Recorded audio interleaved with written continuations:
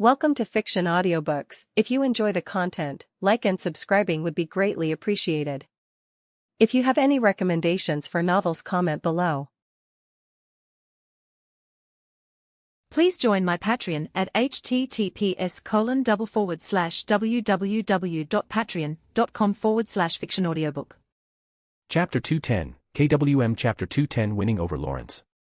Leaving the place where Will Septon's body was buried, Leyton met Furs in the graveyard, who had come to pay respects with a bouquet of fresh flowers. Furs was slightly startled, then approached a few steps and greeted him. "Good morning, Mr. Tynes, what a coincidence, are you also here to pay respects to family and friends?" Leyton shook his head slightly and chuckled.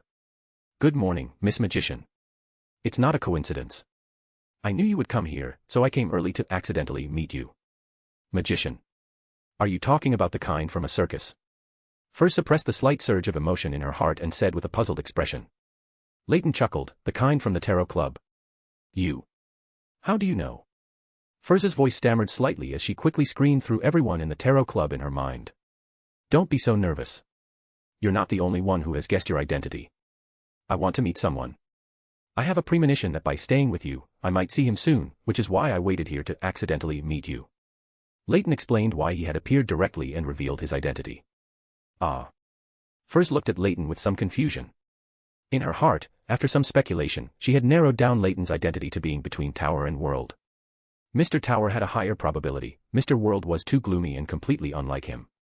After a brief thought, she nodded and agreed to Leyton's request. "Okay, no problem." After gaining Furs's consent, Leyton followed her to Mrs. Elisa's tombstone. The two walked in silence for a while. Perhaps unable to bear the awkward atmosphere, or perhaps still wanting someone to confide in, Furs began to explain why she had come to the graveyard to pay respects. "Ever since I learned about Beyond her characteristic last time, I've wanted to come and see her. The main ingredient for me to become an apprentice came from Mrs. Elisa's legacy. I inherited her power, so, during this time, I always had an uncontrollable urge to come here, to place a bouquet of flowers before her tombstone, and to say thank you. For Mrs. Elisa, you are a qualified inheritor. Otherwise, she wouldn't have given that apprentice pathways beyond her characteristic to you, who knew nothing." Leyton gently comforted her from the side. When Furs went to place flowers before Mrs. Elisa's tombstone, Leyton did not approach but waited a short distance away. Furs stood before the black tombstone, gazed deeply at Mrs. Elisa's photograph for a few moments, then bent down to place the flowers, softly saying, "Thank you." She then straightened up, quietly recalling past memories. During this time, Leyton saw an old man approaching, holding a bouquet of elegant flowers, wearing a heavy wool overcoat and a semi-high black top hat, with a pair of azure eyes. Leyton and the old man exchanged glances, then both averted their gaze. "Lawrence. He is shrouded in a thick aura of death, has lost the will to live under severe blows, and his own body has reached its limit, hasn't it?" With a single glance, Leyton had already discerned the condition of this Abraham family member. He slightly furrowed his brows, pondering in his mind how to save him. Lawrence walked to Furs's side and quietly watched her for a moment before speaking. "You are truly a kind and good-hearted lady." Furs opened her eyes and turned her head, only to see Mr. Lawrence from the Abraham family had appeared there at some point, also holding a bouquet of elegant flowers. "No, this isn't kindness, nor good-heartedness. Mrs. Elisa once brought me an unforgettable period of warmth when I lost my mother." Furs said sincerely, her eyes suddenly a little moist. Lawrence put down the flowers in his hand and sighed. "That shows you value friendship." The two chatted for a few moments, and Furs was about to bid farewell when Lawrence suddenly began to cough violently. Cough, cough, cough. He coughed so hard his legs buckled, and he fell to the ground, seemingly on the verge of suffocating at any moment. As a former doctor, Furs immediately knelt down without hesitation, preparing for first aid. A clear, brilliant, and pure warm light suddenly shone over them. Furs felt her body become warm, and the discomfort brought by the cold instantly dissipated. She looked up in surprise and saw Leyton slowly approaching, his eyes shimmering with a faint blue glow. Clap. Leyton rubbed his fingers together, condensing drop after drop of pale golden water in the air. These water droplets, carried by a gentle breeze, gathered towards the fallen Mr. Lawrence, integrating into his body one by one. Furs felt the droplets that brushed past her, carrying rich vitality and purification power. Cough. Cough. Lawrence coughed continuously, but the pain in his body was noticeably lessening. Furs maintained her half-crouched posture and quickly began some emergency measures. After a minute or two, Lawrence's condition had largely stabilized, but he had some old internal injuries that couldn't be healed by simply simulating some beyonder abilities. "It seems I need to go find Emlyn." As Leyton pondered, Lawrence had already stood up with Furs's support. His gaze towards Leyton held an unavoidable wariness, as well as some gratitude and sadness. He coughed lightly again, and after composing himself, spoke in a hoarse voice. "Thank you for your help. I thought my life might have reached its end." "Your life is indeed nearing its end, but not that quickly. It depends on yourself. I see almost no will to survive in you." Leyton stated a fact in a low voice. This, Furs looked at Lawrence, whom she was supporting, and for a moment didn't know what to say. Lawrence didn't mind Leyton's words, just smiled politely, and turned to Furs, who was supporting him, saying, "Lady, can you take me back to the hotel?" "No problem." Furs quickly nodded in response. "Let me do it. Just tell me the exact address." Leyton walked over and placed his hand on Lawrence's wrist. Inside a guest room at the Calpensa Hotel in the West Borough. Several figures quickly outlined themselves. After emerging from the spirit world, Leyton gave Lawrence another simple healing spell to alleviate the discomfort he felt from the spirit world travel due to his physical weakness. Furs helped Lawrence lean back on the bed. Then her gaze fell on Leyton, who had already pulled over a chair and sat down. After a moment of hesitation, she spoke. "Mr. Tynes, is Mr. Lawrence the person you mentioned wanting to meet earlier?" Lawrence, leaning on the bed, also fixed his gaze on Leyton, his eyes filled with wariness. Noticing Lawrence's wariness towards him, Leyton sighed helplessly. "Yes, I want to make contact with the Abraham family." He continued, seeing Lawrence's, just as I thought, expression and increased wariness. "I can provide them with a certain degree of protection and assistance, whether it's recovering the Beyonder characteristic and sealed artifacts from the Aurora Order, or providing some help during the full moon's ravings. Furs, you are also affected by the full moon's ravings. You should understand that the ravings during the full moon can be blocked." "How do you know?" Furs looked at Leyton in shock, her eyes somewhat complex. Then, as if she suddenly thought of something, her expression became relieved. "The full moon's ravings can be blocked." Lawrence's attention was completely drawn to this sentence. He looked at Furs as if seeking confirmation, even though he wasn't sure if he could trust this lady anymore.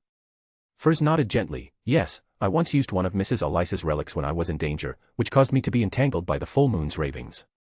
It wasn't until last month, when I was almost unable to hold on, that I chanted the honorific name of a great existence. He pulled me into his divine kingdom and blocked the full moon's ravings." "Great existence?" Lawrence murmured, the expectation in his eyes fading. He had automatically assumed the great existence Furs spoke of was a malevolent god, just like the true creator. Leyton sighed helplessly. The Abraham family's vigilance towards the outside world was too strong now, it was very difficult to gain their trust. After a moment of contemplation, Leyton spoke again. "I am not a Beyonder of the apprentice pathway, nor an adjacent pathway. You don't need to worry that I'm here for the high-sequence Beyonder characteristic that your Abraham family possesses. I choose to help you, it has nothing to do with yourselves. It's more out of respect for Mr. Dorr." Lawrence's face finally showed a different reaction. Although he was still very distrustful, at least he had the idea of communicating.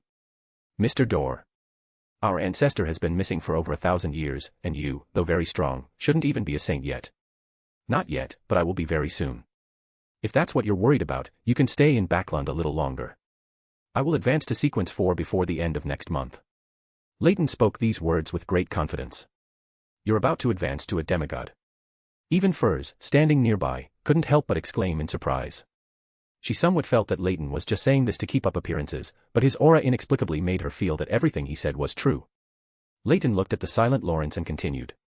"If you have any concerns, I can swear an oath to any true god that during your stay in Backland, I will not reveal your information to anyone outside of this room in any form, nor will I do anything detrimental to you in any form. However, you must give me a definite answer before the end of this year. I will be leaving Backland by the end of the year." Lawrence was silent for a long time before speaking again. "What do you want to gain by helping the Abraham family? This has nothing to do with you. The price will be paid by Mr. Dorr." Leyton responded in a deep voice, but seeing Lawrence's firm gaze, he added. "Roughly, Mr. Dorr will need to work for me for a period after his escape, and he will have to provide me with a planeswalker Beyonder characteristic. Of course, it would be even better if he could directly cultivate a planeswalker. Join patreon.com/keyoffstars and become a Sequence 9 reader for hundreds of additional chapters and over a dozen stories. Chapter 211, KWM Chapter 211 I Have a Mission. Lawrence took a deep breath, suppressing the anger in his heart, and glanced at Leyton standing opposite him. He even suspected that the other party might be a crazy Beyonder, otherwise, why would he say such things? Leyton closed his eyes slightly, silently reciting the honorific name of the hidden sage in his heart, asking him for some support. A pair of eyes outlined by the boundless cosmos appeared in Leyton's mind, then vanished. Leyton immediately opened his eyes, stepped forward, and said in a deep voice. I am an agent of a great existence, walking on this land. I can represent his will to a certain extent. As Leyton spoke, Furs and Lawrence in the room suddenly felt as if some illusions appeared before their eyes. Behind Leyton, a hazy, brilliant cosmos appeared, each speck of starlight like an eye, indifferently watching everything in the world. At the same time, an aura of extremely high sequence permeated, then dissipated instantly. The room returned to its previous quietness. The sunlight from outside shone quietly into the room through the glass window. Furs blinked, wondering if what she had just seen was an illusion. Mr. Fool. Furs murmured in surprise and uncertainty. She always felt something was not quite right. Shouldn't Mr. Fool always be accompanied by the grey fog? Hey, it's not Mr. Fool, it's other great existences, Leyton reminded Furs. Mr. Fool. Who is that great existence you speak of? Lawrence asked with a hint of light in his eyes. The brilliant cosmos just now made him instantly think of his family's records describing Mr. Dorr, many of which were related to the cosmos. Leyton watched the changes in Lawrence, and seeing that his emotions had stabilized quite a bit, he chuckled lightly and said. That question, let's wait until you are willing to believe me before you ask it. Then what do you want the Abraham family to provide? At least not for now. A group of astrologers, at most sequence 7, cannot provide much help for what I want to do. Mr. Dorr is the one I truly wish to ask for help from. Lawrence took a deep breath. He felt like he was a normal person facing a demon's temptation, with fear and greed coexisting. Even if he knew the other party might have ill intentions, he found it hard to resist the temptation. I will stay in Backlund for a while, but even if I eventually believe you, I will not interfere with the decisions of other members of the Abraham family. No problem, Leyton said with a light chuckle. Glancing at the sky outside the window, Leyton prepared to leave. Before departing, he asked one more question. Will you change your residence? I will find a qualified apothecary to come over in the next 2 days to help you recuperate, otherwise, I'm really worried you might collapse at any moment. Lawrence's expression became solemn for a moment, then he softened his tone and said, not for now. All right, then goodbye for now.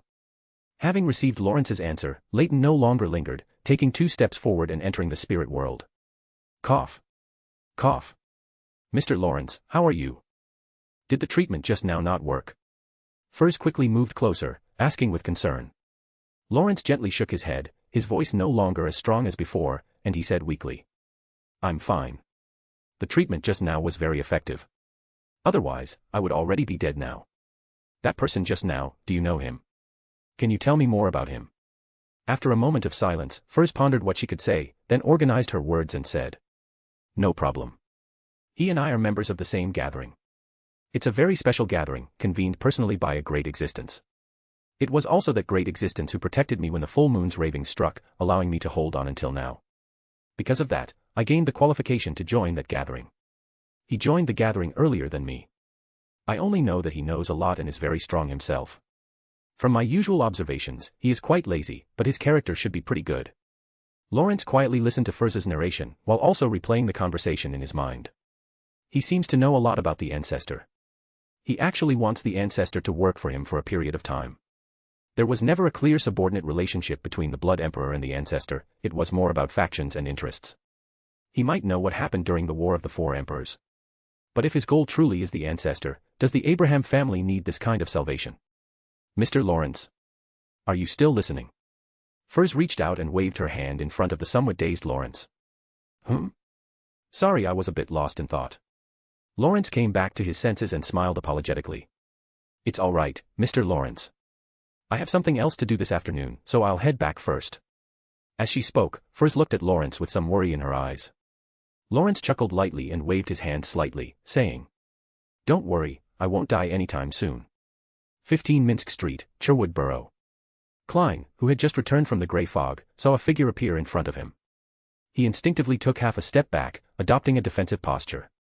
Leyton raised an eyebrow when he saw Klein's reaction. I thought you were going to throw a few cards at my face. When did you get here? Klein said irritably. Just now, Leyton replied, then directly asked the question he was more concerned about.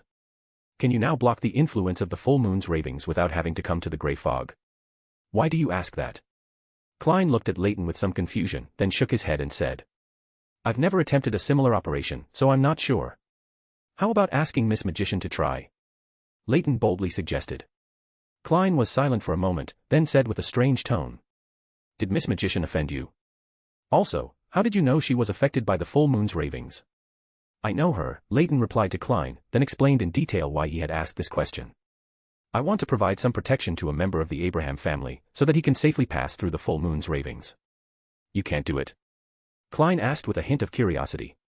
Leyton shook his head slightly and said. I can, but it's troublesome. I don't want to get involved with them. So, if it's troublesome for you, it's not troublesome for me, is that it? Klein silently grumbled inwardly, then began to consider the feasibility of such an operation. After a moment of contemplation, Klein spoke with some hesitation. I can try it during the next full moon, but I can't guarantee success. Leyton smiled and said, no problem. I will pay the remuneration. What do you need? Although Klein was not yet at the demigod level, at most, it was just the difference of throwing a few more angel paper figures. Klein asked without hesitation about Wields. How much do you know about Wields? He is a sequence 1 snake of fate, right? Have you performed a divination? Leyton first counter-questioned, then without waiting for Klein's answer, he spoke on his own. He is indeed a snake of fate, currently being hunted by Ouroboros.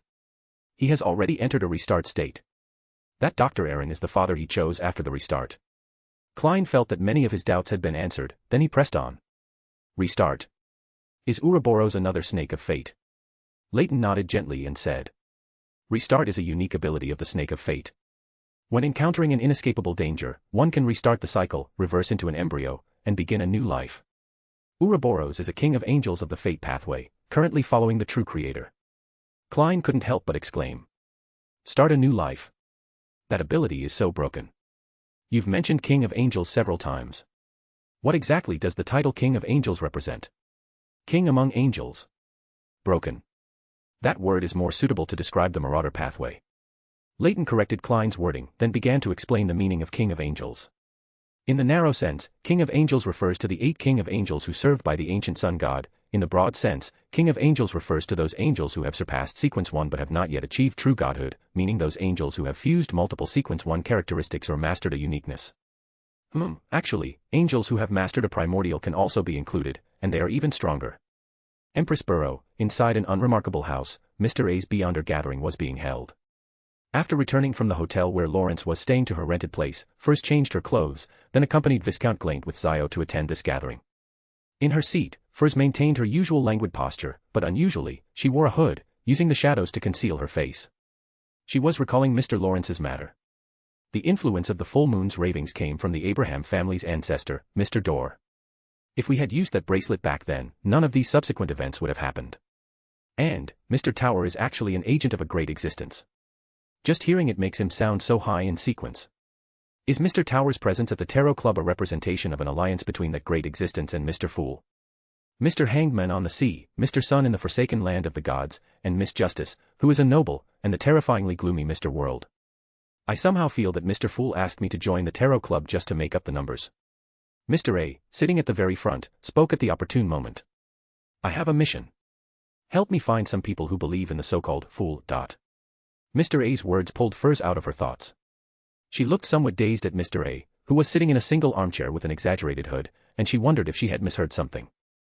Join patreon.com/keyoffstars and become a Sequence 9 reader for hundreds of additional chapters and over a dozen stories. Chapter 212, KWM Chapter 212 Life is precious and a good harvest is gratifying. After the meeting called by Mr. A, Furs followed intently beside Zio and Viscount Glaint. She had never felt that a Beyonder gathering could be so agonizing. At that time, she even suspected whether she would expose herself as one of the people Mr. A was looking for due to some minor oversight. I shouldn't be exposed, right? Definitely not. I have never shown any signs, except when I mentioned to Mr. Lawrence that I was protected by a great existence during a full moon babble.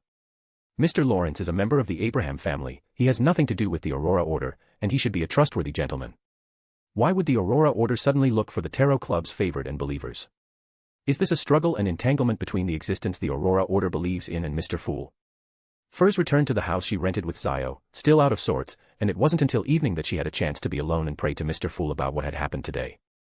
Klein, who was above the grey fog, was stunned when he heard Furs's prayer, and for a moment, he even wanted to report Mr. A and the illegal gathering he called to the church. After some thought, he sadly realized that the Fool had no believers or favored, at most, counting himself, there was only one. Thinking of this, Klein couldn't help but let out a self-deprecating laugh. It's fine that the deity and the believer are both me alone. After pondering the Aurora Order's problem, he felt that the problem was likely with Little Sunday. He confessed the Tarot Club to the City of Silver's chief, and perhaps the Shepherd Elder Lovia found out and passed the information to the true creator. That's not right either. There's still a mass of flesh containing the true creator's divinity and will parasitic on Alger. He should have discovered the Fool's existence long ago, but he hasn't shown anything. I almost forgot about it. Was he shielded by Alger? Or did he lose contact with the true creator's main body? In the end, he only gave Miss Magician a "don't worry about it" response. Don't worry about it. Furs was slightly surprised, then felt that this answer was to be expected. In the eyes of a great existence, the Aurora Order is not an organization worth worrying about. After a brief silence, Furs once again softly chanted the Fool's honorific name, asking with some curiosity. Respected Mr. Fool, which existence does the Aurora Order believe in? Immediately, she saw Mr. Fool, seated leisurely above the gray fog, saying, True Creator. True Creator. Furs's eyes widened suddenly. She understood the reason why Mr. A was suddenly looking for Mr. Fool's believers. That young man from City of Silver told some information to their chief, and among the elders of City of Silver, one was a shepherd, belonging to a pathway controlled by the true creator. The next morning, at Harvest Church in the south of the bridge. You really came to work bright and early. Leyton sighed, looking at Emlyn, who was numbly and skillfully wiping candlesticks and tables. Are you here to mock me? Emlyn glared, then muttered like a deflated ball. I don't want to either, but as soon as I think about the candlesticks in the church not being wiped, and the tables not being tidied, I feel incredibly uncomfortable, wishing I could rush over immediately. Emlyn very familiarly stepped forward to strike up a conversation, taking the opportunity to put the rag in his hand aside. It was clear he didn't want to work at all, but his body was honest. Leyton raised an eyebrow at Emlyn, who was taking advantage of the situation to be lazy, then turned and walked to a nearby chair, sitting down and saying, I have a commission. Are you interested? No. Emlyn refused without thinking. Emlyn's unthinking refusal was somewhat unexpected by Leyton, who then asked in confusion. Don't you lack money? Emlyn was slightly startled, then scoffed. Don't insult a noble sanguine with money. Is that so? Leyton tilted his head, speaking casually. As far as I know, those exquisitely crafted dolls you like to collect are not cheap, even expensive, especially the life-sized ones.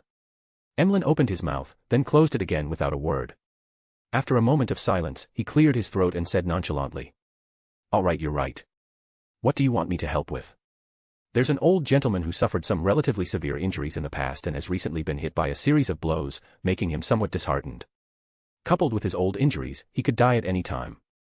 I hope you can help him regulate his body, at least so he can live a few more years. How old is he? Emlyn asked in confusion. Around 80, I think. Leyton replied, not entirely sure. Emlyn was silent for a moment, then said flatly. I suggest you buy him a burial plot. Leyton calmly stared at him for a few seconds, then spoke before Emlyn could explode. As long as you can do it, I can help you find the beyonder characteristic of a potion professor, which corresponds to your sanguine baron. Of course, I know that. Emlyn tilted his head slightly, speaking disdainfully, then reacted, staring intently at Leyton. You can find the beyonder characteristic corresponding to a sanguine baron? You wouldn't be thinking of harming sanguine, would you? Leyton glanced at him disdainfully. No. Even if I can't find it, I can still get a copy from the Church of the Earth Mother. All right, but even if I can't completely cure the old gentleman you mentioned, you still need to pay a certain fee. I can only treat his physical injuries. For mental issues like the will to live, you'll have to find a psychiatrist. Emlyn cautiously added the terms. No problem. Leyton readily agreed. Having completed a transaction, Emlyn's mood improved somewhat, then he looked at Leyton with some hesitation and anticipation, asking. Do you know how to remove psychological cue? Find a psychiatrist, or a corresponding mystical item. Leyton's gaze moved directly between Father Yutravsky and the burning candles in the church as he spoke. Emlyn's mouth twitched, and his expression fell. I've tried. I lost, and my father and mother were almost caught. That mental terror candle is very sinister. Do you know any other mystical items with similar effects? The psychology alchemists, if you can find them and trust them. However, in a big city like Backlund, don't you sanguine have at least 1 or 2 earls? Leyton said, knowing the answer. Emlyn's expression was numb, and he forced out a smile uglier than crying. Psychology alchemists. Never heard of them. It's better to wait for the sanguine bigwigs to research a way to remove psychological cue. Although by the time they research it, I'll probably already be a devout believer of the Earth Mother. I'm increasingly feeling that life is precious and harvest is joyful. Leyton nodded slightly, then said sincerely. What's wrong with believing in the Earth Mother? Many of your sanguine members believe in the Earth Mother. Besides, Emperor Roselle once said, since you can't resist, you might as well enjoy. Emlyn's expression froze for a moment, seemingly wondering if Emperor Roselle really said that. Then, after careful consideration, he said, do you know how to contact that organization? The psychology alchemists you mentioned. I thought you'd just ignore this organization you've never heard of. He grumbled inwardly, then shook his head. I don't know. I have no dealings with that organization. Emlyn looked at Leyton with great disdain, waved his hand at him, and kept muttering. I'm free in the evening. If I leave this place for too long at other times, I'll involuntarily want to come back to pray, wipe the candlesticks. Damn it. St. George Borough, Satch Street. After reaching a deal with Emlyn, Leyton returned to Minsk Street and found Klein, as well as lawyer Jurgen, whom Klein had invited, and together they went to the home of the inventor, Leopard.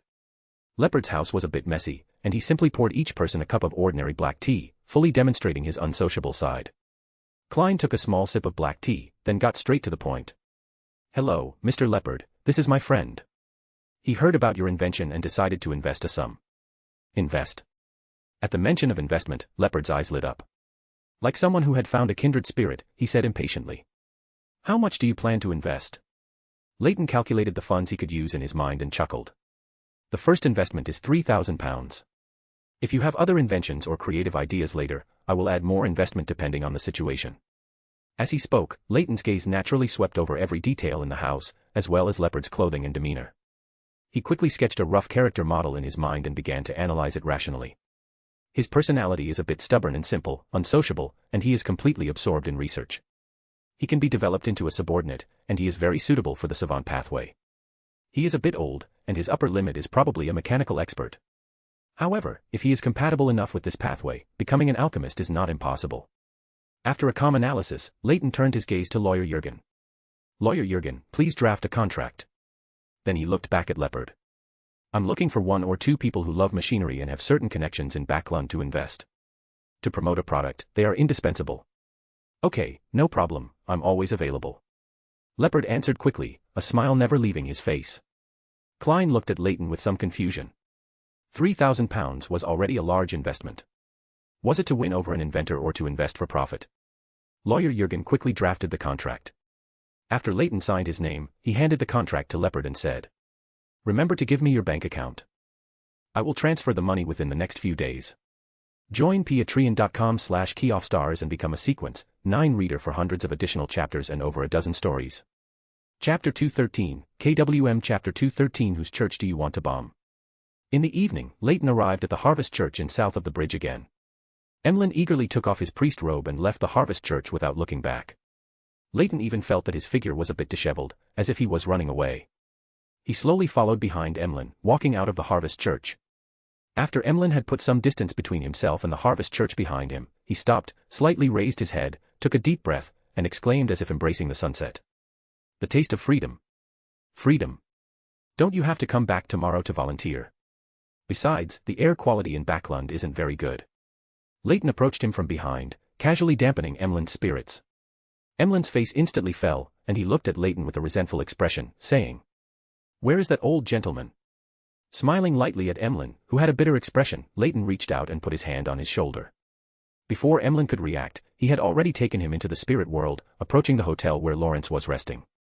In a moment, the two figures quickly materialized in a guest room at the Calpensa Hotel in the West Borough. Lawrence leaned back in his chair, watching the dusk outside through the glass window. Noticing the beyonder characteristic fluctuations in the room, he came back to his senses and looked at where Leyton and Emlyn had appeared. Leyton pointed at Lawrence and said, this is the gentleman, please take a look at him. Seeing his patient, Emlyn quickly got into character, walked closer, carefully examined Lawrence from head to toe for a while, then frowned and said, he has old injuries accumulated over time, which is a huge burden on his body, which is aging due to his age. I can try to concoct some potions, but it won't be something that can be recovered in a day or two. Furthermore, this old gentleman doesn't seem to have a strong desire to live, instead, he is depressed and dejected. This kind of mindset is not good, especially for a beyonder, and it might even lead to losing control. Leyton nodded slightly and said, prepare some potions for him to strengthen his body and heal his injuries. Once you've done that, your commission will be complete. Leyton himself knew Lawrence's condition, but as long as his body was well-nourished and he advanced 1 or 2 more times without the influence of the full moon's ravings, his lifespan problem would be resolved. Sanguine. Lawrence's gaze shifted from Emlyn's crimson eyes. His expression contained a hint of surprise. He hadn't expected the apothecary Leyton had invited to be a sanguine. However, it was normal. Every sanguine was a naturally qualified apothecary. As a descendant of the Abraham family, Lawrence knew quite a bit about the sanguine. You can actually recognize a sanguine. Emlyn raised his head slightly, revealing a slightly surprised and arrogant expression. Lawrence maintained the smile on his face and said, "During the Fourth Epoch, the Sanguine and the Abraham family supported different empires, so they were considered enemies. I naturally know a bit about the Sanguine." Leyton looked at Lawrence with some surprise. He had actually taken the initiative to mention the Abraham family in front of an outsider. Emlyn looked at Lawrence with great surprise, his tone still arrogant, but with more acknowledgement, saying, "The Abraham family? Haven't you already disappeared?" "We merely concealed our traces, we didn't disappear." Lawrence responded with an unchanging expression. Emlyn completely disregarded Lawrence's attitude. He wasn't interested in an old man from an ancient family. Their sanguine were much older than this Abraham family. Just an old man. If it weren't for the temptation of becoming a baron, I wouldn't bother treating him. Emlyn looked at Leyton and said in a flat tone, "The potions to treat his injuries will require some beyonder materials. This is an additional cost." Leyton nodded slightly and said, "No problem, I'll give you the money tomorrow. Don't forget the information you promised regarding the sanguine Baron Beyonder characteristic. His issues will be resolved within a month." Emlyn reminded him again. Waving his hand, Leyton asked curiously, "Don't worry, if I promised, I'll definitely find it for you. But, are you sure you have the money to buy it? Or, are you planning to reluctantly sell a few of your exquisite doll collections?" Emlyn's originally arrogant and smug expression instantly crumpled. He silently calculated his savings and said in a wavering voice, This, you don't need to worry about it. It's just a barren characteristic, I can still afford it. If worst comes to worst, I'll ask father and mother for some money. There's absolutely no way I'd sell my dolls. My Ania, I just found a court gown for her. Ahem, I can still afford the money for this treatment." Lawrence coughed twice, interrupting the conversation between Leyton and Emlyn about the payment. Leyton didn't care about the money and instead asked with some curiosity, "Mr. Lawrence, if I solve your full moon's ravings problem, do you have any thoughts about advancing further?" Lawrence was slightly stunned. The topic changed too quickly for him to react immediately, but he still nodded slightly in response. "If it's a try, I'm willing to cooperate. Only when a secret sorcerer advances to the demigod level can their body undergo a qualitative change under the transformation of the potion, greatly extending their lifespan." Leyton explained the reason for his suggestion for him to advance. Secret sorcerer. Lawrence sighed, smiling bitterly without replying. Even without the influence of the full moon's ravings, how could a demigod be so easy to advance to? Ahem. Emlyn coughed twice. Seeing Leyton turn to look at him, he glanced at the sky outside the window, which had already grown dark, and said, "Shouldn't you send me back? The potions for this old gentleman still require me to buy some materials. Have I become your mode of transportation?" Leyton complained, but still took 2 steps closer, put his hand on Emlyn's shoulder, and the 2 figures quickly faded and disappeared from the hotel room. Lawrence looked at the spot where Leyton had left, remaining silent for a long time, then murmured to himself, "Is secret sorcerer really possible?" In front of the Harvest Church on Rose Street in south of the bridge, Leyton and Emlyn's figures quickly materialized. Emlyn took 1 step forward, then stopped, turned around, and glared at Leyton, saying, "Why are we back at the Harvest Church again? As you requested, I've sent you back. Do you want to go in and pray? Damn it, you really are a dark and distorted human." "I want to go back to where I live, not this hateful church," Emlyn said, his expression somewhat distorted. "Perhaps you could tell me where you live?" Leyton reminded the sanguine in front of him, who was on the verge of exasperation. "Ah." Emlyn choked for a moment, swallowed the words he was about to say, then waved his hand nonchalantly, saying, "Never mind, it's not that far anyway, I'll just go back myself." With that, Emlyn turned and quickly walked sideways. Soon, Emlyn's figure disappeared around the corner. Leyton chuckled twice, then turned and took a step forward, his figure vanishing into the spirit world. Back on Minsk Street, Leyton knocked on Klein's door. Why are you knocking now?" Klein asked, very confused, as soon as he opened the door. "Isn't this basic courtesy?" Leyton quickly entered the house and sat by the fireplace. After Klein closed the door, he also sat by the fireplace. Before he could ask what the other party wanted, he saw Leyton staring at the fireplace flames and saying, "Sitting by the fire, shouldn't it be accompanied by a barbecue?" This is a fireplace. Klein corrected him. It's all pretty much the same. Wait for me, I'll go back and get some things. After speaking, Leyton got up and walked to the wall, opening a door leading to his own house. A moment later, Klein saw Leyton bring Bugs Bunny in a black cloak and a beautiful feathered raven through the door on the wall to his side. Behind them was also a pile of fruits, vegetables, and meat floating in the air. Klein sighed helplessly, got up, and tidied up the dining table and chairs. The ingredients floating in midair landed one by one, neatly arranged on the dining table. Klein looked at Bugs Bunny and the raven, who were already obediently sitting on chairs, and couldn't help but exclaim. Your execution is really strong. Winter goes better with barbecue and beer. It's a pity, Roselle doesn't seem to have invented beer, so we can only use fruit juice instead. As he spoke, Leyton extended his right palm, and specks of starlight appeared, rapidly forming a slowly rotating mass of stardust. Leyton made a scattering motion, and the stardust in his hand sprinkled out beam after beam of brilliant light, converging into a transparent and dazzling barbecue grill. Klein was silent for a moment. He felt that if it weren't for the body control brought by the clown potion earlier, his expression at this moment would definitely be very interesting. He took a deep breath and said expressionlessly. Is this how you use beyonder abilities? No choice, it's not the savant pathway. Not only can I not build a Gundam with my bare hands, but I can't even make a barbecue grill. Leyton sighed with a hint of helplessness in his tone. Klein was speechless again, and said with some exasperation.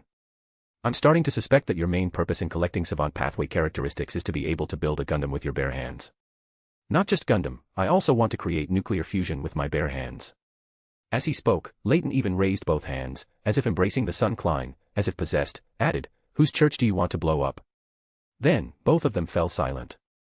Leyton was thinking about Klein's words, wondering if it was a hint from the Beacon of Destiny, and began to consider whose church would be more feasible to blow up. Klein originally thought he had said something wrong, but Leyton's subsequent silence and contemplation made him suspect whether the other party was actually tempted by his casual remark. Join patreon.com/keyoffstars and become a Sequence 9 reader for hundreds of additional chapters and over a dozen stories. Chapter 214, KWM Chapter 214 Digesting Potion. Leyton, Klein, and two animals formed a semicircle around the fireplace.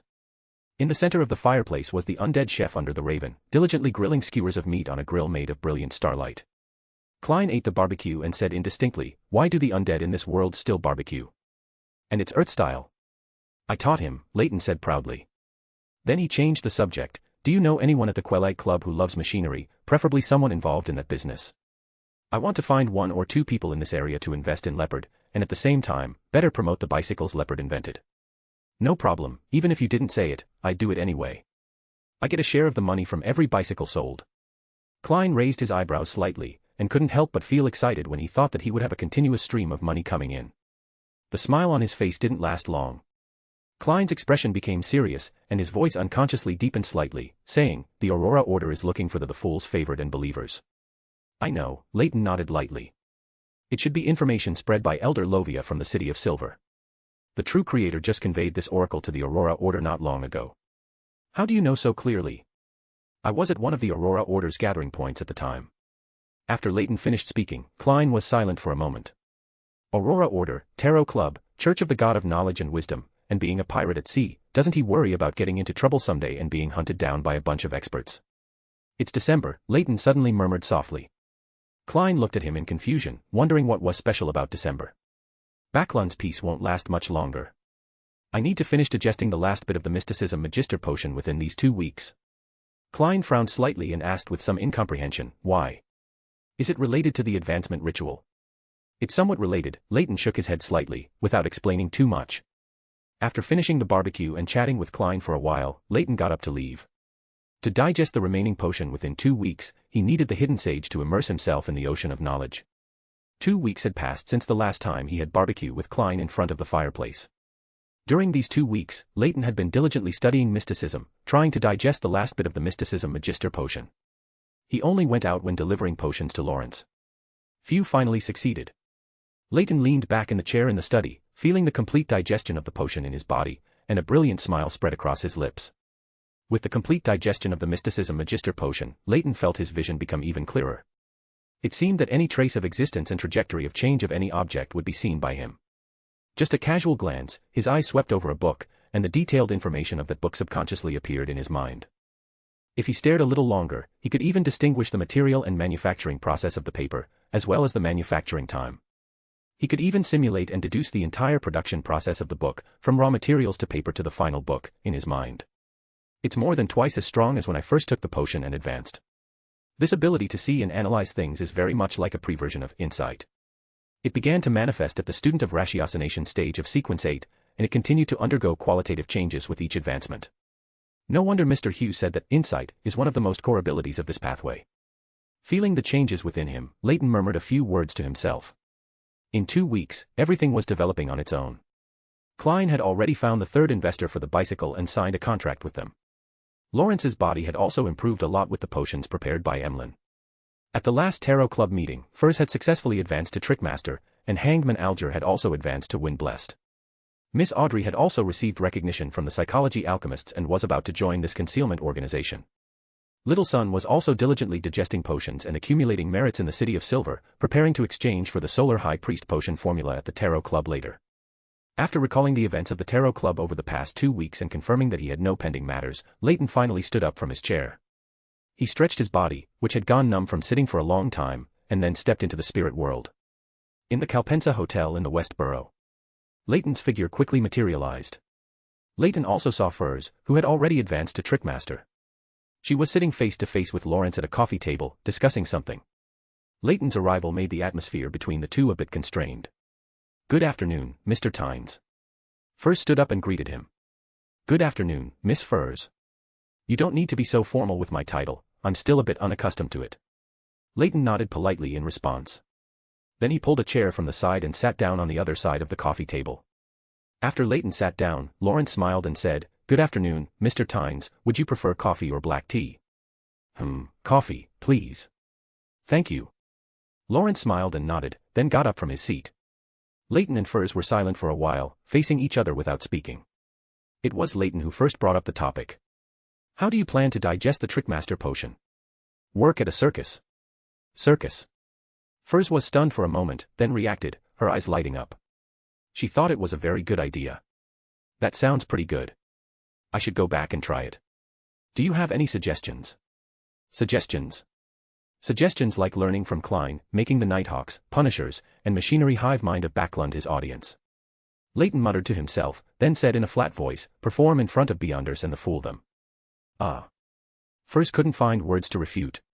"It's very effective, but not to mention whether I can the fool Beyonders. Even if I do, what about the aftermath? The Trickmaster's tricks have very little combat ability. Having Beyonders as your audience for performances can indeed yield more feedback, but it's also quite dangerous." Lawrence placed a cup of coffee in front of Leyton and said at the same time. Furs nodded repeatedly, agreeing with Lawrence's words. "Exactly, I think it's more practical for me to perform at a circus." "Mr. Tynes, you seem to know a lot about the Trickmaster, even knowing that the key to acting is performance and fooling.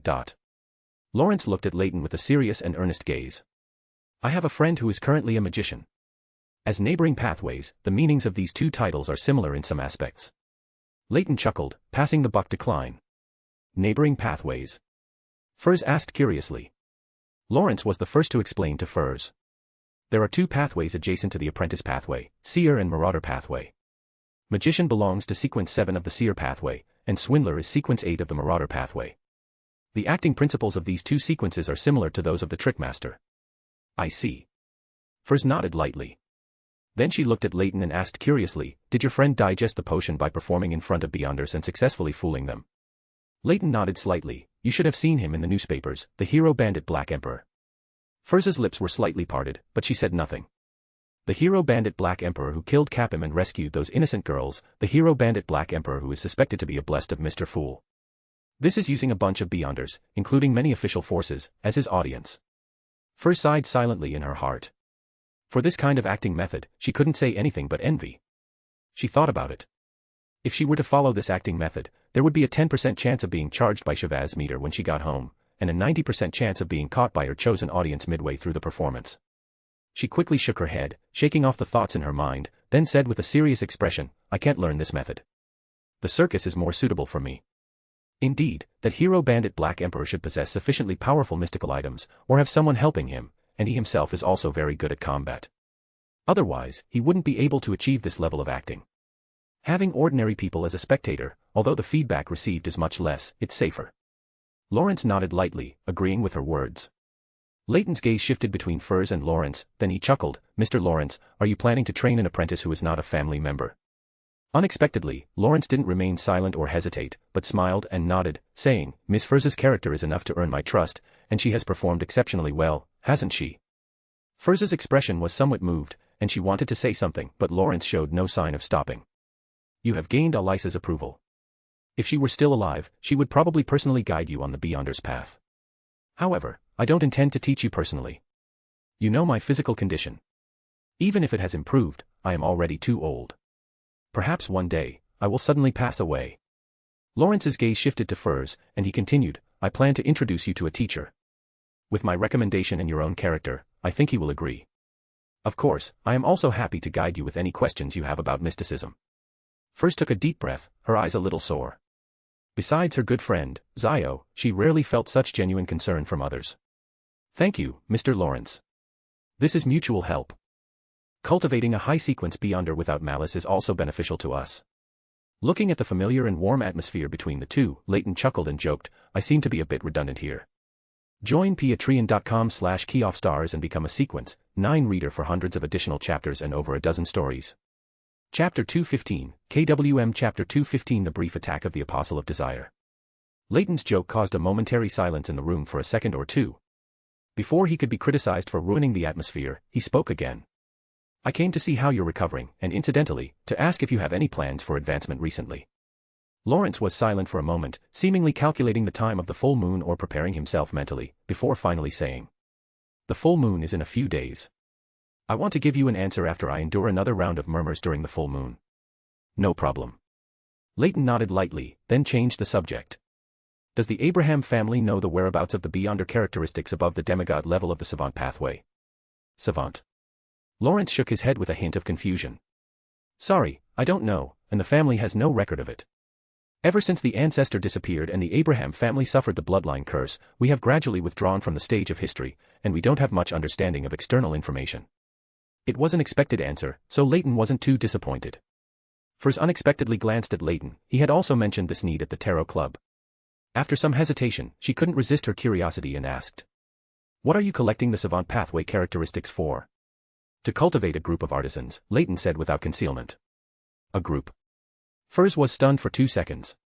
Is there anyone who describes cultivating Beyonders as a group? Are you planning to form a force? Lawrence reacted quickly and asked. Leyton saw the worry in his eyes, likely fearing that he wanted to pull the Abraham family in as well. He chuckled, I do have that intention, but it has nothing to do with your Abraham family. You are too weak. Hearing him say that the Abraham family was too weak, Lawrence didn't know whether to be angry or happy for a moment.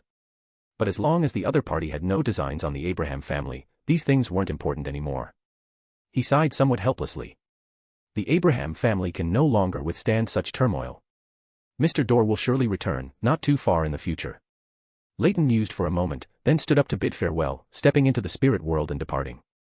The traveler's ability, but it doesn't seem to be using a mystical item. Lawrence frowned in thought for a moment, then looked at Furs sitting opposite him and asked. Do you know which pathway he is a Beyonder of? Reader. Lawrence pondered for a moment as if realizing something. Reader. No wonder. I saw an evaluation of this pathway by our ancestor in the family records, the omniscient, gaining omnipotent through omniscience. Returning to Minsk Street, a strong sense of being spied upon and malice made Leyton frown slightly. A layer of purple phosphorescence lit up in his eyes, and he looked in the direction his spiritual intuition was triggered, his gaze piercing through layers of walls, seeing a dark figure standing not far down the street. The figure was covered in darkness as if shrouded in a layer of shadow, making its exact appearance unclear. Behind him was a slightly illusory giant figure, with countless mysterious patterns adorning goat horns that curved out from its head, and a pair of giant bat-wing-like wings on its back, surrounded by many reddish-blue flames. Just by looking, Leyton felt his emotions rapidly fluctuating, and various malicious thoughts surged in his heart. Using the reader pathway's ability to control his rationality, Leyton managed to suppress his various emotions and desires. Staring at the tall devil figure in his vision, he frowned tightly and murmured softly. Desire Apostle. Jason Beria. Perhaps the overly direct gaze attracted the other party's perception. Separated by several layers of walls, their gazes met. The next moment, Leyton's figure instantly became transparent, transforming into brilliant specks of starlight that surged, passing through the obstruction above his head towards the rooftop, where his figure then reassembled within the shimmering starlight. Standing on the rooftop, Leyton looked at the figure in a sharp tailcoat on the other side of the street, locking him with his gaze. He gently rubbed his fingers, and several golden illusory flames ignited before him. In an instant, these golden flames transformed into swift arrows that shot out. The golden arrows trailed a faint golden stream of light in the air, then plunged into a layer of illusory, viscous black liquid without causing a single ripple. Sun. Leyton softly uttered a dragonese word. Golden light, imbued with a strong sun aura, emerged around him. This light flowed like water towards the figure in the sharp tailcoat ahead. Around the figure opposite, more illusory, viscous black liquid emerged. These liquids seemed like a collection of the most sinister and unspeakable desires from the depths of the human heart, sweeping over with a corrupting presence.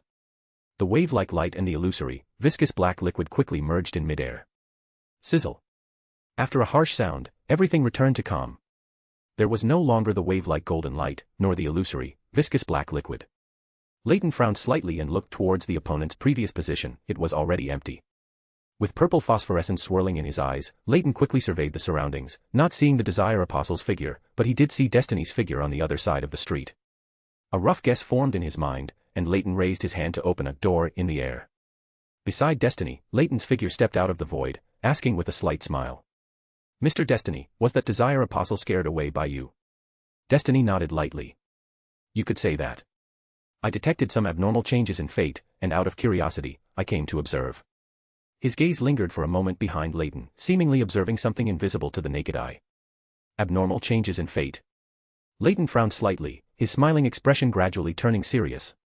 Destiny gazed at the spot where the Desire Apostle disappeared, then withdrew his gaze and walked towards the house he rented. "That Desire Apostle, he shouldn't have come looking for you at this time. Although a devil's foresight of danger cannot detect my presence, it is enough to make him perceive danger when the idea of seeking revenge from you arises, let alone, if he doesn't have ample preparation, he wouldn't be your opponent himself. I didn't have the thought of killing him just now. I was concerned about the ordinary people around and the possibility of being discovered by the Beyonders from the official and the church. But, with my ability, I can isolate the battlefield and conceal the commotion." Leyton's brows gradually furrowed, he felt a hint of familiarity. Someone interfered with the flow of fate, and more than one. Destiny's voice unconsciously deepened a bit, and his tone carried clear disgust. It seems that Beyonders of the fate pathway really dislike such arbitrary interference with others' fates. No wonder Ouroboros chose the true creator instead of Amon's brother. Muttering to himself, Leyton looked at Destiny, speaking sincerely. "Mr. Destiny, can you foresee such abnormal changes in fate in advance? This does not belong to the normal flow of the river of fate, I cannot foresee it. After all, I am just an ordinary misfortune mage." Destiny shook his head slightly, responding softly. "I hate spectators." Murmuring softly, Leyton returned to his study through the door. Leaning back in the armchair, Leyton frowned slightly. He still couldn't quite understand what was going on with this Jason Beria incident. Jason Beria still has the task of assassinating Duke Negan. That person shouldn't send him to seek revenge on me at this time, that's equivalent to sending him to his death. So, was it arranged by 0-08? That quill seems particularly fond of causing me trouble. This doesn't seem like something Zangwill would do. Did it do it itself? When did I offend that quill? Leyton muttered to himself, feeling quite helpless. This might be a kind of instinctive cry for help. Sasra's voice echoed directly in Leyton's mind. Leyton was stunned for a moment, then closed his eyes and checked his body's condition through his spirituality. After confirming there were no issues, he breathed a sigh of relief and said, "It seems your condition has recovered well. What does cry for help mean? It's just a mystical item, and this method of crying for help is too outrageous. It's just a mystical item, so it must act according to its instincts. Alzahad was originally a fellow who liked to play pranks and create various tragedies, and that quill clearly inherited this point." Sasra's voice reverberated in his mind. How outrageous, but thinking about it carefully, it's quite reasonable. Leyton was silent for a moment.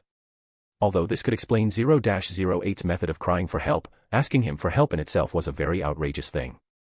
As a sequence one characteristic of a fairy tale author, it has always known its predicament. Whether Adam becomes a god or Ankwelt returns, it will disappear. Perhaps it has come into contact with you and discovered something special about you, so it wants to ask for your help. Sasra seemed able to perceive Leyton's inner thoughts through his state of being parasitic within Leyton's body. Almost the moment a question arose in Leyton's mind, he gave the answer. The right to complain internally was lost. Unless there are unexpected circumstances, I will not probe your thoughts. Sasra defended himself. Leyton didn't respond. His gaze was fixed straight ahead, as a dark, distorted, crawling spirit descended from the ceiling. It looked like a mass of wriggling seaweed with limbs, and upon reaching the ground, its seaweed-like tentacles quickly coiled and distorted, forming the image of a female with long, flowing hair, holding a fluffy long dress. It even had several slits open where its eyes and mouth should be, from which faint, eerie green phosphorescence emerged. Chapter 216, KWM Chapter 216 You are particularly pious today. Under Leyton's gaze, the spirit body gracefully and demurely approached, as if lifting its skirt. Finally, it stopped 2 steps in front of Leyton, performing a skilled and dignified curtsy. Then, a rift tore open in its chest and abdomen, and a swollen, pale arm, seemingly soaked for a long time, reached out from within, handing a letter to Leyton. Leyton took the letter with some confusion. He truly couldn't imagine who this messenger was. There were only a few people who could have a messenger pinpoint his location. After handing over the letter, the strangely shaped messenger disintegrated into a mass of twisting, wriggling tentacles, like water weeds, sliding to the ground and disappearing into the spirit world. Good afternoon, my young friend Tynes. By my estimation, it should be afternoon in Backlund when you receive this letter. This is my new messenger. The previous one perished due to some accident. Many things seem to have happened in Backlund recently. I hope this won't affect your experience in this city. I apologize for the intrusion, but there is something I wish to ask of you. My informant in Backlund told me that someone has recently been looking for a man named Isaac Eggers, who was once a university lecturer. He is a direct descendant of the Balam Empire's royal family. Currently, he seems to be wandering in Backlund. If you happen to encounter him, please tell him, be careful. The numinous episcopate members are not trustworthy, especially those from the royal faction and the artificial death faction. You do not need to deliberately seek him out. His strength is not weak, and deliberately pursuing him might cause unnecessary misunderstandings. I just think that the raven by your side might inadvertently meet him. As compensation, I can answer some questions for you in the field of necromancy. Of course, if you wish to purchase the subsequent Death Tutor Potion formula, you can also write to me. Your friend, Mr. Pollock Eggers. Below the letter was a blank piece of paper with a very vivid portrait on it. It was a middle-aged man of average build, with bronze skin, relatively soft facial features, and a small black mole below his right ear. Leyton glanced at Isaac's portrait, then leaned back in his chair and murmured softly. Mr. Isaac seems to be sought by the royal faction and the artificial death faction within the numinous episcopate as well, but they are not as ostentatious as MI9. They most likely don't genuinely want to retrieve an angel or a death descendant. Casually placing the letter aside, Leyton didn't think that the bounty hunters or numinous episcopate members in Backlund could truly affect Mr. Isaac. He was a genuine angel, and even if his current state wasn't great, he wasn't unintelligent. In the evening, at the Harvest Church in south of the bridge, Leyton came to Emlyn to get the last course of medicine. As soon as he stepped out of the spirit world, he saw Emlyn sitting calmly and peacefully behind Father Utravsky in the quiet church prayer hall, with his fingers interlaced, palms cupped, and hands placed before his mouth and nose. A very standard Church of the Earth Mother prayer posture. Leyton found a random seat and sat down, waiting for the prayer to end. Emlyn glanced at Leyton sitting aside, quickly got up to a corner, took out several pre-prepared potions, and handed them to Leyton. With his chin slightly raised, he said somewhat smugly, "This is the last course of medicine. After taking these potions, that Abraham family member's body will have basically recovered. However, for you humans, his age is already too great. Even if his physical condition recovers this time, he will at most live for another 5 or 6 years, unless he can continue to advance, which might extend his lifespan by a few more years." Leyton nodded slightly, not paying attention to Emlyn's words. After all, in terms of lifespan, the sanguine pathway indeed allows for a long life. He reached out to take the potions, then stared at Emlyn for a long time, and just before the sanguine opposite him was about to become agitated, he chuckled and said, "You are exceptionally devout today." "What?" Emlyn was stunned for a moment, then, as if waking from a dream, he muttered with a somewhat pale face, What have I done?" Recalling his devout posture during prayer and his calm and peaceful inner self, Emlyn said in a slightly mournful voice, "But, I don't want to betray the moon. Although I can also feel that my resistance to the Earth Mother's faith is decreasing. If you're truly conflicted, why not believe in both the moon and the Earth Mother simultaneously?" Leyton raised an eyebrow slightly, giving the other party an idea that wasn't quite an idea. Anyway, both of them were one god, and no matter how the sanguine believed, she wouldn't have any objections. Emlyn paused, his expression suddenly becoming serious, even showing some anger in his eyes as he said, "Faith is pure. Your idea is disrespectful to the moon and the Earth Mother." "All right then." Leyton shrugged, not reminding Emlyn that when he spoke of the moon and the Earth Mother, his words carried the same reverence and respect, with no significant difference. Holding the potions Emlyn gave him, Leyton stepped into the spirit world. On Minsk Street, after Leyton delivered the potions to Lawrence, he returned directly to his rented house. Knock knock knock. The knocking sound appeared almost simultaneously with Leyton entering the house. The timing of the knock was so precise did he perform a divination beforehand? He grumbled inwardly. The door had already opened automatically, and Klein walked in with a somewhat grim expression. I seem to have been targeted by the companions of that demon dog. I found a threatening letter written in blood on the second-floor window. It's not just me, but also other detectives who participated in the serial murder case. In fact, several detectives have already been attacked and died. That great detective, Isengard Stanton, who organized us detectives to participate in the investigation, was also attacked, but his own strength is not weak, so he only suffered some injuries. Leyton was briefly silent. So, that Desire Apostle was sent by 0-08 to find me when he was writing threatening letters to Klein. No wonder he interfered, his assassination mission almost ended before it even began.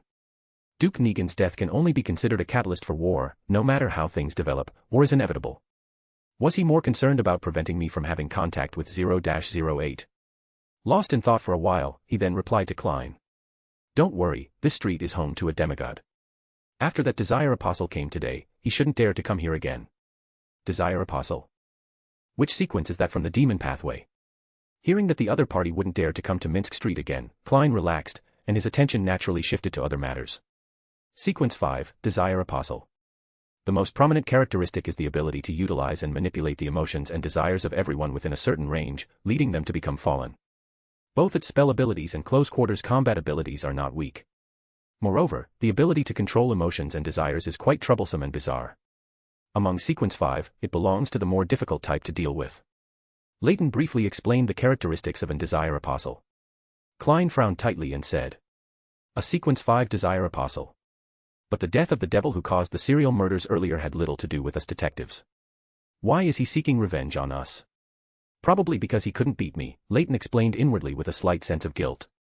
Then, with a grave expression of thought, he pondered for a moment and said, perhaps it's to create panic and chaos, which would maximize the attention of official Beyonders like the Nighthawks, Punishers, and Machinery Hive Mind. Klein mused slightly and said, now I do have members of the Machinery Hive Mind secretly protecting me. You mean that Desire Apostle leaving threatening letters everywhere and killing multiple detectives is all to cover up his true purpose? Then what exactly is his true purpose? You'll know when the time comes. Leyton did not answer this question, nor did he actively think about it. If the other party sent something through danger premonition, his plan to pick up the characteristic would fall through. Klein nodded slightly, then turned and left. He returned to the house at number 15 across the street. In the second-floor washroom, Klein pulled out a paper figurine, shook it casually, and it transformed into an identical substitute. He had the paper figurine substitute sit on the toilet, holding a newspaper, to mislead the Machinery Hive Mind members secretly protecting him. He himself hid in the shadows nearby, taking 4 steps counterclockwise, and entered the gray fog. As expected of a magician, this series of performances was skillful and seamless. In the house across the street, Leyton retracted his gaze from Klein's house. He focused his gaze on the bay window of the washroom, and using his Sequence 5 level reasoning ability, he directly reconstructed Klein's actions in the washroom in his mind. After this series of actions, Klein indeed did not detect his prying. It seems that using this method to avoid triggering a Beyonder's strong intuition is feasible. Chapter 217, KWM Chapter 217 Storm Pigeon and the Apostle of Desire. After exclaiming about Klein's performance in the washroom to find an opportunity to enter the gray fog, he immediately withdrew his gaze, prepared a little, and then went out. Knock, knock, knock. Leyton knocked on the door of Destiny's house next door. Soon, the door opened with a creak. Destiny, with a faint smile on his lips, glanced at Leyton standing at the door and directly spoke his inner thoughts. You want to borrow some luck from me? Leyton nodded lightly. Yes, enough luck will make things smoother. All right. Destiny nodded slightly in response, then his tone became a little more serious. In return for your luck today, my upcoming advancement will require some help from you.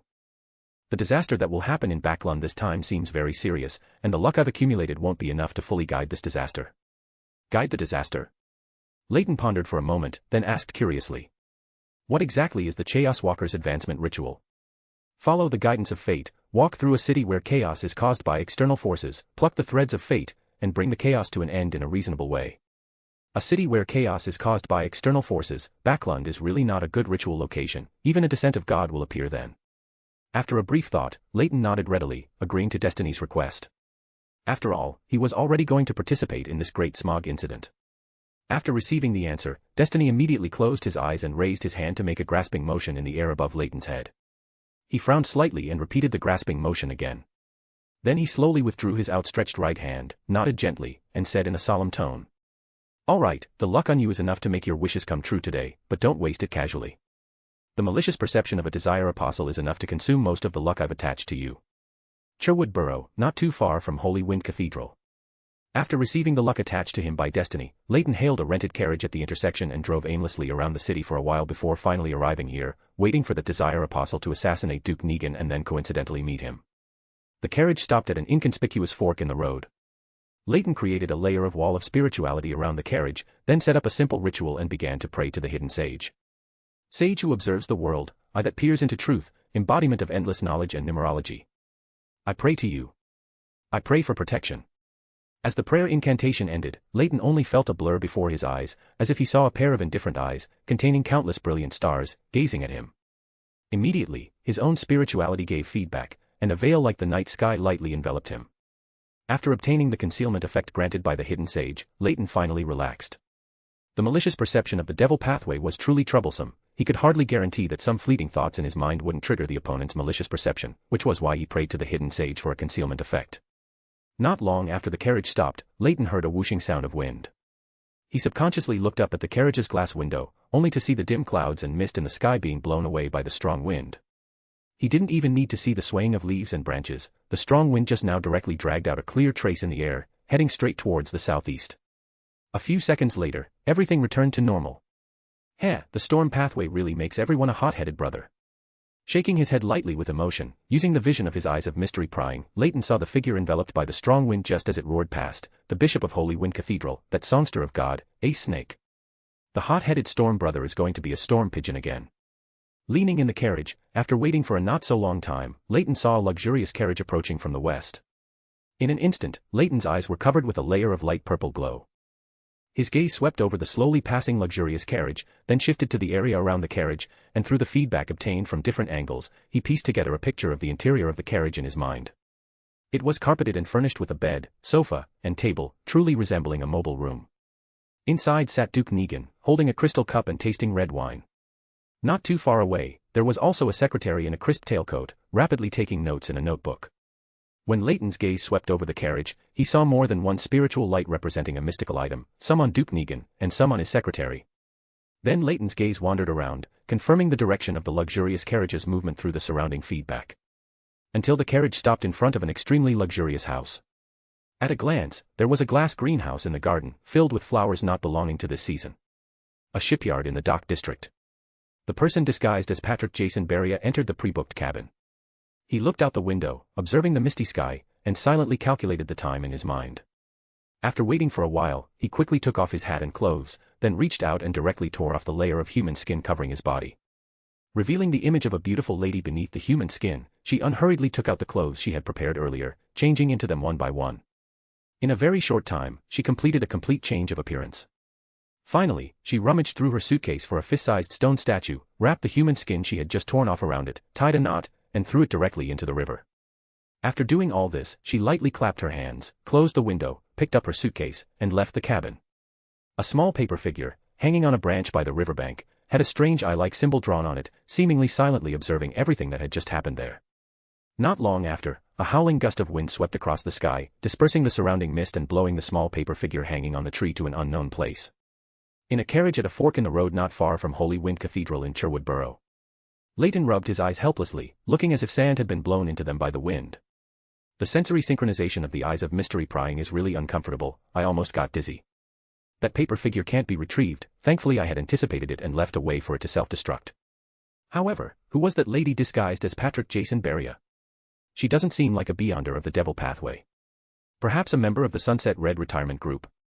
Lost in thought, Leyton memorized the appearance of the lady impersonating Patrick Jason Beria, preparing to talk to her if he had the chance. Perhaps he could discover some additional clues.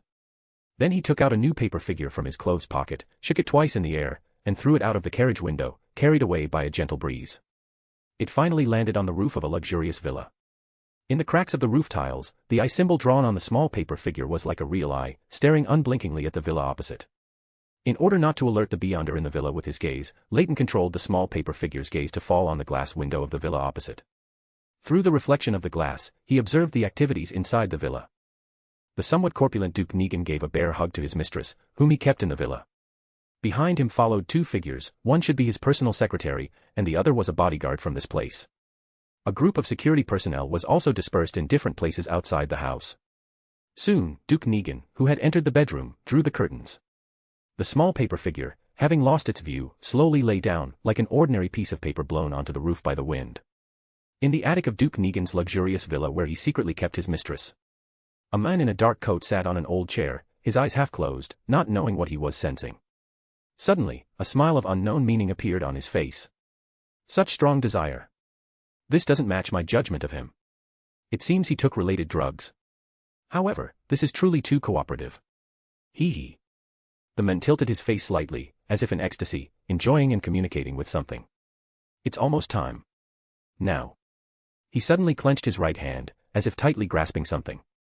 Inside the bedroom, Duke Negan seemed to have found the feeling of his youth. A moment later, the surrounding air seemed to calm down. Suddenly, he felt a rumble in his mind, and Duke Negan felt that soaring pleasure explode. His vision went blank, his brain temporarily lost all thought, and his heart pounded uncontrollably, like an overpressured steam boiler, ready to explode at any moment. In a short while, Duke Negan's eyes lost their focus, saliva drooled from his mouth, and he collapsed weakly onto his lying mistress. Chapter 218, KWM Chapter 218-1. The small paper figure in the crack of the opposite villa's roof continuously swayed its body, trying hard to see what was happening inside the bedroom through the curtains. Just now, through the small paper figure, Leyton sensed an abnormality in spirituality and a mystical scent. That desire apostle finally made a move. Inside the villa, the two beyonders who had entered the villa with Duke Negan also noticed the abnormality just now. One, enveloped by a strong wind, directly crashed through the wall and entered the bedroom where Duke Negan and his mistress were. The other went straight to the source of the abnormality, the attic of this villa. Not long after, Leyton, sitting in his carriage, sensed a subtle, wave-like fluctuation rapidly surging towards the Holy Wind Cathedral. What a pity, that Spellsinger of God was led away long ago. Leyton sighed softly. Then he closed his eyes and focused on the scene observed by the other small paper figure. The bedroom curtains had been blown open by the strong wind carried by the wind blessed just now.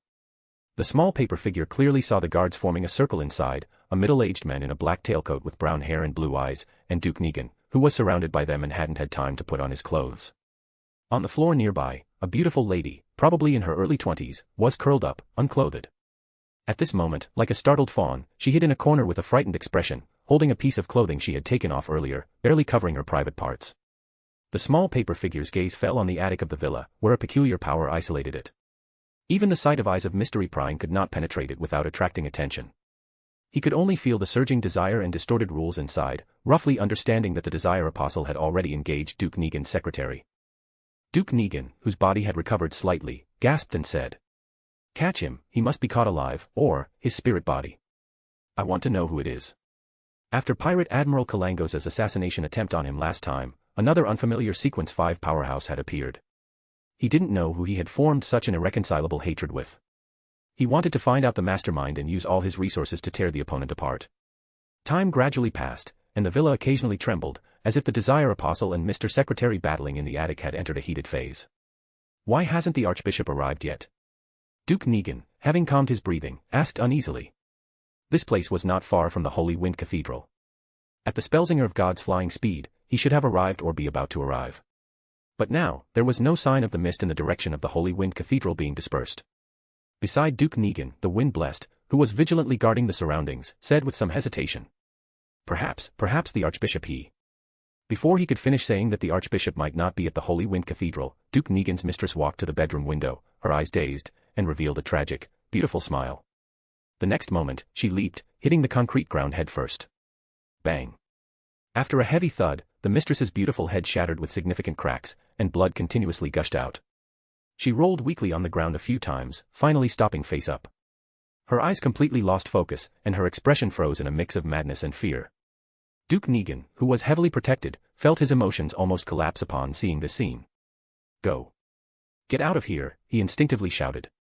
To show such intense emotions in front of a Desire Apostle was truly courting death. Leyton, who saw this scene through the small paper figure, sighed silently in his heart. The next moment, through the small paper figure's sight, Leyton saw Duke Negan's terrified expression freeze on his face. The emotion of terror exploded within him, shooting directly to his brain, entering his blood vessels, and covering his nerves. There seemed to be the sound of something breaking. Duke Negan didn't hear clearly what it was, only felt a warmth at the back of his head. At the same time, several members of the surrounding guard became panicked, raising their specialized revolvers or rifles and firing wildly into the center. Bang. Bang. Bang. Amidst the dense gunshots, the wind blast quickly embraced Duke Negan and rolled to the ground. Simultaneously, invisible winds transformed into sharp blades, severing the throats of the uncontrolled guards.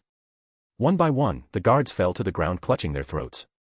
At the same time, Duke Negan, who had been tackled to the ground by the wind blast to avoid bullets, also twitched a few times before becoming completely still. A Sequence 6 Beyonder directly lost his life after 2 consecutive desire explosions.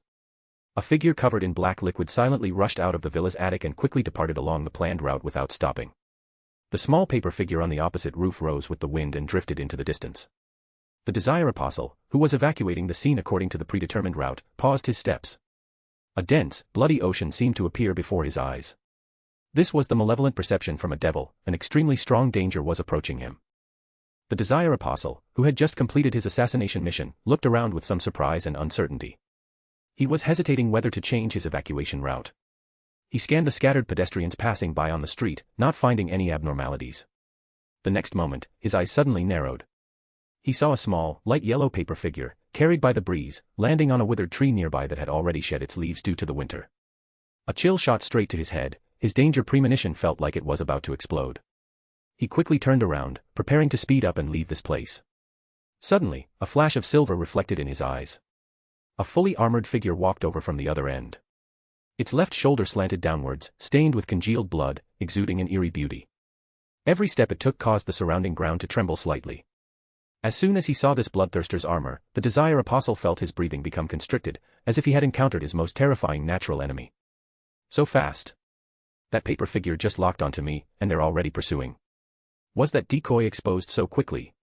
The Desire Apostle felt some surprise and uncertainty in his heart, but quickly regained his composure. He began to try and sense the emotions and desires of the Beyonder inside the bloodthirster's armor. However, that silver armor seemed to restrain him, completely blocking his Beyonder abilities. As a Desire Apostle, his most skilled ability, control over desire, became useless. He decisively raised his right hand, spread his large bat wings, and pale blue flames with a strong sulphurous smell continuously condensed around him. A silver glint flashed at the tiger's mouth of his right hand. His thumb instantly fell to the ground, leaving only a clean cut. Before he could react, the bloodthirster's armor swung its sharp sword. The Desire Apostle's fingers dropped one by one, and the suitcase he was carrying crashed to the ground with a thud. A brief moment of fear surged in his heart. Immediately, the pair of large bat wings on his back quickly fled in another direction. At the same time, the shadow at his feet quietly shrunk, hiding into a single point. The Desire Apostle, who had just fled, hadn't even taken 2 steps when countless silver lights burst from his body, like a blooming fireworks display. The viscous liquid covering his body fell like raindrops. His forearms, arms, ribs, neck, ankles, and other parts scattered on the ground with smooth cuts. Splatter. His internal organs spilled onto the ground. His stomach was still wriggling, and his heart was still beating, seemingly unaware that his body had already been dismembered. The bright red blood was thickest, splashing everywhere like a spreading crimson flower. 1-42, the Bloodthirster's armor, a Class 1 sealed artifact controlled by the Church of the Evernight Goddess, had caused incidents resulting in over 100,000 deaths. It's unknown whose ancient god's blood is stained on it. Leyton, who witnessed this scene, recalled the information about this sealed artifact, and then sighed almost imperceptibly. The small paper figure hanging on the withered branch looked somewhat unwillingly at the suitcase dropped by the Desire Apostle.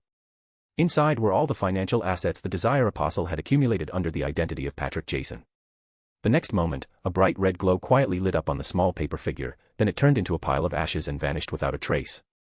Around them, the Nighthawks and the senior deacons of the machinery hive mind looked over simultaneously, but only saw a fading light and a wisp of ash. Inside the dark sewer, the Desire Apostle, who had decisively abandoned his physical body and transformed into a shadow, was clinging to the stone wall, rapidly moving in a certain direction. He wanted to use the complex environment of the sewer and some narrow, inconvenient areas to shake off the pursuit of the tall, heavy bloodthirster's armor behind him. And this shadow, after traveling a certain distance, would stop and become rigid in place.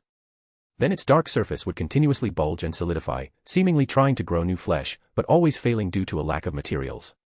The next moment, the surrounding darkness was quietly pulled open like a curtain, revealing a serene, boundless, clear night sky behind it.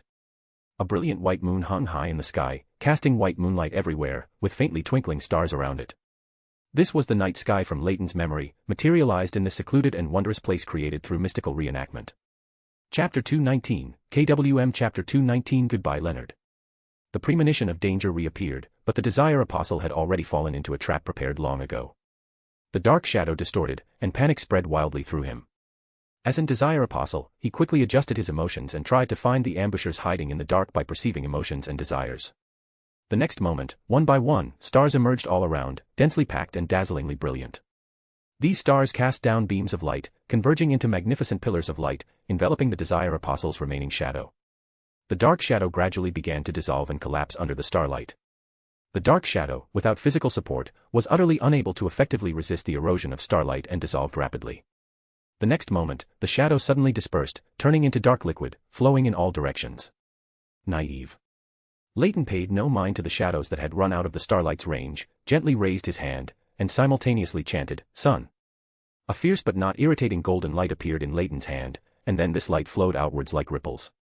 As soon as the scattered dark liquid made contact, it let out an instinctive scream, smoke rose from its body, and it finally evaporated and disappeared. Only an extremely thin black shadow remained, and Leyton slowly approached. Snap. As he rubbed his fingers, golden illusory flames ignited out of thin air on the black shadow, emitting the vast and pervasive aura of the sun. The black shadow distorted and shrieked madly on the ground. It didn't last 2 seconds before completely losing its vitality, lying motionless on the ground, leaving behind only a thin, seemingly depthless shadow remnant. The clear night sky around them fell like a curtain, restoring the darkness and smell of the sewer. Then, Leyton saw a floating figure standing not far away, seemingly searching for something. The figure wore a dark crown and had a cloak of the same color fluttering behind it without wind. "Are you looking for him?" Leyton and Klein's spiritual bodies exchanged glances, then Leyton pointed to the spot beneath his feet and asked. As he spoke, Leyton rubbed his fingers, creating several golden illusory flames around them to illuminate the dark environment within the sewer. Following Leyton's gaze, Klein saw the thin, seemingly depthless shadow beneath his feet. "This is that Desire Apostle." Klein looked at Leyton in confusion. "He has a talent for shadow transformation. He can abandon his body, leaving only a shadow, and as long as there are sufficient materials, the shadow can regrow flesh and blood." Leyton nodded gently, explaining why the Desire Apostle had turned into this state. He then pulled out a black glass bottle from his coat pocket, poured out a peculiar mass of spirit from it, and it merged into the shadow on the ground. The shadow left by the Desire Apostle trembled slightly for a while, then began to exude faint specks of light. Watching the other party's practiced movements, Klein highly suspected that he had come precisely for the Desire Apostle's beyonder characteristic. Suddenly, a slight tremor came from the ground. Leyton and Klein simultaneously looked to the other side. A tall, heavy silver armor rushed over, with a large patch of congealed blood stained on the lower left side of its shoulder. "Sealed artifact 1-42, Klein explained in a low voice. Leyton nodded lightly and reminded the other party. "You go first. I can take this thin shadow with me in my spirit body form." Klein was not in a hurry to leave, but instead mused. "As a spirit body, you will be affected by the characteristics he is precipitating. Just take his remaining spirit and use it for spirit channeling."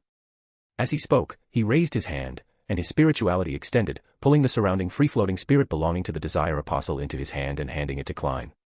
Klein nodded gently, then unhesitatingly enveloped the spirit of the Desire Apostle that Leyton handed over, and directly ended the summoning. The next moment, Leonard, clad in the Bloodthirster's armor, saw the figure beside Leyton, wearing a dark crown and a cloak of the same color, suddenly disappear without a trace. He narrowed his eyes, carefully scrutinized the surroundings for a moment, and finally fixed his gaze on Leyton. "Clearing clues, destroying evidence. You've got a lot of guts," he said in a low voice, his rather aggressive gaze locked onto Leyton, who remained in place waiting for the characteristics to precipitate. "Heh," Leyton chuckled indifferently. "Long time no see, it seems you've become a red gloves of the Church of the Evernight Goddess. By the way, whose ancient god's blood is on this armor of yours?" Leonard's aura instantly dissipated by more than half, and he asked somewhat doubtfully. "How did you recognize me?" "Foolish. He might have only been guessing just now, but now he can definitely confirm it." Palez's voice carried a hint of exasperation, then he spoke again. "Ask him when that demigod he mentioned, who is in a very bad state, will appear. The price of deceiving an angel, even for a knowledge worshipper, is unbearable." Palez did not hide his voice in the latter sentence. Leyton heard it directly, or rather, he had intended for Leyton to hear it. After a moment of silence, Leyton himself didn't know when that marauder demigod had parasitized the mouse, so he could only make a deduction based on what he knew. Around January to March next year. It better be. Palez's aged voice sounded again from within the silver armor. Leyton immediately assured him. "Once I advance to prophet, I'll help you with a divination." Whose ancient god's blood is on this silver armor, anyway? Leonard also asked the old man, parasitizing his body in a low, curious voice. Palez retorted to Leonard impatiently. Phoenix ancestor, Greg Race. Didn't you notice that this armor greatly restrains the Desire Apostle's beyonder abilities? This must be the effect of an ancient god's blood with a similar authority to the knight's tranquility. I don't know what ancient god's authorities are, and the dossiers I've read don't have any records about that. Leonard argued back for himself. The old man's words just now could only be heard by him, so he explained to Leyton again. The old man said it's the blood of the Phoenix ancestor, Greg Race. Leyton nodded gently, suddenly thinking of the crow at home that only had partial Phoenix bloodline. If he gave it a drop of the Phoenix ancestor's blood, would it directly transform into a true Phoenix, or would Greg Race resurrect from it? Resurrection should be unlikely. After all, the second death had already appeared, and Greg Race imprints on this pathway should have been mostly worn away. Under the old man's reminder in his body, Leonard collected his thoughts and questioned again. Why are you here? Clearing clues? Or destroying evidence? Of course, it's for the Desire Apostle's characteristics. Otherwise, what interaction could I have with the beyonder of the devil pathway? That's not necessarily true. Leonard didn't quite believe Leyton's explanation. Leyton waved his hand indifferently, saying, If you want to know the information behind this Desire Apostle, I can tell you after I know the results of the spirit channeling. As he spoke, Leyton naturally bent down and picked up the characteristics precipitated from the Desire Apostle's remaining shadow. The Desire Apostle's characteristics were like a black mist, seemingly concealing all human emotions and desires within. Leonard's gaze also fell on the mist-like characteristics in Leyton's hand, and he said with a deep gaze, Why don't you hand over his remaining spirit, and I'll tell you after I know the results of the spirit channeling. Because, his spirit isn't in your hand, and besides, this armor on you is almost at its limit. Leyton chuckled. As he spoke, his figure rapidly faded and disappeared. After Leyton disappeared, the shadows he had silently controlled with his bone staff fell like a tide, and the Red Gloves members, whose perception had been blocked, then noticed Leonard and quickly rushed over to help him remove the silver armor. After returning to Minsk Street, Leyton immediately picked up the Desire Apostle's characteristics and began to study it. He had always been curious about the Desire Apostle's ability to manipulate emotions and desires. As for whether the Nighthawks would know about his conversation with Leonard while waiting for the characteristics to precipitate in the sewer, Leyton wasn't worried at all.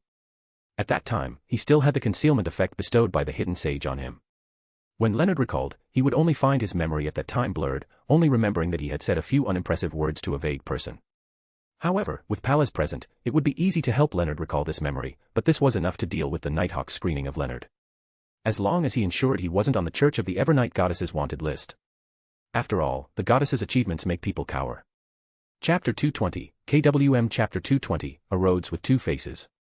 At night, Leyton had just finished dinner and was preparing to continue his research into the characteristics of the Desire Apostle. Thump thump. Two continuous, short knocks sounded.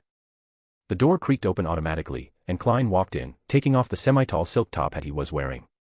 I thought you'd choose to come see me tomorrow. As he spoke, Leyton had already brought 2 cups of coffee to the living room sofa. Klein smiled politely and said, Before, I had a machinery hive mind protector by my side, so I needed to pay attention to my behavior and fit the persona of a detective. It's already evening. Are you still drinking coffee? Aren't you afraid you won't be able to sleep tonight? For a beyonder, getting sleep is a very simple matter. Moreover, having just obtained the characteristics of the Desire Apostle, I'm highly unlikely to be in the mood to sleep until I've made some progress in my research. As he spoke, Leyton was already leaning back on the sofa, casually pushing the other cup of coffee towards Klein. Klein glanced at the coffee on the tea table and, for the sake of his sleep quality tonight, shook his head slightly, refusing it. After organizing his words a bit, he said, I have completed the spirit channeling on that Desire Apostle, Patrick Jason Beria. He is a member of a devil family and joined a very ancient hidden organization, where he received a mission to assassinate Duke Negan. The reward was a card of blasphemy, the Abyss card. That ancient organization is called the Twilight. Cough. Leyton coughed lightly, interrupting the other's narration, then explained to Klein, who looked puzzled. Don't mention that name casually outside, it will be noticed. After a brief shock, Klein's expression turned somewhat annoyed as he mused. If I told Miss Justice the name of this organization, would she be in danger? You move so fast. Leyton raised an eyebrow at Klein, then pondered for a moment before saying. As long as it's not mentioned frequently, or if the identity is special, there's no extreme danger. That person isn't some evil god. At most, it's just a glance, and perhaps at some point, Miss Justice might become part of their plan. This person is a high-sequence beyonder of the spectator pathway. Klein's brows gradually furrowed, the description reminded him of the high sequence abilities of the spectator pathway. Leyton nodded gently and said. It should be said, currently the strongest one in the spectator pathway. Frequently mentioning him and his dusk shut-in group will draw attention, easily exposing some key information, and you might inadvertently become a character in their script. Dusk shut-in group. The nickname you came up with is quite unique. Can doing this prevent them from noticing? Klein controlled the twitching of his mouth and sighed softly. If you mentally link this nickname to the entity itself, it will certainly be noticed. I've given myself some psychological hints that for me, this is just a word like someone or there, which has no fixed referent. I see. Klein nodded in understanding, then said. My appearance as the Black Emperor, at the place where Jason Beria was killed by you seems to have made the people from the three churches draw some connections. This allowed me to fully digest the magician potion in my body. Congratulations. Leyton suppressed his surprised expression and offered his congratulations. This progress is unusually fast. In less than half a year, he's about to become a Sequence 6 faceless. Due to the successful digestion of the potion, Klein's mood was noticeably higher. I'm still missing some supplementary ingredients, but they are just common ones, so I'll be able to collect them soon. There should also be a considerable bounty, right? The church people arrived too quickly, you must have subtly warned them. Recalling how the Church of the Evernight Goddess, carrying 1 to 42, arrived too quickly, preventing him from taking the suitcase Jason Beria had with him, Leyton shook his head helplessly. That was all the wealth Jason Beria had accumulated in Backlund over so many years, at least 50 or 60,000 pounds. Klein nodded gently, saying with a pleasant voice, yes, I received 1,000 pounds. Underground area of the Church of the God of Steam and Machinery. A group of machinery hive mind team members were gathered around an ancient silver mirror with strange patterns, and black gems decorated as eyes on both sides of the mirror. A machinery hive mind team member glanced at the mirror of Rhodes, which was quite famous in the church, and asked curiously. Deacon, if one asks the mirror some unsolved problems or classic paradoxes, will it give correct answers? It will directly refuse, or give you a lightning bolt, or make you suffer a curse you absolutely don't want to face. It is a living sealed artifact, and it possesses extremely high intelligence, you cannot treat it as a rigid object. Ikancer answered with a sigh. After answering the team member's question, he clenched his fist, and after calming his somewhat nervous feelings, he spread his 5 fingers and gently stroked the silver mirror's surface 3 times. A subtle mist rippled across the silver mirror's surface. Ikancer took a deep breath and spoke in a low voice. Respected Rhodes, my question is, who or which force instructed that Desire Apostle to assassinate Duke Negan? The mirror Rhodes was silent for a moment, showing no images.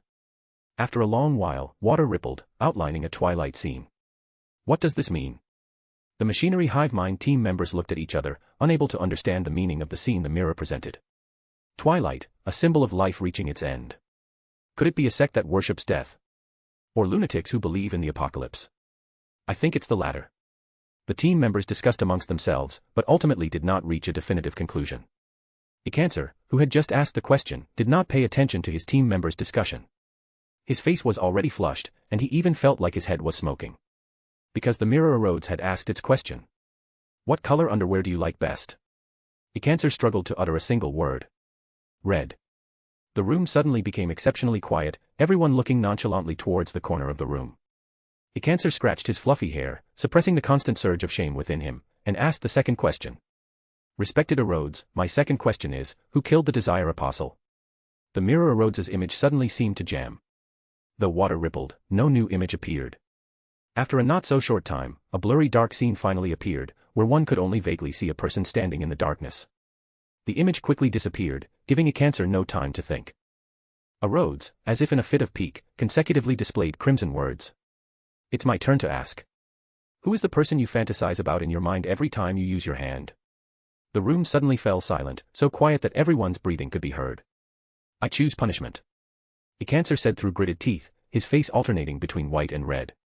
The next moment, a silver electric light flashed for an instant, as if Rhodes had been waiting for an opportunity to strike him. Ikancer, with a charred and slightly barbecued-smelling head, sat down somewhat dizzily in the chair behind him. A team member said with some reluctance. Deacon, let me take the next question. Try not to enter the punishment phase. Ikancer nodded gently, his voice somewhat weak. This self-sacrificing machinery hive mind member confidently imitated Ikancer's actions, gently stroking the silver mirror's surface 3 times.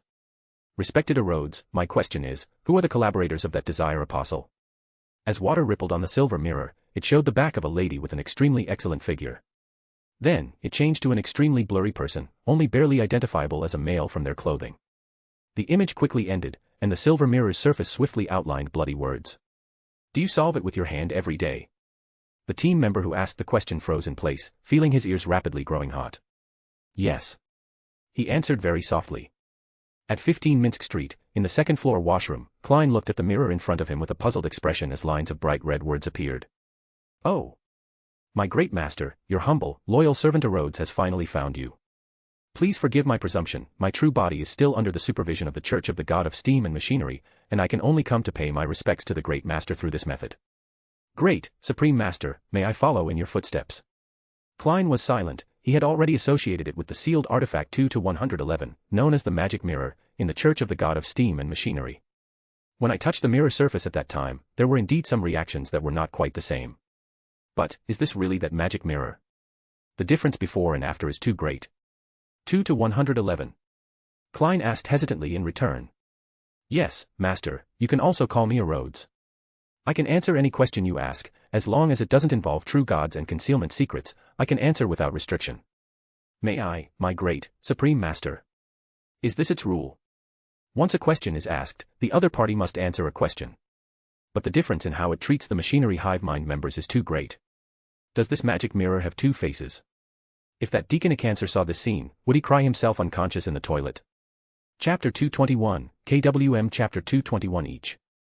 Okay, Klein nodded lightly, then asked another question with some curiosity, why do you call me Master? The mirror's surface rippled with water light, and then lines of silver words appeared, Great Master, the moment I saw you, I understood that you are the master I need to follow, just as it is the meaning of my birth. Are you satisfied with this answer, Master? Can I still call you Master? The monotonous silver words in the mirror inexplicably conveyed a sense of apprehension and flattery. Klein frowned and pondered for a long time. He really couldn't understand why the Church of the God of Steam and Machinery's mirror Rhodes would have such an attitude towards him, almost as if it was humbly trying to curry favor. With the thought of first stabilizing this mirror Rhodes, whose intentions were unknown, Klein nodded lightly and replied, Okay. Okay, Master. No problem, Master. Caret Omega Caret. A layer of water light quickly rippled on the mirror's surface, revealing new text, followed by a happy emoticon. This is a mirror Rhodes that keeps up with the times. Klein sighed silently, then saw new words appear on the mirror Rhodes in front of him. My dear Master, the Church of the God of Steam and Machinery asked me today for some information about the Desire Apostle. Do you want to know? O degree Omega degree O. Yes, Klein nodded lightly, answering very honestly. The mirror's surface rippled with water light again, and a series of images appeared.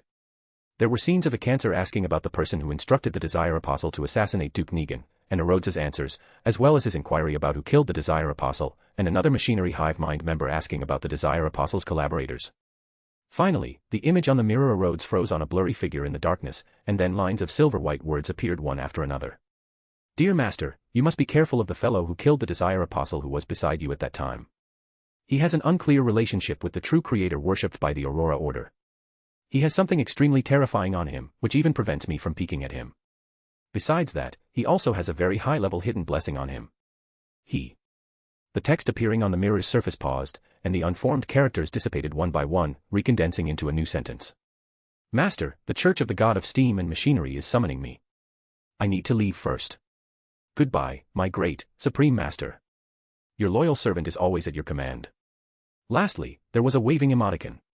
1 or 2 seconds later, all the text on the mirror Rhodes disappeared, reflecting Klein's figure again. It left just like that. Why does it feel a bit rushed? Was it trying to say something just now but was stopped? Klein frowned and pondered for a moment, then turned and left the washroom.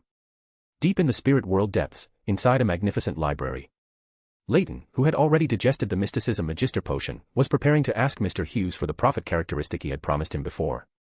Mr. Hughes, seated on a high-backed chair, had a fleeting glint in his eyes, then softly murmured, This mirror Rhodes really dares to say anything. It has the authority of the omniscient eye, but not enough beyonder characteristic to support it, and it doesn't know how to restrain itself. Ah. Leyton's mind suddenly conjured the image of that flattering mirror Rhodes, and he spoke thoughtfully, Mirror Rhodes. Is its omniscience authority very powerful? Mr. Hughes's gaze became distant for a moment, then he said meaningfully, if it had enough beyonder characteristic to support it, it could also be roughly equivalent to an omniscient eye. Enough beyonder characteristic. Above the grey fog. A sycophant gets everything in the end. Don't have any ideas about it. Even an omniscient eye cannot see through its true origin. They only know it is related to the Chaos Sea. Most likely, it was a contingency left by the former God Almighty to prevent celestial worthies' resurrection. Mr. Hughes warned Leyton in a serious tone. Embarrassed for a moment, Leyton quickly reined in his thoughts and asked with some curiosity, if one possesses the manipulator's virtual personality ability, would it be possible to achieve multicasting? This was the ability Leyton, whose primary combat method was casting, most desired.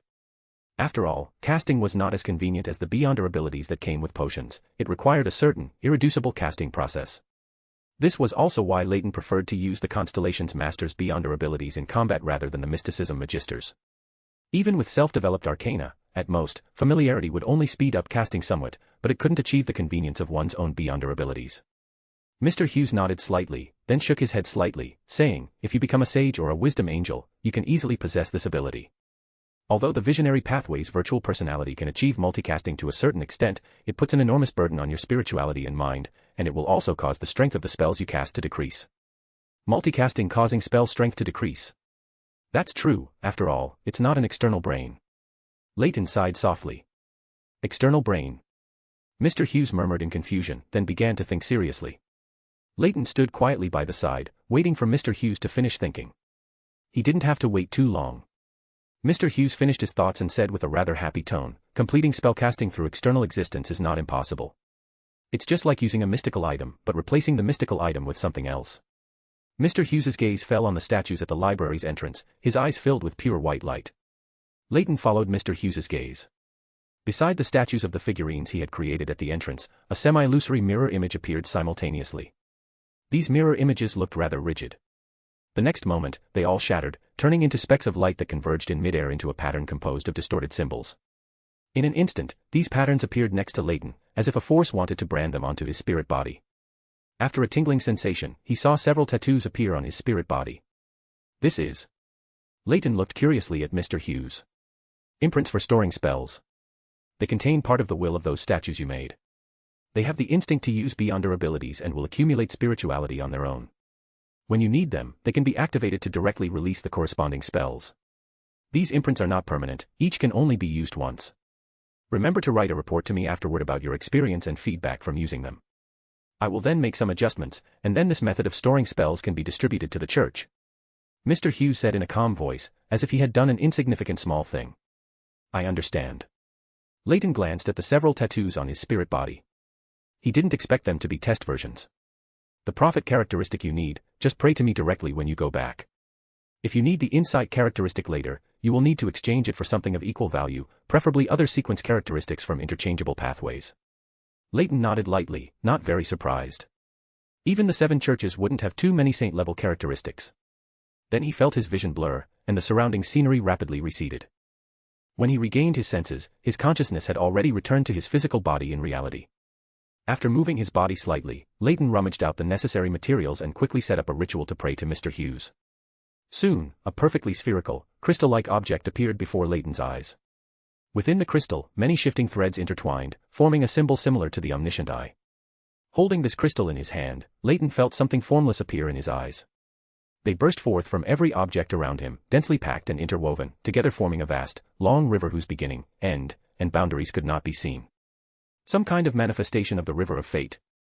Murmuring softly, Leyton took out the small iron box he had prepared earlier, placed the crystal inside, and sealed it with a wall of spirituality. Green graveyard in the western suburbs. Furs walked quietly beside a member of the Abraham family. The other party was Dorian Gray Abraham, the teacher Lawrence had introduced to her. She was accompanying him to sweep the grave of Mrs. Elisa and her husband. In the secluded, peaceful, and chilling environment, Furs and Dorian walked to Lawrence, who was already waiting by the tombstone. The few of them remained silent for a long time.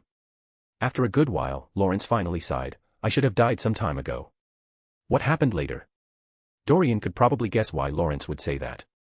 Lawrence was silent for a moment, his voice somewhat helpless and tinged with a tragic meaning, a strange beyonder saved me. He knows a lot about our ancestors. He proposed to provide some help to the Abraham family, but the price would be paid by our ancestors upon their return. I can't discern the truth of his words. However, I felt that I was going to die anyway, so it wouldn't matter to gamble with my life. I won't let this matter implicate the Abraham family. He sighed slightly, his voice weakening as he continued, I didn't want you to come. Backlund is not a safe place. I contacted you because I wanted to recommend Miss Furs to you. She is a kind, good-hearted, and loyal lady. She gained Elisa's approval, and now, she has gained mine as well. It was Elisa who led her into the Beyonder world. I hope you can continue to be her teacher in mysticism, guiding her to continue forward on the apprentice pathway. The eyes that watch all living beings, the stigmata from the primordial land, the omniscient one who serves the fool, the great erodes. Chapter 222, KWM Chapter 222 Amon's Tomb. Dorian's voice also carried a hint of solemnity as he said, I performed a divination before coming, but listening to you, it's true that I wasn't cautious enough. There are too many ways to interfere with divination. Furs stood awkwardly to the side, especially when Lawrence praised her. Although she knew he was genuinely commending her, she still felt a bit of shame. Furs, I will take some time to verify my impression of you. I hope you don't mind, this is a necessary precaution. Dorian said gently to Furs, interrupting her inner monologue. Ah. Okay, no problem. Furs snapped back to reality and quickly nodded. Lawrence and Dorian tacitly avoided the previous topic and instead inquired about Furs's potion digestion progress, then informed her of some common Beyonder world knowledge. After conversing for a while and bidding farewell to Lawrence and Dorian, Furs left first. Lawrence and Dorian fell silent again. After a long while, Lawrence finally spoke, when are you planning to go back? Today, Dorian replied without hesitation, then looked at the aged Lawrence and sighed, have you made up your mind? Lawrence nodded heavily, facing an ordinary mid-sequence Beyonder, we might have some methods, but facing an unknown great existence, we can only choose to cooperate. What truly concerns me is a sentence he said, Mr. Dor will inevitably return in the not-too-distant future. I don't know if this is a prophecy or what. But I really want to know why our Abraham family's curse has lasted for over 1,000 years. Alas. Dorian sighed, he, too, could not let go of this question. Eastborough, in front of an apartment building. An old-clothed middle-aged man approached Leyton and asked kindly, Sir, have you heard of the original creator? The original creator? The image promoted by the Aurora Order? Is true creator preparing to align himself with the authority of the original creator? Is this not going to cause the former God Almighty to revive within him? It seems the benefits of cooperating with the lone royal family are significant. The Aurora Order is now so brazen in developing believers, daring to proselytize to anyone. I don't even look like a resident of the East Borough. After a moment of thought, Leyton carefully replied, I've heard of him. The old-clothed middle-aged man opposite immediately smiled and said, then do you know about the coming of the apocalypse? Do you know that the original creator will establish a sanctuary on earth to shelter believers? Every church preaches this way. Leyton maintained his expression and responded. The old-clothed middle-aged man's expression remained unchanged, still smiling as he said, there are many believers of gods in the world, but there are only a few gods. When the apocalypse comes, will they truly care about every believer? No matter which church, nobles and the wealthy always have privileges. That original creator is different. He exists within every person, within everything, treating every believer equally, regardless of noble or humble birth. When he awakens, he will lead every believer to a free and equal society. Have evangelists learned to put others down now? But then again, the Aurora Order is inherently hostile to the 7 Orthodox churches and the royal families of various countries. Putting down their enemies is normal practice. Unfortunately, I already have a God I believe in, and I have no intention of changing my faith for now. Leyton smiled and shook his head, refusing the other party's continued proselytizing. It's all right, I completely understand your choice. Faith is something that must be taken seriously. I wish you a pleasant life. If you want to hear about the deeds of my Lord, you can come here to find me on Monday to Friday afternoons. The old-clothed middle-aged man smiled and nodded, then politely took his leave. Leyton then wandered around the East Borough for a few circles, confirming the Aurora Order's current proselytizing situation in Backlund before leaving. Sherwood Borough, Minsk Street.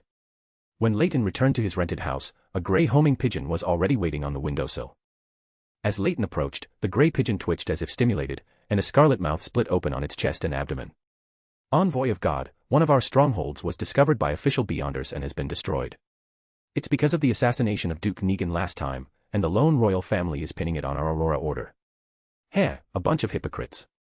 However, the lone royal family has given us some compensation. Our proselytizing in places like the East Borough and Dock District will be easier, which aligns more with our interests. I understand. Leyton nodded slightly, then added, when you proselytize, be careful not to provoke the Church of the Lord of Storms. They are currently furious, and if they discover you, they will launch a crazy crackdown. Our targets for proselytizing are the common people at the bottom. Those who are accustomed to being high above won't notice these things for a while. After the grey pigeon finished speaking, it collapsed as if taking its last breath, the scarlet mouth torn open on its chest and abdomen not even closing. Leyton extended his spirituality, confirmed it was just a dead pigeon, then rubbed his fingers, creating a golden flame that quickly incinerated the pigeon's corpse. The remaining ashes were blown away by a gust of wind. Why do I feel like I'm getting more and more used to this identity as an envoy of God for the Aurora Order? Leyton muttered to himself, then shook his head, casting aside his wandering thoughts, and went to the kitchen to prepare dinner. The next morning, as Leyton opened the newspaper, he saw the most prominent news headline. Aurora Order stronghold discovered, terrorist organization suffers heavy blow. A trait of interests, the lone royal family is truly impressive, deceiving everyone without a trace. He sighed casually, put the newspaper aside, and began to enjoy his breakfast. Thump thump. Two short, sharp knocks sounded. The door opened automatically, and Klein walked in a good mood. I have a clue about a fourth epic noble tomb. Are you interested? Are you going to challenge the Red Angel evil spirit or an Amon's avatar? Leyton glanced at Klein, his tone slightly odd. In his impression, the only fourth epic tombs near Backlund were the one left by Amon with a passage to the abyss, and the Blood Emperor's tomb before he became a god, but the latter was under the control of the lone royal family. There was also a ruin with a Red Angel evil spirit, also a remnant of the fourth epic. Ah. Klein was a little surprised, you know. Leyton nodded slightly, I know a little. I am indeed interested. Which tomb do you want to explore? That's a tomb belonging to the Amon family, but Amon is still alive, so it's likely some contingency he left behind. There are many Beyonder characteristics left inside, some belonging to Beyonders who died there, and some from Beyonder creatures in the tomb. There might even be mystical items. Klein sighed as he spoke, knowing there were good things but unable to obtain them. Perhaps there are even one or two worms of time left by Amon. Leyton struck Klein with that, then after a moment of thought, said, however, I can ask Queen Mystic for help. With her, the arrangements left by Amon shouldn't pose a danger. Indeed. Klein nodded slightly. He had originally thought of asking the other party to find Queen Mystic to explore that tomb. After hearing Miss Sharon's description of that high-sequence powerhouse, he thought of Queen Mystic. Amon's arrangements might be dangerous, but for Queen Mystic, it should be fine. Moreover, destroying Amon's residual means would be beneficial to him and cause no harm. Wait a moment, I'll finish my breakfast. Having said that, Leyton sped up his breakfast. After breakfast, he immediately went to the study, took out a piece of paper and a pen, and wrote a simple letter. Then he took out the materials for the ritual from the utility room, quickly set up a messenger summoning ritual, and chanted the incantation to summon the messenger. Invisible creature roaming the spirit world, strange spirit friendly to humanity, messenger exclusive to Bernadette Gustave. After the incantation was finished, nothing happened around them. Klein looked at Leyton with some confusion, that's it. Where's the messenger? Leyton narrowed his eyes. He didn't see Bernadette's messenger, but he saw the lingering traces in the air after it had acted. A speedster. Its presence wasn't very strong either, even Klein's spiritual intuition didn't detect anything unusual. After a moment of thought, Leyton tilted his head slightly and said, you'll know if you look at where the letter was. Klein looked over at the sound, and the place where a letter had been placed was now empty. The messenger came. When? Klein asked curiously. Leyton shook his head slightly, it should have come as soon as I finished chanting the incantation. It was just too fast, and its presence was very low, so we didn't notice its existence. Chapter 223, KWM Chapter 223 Cooperation with Bernadette. Less than 10 minutes after the messenger took the letter, in the living room, emerald green vines hung down from the ceiling, covering the entire living room like a torrential rain. They intertwined and quickly formed a forest, layer upon layer, reaching so high that the top could not be seen at all. I thought your letter would be about a change in plans. The Aurora Order just had a stronghold eradicated by official forces. It seems that doesn't matter. What's the situation with that fourth epic ancient noble tomb you mentioned in your letter? A swing woven from pea vines swayed into view, and Bernadette's tall figure came into their sight.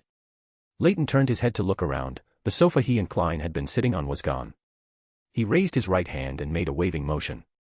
As specks of starlight appeared, they scattered layers of starlight around, miraculously constructing a transparent and brilliant sofa. Leaning back on the starlight-constructed sofa, Leyton began to answer Queen Mystic's question.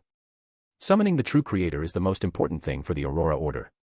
As for that stronghold, the lone royal family will compensate for it. The royal family. No wonder the Aurora Order has been so bold in their proselytizing in the East Borough and Dock District recently. Bernadette mused thoughtfully for a moment, then turned the topic back to the ancient tomb belonging to the fourth epic noble. Klein cleared his throat and relayed the information about the tomb, which was a setup left by Amon, that he had received from Sharon. In White Cliff Town, at the bend of the Stratford River, there is a hidden tomb entrance. At a Beyonder gathering, a member skilled in ancient history determined, through items from the initial exploration, that the tomb's owner belonged to the 4th Epic's Tudor dynasty, with the family name Amon. They organized a sufficiently strong team, hoping to fully excavate that tomb. They succeeded, but never reappeared. That tomb entrance was later discovered by my friend through divination using an item left by one of the explorers, which they tracked down. 4th Epic Tudor dynasty, Amon, that blasphemer family. Why do you want to call me? After a slight contemplation, Bernadette's gaze fell on Leyton. I'm just a sequence 5, Leyton waved his hands repeatedly. Bernadette did not respond, her gaze sharpening slightly. That place is a setup left by Amon. I'm not sure if he has an avatar guarding it. I think it's very likely he does. The sequence shouldn't be high, but I also don't want to face it. Shrugging his shoulders, Leyton honestly expressed his concerns. Although no accident occurred when the Church of the God of Steam and Machinery excavated the tomb, that was the Church of the God of Steam and Machinery, backed by the God of Steam and Machinery, and their exploration method was very simple and brutal, directly using overwhelming firepower, stifling any danger in its infancy. It might not be the same if he went alone, so calling on Queen Mystic was safer. Are you very worried about Amon? Bernadette saw through his true intention for inviting her to join. Leyton nodded gently. There was a rather unfriendly encounter when I was in Phaenopotter. Bernadette offered no opinion, her eyes fixed forward, a glint flashing in them, becoming extremely profound, clearly losing focus, her eyes blank. The clairvoyant's prophetic ability allows her to peer into the river of fate and delve into the secrets of destiny. In a very short time, Bernadette's eyes returned to calm, and she said in a flat voice. When do we depart? Anytime. Slightly surprised by her quick decision, Leyton immediately nodded. Then now. As she spoke, a pumpkin carriage slowly emerged from the void. Leyton and Klein exchanged glances, then Leyton spoke. You stay. Okay. Klein nodded gently. If there truly was an Amon avatar in that tomb, then his secrets would be exposed. If other Tarot Club members were parasitized by Amon, he could still clear them, but if he himself were parasitized, it would truly be over. After the two discussed it, Leyton followed behind Bernadette and entered the pumpkin carriage from the fairy tale. After traveling a short distance, the pumpkin carriage once again vanished into the void. The forest constructed by countless emerald green, thick pea vines also quickly disappeared. Klein turned his head to look around, and it had returned to the appearance of the living room. White Cliff Town, Stratford River Bend. A pumpkin carriage, as if from a fairy tale, emerged from the spirit world. After traveling a short distance, it stopped on the riverbank outside the bend. Leyton and Bernadette exited the pumpkin carriage one after another, and then the carriage transformed into specks of starlight and disappeared from its original spot. Withdrawing his gaze, Leyton prepared to use his eyes of mystery prying to locate the tomb entrance. This way. As Bernadette spoke, she was already walking towards the tomb entrance. Passing through a patch of bushes, a somewhat profound, pitch-black cave entrance appeared before them. A faint purplish glow flashed in Leyton's eyes as he stared intently inside, his right hand already resting on the bone staff hanging at his waist. Bernadette's eyes went from profound to calm, then she said in a low voice. No problem. Leyton nodded gently, the faint purplish glow in his eyes replaced by light blue, then he extended his left hand forward. Light. He softly chanted a Dragonese word. A pure, bright, radiant, and warm ball of light appeared in his left palm. He gently pushed this ball of light into the dark, profound cave entrance, where it transformed into clear, wave-like light, dispelling the darkness within. It revealed a large, double-leaf marble door inside. The stone door had been pushed open, creating a gap wide enough for two ordinary-sized people to walk side by side, behind which lay layers of black marble steps. Leyton stepped forward first. After entering the stone door, the space suddenly became spacious, and Leyton and Bernadette began walking side by side. The black marble steps beneath their feet, polished smooth, had endured 1,000 or 2,000 years of erosion but still maintained sufficient hardness, without any signs of corrosion. Leyton held the bone staff in his right hand, supporting a bright, radiant but not dazzling light in his left, walking shoulder to shoulder with Bernadette. They descended underground and saw the asymmetric stone pillars and axe-hewn patterns characteristic of the 4th epoch. These stone pillars stood on either side of a wide path, leading to a large, heavy, double-leaf dark gray stone door. This stone door was also pushed open, leaving a gap wide enough for two people to pass through side by side. Inside, it was profound and seemingly bottomless. It seems to be in there. Leyton stopped, looking forward and muttering softly. He then scanned the surroundings, finding nothing of value, before returning his gaze to the stone door with the open gap. Bernadette quietly observed the tomb for a long while before withdrawing her thoughts and speaking in a flat voice. How do you plan to start? Directly. First, use Beyonder abilities to launch a wave of area of effect attacks inside. As he spoke, Leyton took 2 steps forward, his eyes covered in a rich blue-white glow. Around him, golden illusory flames ignited out of thin air. These flames emitted the vast, pervasive aura of the sun, surging and pouring into the gap of the double-leaf grayish-white stone door. Countless golden flames stretched endlessly, forming an ocean due to their density, pure and sacred. Inside the grayish-white stone door, a series of piercing sounds erupted, shrieks, wails, and roars. Something inside seemed to want to break through the dense, continuous light flames. Sun. Leyton calmly chanted a Dragonese word. The surroundings turned golden, spreading out layer after layer, like ripples of golden light. Under Leyton's precise control, these golden lights surged like a tide into the interior of the grayish-white stone door. Exile. Leyton raised the bone staff in his right hand, pointing it at the open gap of the grayish-white stone door, and chanted a word in ancient Hermes. An invisible, immense force exploded out of nowhere at the gap, blowing back everything that tried to rush out. Even the seemingly heavy grayish-white stone door let out a creaking sound and was pushed open further. This was a Sequence 5 level exile. With Sasra's help, the iron-black glove with the disciplinary knight characteristic was transformed by the true creator's corruption and flesh into a highly active mystical item, and successfully herded by the bone staff. A Hangman Pathway demigod level item. It still has the true creator's corruption on it. Even if that one bears no ill will towards you, the influence from a higher level is still unavoidable. It's best to use this mystical item sparingly. Bernadette's gaze lingered briefly on the bone staff Leyton held, then she offered a warning. She took a step forward, and as she passed Leyton, she whispered, "Close your eyes." Leyton immediately closed his eyes, simultaneously realizing what beyonder ability she was about to use. Bernadette approached the open gap of the double-leaf stone door step by step. Behind her, pure white, illusory feathers appeared, forming a pair of unparalleled pure white wings. Bernadette's figure distorted, and black fissures opened on her body, from which eyes without eyelashes grew out. These eyes were filled with madness and chaos. Everything around them briefly froze, and something seemed to be on the verge of emerging from every single object in the vicinity. Chapter 224, KWM Chapter 224 Ghost Frame. Bernadette walked into the double-leaf gray-white stone door, and everything inside went mad at this moment, as if seeing a great existence and being uncontrollably polluted. About 15 seconds passed, Bernadette's breathing became a little heavier, and she ended the mysterious magic named Ugly Duckling, retracting the incomplete mythical creature form she had revealed. Then, she raised her right hand forward, condensing a dark, ancient horn, imbued with a sense of extreme heaviness and power. This was the Horn of Destruction. She gently brought the horn to her lips, and a low hum, full of destructive symbolism, emanated from it, echoing within the tomb. Under the superposition of sound waves, all living creatures that were still alive but had fallen into madness due to directly looking at Bernadette's incomplete mythical creature form were uncontrollably brought to destruction. Outside the gray-white double-leaf stone door, Leyton was enveloped in a layer of misty golden armor, which isolated the destructive sound of the horn. A moment later, there was no longer any extra life aura inside the stone door, and only then did he retract the golden armor on his body and step into the stone door. He continued to advance for a distance, arriving at a place similar to a hall. Leyton turned his head to his left, where a person identical to him had appeared at some unknown time. "Who are you?"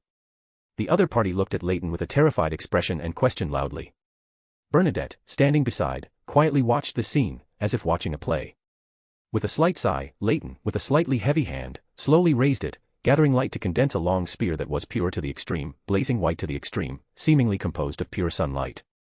The figure opposite, identical to Leyton, instantly became transparent and distorted, transforming into a translucent human skin, and darted away into the distance.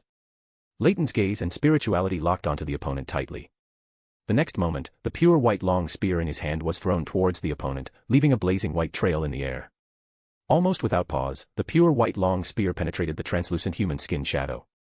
Immediately, that pure white long spear expanded into a miniature sun, blazing white to the extreme, enough to illuminate a city. This was one of the strongest attacks Leyton could simulate, the unshadowed spear of the unshadowed of the sun pathway.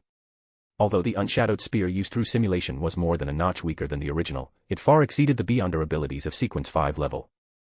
The scorching, pure white miniature sun directly inflicted a heavy blow on all monsters hidden in the darkness. They either turned into ashes or fled in panic.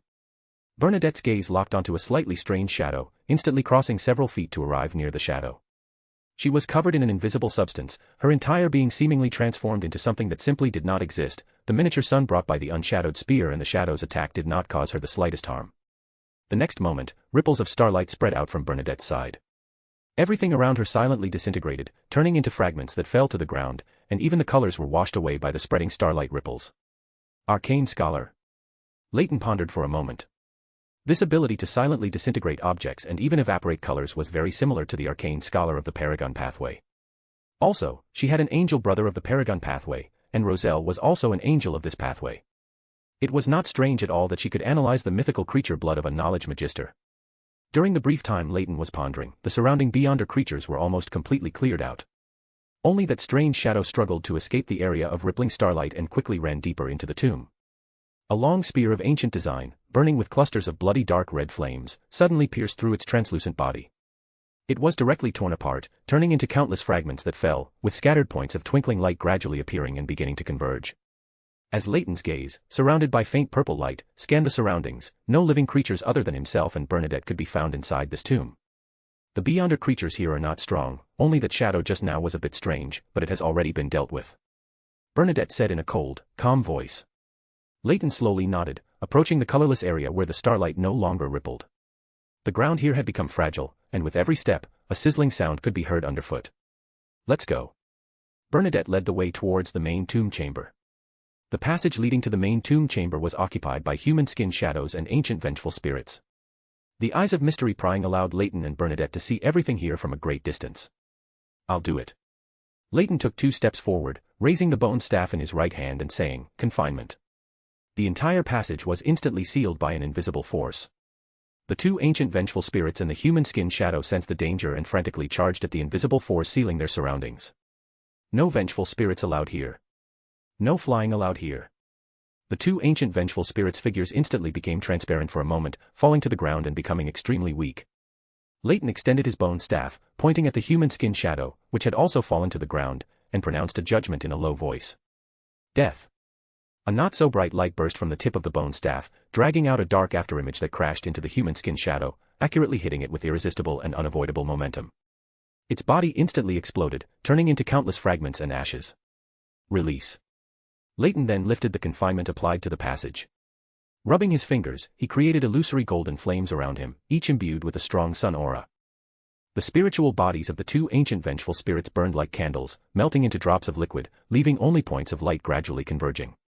You are very skilled at simulating sun domain spells. Bernadette's gaze fell on the other end of the passage, and she said in an unperturbed voice. Leyton looked at Bernadette in confusion, not understanding why she brought up this question, but still responded. The sun domain spells I have analyzed are the most numerous. Perhaps the Church of the God of Knowledge and Wisdom possesses high-sequence sealed artifacts of this pathway, or perhaps the Church has a saint of this pathway. Bernadette nodded lightly without responding, as if she had just been making small talk.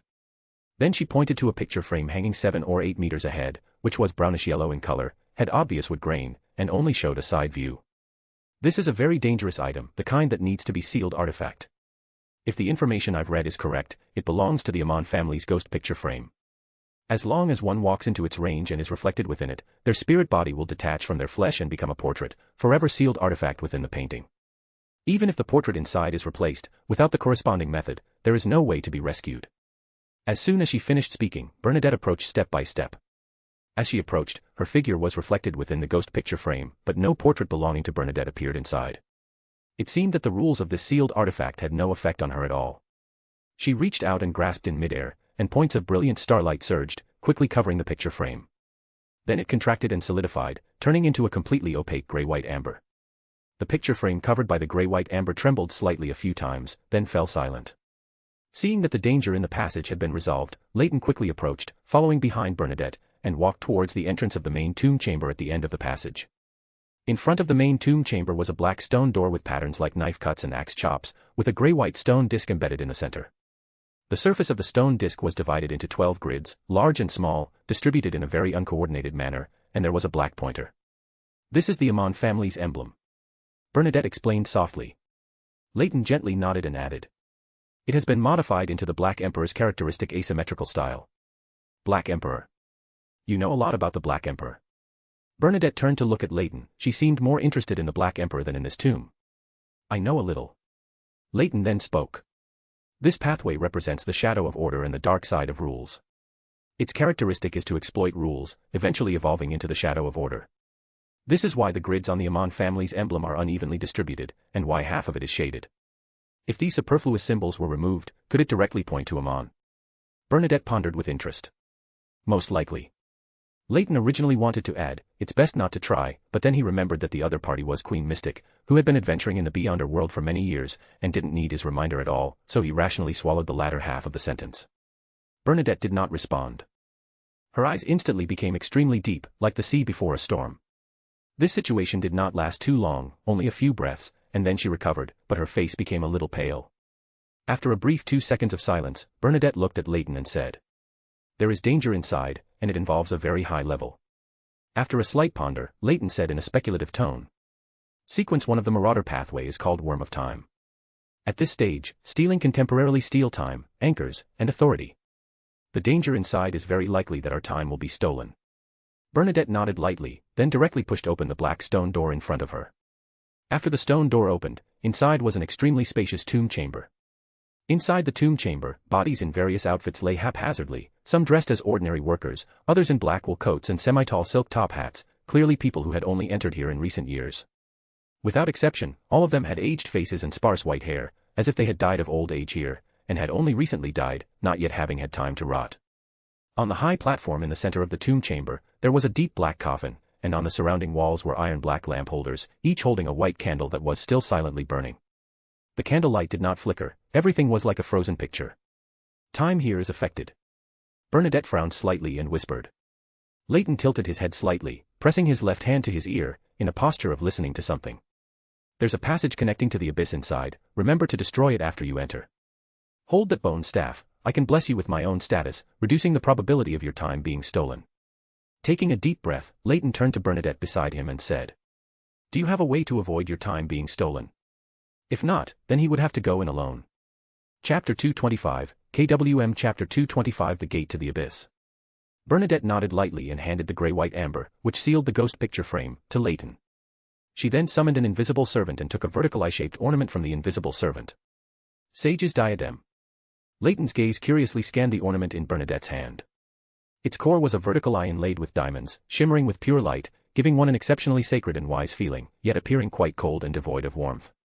Bernadette held the sage's diadem in her hand, paused slightly, then gently pressed it against her forehead. The effect of time being stolen originates from the inverted picture frame at the base of the high platform. Leyton quickly reminded her when he saw this. Bernadette's body instantly dematerialized, and the next moment, she decomposed into countless complex pieces of knowledge, transforming into a pure information flow creature. Like a torrent, she surged into the main tomb chamber, covering the inverted picture frame at the base of the high platform. The complex information rapidly coalesced, reforming into Bernadette's flesh and blood body, and the inverted picture frame on the ground was now in her hand.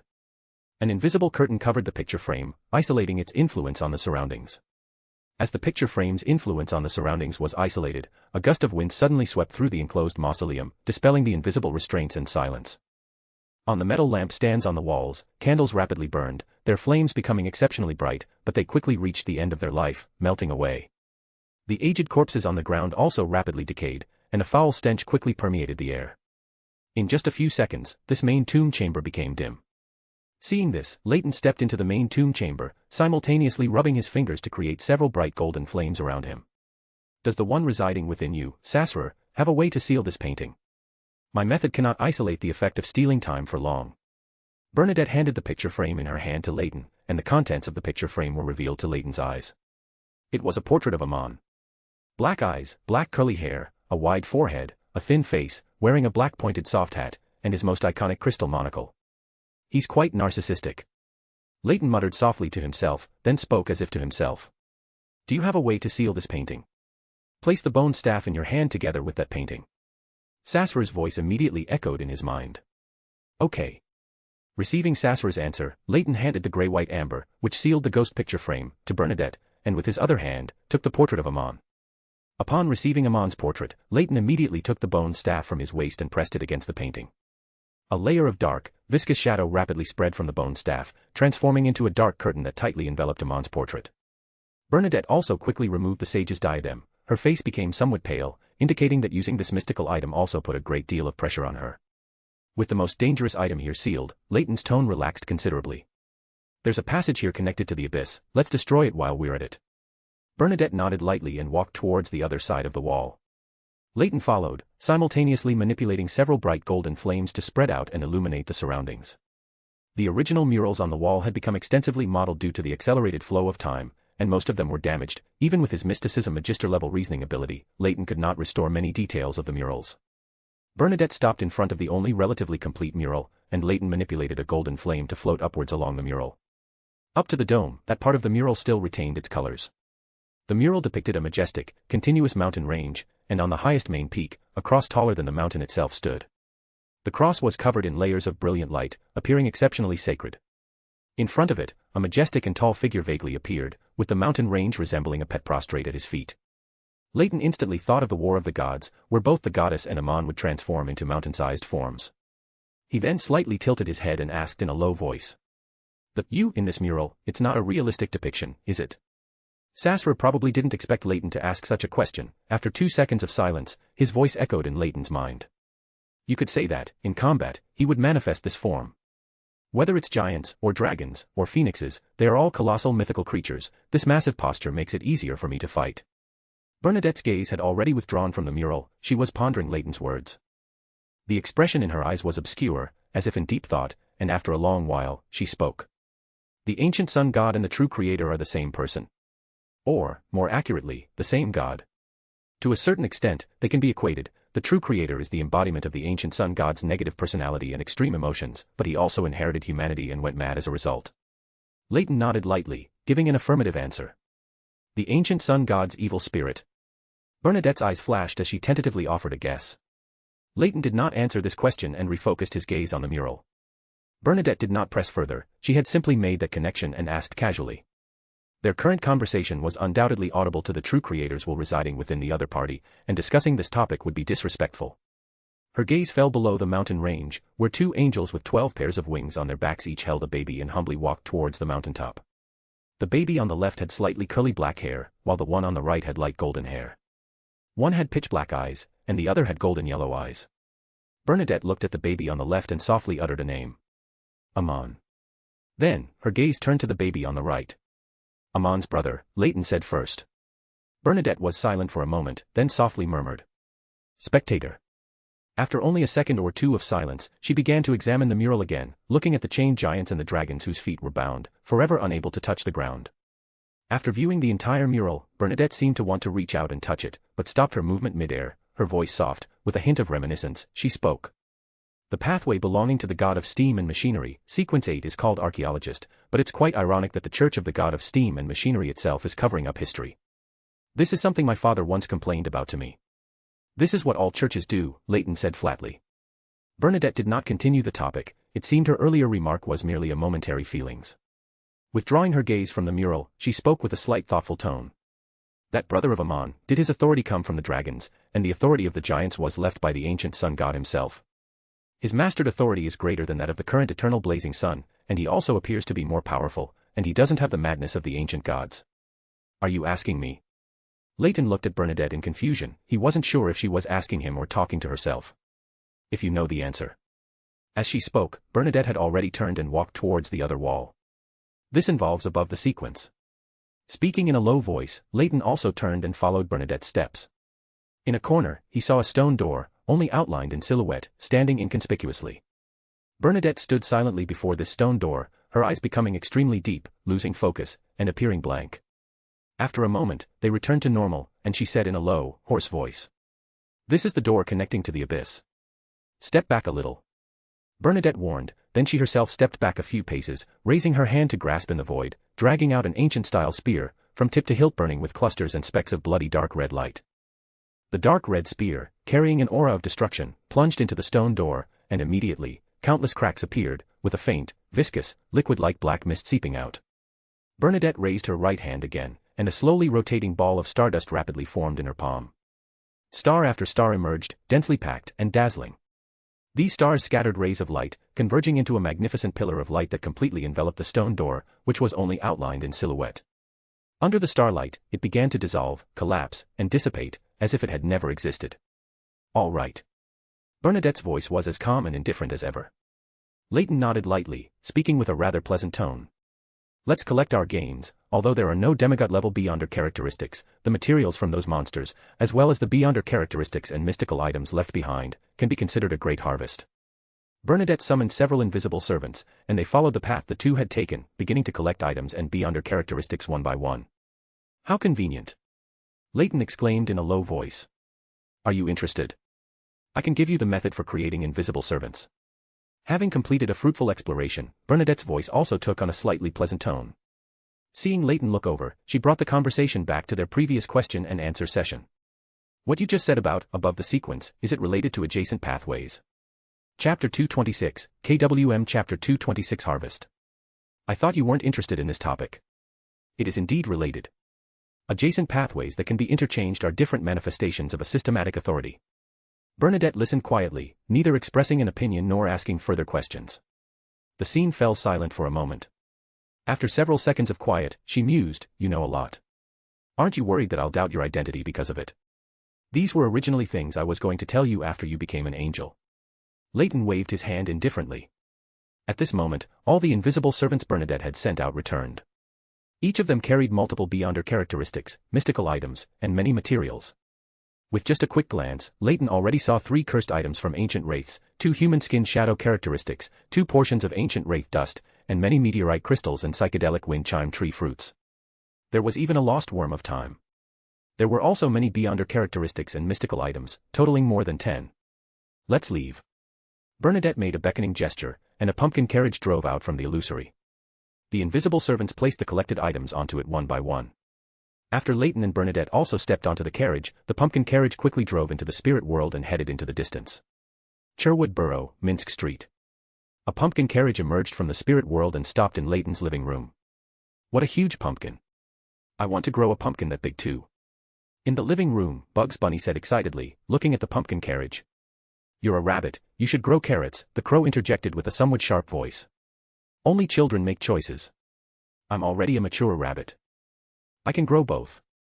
Leyton stepped off the carriage and patted the crow's head beside him, saying, "Call your natural spirits and take the things off the carriage." "Okay, boss." A faint, eerie glow reflected in the crow's dark eyes. Inside the house, natural spirits, invisible in form, emerged from every corner. They swarmed into the carriage, taking out the items one by one and arranging them neatly on the coffee table. Several natural spirits holding ancient wraith dust and cursed items reluctantly put down the items in their hands, as if these items from ancient wraiths had an instinctive pull on them. Thump thump. 2 short knocks on the door sounded. Bugs Bunny hopped over to open the door. Klein took off his semi-tall silk top hat, politely greeted Bugs Bunny, and then walked into the living room. The first thing he saw was the pile of Beyonder materials and characteristics, and many mystical items, placed on the coffee table. The light he saw through his spirit vision was even a bit dazzling. Klein paused for a moment, quietly closed his spirit vision, and clicked his tongue slightly, saying, "So many." The Beyonder characteristics and mystical items came from the Beyonders who entered to explore before us. None of them managed to successfully leave that mausoleum. Leyton said with a hint of emotion in his voice. He then turned his gaze to Bernadette, pointed at her, then at himself and Klein, and tentatively asked, "How about we split it? You get half, and the 2 of us get the other half." "All right." Bernadette nodded lightly. Leyton breathed a sigh of relief, pointed at the gains on the table, and chuckled, "Ladies first." Bernadette didn't stand on ceremony. She walked straight to the grayish-white amber that enveloped the ghost painting frame, slowly picked it up, and handed it to an invisible servant following behind her. Indeed, compared to Amon's portrait, the ghost painting frame was her first choice. Sighing inwardly, Leyton also stepped forward and picked up the portrait that was sealed by a black, viscous, liquid-like curtain. Having obtained the item he most desired, Leyton relaxed considerably. He turned to Klein beside him and said, "You take the next one." "No problem." Klein nodded lightly in response. Picking and choosing, the 3 quickly divided all the gains. Bernadette summoned several invisible servants to move her share of the gains onto the pumpkin carriage. As she left, she didn't forget to say, "You can call me again next time." "Certainly." The Aurora Order's time to summon the true creator is approaching. You'd best not leave Backlund recently. Leyton nodded slightly, casually reminding her. Their agreed cooperation was about to begin. As Bernadette's pumpkin carriage departed, the pressure in the living room significantly decreased. Bugs Bunny quickly pounced on a light green, plant root-like object in front of Klein. "I want this. This one. This is a biologist's Beyonder characteristic. How about I exchange it with you?" Leyton turned to Klein, explained the reason for Bugs Bunny's excitement, and proposed exchanging this characteristic. "No problem." Klein nodded lightly. He had noticed Bugs Bunny's excited expression earlier and was worried that Bernadette might also need this characteristic, which was why he had taken it in advance. Anyway, there was nothing he urgently needed among these gains. After a series of exchanges, Leyton ended up with 3 mystical items and 1 biologist's Beyonder characteristic. The remaining Beyonder materials and characteristics went to Klein. Klein pointed at a mystical item casually placed on the coffee table and asked, "What does that semi-mechanical glove do? You seemed very keen on getting it just now." "I don't know the effect yet, I haven't had time to check, but it corresponds to the artisan characteristic, which is what people commonly call a artisan. Who in their right mind would let a artisan explore a clearly dangerous mausoleum?" Klein couldn't help but grumble inwardly, then he guessed with some doubt, the Church of the God of Steam and Machinery. Unlikely. If someone from the Church of the God of Steam and Machinery had explored that mausoleum and died inside, the church would have discovered it long ago. This should be a mystical item that was brought in. Among the people who explored the mausoleum before, there was an appraiser of this pathway. That characteristic was taken by Bernadette.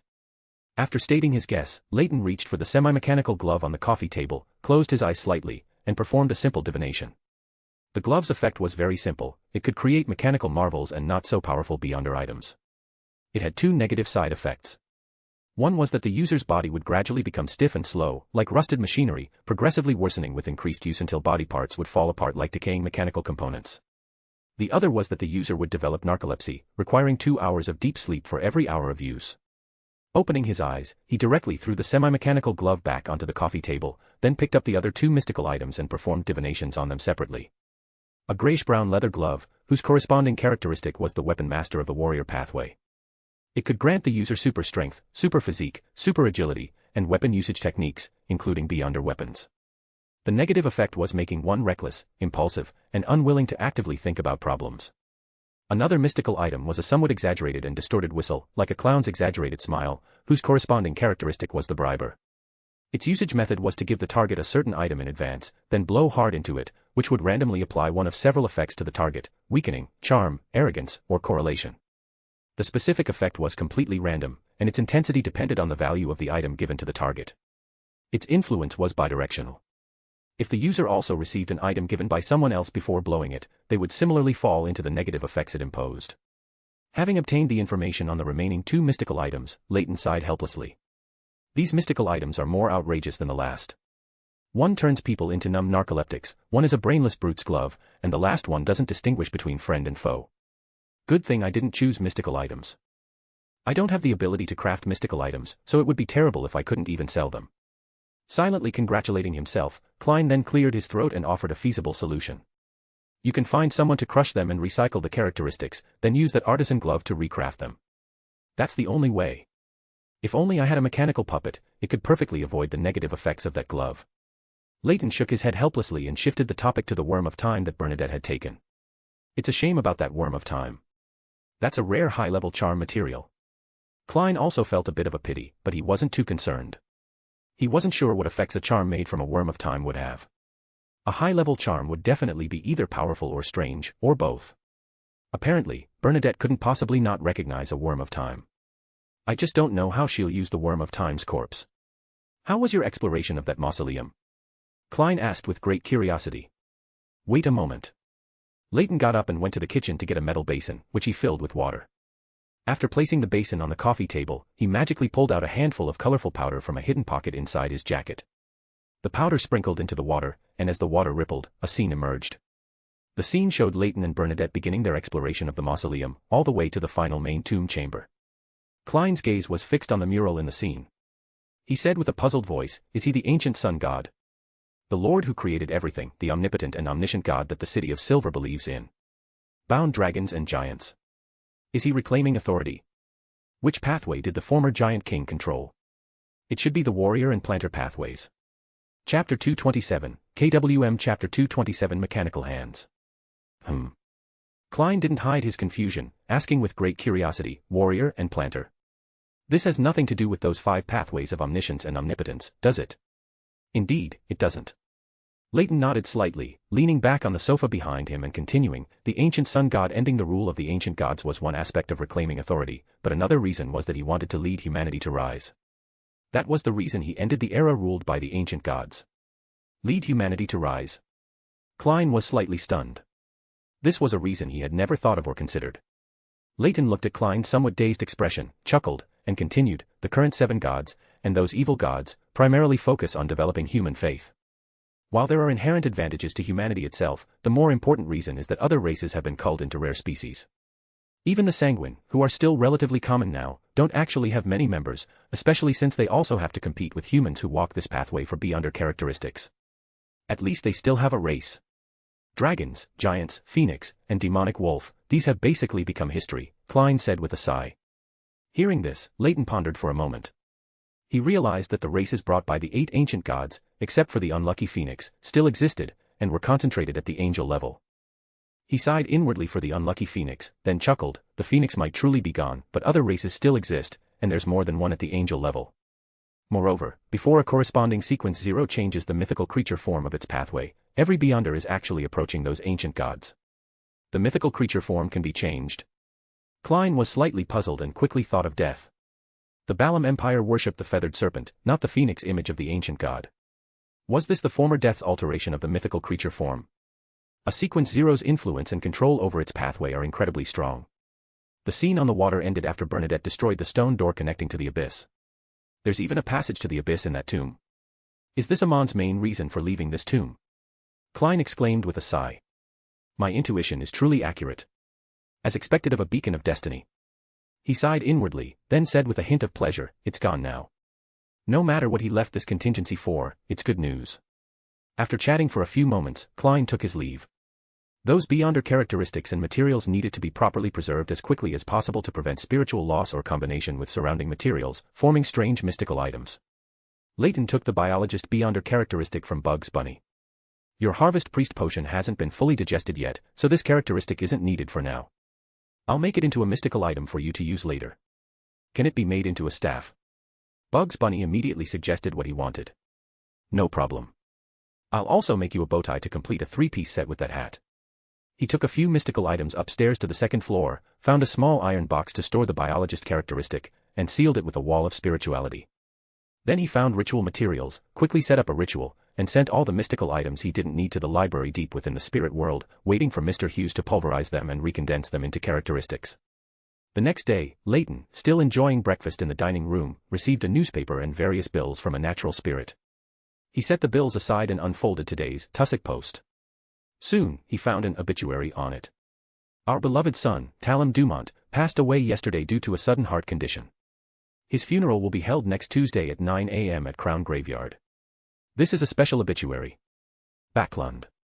Is the demonisect situation developing so quickly? Leyton leaned back in his chair, muttering to himself with complex emotions. You seem to have some foreknowledge of the impending events. Is this a hint from Hera Burgeon? The development of this matter will not shift due to personal will. Making preparations in advance and saving more people when disaster strikes is the best choice, Sasser's calm and rational voice echoed in Leyton's mind. The Aurora Order plans to use this opportunity to win over a group of believers.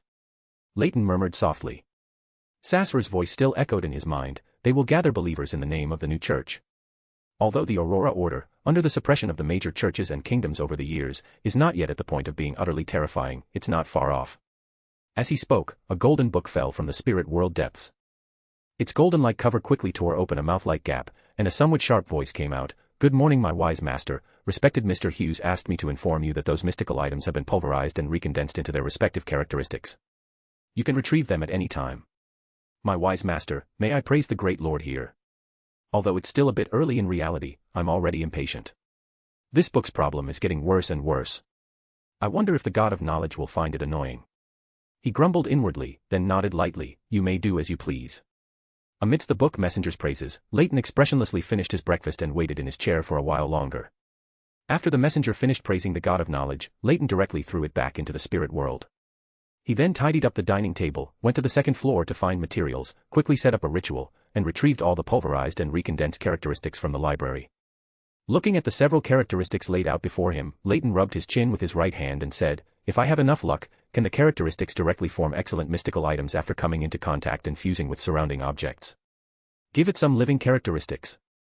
With the help of a high-level existence, mystical items will become very easy to control, Sasser reminded him again. Hearing this, Leyton's eyes lit up. He immediately thought of that wriggling, hungry glove. After a brief thought, he quickly made a decision. He stored away the retrieved characteristics, leaving only the artisan characteristic. Then he found some more materials and quickly rearranged the ritual on the ground. He changed the ritual, originally used to connect to the library, to a ritual of prayer for a boon from the hidden sage.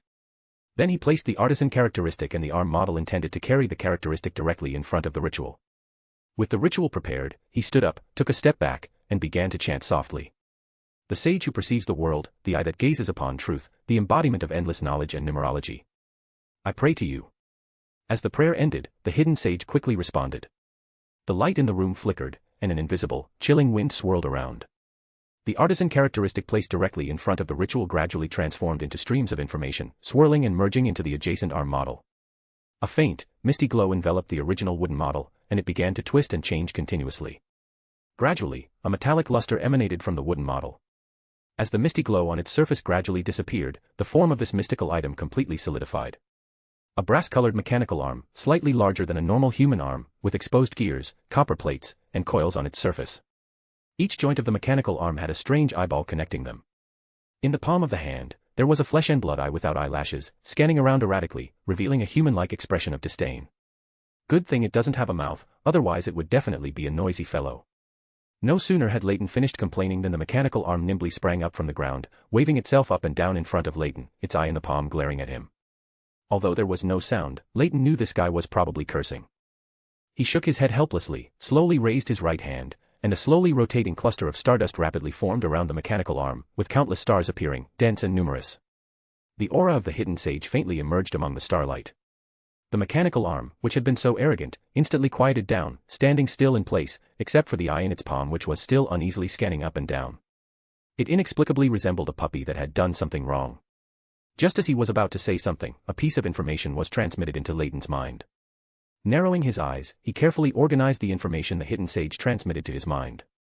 This mechanical arm can create mechanical oddities and not so strong beyonder items. It is a true master of creation. It can be used for a maximum of 3 hours per day. Exceeding this time will inevitably lead to stiffening of the body and mind, like mechanical aging. It has living characteristics, can communicate with the user, and enjoys collecting and spreading knowledge. It believes in a great existence, the embodiment of knowledge, the light of civilization, and the ultimate answer to all mysteries. When making mystical items, it will ask the user various questions. It will only work if the answers are correct, otherwise, it will go on strike. After reviewing the information on this mechanical arm, Leyton felt a second of bewilderment and a desire to complain. I suddenly feel that letting the hidden sage vivify it was a mistake. I just got used to the Church of the God of Knowledge and Wisdom's exams, and now there's an extracurricular tutoring with random knowledge checks. He sighed inwardly, then thought of a name for this mystical item. I'll call you Cyberhand. As a mature mystical item, you need to learn to work independently without relying on your user. Chapter 228, KWM Chapter 228, Creating Magical Items. Threatened, the Cyberhand became extremely obedient and well-behaved. It proactively moved forward and attached itself to Leyton's right shoulder, with a creak of metal friction from its base, then firmly gripped Leyton's shoulder. Leyton frowned slightly, feeling several steel needle-like objects pierce into his shoulder as the Cyberhand moved. A slight sting came, and then he felt as if an extra hand had grown on his body. He could clearly feel the presence of the Cyberhand on his right shoulder and could freely control it to wave its arm and perform various actions. My great master, what kind of mystical item do you wish to create? A somewhat fawning and ingratiating hoarse voice echoed in Leyton's mind, a stiff voice, as if forcibly produced by metal friction. Leyton looked at the flexible mechanical arm with surprise, raising an eyebrow slightly, and said, "You can talk. First, tell me what level of mystical item your abilities can produce. When you use me, I can communicate directly with your consciousness.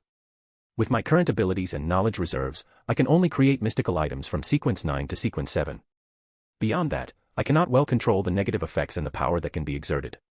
The Cyberhand answered with a very respectful voice. Leyton nodded gently, then continued to ask, "That is to say, as long as you acquire more knowledge, you can create higher-level mystical items with your current abilities?" "Yes, Master." "What are your pathways for acquiring knowledge?" "Every time I create a mystical item, it is a process of self-learning. Of course, I can also obtain knowledge by asking you, my Master, or by praying to that great existence. However, the most stable way is for you, my Master, to acquire knowledge through reading, etc., when you use me, so that I can also acquire corresponding knowledge synchronously. This is more in line with my Lord's teachings. Every piece of knowledge has its weight, and we should pay for it with sweat and effort." The Cyberhand spoke at length. Leyton's expression slowly nodded then gradually solidified. It was hard not to suspect that the hidden sage had colluded with the God of Knowledge. Had he not always pursued others to instill knowledge before? The phrase, "every piece of knowledge has its weight," seems to have been said by me. Did it just happen to hit the mark? This mechanical arm has a high level of awareness. After a moment of silence, Leyton decided to skip this topic for now. Let's try creating a mystical item first. I happen to have a briber's characteristic. Saying that, he took out the small iron box containing the briber's characteristic and asked Bugs Bunny for one of its bow ties. The cyber hand flexibly touched the wall of spirituality and took out the briber's characteristic from the small iron box. It was a black-red crystal with a distorted human face. The eye in the cyber hand's palm gave Leyton a different vision, a black and white vision closer to spiritual sight. In this vision, he could clearly see the operational logic of surrounding objects. Things involving beyonder power would be tinged with a layer of color, just like the briber's characteristic the cyber hand was holding, which was flashing with layers of overlapping dark red light. Leyton controlled the cyber hand to press the briber's characteristic against the red bow tie. Under the cyber hand's beyonder ability, the briber's characteristic began to gradually disintegrate, turning into black, red, and gold threads that merged into the bow tie. Just by watching this scene, Leyton had a sudden realization: these were the beyonder abilities and negative effects within the briber's characteristic. The process of an artisan creating mystical items is to adjust the influence of these beyonder abilities and negative effects, allowing them to combine and operate within the item in the most suitable way. As a living mystical item, the cyber hand was exceptionally easy to use. Leyton only needed to provide spiritual support and some general ideas, and it would proactively complete the work itself. In about 20 minutes, a brand new mystical item was completed. The originally ordinary red bow tie now had some dark, irregular patterns, looking quite noble. Great Master, may I ask you a question? This is a necessary process. Leyton nodded gently and said, you may. Okay, Master. My first question is, does the lawyer pathway follow rules or distort them? It appears to follow rules, but in reality, it distorts them, constantly drawing upon the power of order for its own benefit. Leyton was somewhat puzzled as to why this mechanical arm would ask such a question, but he still answered it seriously. Next is the second question: what is the core of a detective's acting principles? The best way to protect knowledge is to spread knowledge. Third question: what is the ladder of civilization's progress? Knowledge. Alright, this Q&A is over. I wish you a pleasant life. What a strong sense of déjà vu. Muttering to himself, Leyton said with a slightly serious tone, what do you mean by asking these questions? Great Master, for the progress of civilization, for the development of the world, I believe we should widely spread knowledge. The cyber hand's fawning voice echoed in Leyton's mind. You are truly a qualified believer. Saying this with a mix of emotion and sarcasm, Leyton removed the cyber hand from his shoulder. The moment the cyber hand left his body, he felt a certain sluggishness in his body and mind, like an old machine. 3 hours of use is the limit, but the negative effects appeared from the beginning. Muttering to himself, Leyton felt his speech becoming somewhat slurred. The next moment, his eyes were covered with a blue-white glow, and a clear, brilliant, and pure warm light suddenly descended into the room. The power of purification continuously dispelled the sluggishness in Leyton's body. The effect was not too obvious, it took a minute or two for the discomfort in his body to disappear. Picking up the bow tie with asymmetrical dark patterns on the table, Leyton already knew its effects and negative impacts during its creation. It could be used by infusing spirituality. Within a certain range, one could achieve the effect of bribery by actually or symbolically giving the target a certain item. And apply any one of the following effects to the target: weakening, charm, arrogance, or association. The negative effect was, the user would gradually become greedy and prone to making irrational choices. As long as it was not used continuously for a long time, this negative effect remained within a controllable range. Bugs Bunny equipment +1. He casually muttered, tidying up everything in the room. Walking onto the balcony, he glanced across the street. The house at number 13, next to Klein's, seemed to have been bought by someone, but no one was living there. His gaze returned to Klein's house, and a hazy purple glow flashed in his eyes. His sight easily penetrated the obstruction of the walls and the obstruction of the wall of spirituality. He saw the changes in Klein's body. His body was in a translucent state, his face constantly twisting, as if countless faces were overlapping into one. Klein was advancing to sequence 6 faceless. The next day, exactly 3 o'clock in the afternoon. Leyton, who had been waiting in the study, saw a dense, tide-like deep red light surge into his vision. The light engulfed his sight, then dissipated. The surrounding scene had already arrived inside the magnificent ancient palace above the grey fog. Good afternoon, Mr. Fool. Good afternoon, Mr. Tower. Good afternoon. Miss Justice's light and joyful voice broke the eternal silence above the grey fog. After everyone greeted each other, today's tarot club proceeded smoothly. Silently exercising her spectator instincts, Justice Audrey observed everyone, drew her conclusions, and then looked towards the figure shrouded in grey fog at the head of the table, saying, "Respected Mr. Fool, I have obtained 3 new pages of the Roselle diary. What reward do you want?" Klein smiled. Knowing that Miss Justice had already joined the psychology alchemists, he was not surprised that she could produce 3 pages of the Roselle diary so quickly. Audrey replied sincerely, consider it payment for your previous answer to my question, may I? As she said this, she felt a strange urge to show off about the truth behind Duke Negan's assassination, which other members probably didn't know, such as Mr. Hangman, who was clearly a bit curious about it. Phew, how envious. I also want to ask Mr. Fool questions. I'll go back and ask Mr. Lawrence, he might have Roselle's diary. Thinking about being able to seek answers to questions from Mr. Fool, and even ask for help, the usually lazy furs immediately felt desire and motivation. You may. Klein, shrouded in grey fog, nodded indifferently. Audrey quickly, with Klein's help, materialized 3 pages of Roselle's diary and handed them to Mr. Fool. After Mr. Fool, at the head of the table, received the diary, Audrey added, Mr. Fool, 10 more pages of the diary will be given to you gradually later. This is the reward for the protection you provided earlier. Seeing Miss Justice's performance, Miss Magician and Little Sun, who had also received help from Mr. Fool, also made promises to provide Roselle's diary and historical data from the City of Silver as compensation. Good. Klein, sitting at the head of the bronze long table, smiled and nodded. He was quite pleased with the sudden increase in his creditors. Indeed, in any organization, there needs to be a role model like Miss Justice. The power of example is infinite. Chapter 229, KWM Chapter 229 Customized Services. After reading the diary Miss Justice handed over, the diary disappeared from Klein's hand as his thoughts flickered. Then, he smiled and said to everyone, you may begin. The Roselle diary contains a lot of information today. Leyton leaned back in his high-back chair, making a guess based on the length of time Klein spent reading each page of the diary. Hangman Alger immediately looked at the world, who was sitting at the very bottom, and said, your werewolf beyonder characteristic has been sold. An artisan paid £1,200 for it. According to our agreement, I will receive £200 from it. After a brief thought, Klein manipulated the world to respond, no problem. Upon hearing this, Justice Audrey raised her hand slightly and said without any concealment, I am seeking 3 materials, a pair of mirror dragon eyes, 50 milliliters of its blood, and the fruit of an elder tree. Miss Justice has obtained the psychiatrist potion formula. In an instant, everyone present, except for Magician Furs who was still unaware of Miss Justice's specific pathway and sequence, made the same guess. The son Derek was the first to respond, I will keep an eye out.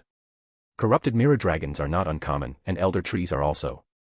In the City of Silver, there are also beyonder characteristics left by psychiatrists, but they are difficult to trade for and easily lead to suspicion. I will also help you keep an eye out, Furs said after some thought.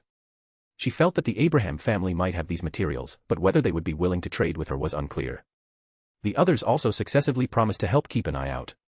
After a brief silence, Klein manipulated his alternate account, The World, and began selling the gains from Amon's tomb. However, he had already split the items he obtained with Sharon, so there weren't as many left. Cough, after a light cough to attract everyone's attention, the gloomy and reserved The World said in a hoarse voice, I have some beyonder materials I wish to sell. They are, ancient wraith dust, a cursed item, human skin shadows characteristic, and the compound eyes of a hunting black spider. Did Mr. World go hunting monsters? Or did he explore some ancient ruin? He suddenly brought out so many materials for trade. Justice Audrey's thoughts began to wander, and she had already started to conceive the process of exploration in her mind. Ancient wraith, human skin shadow, hunting black spider. They all sound very powerful. What pathway and sequence materials are these? Magician Furs pondered while already preparing to add these monsters to the creation of her next book. The scene was briefly silent. Everyone was lost in their own thoughts, observing each other, as no one truly needed these materials. It's my turn. Leyton leaned forward, raising his hand slightly, and said, I can now provide custom mystical item crafting services. As long as you can provide suitable materials, I can craft mystical items according to your requirements. Of course, I can also look for suitable materials myself, but that will cost extra. Is he just waiting for me to sell these materials, and then he'll offer to craft mystical items, directly starting a business? Well done.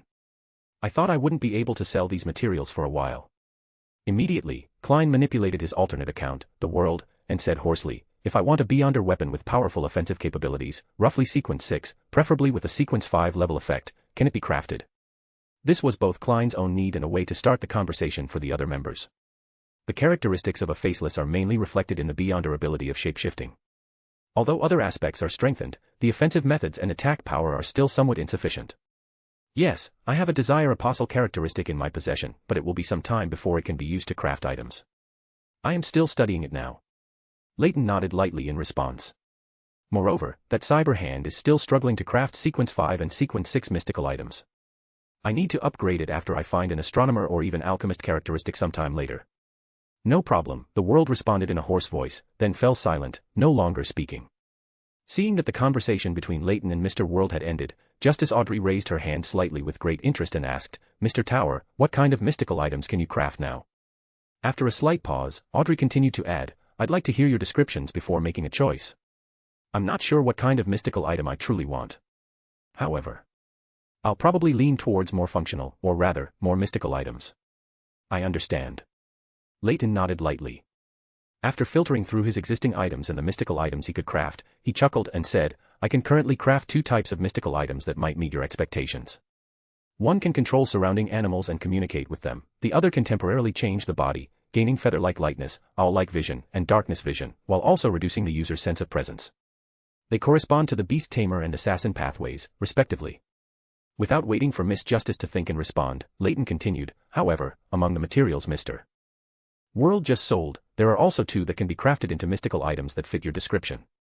The characteristic of the human skin shadow and the compound eyes of the hunting black spider. The former can be crafted into a mystical item that allows the user to change their appearance, while the latter can be crafted into a mystical item with extreme insight, skilled in gathering information and deception. So many, and each one seems excellent. I really want to buy them all. No, Audrey, you can't appear too greedy. You have to leave opportunities for other members. Besides, with my current financial situation, I can't afford so many mystical items. Sighing inwardly, Audrey bit her lip, eliminating the 4 options one by one.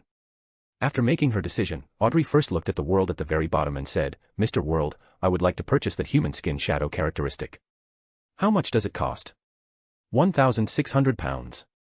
Klein, with an excited heart, manipulated his alternate account, the world, to give the answer. All right, it's still within my budget. Immediately, Audrey looked towards Leyton, who was to her front side, and asked, Mr. Tower, what is your fee for crafting mystical items? 10% of the total value of the materials. Facing his first order, Leyton offered a reasonable and even somewhat discounted price. Of course, the main reason was that the human skin shadow characteristic was a sequence 6-level material, which the cyber hand couldn't process too well. No problem. Justice Audrey responded cheerfully, then looked at the world and said, Mr. World, I am purchasing a human skin shadow characteristic. Please transfer this characteristic directly to Mr. Tower so he can craft a mystical item for me. I will give you the corresponding pounds within the next 2 days. No problem, the world responded in a hoarse voice. Justice Audrey subtly glanced at the gloomy the world. Mr. World is truly composed. He completed a transaction worth over 1,000 pounds, and I couldn't observe any emotional fluctuations. However, thinking that the world had sold so many materials at once, Audrey felt relieved. This transaction was only a small part of what Mr. World had accomplished. Magician Furs observed a transaction worth over 1,000 pounds, feeling a slight thrill but quickly calmed down. Although mystical items are good, I don't have any extra money. The materials and formula for Trickmaster have already left me almost broke. The son, sitting next to Leyton, was also somewhat tempted by the idea of crafting mystical items, but he could still use the hurricane axe for a while, and its effect was very suitable, so he didn't need to change weapons for now. Extremely insightful, skilled in deception. Hangman pondered for a moment, but quickly shook his head slightly, dismissing his idea. He believed his own observational skills were already sharp enough and he didn't need to enhance them with a mystical item. But he can craft mystical items. Does Mr. Tower have an artisan under him? Or does he have a corresponding mystical item? Mystical items have too many restrictions. Most likely, he has cultivated an artisan. Everyone fell into their own thoughts, and the scene became silent for a moment. Before Klein announced the next segment, Hangman Alger looked thoughtfully at Justice Audrey and asked, I would like to know the details of Duke Negan's assassination. What payment do you require? Why ask me? As Mr. Hangman, who has a close relationship with the Church of the Lord of Storms, he should already be fully aware of the specific circumstances of this case, shouldn't he? Audrey was slightly stunned, but quickly understood Mr. Hangman's intention. He wanted to inquire about which organization or force was behind the Desire Apostle, but he didn't want to ask Mr. Fool directly, thinking it would be too abrupt and imply an interrogation, so he took a roundabout approach. After sighing inwardly at Mr. Hangman's shrewdness, Audrey slightly raised the corners of her lips and said, No payment is needed. The free exchange of common knowledge information about our respective areas is precisely the principle of our Tarot Club. Only in this way can our Tarot Club develop and grow rapidly. She completed her unspoken words in her mind. Chapter 230, KWM Chapter 230 Exploration Mission. Your words make me ashamed. Hangman Alger paused for 2 seconds, pressed his hand to his chest, and leaned forward slightly as he spoke. Miss Justice's words make everyone ashamed, but Klein himself probably didn't think about these things, right? It's better to remain silent. At this moment, silence is golden. Leyton, leaning back lazily in the high-back chair, thought with some complexity. Audrey pursed her lips slightly, deliberating her tone, and said, Desire Apostle, using a special setting, ignited the intense emotions and desires within Duke Negan to complete the assassination, and at the cost of severe injury, successfully infiltrated the sewers. By the time the Nighthawks caught up, he was already dead. On the scene, there was also the rogue Black Emperor, and an indistinct man whose identity could not be confirmed. Speaking of this, Audrey looked at Leyton, who had just mentioned having the Desire Apostle's characteristic, with a gaze full of suspicion. Her voice paused slightly before she continued. Their goal was not to silence, but the organization that commissioned the Desire Apostle. That organization? Hangman Alger muttered in confusion, while turning to look at Mr. Fool at the head of the bronze long table. Klein, enveloped in grey fog, silently praised Miss Justice, then, with a casual posture, offered a reminder. In the outside world, do not mention the name of that organization in any form, and try to think about it as little as possible. Why? Audrey blurted out, slightly puzzled. Klein leaned back in his chair and said in a calm tone. What is spoken, shall be known. He's showing off. Leyton silently grumbled in his heart. What is spoken, shall be known. Justice Audrey subconsciously looked at Mr. Fool, only feeling that his indistinct eyes seemed to be emphasizing something. What an extremely secret and dignified organization. To some extent, it's even more terrifying than the Seven Gods churches. Even with such a hidden organization, Mr. Fool, we, the Tarot Club, are also pursuing their traces. Audrey's thoughts gradually diverged in her mind. She felt that she suddenly understood many things and immediately straightened her back, making her posture more upright as she said, I will obey your command. What is spoken, shall be known. A hidden organization whose name cannot even be mentioned. Hangman Alger, who also had various speculations in his heart, nodded almost imperceptibly, feeling both shocked and excited. He really wanted to ask Mr. Fool related questions right now, but thinking that he hadn't collected any Roselle diary recently, he had to temporarily suppress the excitement in his heart. Magician Furs seemed a bit bewildered. This matter seemed completely different from what she had learned from the newspapers. She subconsciously looked at Leyton, the only person she knew was Tower. He should know something, and perhaps the indistinct man Miss Justice mentioned was him. After the Tarot Club ends, I'll find a chance to ask him. The son Derek, sitting next to Leyton, was completely unaware of these matters and didn't care much about them. He sat quietly, reserved and silent, forming a stark contrast with Leyton, who was relaxed and lounging beside him. After the others finished their exchange, and after waiting a few more seconds, seeing that no one spoke, the son Derek adjusted his sitting posture and said, I've been assigned an exploration mission. Explore where? Still that half-ruined temple? Hangman Alger asked, somewhat guessing. Yes, still that half-destroyed True Creator temple. This exploration team is personally led by the chief. Derek replied, his voice not particularly solemn. This should be your chief's assessment of you, and at the same time, he wants to use our Tarot Club, and Mr. Fool's power, to complete this exploration. For this exploration mission, you just need to perform normally. Remember to ask for help when you encounter difficulties or dangers. This is also the main reason why your chief wants to bring you along. Hangman Alger deliberately added, our Tarot Club, in his words. Mr. Hangman is truly experienced. The son Derek praised him in his heart, then asked. What else do I need to pay attention to? Mr. Fool, sitting at the head of the bronze long table, who had been quietly observing, spoke. Flesh, whispers. Klein acted with the demeanor of a great figure, leaving the rest for Mr. Hangman, the elder of the Tarot Club, to interpret. After thinking seriously for a few seconds, Hangman said to the son. Specifically, it means, don't look at what you shouldn't look at, don't listen to what you shouldn't listen to, don't eat what you shouldn't eat, and don't touch what you shouldn't touch. What things fall into that category? The son Derek asked, not quite understanding. Everything in the temple after you enter it. Then how do I explore? Derek was even more puzzled. Hangman chuckled, as if he had expected this. Aren't there other team members? Isn't there your chief? Quite Mr. Hangman's style. An honest child like the son really shouldn't be led by him. Leyton muttered to himself, then turned to the son Derek and said. Just follow your chief's instructions. He has enough experience and will be responsible for every member of your exploration team. I understand. Thank you, Mr. Tower, and thank you, Mr. Hangman. The son Derek felt much more relaxed and sincerely thanked Leyton and Hangman Alger separately.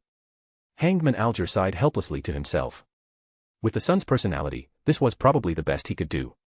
He exhaled and turned to Justice Audrey opposite him, saying, Miss Justice, I would like to know about the political changes in Backlund after Duke Negan's death. Audrey recalled the news she had heard recently, either directly or indirectly, and briefly organized her words, saying, Duke Negan's death has caused a division in the upper house. Although his eldest son inherited the title, his own prestige is insufficient to quell the disputes. Nearly 10 upper house members have jointly proposed that newly ennobled nobles also have the opportunity to obtain fixed seats. After listening to Audrey's account, Hangman Alger chuckled softly. Aren't those families with a certain history of nobility the ones who most despise those who obtain their titles through abnormal means? A fixed seat in the upper house is their greatest pride. Ignoring the unintentional mockery in Hangman's words, Justice Audrey calmly explained. When you have tens of thousands, hundreds of thousands of pounds, or even more in debt, you will make the same choice. After all, not every noble is a big banker, and not every heir to a noble title has outstanding ability. Many nobles' daily expenses are not proportionate to their earning ability. Leyton leaned back in his chair and said leisurely. What's more, in the current situation, Adam has been planning for 1,000 years. Audrey showed a helpless smile. She knew all too well what lengths nobles would go to maintain their so-called dignity. After a slight pause, she continued. The disputes in the upper house have shelved many bills, including but not limited to raising workers' wages, improving working hours, and revising the poor law. However, the unified examination for government employees is still steadily progressing, and the investigation into Backlund's air pollution is also continuing to deepen. In the short term, there will be no war. Hangman murmured. War. If nothing unexpected happens, the arrival of war won't be long now. Leyton sighed, but he did not lower his voice. Why? Hangman looked at Leyton with some confusion. The other members of the Tarot Club also looked over curiously, including the son, who was not very concerned about outside matters. He had only read descriptions of war in textbooks and only knew that it was a grand spectacle where many people would participate and die, a very cruel thing. This is the tide of the era, something tacitly allowed and promoted by the 7 gods, and also preparation for what comes after. Leyton spoke a passage in a contemplative tone, then fell silent, offering no further explanation. The tide of the era. The tacit approval and advancement of the 7 gods. How is this possible? Hangman Alger subconsciously looked at the head of the bronze long table, at Mr. Fool enveloped in grey fog. Under the shroud of grey fog, he could not clearly see Mr. Fool's expression or demeanor, but the other party's attitude, neither affirming nor denying, already explained many issues. Will there really be a war in the near future? What will cause the war to break out? And what attitudes do the 7 gods hold respectively? Question after question emerged in Alger's mind. I also need to make some preparations. At the very least, when war truly comes, I can still have a retreat. War. Is this the result that the organization behind Desire Apostle wants? Is this their true purpose in assassinating Duke Negan? But it's still far from the point where war would break out. Will that organization take further action later? Audrey also looked at Mr. Fool at the head of the bronze long table. Seeing that indistinct figure that seemed eternally unchanging, Audrey felt much more at ease. Even if that organization takes further action later, we, the Tarot Club, and Mr. Fool, will definitely be able to stop them. War. You must be joking. Magician Furs felt confused. She thought that although there were many bad things in society now, it was still far from reaching the point of war. The scene was silent for a period. Klein, worried that staying too long in the washroom would arouse suspicion, announced the end of this Tarot Club meeting. Chapter 231, The Transaction with Pails. After the Tarot Club meeting concluded today, seeing that Klein had no immediate intention of sending over the human skin shadow characteristic, Leyton took out the Desire Apostle characteristic and continued to research the ability to manipulate emotions and desires. Lost in his research, an unknown amount of time passed until a knocking sound briefly echoed, then quickly faded away. You're a little late. He leaned back in his chair, sighing softly. Not long after, the door to his study was pushed open from the outside, and Klein walked in, holding a small iron box. This is the human skin shadow characteristic. And a strand of hair. I remember you're also skilled at divination. Can you help me divine Talum Dumont's true cause of death? Klein's voice was uncharacteristically heavy as he spoke. Leyton raised an eyebrow and looked over, noticing the strand of hair tightly pressed against the surface of the iron box, hidden extremely well. He said with some confusion. You should be more skilled at divination than I am. Klein sighed deeply, his voice low as he said. I've already divined it. I just want to compare multiple different divinations. I have some guesses about what's interfering with the divination, but I can't be sure yet. I saw Talum at the Quelag Club not long ago. He was perfectly normal, very healthy, with no signs of sudden illness. After a slight nod, Leyton took the small iron box and the strand of hair that Klein handed over. Holding the hair horizontally in his palm, he closed his eyes and softly chanted. The true cause of Talem Dumont's death. The true cause of Talem Dumont's death. He silently repeated it 3 times, then entered meditation. In the revelatory dream brought by the divination, he saw the Quelite club he had once visited, and saw Talem Dumont clutching his heart, his expression distorted, as he collapsed. Upon closer inspection, a faint, not very obvious, wisp of black aura could be seen circling his heart. After a short while, Leyton reopened his eyes and said with a solemn tone. A curse. You can divine that. Klein quickly pressed. Leyton gently shook his head. I can only vaguely see something unusual. His death is not normal, but it's been concealed by someone or something. I understand. Klein wasn't too surprised by this answer. He frowned, nodded, then bade farewell and left. Watching Klein leave, Leyton also rose from his chair and went to the adjacent room, picking up the framed painting wrapped in a dark, viscous, liquid-like curtain. It's time to go make a deal with Oldman. There's so much time collected by Amon in here, it can't be wasted. As he spoke, Leyton raised his hand and made a light knocking motion in midair, causing a ripple-like water light to spread out. In the void ahead, Leyton opened a door connecting to an unknown area of the spirit world. As this door materialized, he stepped into it, his figure suddenly vanishing from the room. Northborough, inside a detached house. Amidst layers of rippling water light, an invisible door opened, and Leyton emerged, holding a framed painting wrapped in a dark, viscous, liquid-like curtain. A layer of purple luminescence spread across his eyes. He scanned the room, finding no living creatures or signs of parasitic traces. Of course, I'm not like Amon, that guy with monocle OCD, I wouldn't notice abnormalities with ordinary parasites. Muttering to himself, Leyton casually sat on the sofa, waiting for Leonard to return. Before coming, he had already performed a divination to determine the appropriate time to visit, ensuring he wouldn't run into Leonard's colleagues. After about 2 or 3 minutes, footsteps approached from outside the door, but then paused, as if the person had discovered a stranger in his house. But it quickly returned to normal. The main door creaked open, and Leonard, with black hair, green eyes, and outstanding looks, pushed it open and entered. He closed the door behind him and approached a few steps, saying with a hint of displeasure in his tone. Do you just casually break into a Nighthawk's home like this? At least I'm a church Nighthawk, aren't you afraid I'll report you to the church and have you locked behind Cheney's gate? Leyton raised an eyebrow slightly, his voice like a statement as he said. There are quite a few sealed artifacts and material behind Cheney's gate. What you said actually makes me a little tempted. So many potion formulas and sealed artifacts, enough to get rich overnight. You can certainly try. Leonard said provocatively. Leyton waved his hand, no longer pursuing the topic. I came to find Oldman today. As he spoke, he handed over the portrait of Amon he was holding, saying. Do you need me to remove this layer of seal? Is it something from the Marauder pathway? Remove it. In front of me, nothing from that pathway can cause trouble. An old voice, unsuited to his age, came from Leonard's mouth. Leyton smiled. Of course. A few days ago, I ransacked a tomb Amon left behind here. As he spoke, Leyton separated the bone staff from the framed painting. The dark, viscous, liquid-like shadow, as if losing its support, suddenly scattered across the floor and merged into the surrounding shadows. On the framed painting, with the shadow gone, Amon's portrait was fully revealed. Leyton noticed Leonard's pupils contract almost imperceptibly. Old man's psychological fortitude isn't good enough. It's just a portrait. Humph. Don't have too many thoughts in front of a high-sequence marauder. The old voice rumbled like a warning. Truly, honest advice grates on the ear. He muttered in Chinese to himself, then stopped his thoughts from wandering further, bringing the conversation back on track.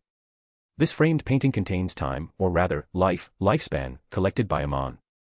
I think you should need it. What do you want to gain from me? Palez said through Leonard's body. A favor. But not now. Within 2 years, I'll need you to help me steal something. This painting is the down payment. Leyton calculated the timing of the war in his mind. Only when everyone's energy is tied up in the war can I easily slip into the eternal blazing sun's cathedral and take that knowledge emperor characteristic. I refuse. My condition isn't as good as you think. Which orthodox deity's cathedral do you want to go to? Evernight? Or the Lord of Storms? Or something else? Palez cautiously rejected Leyton's condition, even speculating which orthodox deity's cathedral his target was. It seems I can't move this worm of time without offering some enticing chips. After a moment of thought, Leyton said leisurely. The eternal blazing sun's cathedral. However, this matter will, of course, wait until you have recovered your state. Moreover, no matter the circumstances, you won't have to face that dazzling Sunday. The god of knowledge will block him. The conflict between you and Amon is unavoidable, and there isn't much time left. Having a sequence 1 ally, from your perspective, seems like a more advantageous thing, doesn't it? Palez fell silent, but still controlled Leonard's body, leaving the poet, who had many questions, to quietly observe. After a long silence in the living room, Palez's old voice once again spoke through Leonard's body. Offending a true god, and very likely leaving traces for Amon, a sequence 1 ally alone isn't enough. Palez's reaction indicated that he was tempted by the deal. Leyton narrowed his eyes slightly, his voice tinged with seriousness and solemnity as he said. Plus the blessing of, a great old one. Great old one. Which great old one? The one representing knowledge. Leyton smiled, giving an ambiguous answer. Upon receiving the answer, Palez said no more, reaching out to take the portrait of Amon from Leyton's hand. A massive, ancient, modeled illusion of a grandfather clock quietly appeared above Leonard's head. This illusion was divided into 12 segments, each either grayish-white or bluish-black, intermingled but clearly defined, with different symbols. An indescribable, formless torrent surged forth, as if traversing long history. The ancient, modeled hands abruptly rotated one segment counterclockwise. Dong, an ethereal, illusory, yet long and lingering chime echoed in Leyton's mind.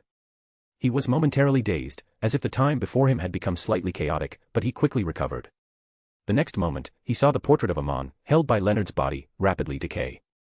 Within mere seconds, it lost all color and turned into fragile fragments, scattering onto the floor. Not bad. This not only contains the time Amon stole, but also some of the characteristics he left behind when making this portrait. Palez's old voice seemed to have more vitality. It seems your condition has recovered quite a bit. Leyton sighed softly. Leonard's eyes were blank for a moment, but quickly recovered. He looked around at the scattered fragments on the floor, then slightly curled his lips. The old man has gone to sleep. He said he needs to properly digest today's gains. As he spoke, Leonard had already walked to the sofa and casually sat down, asking with considerable curiosity in his voice. Was that Amon on the portrait just now? What are you trying to steal from the eternal blazing sun's cathedral? And you absolutely need the old man's help. Leyton shrugged slightly casually. A knowledge emperor characteristic. When it comes to stealing, marauder are more skilled. In Trier, there might be additional dangers for me, so Palez's help is very necessary for me. His voice paused slightly, as if he had thought of something, and a helpless curve appeared at the corner of his mouth. Palez must have already anticipated the subsequent developments when I took out that framed painting. He isn't resistant to this transaction, he's just bargaining with me. What a troublesome old man. Chapter 232, KWM Chapter 232 Lost and Medici. Tuesday morning, the Crown Graveyard. Leyton changed into a slightly more formal black woolen overcoat and stood at the edge of the crowd with Klein, holding freshly bought flowers. They quietly watched Talam's coffin being carried over, receiving the requiem, and then slowly being buried in the earth. Why did you come to Talam's funeral? You two aren't that familiar, are you? Klein slightly tilted his head, asking in confusion. Leyton's expression was indifferent, as if grieving Talam's passing, but his lowered voice spoke with a hint of curiosity. I'm somewhat curious about what kind of accident 0-08 will arrange. You're so sure all of this was arranged by 0-08? Klein's voice was hoarse, masking the sadness and anger within his tone. A living person, an optimistic and cheerful friend, suddenly died because of a ridiculous script written by someone else, and those who knew couldn't even seek justice for him. Trust your intuition. Leyton said with words that held unclear meaning. Klein stopped speaking and quietly scanned the entire scene. He saw Talam's mother standing there with swollen red eyes, wanting to speak several times but choking back tears. His father's hair was gray, and his expression was haggard. Even though he stood there without moving, he seemed to be trembling. Klein slightly tilted his head back and closed his eyes. Only after the funeral attendees had successively left did the two walk over and place the plain white flowers they held onto the pile of existing flowers. Then, they stepped aside. As they were about to leave, Mike, a reporter Klein was familiar with, and Dr. Aaron approached. It's truly regrettable, I never thought Talam would, alas. Mike murmured with a pained expression, his words unfinished. The usually aloof Dr. Aaron took off his glasses, wiped the corners of his eyes, and sighed softly.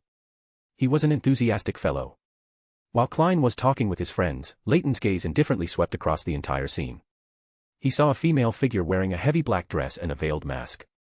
She was walking unhurriedly towards Talam's grave, her gaze seemingly scanning the surroundings inadvertently, searching for someone, holding a bouquet of white flowers. Leyton moved slightly away from Klein and the others, lowering his voice to whisper softly. His voice was very light, even someone standing nearby couldn't clearly hear what he said. But these sounds rippled outwards like water, reappearing in the place he had anticipated as indistinct whispers, too blurry to discern gender. Trissy. Let me tell you something interesting. One of the hunter pathways sequences can allow a person to change from female to male. I think you must. Trissy, who had just placed a bouquet of white flowers for Talum, paused. Boom. Boom. Boom. Consecutive explosions, along with screams from the crowd, came from nearby. Leyton frowned slightly, turning his head to look. Something mechanical seemed to have gone out of control nearby, causing a power explosion, and it had also startled the nearby horses. A gaze filled with intense malice swept across the entire scene, finally landing on him. Leyton's intuition was triggered. He felt that the owner of this gaze was likely a demigod. Then, he casually turned his head back to look in Trissy's direction. The female figure in the heavy black dress who had been standing there had already disappeared. 0-08, did it not target me but chose to create an accident to get Trissy away? Leyton mused inwardly. He only relaxed slightly once the malicious gaze shifted away from him. A barely perceptible purple light flashed in his eyes as he looked around, but he found nothing. Withdrawing his gaze, Leyton shook his head helplessly. I wonder how much Trissy heard of what I just said. The little interlude arranged by 0-08 must have prevented her from hearing everything. He then slowly walked to the edge of the graveyard, preparing to wait for Klein. After waiting for a while, just as he saw Klein coming out, a carriage with a black compartment stopped in front of him. The emblem on the carriage was skillfully disguised, making it impossible to tell which noble it belonged to. Prince Edisak. There was a sudden change just now. Did he not take Trissy with him when he left? No, it's also possible that only the butler remained. After waiting a little longer, Klein emerged from the carriage. He quickly glanced around and saw Leyton still waiting for him not far away. He quickly approached, and seeing no one around, he lowered his voice and said, I just saw the one who killed Talum. The ring she was wearing on her hand is very likely a grade 0 sealed artifact. Leyton began walking out of the graveyard, responding softly. In Backlund, it's not at all surprising to casually encounter a saint or an angel. Even a dog passing by could be a beyonder, and of no low sequence. Klein fell silent for a moment. He didn't know how to respond to that. After making a joke, Leyton seriously answered Klein's question. I've already greeted that Miss Trissy, but unfortunately, it was interfered with by 0-08. I don't know how much she heard. 0-08. The explosion and accident just now. Did you really just say hello, and not do anything else? Klein asked with some suspicion. Leyton gently shook his head and said. The explosion just now seemed to have disturbed a passing demigod. Their gaze was locked onto me. He hailed a carriage by the roadside, and the two returned to Minsk Street in Cherwood Borough. In the evening, Leyton was traversing the spirit world. Today was the full moon. He planned to find Lawrence before dark and have him chant the fool's honorific name to request protection. If that didn't work, he would ask the hidden sage for help. In a daze, he unexpectedly fell out of the spirit world. Lost. Had a shoddy script. He knew almost without thinking that he had been set up again. A sense of vigilance secretly rose in his heart, and he looked around with a serious gaze for a while. The surrounding buildings seemed familiar. I should have been here before. William Street, located at the junction of Backlund West Borough and Empress Borough. He quickly remembered where this was. Leyton instinctively looked at the ground beneath his feet. Are you looking for me? A playful voice sounded beside Leyton. The next moment, his figure instantly became transparent, as if turning into a statue made of countless starlight. The statue then shattered, brilliant starlight surging forth, rushing towards the other side. Blazing flames suddenly shot up, forcing the surging brilliant starlight to stop. The flickering fragments of starlight rapidly converged inwards, revealing Leyton's figure, his gaze fixed on the flamboyant red figure emerging from the flames. Yo. It's the dragon's blessed. No wonder you didn't enter the ruins in your true form last time. You're truly as timid as the god you believe in. Leyton felt that he didn't have the true reverence of a believer for the god of knowledge, but when Medici's wraith said those words, an inexplicable surge of anger welled up in his heart, making him want to rush forward and beat the opponent down with his fists. A hazy light blue glow filled Leyton's eyes, and his rationality instantly took dominance, suppressing the anger and other emotions within him. I hate that dragon, and now I don't like you much either. Medici's voice was full of oppression. He slowly approached, like a hunter toying with prey with nowhere to escape. Leyton felt his body and soul were locked onto by the opponent, his body trembling instinctively. The hunter's gaze. Leo. Duh. Shut up. A sharp, soul-shaking sound suddenly rang out. Medici's evil spirit's two faces each tore open a mouth. This was the sound of Medici, Sauron, and Einhorn roaring simultaneously, far more terrifying than the shriek of a Sequence 5 wraith. Leyton's mind went blank for a moment. Intense stinging pain and dizziness assailed him, and crimson blood oozed from his nose and ears. He hunched over, feeling his vision blur. He endured the dizziness and stinging pain in his head, trying to clear his thoughts. But there was only the scorching, dazzling red coming towards him. The power of knowledge. The honorific name in his mouth had just begun to be chanted when he could no longer make a sound. Leyton felt his soul being scorched and pricked. Meow-wah. A deafening sound suddenly rang out, somewhat like a small cat's stern roar, but upon closer distinction, it felt like a giant dragon roaring. It seemed to come from the depths of the soul, and yet it seemed to echo from infinitely high places. It's you, betrayal. A faint sound seemed to rise, but quickly subsided. When he came to his senses, Leyton found himself by the tussock river. A blue-gray bobtail cat sat proudly on a stone pillar, its bright, amber-like eyes quietly watching Leyton. The moment he saw the bobtail cat, Leyton collected his thoughts and respectfully bowed to the other party, saying, "Thank you very much for your help. You are very bold to intend to directly call out the tyrant's name. Even if this is Backlund, he would not be concerned, especially when facing you and Medici's wraith." Leyton was silent for a brief moment, then frowned deeply, his voice somewhat hoarse. "I also don't know why my first reaction was such a suicidal method." The bobtail cat slightly tilted its head, looking as if Leyton was disappointing, and said, "The spectator's influence does not directly force a change in your thoughts. You yourself had such a thought the moment you saw that wraith. The influence from the spectator merely magnified it, affecting your judgment." Chapter 233, KWM Chapter 233 Full Moon Whispering. Leyton's gaze subconsciously swept to his left arm. It was one thing that Medici hadn't detected his presence just now, but he himself hadn't reacted either. The bobtail cat seemed to have seen through Leyton's thoughts and said without inflection, "Adam doesn't want Medici to return to the true creator right now. Then can I go find Medici myself?" Leyton asked with flickering eyes. "If he is unwilling, you won't find Medici, who is now only an evil spirit." With that, the bobtail cat got up from the stone pier and, with a few leaps, disappeared into the shadows at the street corner. Withdrawing his gaze, Leyton let out a long breath, hoping there wouldn't be any more such incidents. Not every time would someone come to save the day. That quill pen actually made me encounter the Red Angel evil spirit who had just left the ruins. This doesn't seem like a script Zhangguo could write. He doesn't understand these things. Did what happened this morning make it want to retaliate and save itself? Zhangguo didn't appear nearby. Was he silently lured away? He pondered for a moment, then shook his head. "Phew," he sighed, looking up at the moon, which was already faintly beginning to appear. Then he withdrew his gaze, stretched out his hand, and opened a door in midair connecting to the spirit world, stepping into it. Westboro, Calpensa Hotel. Leyton's figure quickly materialized in Lawrence's room. Lawrence sat by the window, his gaze anxiously fixed on the sky outside the window. He had been waiting for tonight's full moon for a long time. Sensing the beyonder fluctuations in the room, Lawrence turned to look, and seeing it was Leyton, his expression visibly relaxed. "Good evening, Mr. Lawrence." Leyton smiled and greeted him. "Good evening. I was just worried if you would go back on your word." Lawrence didn't hide his earlier worry. Leyton pulled a chair from the side, sat down, leaned back, and rubbed his temples slightly, saying, "I naturally won't go back on a promise I've already made. It's just that I encountered some trouble on the way here and was delayed for some time." "Trouble?" Lawrence repeated in a low voice. Seeing that Leyton didn't seem very eager to continue the topic, he didn't press further and instead said, "The moon is about to come out. What method do you plan to use to help me avoid the influence of the full moon's ravings? I'll give you this paragraph honorific name, and you pray to that existence. He will protect you during the full moon's ravings." Leyton said with a light chuckle.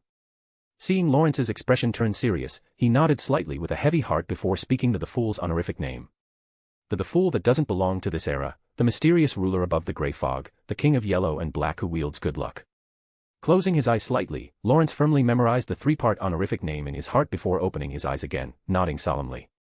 "Do I need to prepare any rituals?" "No need. This is just a test. If it doesn't work, I'll use other methods to shield you from the ravings during the full moon." Leyton shook his head slightly in response. Lawrence frowned slightly and asked in confusion, "Why try first instead of directly using other methods? That's too troublesome, and it's not convenient to promote to all of you. Start praying now. Tonight's red moon is already faintly appearing." Lawrence turned to look out the window, where the crimson moonlight was already flickering. Then he nodded heavily, walked to a nearby armchair, sat down, took a deep breath, clasped his hands together, resting them before his mouth and nose, closed his eyes, and began to chant in a low voice. "The fool that doesn't belong to this era, the mysterious ruler above the gray fog, the king of yellow and black who wields good luck. I pray to you." Just as Klein returned to Minsk Street from the Church of the God of Steam and Machinery, he heard faint, layered whispers emerging in his ears. Prayer, a male, his voice somewhat old.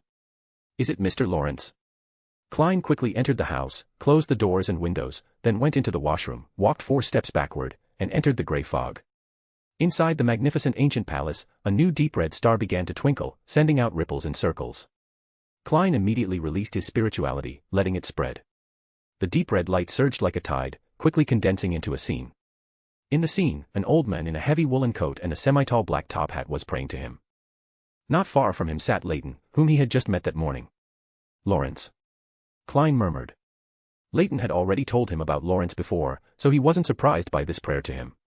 He reached into the pile of sundries and conjured a paper figure he had cut out. In one hand, it held the Black Emperor card, and in the other, a dark gold sunbird-shaped brooch. He skillfully infused it with spirituality, pouring the power of the grey fog he had leveraged and his own spirituality into the paper figure. Then, with a casual gesture, he threw the paper figure towards the light spot representing Lawrence's prayer. In the hotel room, Lawrence repeated the prayer 3 times. He didn't feel any feedback, but he wasn't discouraged. This situation was within his expectations. How could a response from a great existence be so easily obtained? Lawrence adjusted his emotions and prepared for the 4th prayer. Suddenly, a thick, grayish-white mist filled his vision. He seemed to see a magnificent, ancient, colossal palace, and in front of the palace, a towering figure sat amidst the grey fog. That figure seemed to be looking down upon everything in this world. He seemed to gently wave his arm, and a golden figure with 12 pairs of dark wings appeared, approaching him. Until that golden figure enveloped him with layers of wings. An angel. And an archangel with 12 pairs of wings. Lawrence was momentarily speechless. He didn't know how to express his current feelings. He had prayed for mercy to deities before, but he had never received a response. "Thank you, esteemed Mr. Fool." After the golden angel's voice disappeared, Lawrence whispered in a very respectful tone.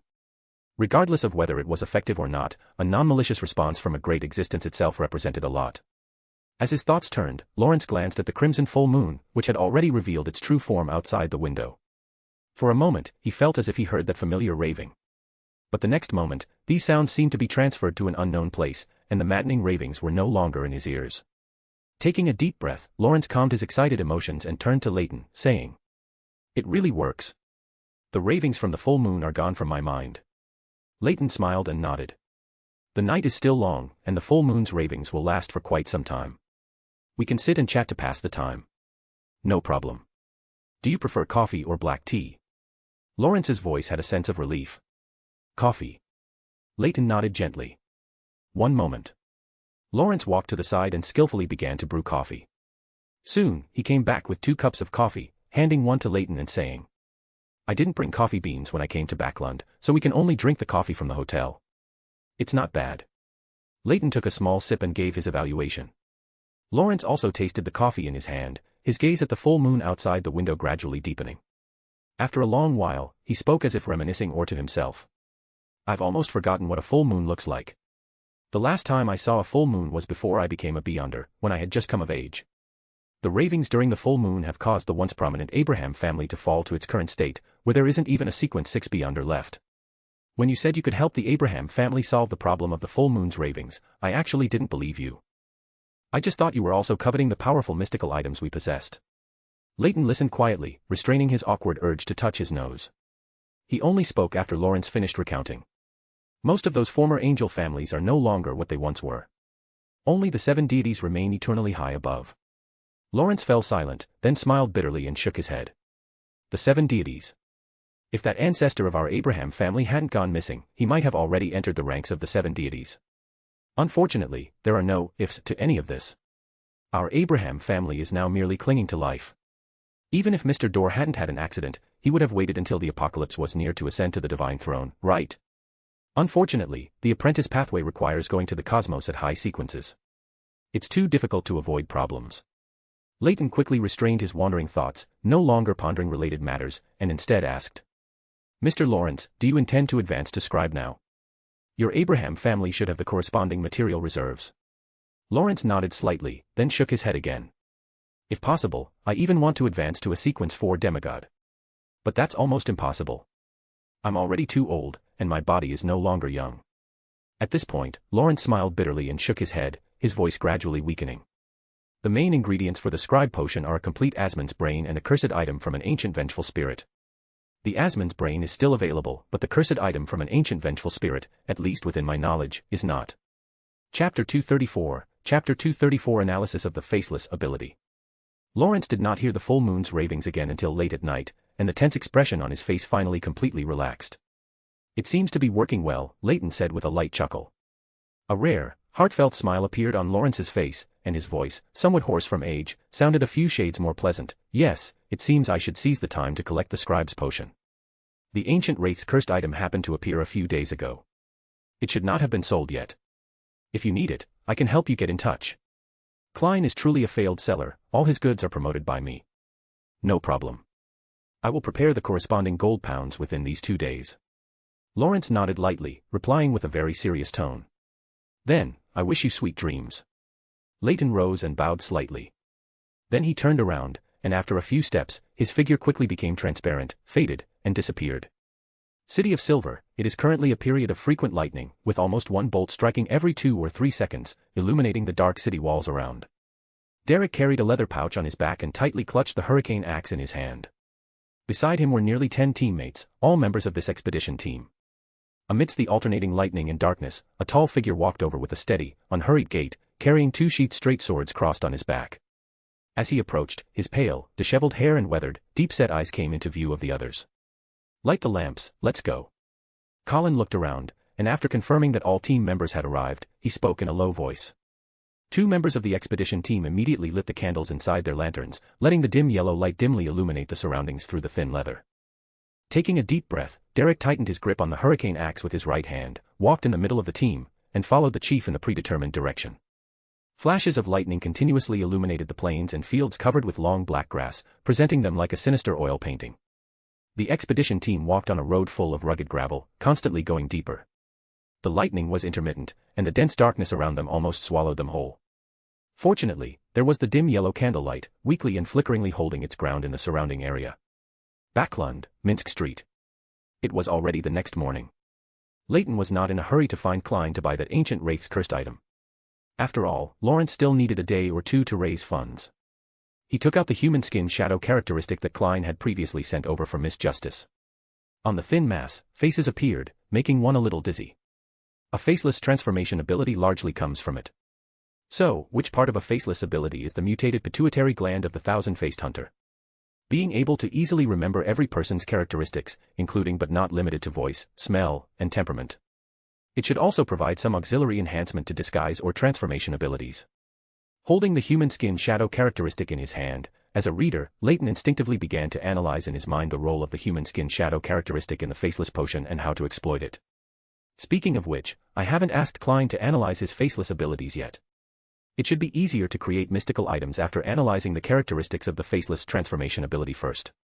Thinking of this, a layer of purple fluorescence instantly covered Leyton's eyes. His gaze easily penetrated the layers of walls and saw Klein, who was in the living room preparing to go out. The other party seemed to have sensed Leyton's gaze and looked over with a slight doubt. The intuition is even more sensitive, Leyton commented softly, then raised his hand and opened a door in midair, stepping into it. In the room across the street, Leyton's figure quickly materialized. Klein stopped his preparations to go out, took off the semi-tall top hat he had just put on, and said, "Good morning." "Good morning. You haven't sold that ancient wraith's cursed item yet, have you?" Leyton said after a slight nod. Klein shook his head slightly and said, "Not yet. I plan to find an opportunity to sell them in batches at the Beyonder gathering I will participate in later. The ancient wraith's cursed item is a main ingredient for the door pathway sequence 6. I happen to have a buyer here." Door pathway. Klein was stunned for a moment, then recalled Mr. Lawrence from last night, and his eyes lit up. "No problem, as long as the price he offers is suitable. He is still raising funds these 2 days. I will have him come to you for the transaction then." As he spoke, Leyton had already walked to the sofa in the living room and sat down, his tone slightly more serious. "I want to analyze the faceless abilities. Can we do it today?" "No problem, this was agreed upon long ago. I thought you had forgotten." Klein nodded lightly in response, walked to the window to draw the curtains, and then scanned the living room. Then he took 2 steps forward, and at the same time, the flesh on his body began to squirm, his height slightly increased, and the color of his eyes rapidly changed. When he stopped, he had completely changed his appearance, becoming the sanguine Emlyn White, only slightly shorter. Besides this core ability, the faceless remaining abilities are enhancements to previously possessed Beyonder abilities. Do you need a demonstration? While speaking, Klein's height shortened a bit, his facial skin rapidly shriveled, and layers of wrinkles and age spots appeared, his eyes becoming cloudy. This was the appearance of his informant in the East Borough, Old Kohler. Leyton's eyes were filled with faint blue fluorescence. His gaze penetrated Klein's skin and flesh, seeing how the transforming beyonder ability operated on his body. All the cells in his body seemed to have become independent entities, capable of subtle adjustments according to their needs, which manifested as changes in skin, hair, body odor, and even bone height and density. This ability to change one's own flesh is completely different from that of a rose bishop. It is somewhat like an embodiment of the unique mythical creature form of the seer-related pathways. Leyton subconsciously rubbed his chin, pondered for a moment, and then asked with a hint of excitement, "Can you transform into a female appearance?" Klein was speechless for a moment, took a deep breath, and said, suppressing the urge to punch the other party, "Only surface transformation can be achieved, the actual body cannot be changed. It seems you've already tried it." "Sure enough, how can one resist the urge to try it out after gaining such an ability to change appearance?" "Are you done analyzing?" Klein asked with a somber face and a hoarse voice. When the analysis progress was mentioned, Leyton quickly composed his expression, furrowing his brows slightly and saying, "Not yet. This transformation ability is a bit troublesome.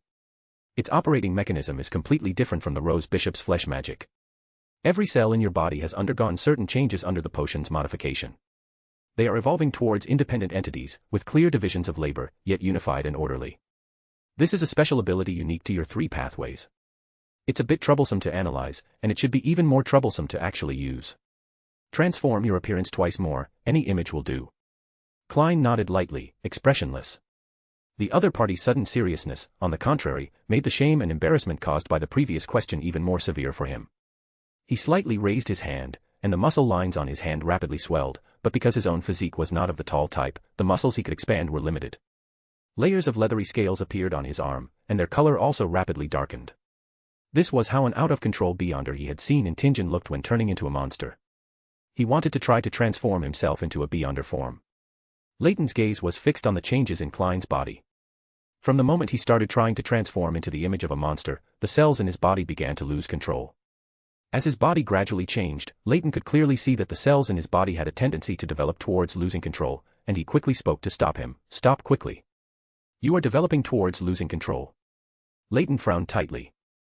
In Klein's current condition, he didn't even dare to simulate purification or healing abilities to help him, as the cells in his body with a tendency to lose control might instead become targets for purification.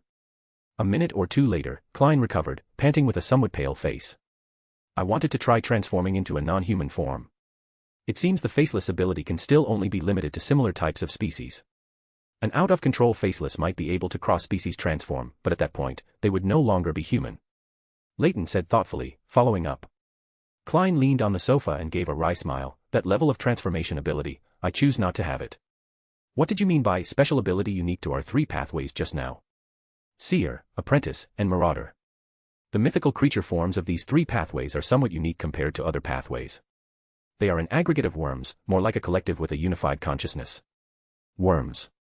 Klein was stunned for a moment. Although he knew that the Worm of Time was the vessel for Amon's main body to create his avatars, he had never thought that Amon's main body was a pile of worms. He imagined a scene of a pile of worms wriggling and rolling into a ball in his mind, then violently shook his head. That scene was too beautiful, too sanity-dropping. Chapter 235, KWM Chapter 235 The Magical Item of Chattering. What about the mythical creature form of the Mystery Prior Pathway? After shaking off the image of a pile of insects, Klein immediately changed the subject. He didn't want to think about the possibility of himself turning into a pile of insects in the future. Leyton leaned back on the sofa, his lips slightly curved as he said, "The mythical creature forms of the seer and savant pathways are also equally peculiar. They are information beings. This is probably the essence of knowledge." "The essence of knowledge," Klein murmured. He tried to imagine it in his mind but couldn't conceive of an information being, a form of life that exists only in concept. But no matter what, becoming an information being was much better than a pile of worms, wasn't it? As his thoughts rapidly turned, he began to ponder why the reader pathway wasn't the pathway representing knowledge, and he spoke with hesitation. "So, the one known as the god of knowledge and wisdom doesn't hold the authority of knowledge. Instead, it's the god of steam and machinery. He is closer to knowledge itself than the god of knowledge." Leyton nodded lightly and said, "The paragon leans towards the practical and scientific side of knowledge, representing civilization and technology. Compared to the omniscient one, he is indeed closer to knowledge itself. All right, I won't bother you before you head out. We can find time to analyze the remaining beyonder abilities later." Leyton rose from the sofa, took 2 steps, and raised his hand to make a virtual grasping and pulling gesture in midair. A door opened from the void. All right. Klein nodded slightly. He indeed had something urgent to attend to outside. Prince Edisak had previously entrusted him with investigating the cause of Talim's death. Although he knew this matter involved the royal family and a sealed artifact of Sequence 0, that Prince was not someone a small detective like him could afford to offend. He still had to put on the appropriate act. After watching Leyton's figure disappear into the living room, Klein readjusted his clothes, patted his face, and used his faceless ability to restore his somewhat pale complexion to normal before opening the door and leaving. Forsaken land of the gods, outside the City of Silver. The frequency of lightning gradually subsided, and darkness once again became the master of this land. Derek's City of Silver exploration team, after a journey that was neither short nor long, interspersed with occasional battles, finally arrived at the half-ruined temple belonging to the true creator. Aided by the dim yellow light of the beast skin lanterns, Derek saw the almost completely collapsed city walls ahead, and the dilapidated but utterly weedless streets. On both sides of the street, houses had largely collapsed, with only a few still barely standing, but their surfaces were completely modeled, perhaps to crumble completely one day in the near future. The architecture here was predominantly white and blue, with spired structures different from those in the City of Silver, all now gray and dark, making it difficult to envision their original appearance. Derek watched in silence for a moment. The people here had also developed their own civilization in the deep dark ages. However, they were eventually engulfed by the darkness, losing everything, leaving only this ruin. Chief Colin of the City of Silver surveyed the surroundings with a somewhat solemn expression. This city, perhaps, was the future of the City of Silver. After calming his emotions slightly, he pointed ahead and said, "The other areas have been cleared. The temple is in the very center of the city. It is also the place we need to explore this time." The exploration team spread out slightly, maintaining appropriate positions and distances, mutually vigilant of their surroundings, and slowly advanced. Passing through one ruin after another, walking along one silent, unsettling street after another, they finally arrived before a high platform. On the high platform stood a half-collapsed building, whose style was completely different from the other structures here. The people here must have converted to the true creator later, a thought flashed through Derek's mind. The next moment, all the lanterns in the team extinguished. Suddenly, darkness enveloped everyone. Without the frequent lightning in the sky, the surrounding silent darkness seemed to swallow even everyone's breathing. "Save me, save me." A tender, helpless, and terrified child's voice sounded, reaching the ears of every member of the exploration team. Panic spread among the exploration team for a moment, but was quickly suppressed by them. In the next instant, tiny, shimmering dust appeared around them. The dust exploded in succession, igniting a silvery white glow that illuminated the surrounding area. Chief Colin stared at Derek, his voice sinking as he said, "What are you thinking?"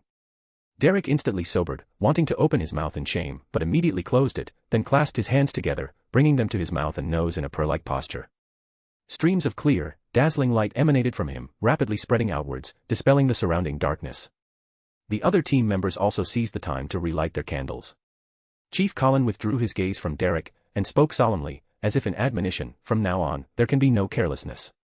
Raise your guard to the highest level." Backlund, Minsk Street. At Leyton's rented place, he had a peculiar cyber hand clamped to his shoulder. The palm of the mechanical arm had a fleshy eye, which was staring intently at the strange crystal with many human faces emerging from it. "This damned thing is really too dazzling, it's making my eyes blurry," the cyber hand's somewhat high-pitched, slightly complaining voice echoed in Leyton's mind. Leyton raised an eyebrow slightly, asking with a hint of curiosity, "You're just a mystical item, do you also experience normal visual interference?" "I'm not just any mystical item. Although most of my body is mechanical, my eye is made of flesh. And this human skin shadow's characteristic isn't simple visual interference, its internal microscopic structure is also dazzling, oh my. I'm just an arm, not a head, why do I have to suffer like this?" The cyber hand chattered ceaselessly in Leyton's mind. A bit noisy. This guy's living characteristic is unusually strong. Apart from not being human, there's no difference between him and a person. Why should I be no different from a person? I am the Lord's practitioner. The Lord's most loyal believer. I am not comparable to weak humans. The cyber hand loudly retorted in Leyton's mind. Leyton was silent for a moment, then sighed deeply and said, "Why can both of you hear my thoughts? It's exhausting to communicate with you. Moreover, you are just a sequence 6 characteristic. Humans can reach higher levels by consuming potions." The cyber hand suddenly became agitated, waving itself uncontrollably without Leyton's command, while its continuous words echoed in Leyton's mind.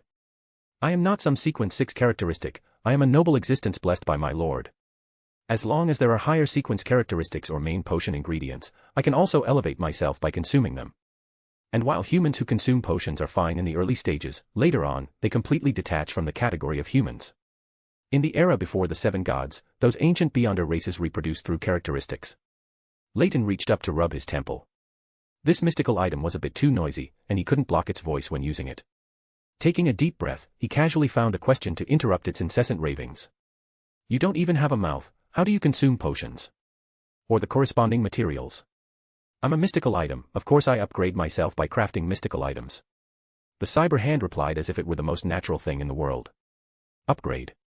Your description is quite apt, but how do you know that word? And, you seem to know a lot of information. My lord is the embodiment of knowledge, the radiance of civilization, the ultimate answer to all mysteries. As long as you believe in him, you will naturally grasp a lot of knowledge. Every piece of knowledge we come into contact with and master is a gift from my lord. He is so great. The cyber hand immediately began to praise the great existence it believed in. Stop talking, just finish crafting the item for me first. Haven't you forgotten that you still have a negative effect? Leyton interrupted the cyber hand's sermon-like words. He even felt that this might be the true negative effect of this mystical item. Fortunately, when working, this cyber hand was quite reliable and didn't try to incessantly introduce its great lord to Leyton anymore. The human skin shadow characteristic was fused into a clown mask. The cyber hand's mechanical fingers danced deftly over the mask, like plucking strings. Through the cyber hand's vision, Leyton saw faces, some gray and white, some distorted, being casually plucked along with threads like a tangled mess. Some threads were red, some were white, and many tough black ones were mixed in, which the cyber hand was trying to strip away. The constantly shifting faces made even Leyton, who was already sequence 5, frown. It took nearly an hour to fully integrate the human skin shadow characteristic with the mask and forge it into a mystical item. Phew, Leyton exhaled deeply and leaned back against the chair. The cyber hand on his shoulder consciously dropped off, lying quietly to the side. Because he had used the cyber hand for a longer time, the sense of physical and mental sluggishness was much more severe this time than the last time he crafted a mystical item. Leyton slowly reached up to pinch his glabella, infusing his spirituality into the palm of his right hand. As the spirituality was infused, numerous symbols emerged. They seemed to come alive, forming the image of a unicorn. The surrounding light seemed to brighten by a few degrees. In Leyton's vision appeared a unicorn with a pure white, sacred body. It spread its crystal-clear wings, like those of a bird, and summoned a ray of light filled with sacredness, life, and the aura of purification. Leyton leaned back in his chair, his eyes slightly narrowed. He clearly felt the extremely uncomfortable sluggishness on his body gradually fading away. Chapter 236, KWM Chapter 236 Pure White Mask. On the table, the original clown mask, after being infused with the human skin shadow's characteristics, had transformed into a pure white mask with only its left half remaining and no expression whatsoever. Leyton reached out and took the mask in his hand. Its information surfaced in his mind one by one. A mask crafted using the human skin shadow's characteristics, capable of recording the appearance of anyone the user has seen and storing them, up to a maximum of 5. As long as the mask is worn, it can simulate all the physical features of the recorded person. The closer the person is to the user, the more significant the effect. Its transformed appearance is merely superficial, those familiar with the person can easily detect abnormalities. This can only be compensated by the user's own performance. Each use must not exceed 50 minutes, and there must be an interval of at least 2 hours between uses, otherwise, this mask will gradually come alive. I'll call you the pure white facade. Whispering to the mask, Leyton searched the room for a suitable wooden box and placed the pure white facade inside. Still, let's follow the procedure. A sense of ritual is essential. After a brief thought, Leyton went to the adjacent room and retrieved a pile of ritual materials, preparing to send this mystical item to the Grey Fog through sacrifice, and then have Mr. Fool transfer it to Miss Justice. He quickly set up the ritual and began to pray. To the fool who doesn't belong to this era, the mysterious ruler above the Grey Fog, the king of yellow and black who wields good luck. I pray to you. I pray that you open the door to your kingdom. The room suddenly became dim and cold, and an invisible gale abruptly arose. Amidst the howling, above the ritual, a deep black, profound rift appeared. Leyton heard the ethereal sound of a great door opening in his ears. Grey-white mist churned before his eyes, and an invisible suction emanated from the rift, directly pulling the wooden box placed in the ritual into it.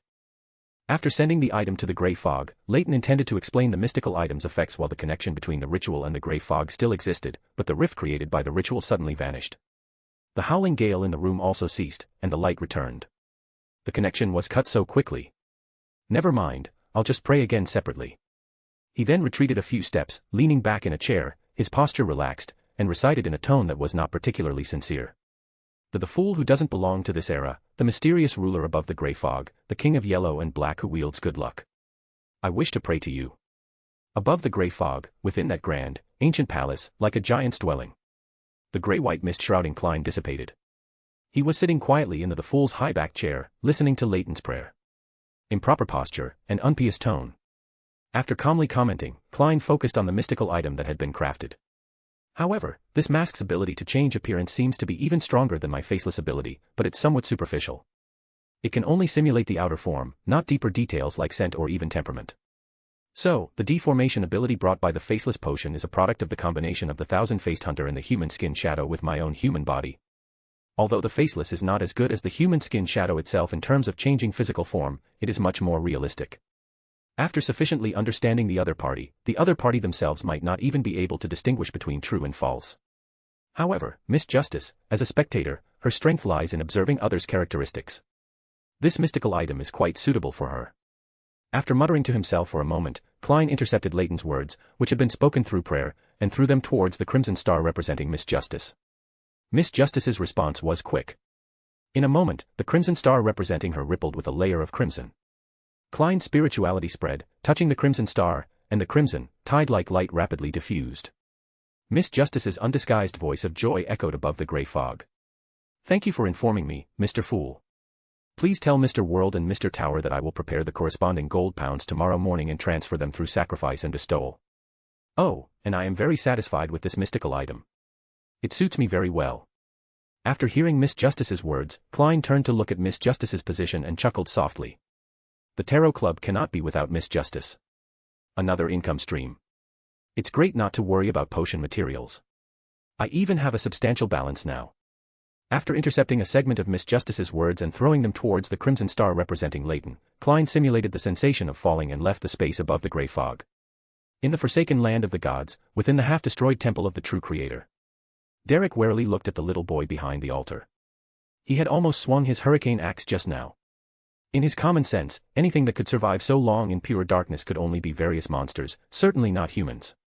Chief Colin of the City of Silver's eyes seemed to brighten even more. He tightened his grip on his sword and then asked in a calm voice. What are you doing here? The yellow-haired little boy said with a pained expression. We are looking for the Lord's sanctuary. The Lord's sanctuary? Colin asked, puzzled. The little boy turned his head to look at the dark cross and the inverted figure, muttering. They told me that as long as I walk in the direction the Lord's gaze falls, keep walking, I can reach his sanctuary. Colin's eyes rotated on their own, like some kind of monster, taking in all the surroundings. He then controlled his voice, maintaining his previous calm tone. Where are they? The little boy's expression became blank for a moment, as if lost in thought. Suddenly, he clutched his throat, his voice and expression twisting. I'm so hungry, so hungry. In his almost delirious words, he suddenly raised his head, and his mouth stretched open, all the way to his ears, revealing a set of gleaming white, perfectly aligned teeth, and slightly viscous saliva constantly oozing out. He lunged forward rapidly, so fast that only some broken afterimages remained in his original spot. Thump. He crashed into an invisible wall, his body suspended in midair. Black and red light suddenly surged from him, sizzling as it corroded the transparent barrier blocking him. On the other side, Chief Colin, at some unknown point, had knelt on one knee and plunged his straight sword, smeared with silver-grey ointment, into the ground. Pure, bright dawn light suddenly enveloped the entire area where the altar was located. The next moment, he violently drew his sword, and his figure strangely split, transforming into layers of overlapping afterimages, spreading around the altar. Each figure raised the sword in its hand, combining with the surrounding dawn light, emitting a brilliant glow. Straight swords, condensed from dawn light, pierced out, swarming and gathering before the little boy. In an instant, the surroundings were as brilliant as a rising Sunday. This was a light storm far more powerful than a dawn paladin's, completely forming a curtain of light, a bright radiance without any gaps. The little boy, his black and red figure, rapidly evaporated and was annihilated in this attack. The unusually bright light made Derek close his eyes uncomfortably for a moment. Slightly dazed, when he opened his eyes again, he saw quietly burning campfires and team members guarding the camp. At this moment, Chief Colin, who was sitting cross-legged beside a stone pillar, opened his eyes and said in a deep voice. We'll depart after 50 lightning strikes. Thinking of facing the true creator's temple soon, Derek felt uneasy. He tightened his grip on his hurricane axe. All the exploration team members silently made their respective preparations. No one noticed the anomaly of this bizarre, repeating scene, including the chief of the City of Silver, Colin, a Sequence 4 demon hunter. Everyone unknowingly repeated actions they had performed countless times before. Backlund, Minsk Street. Leyton looked solemnly at the dark, heavy human-shaped shadow in front of him. Just now, he had received a letter from his mother through the Church of the God of Knowledge and Wisdom's channels. As he was pondering how to reply, the shadow beneath his feet suddenly came alive, twisting away from him and wriggling onto the bookshelf in front. Looking at the human-shaped shadow standing upright in front, a strange sense of familiarity made Leyton resist the urge to blast it with a ball of light of dawn. He opened his mouth but then closed it again. "Are you worried I'll affect you?" Sasra's voice came from within the dark human-shaped shadow. Leyton narrowed his eyes slightly and said thoughtfully, "Your state is recovering very quickly. Did Adam help you when I encountered Medici's evil spirit last time?" Although it was a question, Leyton's words were very certain. Ever since he accidentally encountered Medici last time, Sasra, who was residing in him, had fallen silent until just now. You could say that. He used some influence to put me into a deep slumber, preventing me from observing the outside world or responding. However, correspondingly, to avoid triggering my instinctive resistance, this influence was positive, which improved my state somewhat. Leyton nodded slightly, not surprised by this outcome. They were essentially the same person. Sasra's improved state would also facilitate their future fusion, requiring less effort to resist the madness within True Creator. "What do you plan to do about Medici? Have another you bring him back?" Adam won't agree. "Not now. Medici, who excels at weaving schemes, or to use a term you're more familiar with, he's the brains of the operation. He's that type when he's with True. Once I recover my angel sequence, I will personally seek out Medici and find a way to resolve his current state." Chapter 237, KWM Chapter 237 Prayer. Leyton raised an eyebrow slightly. He suddenly felt that Medici's death back then was not unjust. As the only intelligent one beside the True Creator, it was perfectly reasonable for Adam, who only possessed divinity, to temporarily take him offline. After a brief 2-second silence, he said with a hint of contemplation in his tone. The cooperation between the lone royal family and the Demonist sect, what they offered was a conqueror characteristic. This is precisely why I appeared. I need to take that conqueror characteristic, and I need your help with that. Sasra's voice followed. Leyton opened his mouth but couldn't speak. The Aurora Order cannot make any more moves. It will affect the spread of our faith in Lone and will also attract the furious strike of that Folk of Rage. Folk of Rage, so that's what you call your former subordinate, huh? He didn't even directly call him a traitor or a backstabber, Leyton thought, his focus slightly askew. However, he showed no expression on his face, merely frowning slightly as he said. To snatch a Sequence 1 trait from the lone royal family and the Demonist sect, even an angel might not be able to do it. Sasra was not surprised by Leyton's veiled refusal. His voice remained calm as he said. Ouroboros will arrive at the appropriate time, fate is on your side. You can go to the Evernight Goddess's church and seek some help from her. She has sufficient reasons and grounds to act against the Demonist sect. You are more likely to become a demon of knowledge than steam. She will help you. She has always been very insightful and daring to invest. I'm more likely to become a demon of knowledge than steam. Leyton asked back, a look of suspicion on his face. His first reaction was that the other party was trying to trick him, but on second thought, perhaps he was telling the truth, but the one most likely to become a demon of knowledge would only be knowledge more itself. After a short silence, he took a deep breath and continued. This is a transaction between you and the Evernight Goddess. However, I can take you to the Evernight Goddess's church. Leyton subtly refused the other party's idea of directly involving him in this matter. A conqueror characteristic would probably cause the entire Demonist sect to hunt him down. Sasra won't always be by my side. I can't withstand the Demonist sect's pursuit. Concealment can make you undetectable. The compensation I can offer is a portion of the faith from the forsaken land of the gods, and when you need help later, I will act for you as the True Creator once, and this is not counted as part of your struggle against steam. The words of refusal were stuck in his throat, unable to be spoken. Leyton reached out and pinched his brow, pondering for a long while before saying. You go negotiate with the Evernight Goddess yourself. She probably doesn't have a good impression of me. Moreover, I still need her tacit approval, or even help, when facing the god of steam and machinery. No problem. Sasra responded decisively. The shadow in front of the bookshelf distorted and squirmed for a moment, then returned to Leyton's feet, becoming a normal shadow. I must leave Backlund as soon as possible. If I stay any longer, I'll become the True Creator's tool. After a moment of thought, Leyton rose from his seat, put on the coat he had placed aside, and prepared to go out. Northborough, St. Samuel's Church. Leyton's figure emerged from a taxi carriage stopped by the roadside. He paused for 2 seconds, looked at the sacred church with black as its main color in front of him, adjusted his emotions, and then walked over. Today was not a special day, so not too many people came to the church to pray. After Leyton walked into the church, his gaze simply swept around, then he walked towards a relatively empty spot. He bowed to a passing priest, then tapped his chest 4 times, drawing the image of a crimson moon. Then he found a seat, adjusted his posture slightly, clasped his hands together, placed them over his chest, and closed his eyes, beginning to pray in a proper manner. The Evernight goddess stands higher than the cosmos, and more eternal than eternity. The Lady of Crimson. The Mother of Concealment. The Empress of Misfortune and Horror. Mistress of Repose and Silence. As he softly chanted the Evernight goddess's honorific name, Leyton felt his thoughts momentarily hazy, then he felt himself immersed in a sea of nightshade flowers. The peaceful and tranquil atmosphere around made one want to stay there forever, to sleep on, until eternity. Leyton felt as if he was overcome by sleepiness, his whole being groggy. His reason told him that he was already asleep, and everything around him was a dream. But the scent of nightshade flowers lingering around his nose, around every inch of his skin, was so real. The quiet and tranquility around him urged him to sleep. I'm already asleep, how can I enter slumber? Am I sleeping in a dream? Leyton thought, his mind somewhat unclear. Time passed exceptionally slowly around him, yet silently. He himself didn't know how much time had passed. Finally, the surrounding night was broken. The nightshade flowers, like a sea of flowers, disappeared, and the peaceful and tranquil feeling vanished. Leyton reopened his eyes, looking around with a slight bewilderment, confirming that he was still praying in St. Samuel's Church. A dream. Was I shut out? How petty. Muttering to himself, Leyton got up and walked to the offering box at the very front, took out some cash from his person and dropped it in, then turned and walked out of the church.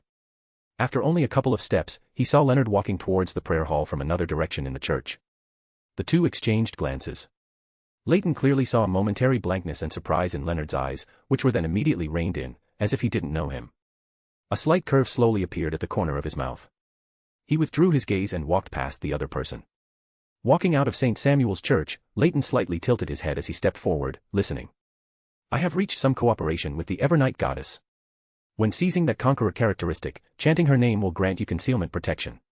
Sassur's voice echoed in his mind for a while, then fell silent. He sighed with complex emotions, not saying much more.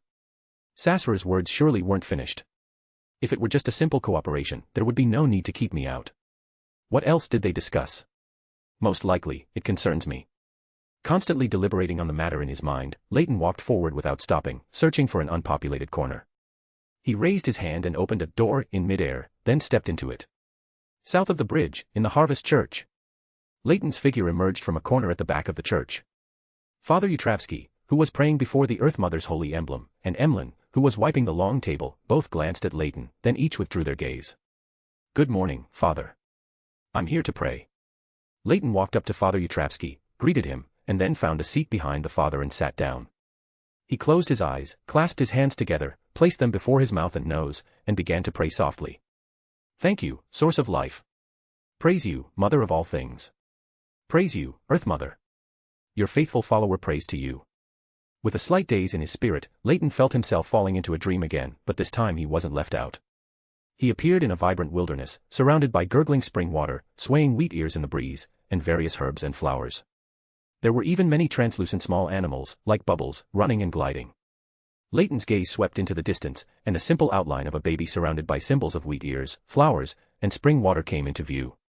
This was a giant holy emblem of life. Then, as if sensing something, he looked down. At his feet, gurgling spring water, carrying petals and leaves, formed lines of words. Sequence 6, biologist, capable of crossbreeding various creatures, with a deep understanding of their characteristics, but before becoming a demigod, these products lack souls. Main ingredients, root of a golden ancient oak, 1 heart of an adult unicorn Pegasus. Supplementary ingredients, 30 milliliters of golden spring water from Sonia Island, 1 golden crown sunflower, 20 milliliters of wilderness black wolf blood. After Leyton memorized the biologist formula, the dream quietly shattered. In the prayer hall, Leyton, who had reopened his eyes, stood up and bowed towards the holy emblem of life in front. Judging from Lilith's attitude, when I was in Fainapotter, my contact with the Church of the Earth Mother also had her intention of going with the flow. Was she doing it for the part of the brood hive sealed in the western continent? Leyton felt that his conjecture was likely correct. Lilith was different from the other true gods, her pathway belonged to an outer god of the cosmos. That mother goddess of depravity, in order to reclaim her authority and complete her own status, had been trying to influence the moon and mother pathways, and this influence was becoming more and more severe as time passed. His debts were piling up. "Are you done praying?" Emlyn, who had put down his rag at some point, approached him, asking with a somewhat bewildered and uneasy expression. Leyton turned his head and looked at Emlyn's rather conflicted expression. This guy's appearance, the sanguine have already started tricking him into praying to the fool. He resisted the urge to pat the other's shoulder and nodded gently. "Yes, do you need something?" Emlyn took a deep breath, as if making a great decision, and said, "I have something I'd like to ask you. Let's go talk over there." Leyton pointed to the tables and chairs in the corner of the church. Chapter 238, Chapter 238, The Conflicted Emlyn. In a corner of the Harvest Church's prayer hall, Emlyn had barely sat down when he eagerly lowered his voice and asked, "Do you know about the fool? Many people in Backlund have been looking for his believers and blessed of late." Leyton looked at Emlyn for a while, almost wanting to laugh, before slowly saying, "I'm not a hunter, so I don't know much about the news in Backlund. However, I do know a little about the fool." "What? Your sanguine aren't helping you with your psychological Q problem, so you're planning to pray to the fool yourself and see." "I." Emlyn fell silent, and after a long while, he said hesitantly, "I'm not that foolish. Praying to an unknown evil god, what's the difference from suicide? Just a more unsightly death. This is in revelation from the ancestor. Are you sure this isn't your sanguine higher-ups trying to trick you?" Leyton questioned Emlyn's statement aloud. His face suddenly turned serious, and with his chin slightly raised, his crimson eyes subtly revealing a hint of arrogance, he spoke, "This is in revelation from the ancestor. No sanguine would dare to forge it or lie about it. Also, I haven't even said anything yet. How do you know this was told to me by our sanguine higher-ups?" "That's not hard to guess." Leyton leaned back in his chair, his voice calm yet confident. "Your ancestor has rarely responded to your prayers since the Great Cataclysm. Since he has given a revelation now, a major event is definitely about to happen. Compared to those dukes and earls, you are just an ordinary sanguine no more than 100 years old at most. How could your ancestor give the revelation to you alone?" Emlyn choked. He really wanted to retort that he was not an ordinary sanguine, but one of the key figures in the ancestor's revelation. This is a sanguine secret, it can't be easily exposed. He gritted his teeth, comforted himself in his heart, and decided not to bother with this unappreciative fellow in front of him. Then he sighed again, asking with a rather conflicted voice, "Then tell me, should I pray to that the fool? Do you believe in your ancestor?" Leyton retorted. "Of course I believe." Emlyn answered without hesitation.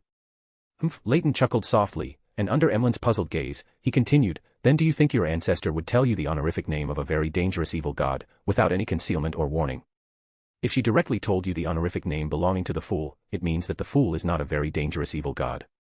But even if it's not very dangerous, there's still a possibility of danger." Emlyn frowned, speaking with a conflicted tone. Although his words still expressed worry about potential danger, deep down, he was indeed wavering. This is preparation for welcoming the apocalypse. It's normal for there to be danger. I am one of the key figures in the revelation given by the ancestor. Leyton's self-narrating words interrupted Emlyn's internal monologue. When you strive for the future of the sanguine, the ancestor's blessed will naturally fall upon you. Ah. Emlyn asked in confusion, I am already a key in the ancestor's revelation. He suddenly fell silent, realizing he had said too much, and awkwardly tried to cover his mouth. Leyton shook his head speechlessly. This guy is truly naive.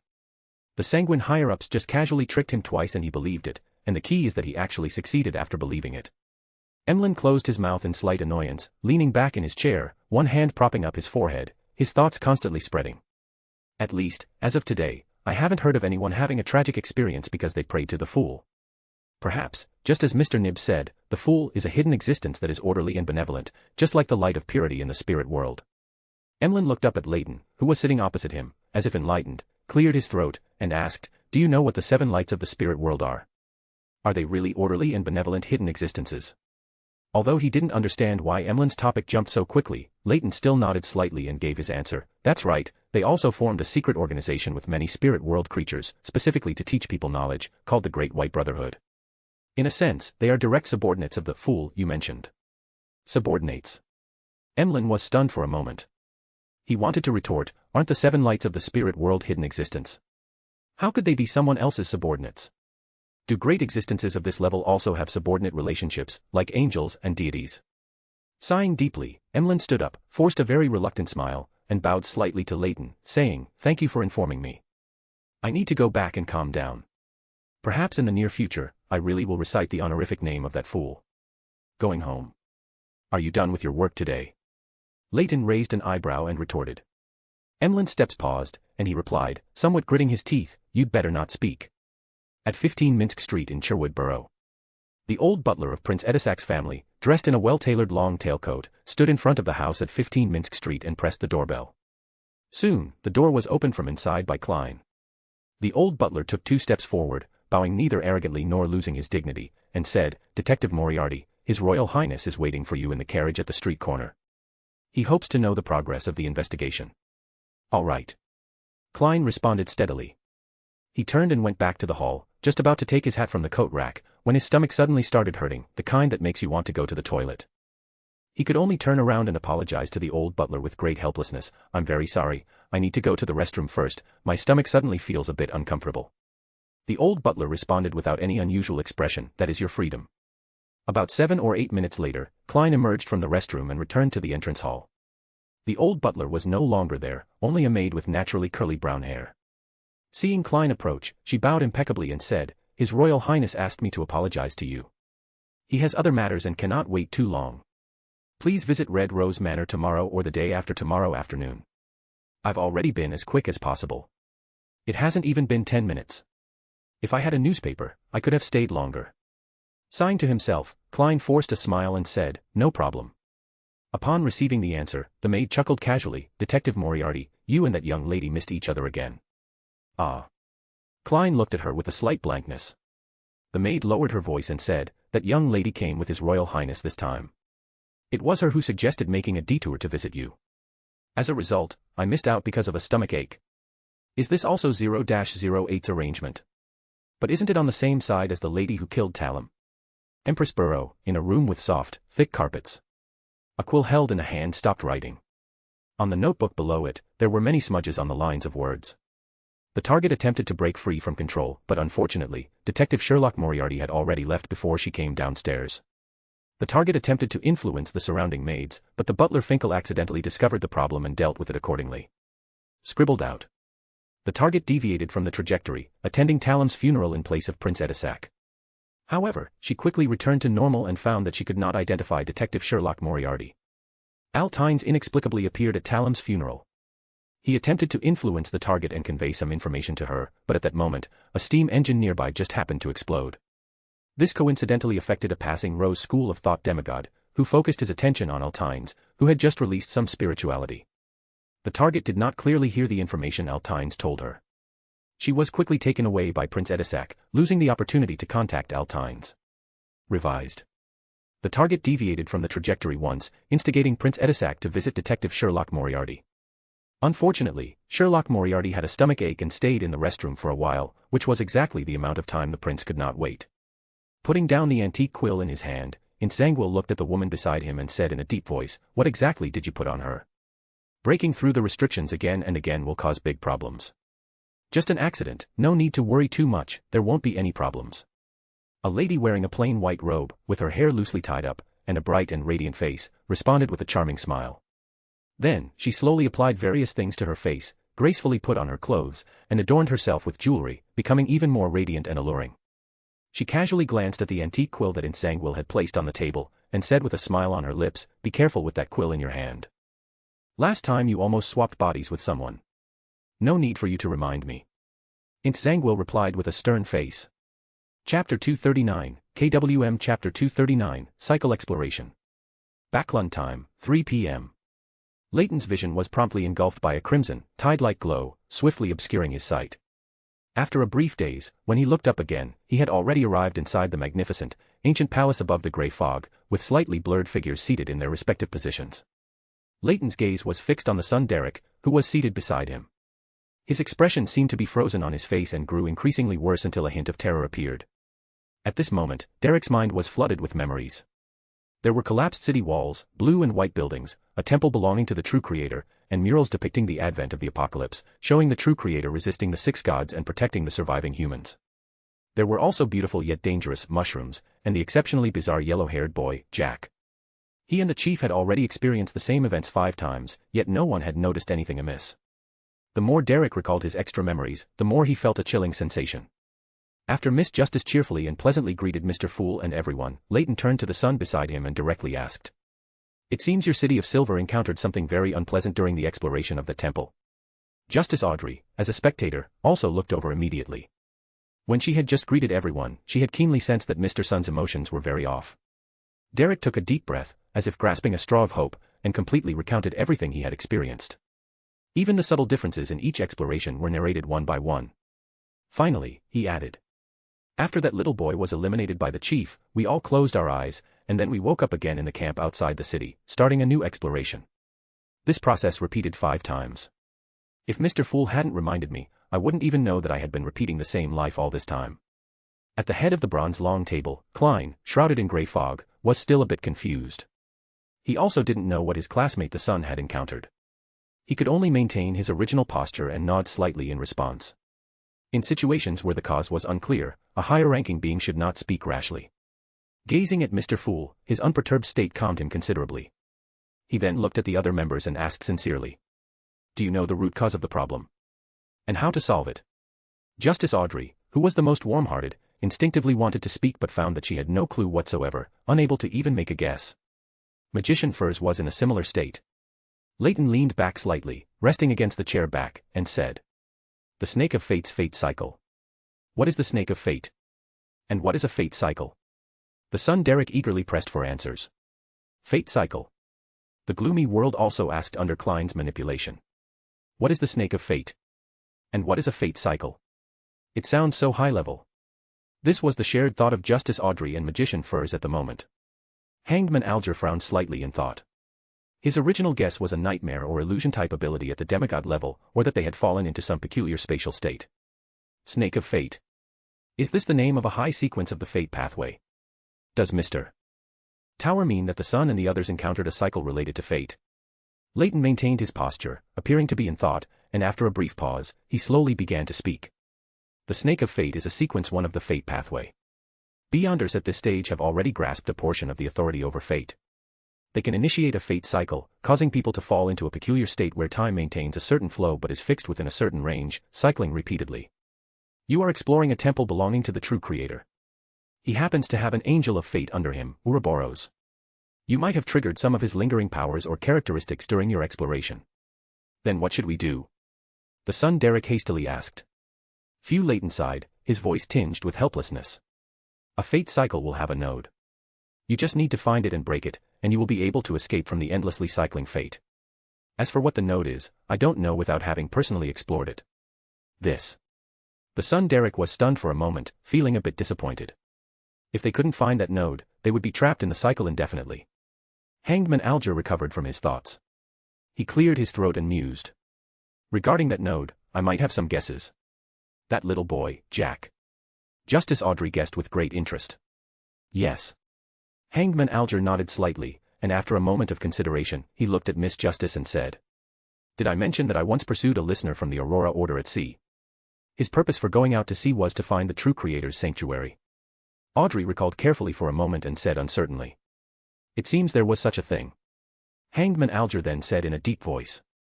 That listener also brought his child, whose age is very close to the Jack described by the son. You mean that Jack came from your world to the vicinity of the City of Silver? Derek was stunned for a moment, then asked in surprise. After a brief moment of reflection, he felt a strange joy in his heart. This meant that the area where the City of Silver was located had not been completely sealed off, and they still had a chance to leave and enter the normal world where Mr. Hangman and the others were. Hangman Alger also thought of this problem, and after a moment of contemplation, he suggested. You can find an opportunity to mention Sonia Sea, the Lone Kingdom, and port cities to that little boy, Jack. Perhaps there will be a different reaction. Also, the key point might not be on the little boy, you also need to consider other possibilities. Are there murals in that temple? Ouroboros has a hobby of painting, perhaps there will be clues. Leyton interjected with a timely reminder. Why do you even know that? This was the question in the minds of all Tarot Club members. They even began to wonder if Leyton had some hidden connection with the Aurora Order. Could it be that this angel's hobby is well known? Why don't I know? Magician Furs silently grumbled in her heart. Hangman Alger silently watched Leyton for a second. He knew too many secrets, things even many high-sequence powerhouses might not know. Could he be the blessed of that Lenberg individual? But why would he join the Tarot Club? Is this a hidden connection between great existences? Hangman Alger couldn't help but secretly glance at Mr. Fool, who was seated at the very top. The figure shrouded in grey fog remained calmly seated, as if detached from the world, yet quietly observing everything. Justice Audrey keenly observed Mr. Hangman's subtle actions and simultaneously made similar guesses in her mind. Are you and the one residing in you gossiping every day? Klein, shrouded in grey fog, really wanted to retort, but considering Mr. Fool's image, he had to hold back. Yes. The son Derek quickly nodded, and then, after obtaining Mr. Fool's permission, he materialized the temple-like scenes he had witnessed. It was a mural depicting the true creator and the 6 gods resisting during the Great Cataclysm, protecting the surviving humans. Which evil gods are these? Alger looked at the octopus-headed monster, wrapped in lightning, treading on black waves, with feathered wings on its back, and holding a trident, and he inexplicably made some connections in his heart. This is the god you believe in. Leyton raised his hand to cover his lips, completing the sentence in his mind. Justice Audrey's gaze shifted from the image materialized by the sun to Leyton. In her impression, Mr. Tower was the most knowledgeable among them. Mr. Tower, do you know who these evil gods on the mural are? Unexpectedly, Miss Justice would ask him first. Leyton pondered for a moment before slowly speaking. Steam only ascended to the godhood at the end of the last epoch, which is long after the so-called Great Cataclysm. Ah. Audrey was stunned for a moment. Leyton's answer was not quite what she expected. What does this have to do with the god of steam and machinery? When he was not yet a god, the other 7 gods, no, the 6 gods, the mural also happened to have 6 evil gods. Her gaze returned to the mural materialized by the sun, carefully observing the implied meaning of each image. What does this have to do with the god of steam and machinery? As a believer of the god of steam and machinery, Furs vaguely recalled the church scriptures she had read, and there was no mention of the so-called Great Cataclysm. As expected, Klein sighed inwardly and manipulated his alternate persona, speaking in a hoarse voice. I've seen similar statues. After attracting everyone's attention, he paused and continued. During an adventure exploring a 4th epoch ruin. After speaking, he then pretended to request Mr. Fool's permission and materialized the statues of the 6 gods and their corresponding holy emblems from the ruin containing the red angel evil spirit, one by one. Performing in front of people who know my true identity is really embarrassing. Klein silently lamented after completing his performance. Chapter 240, KWM Chapter 240 Tarot Club in progress. With the normal forms of the 6 gods statues that Klein had materialized, combined with Leyton's words just now, everyone instantly reacted. Blasphemy. This was blasphemy against the goddess. Audrey angrily shouted a few words in her mind, but quickly calmed down. The true creator and the 7 gods had always been enemies, so it was predictable that they would have their followers uglify the image of the goddess. But, didn't the true gods only have symbols? Why would there be a humanoid statue of the goddess in the underground ruin that Mr. World explored? Audrey frowned slightly, lost in thought. The hangman Alger sighed with a hint of realization. So the 6 gods once had human forms. But what do they have to do with the apocalypse? What does it have to do with our land being forsaken by the Lord? The son Derek subconsciously asked. Leyton leaned back in his chair, lazily explaining to the son Derek beside him. The silent darkness that makes people disappear is the authority of the Evernight goddess, the various monsters born in the darkness belong to the authority of the hangman, and the frequent lightning is the authority of the Lord of Storms. The remaining divine power of the other gods should also have other manifestations where you are. It's just that you haven't noticed them, or haven't encountered them. In other words, in the relatively distant past, most likely in the early 4th epoch or even the 3rd epoch, the 6 gods really had a continent-wide conflict with the true creator. Is this why the true creator was the mainstream belief in the past, and the churches of other gods were concealment organizations? Klein instantly thought of many things, but with the grey fog shrouding him, no one noticed that Mr. Fool himself was also lost in thought like them. As everyone was lost in their own thoughts, the sound of the bronze long table being tapped suddenly echoed. Justice Audrey immediately turned her head, looking at Mr. Fool with a hint of excitement, eagerly awaiting the hint he was about to give. The rest of the people also successively turned their expectant gazes towards Mr. Fool. Within the dense grey fog, the fool Klein chuckled. Rose Redemption. Rose Redemption. What is this? A node to break free from the cycle. Oh, right, there's a corner of a mural above the temple with that name. The son Derek, prompted by Mr. Fool, remembered this detail he had not noticed before. Respected Mr. Fool, what does Rose Redemption represent? Audrey raised her hand, asking curiously. However, Mr. Fool did not respond this time. The son Derek gratefully glanced at Mr. Fool at the very top, even though he didn't provide more specific information. Then he turned his head and looked at Leyton beside him, speaking with great sincerity. Mr. Tower, do you have any suggestions for the upcoming exploration? Try different ways to find the node of the fate cycle. The memory loss caused by the cycle is not difficult to solve. You just need to pray to Mr. Fool at a fixed time and ask him to restore your memory. If you even forget to pray, then ask Mr. Fool for help now. As he spoke, Leyton glanced at Mr. Fool in the grey fog at the very top. The son Derek was stunned. Would it be too much trouble for Mr. Fool to ask him to restore my memory every once in a while? It's fine. As the son Derek looked over with some hesitation, Klein in the grey fog responded leisurely. To have Mr. Fool restore Mr. Son's memory every once in a while. Mr. Fool actually agreed. As a great existence, he is truly too benevolent. Audrey had already silently praised Mr. Fool in her mind. This is possible. It seems fine. Mr. Fool generally doesn't mind such small matters. I also come to Mr. Fool's divine kingdom to avoid the influence of the ravings every full moon, which is also a trivial matter for Mr. Fool, but he agreed. Magician Furs was quite surprised in her heart, then nodded slightly, feeling it was only natural. Thank you, great Mr. Fool. The son Derek excitedly bowed and thanked Mr. Fool at the very top, then turned his gaze to Leyton beside him. Thank you too, Mr. Tower, and Mr. Hangman, Miss Justice, Miss Magician, thank you for your suggestions and help.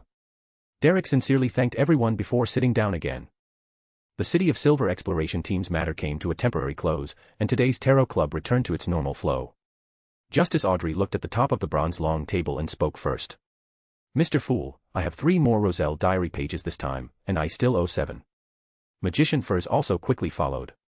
Mr. Fool, I have also received a reply, and there will be new Roselle diary pages next time. Very good. Mr. Fool's voice under the grey fog was calm, responding as if he didn't care at all. After a simple process, Klein received the diary materialized by Miss Justice and began to read it with anticipation. Everyone waited for a moment, then heard Mr. Fool's peaceful voice, as if nothing had happened. You may begin trading. Magician Furs immediately turned to Miss Justice on the same side, saying with some expectation. I have received a reply. My teacher has a mirror dragon's eye, and the price is £1,000. Miss Magician is still conservative, with such a small premium. As the source of the Tarot Club's working capital, Miss Justice has no shortage of gold pounds. Leyton, sitting opposite, silently sighed in his heart. £1,000. Audrey didn't expect to hear news about the psychiatrist potion material so quickly, subconsciously asking back to confirm. Furs struggled internally for a long time, deciding that if Miss Justice thought the price was too high, she would lower it by £100, as she would still profit anyway. Just as Furs's thought formed, she heard Miss Justice's somewhat joyful voice continue. Okay, deal. She just agreed. Did I set the premium too low? Furs felt a momentary blankness. After settling the negotiation with Miss Justice and agreeing on the payment time and the delivery time for the Beyonder materials, Furs turned to the gentleman, Hangman, Sun, White Tower, and World. Do you have meteorite crystal or Lavos squid blood crystal? This is the main ingredient for the Sequence 7 astrologer potion. A few days ago, Mr. Lawrence had already told Furs the main ingredients for this formula, allowing her to collect them in advance. Mr. World sold so many materials last time, perhaps he might have information. As she thought, Furs looked at the gloomy World. Klein, in the grey fog at the very top, seeing that Leyton had no intention of speaking, manipulated his small account, World, and said in a hoarse voice. I have a clue about meteorite crystal, but I'm not sure if I can get it. As he spoke, he looked at Leyton. All the meteorite crystals harvested from Amon's tomb last time were taken by Queen Mystic.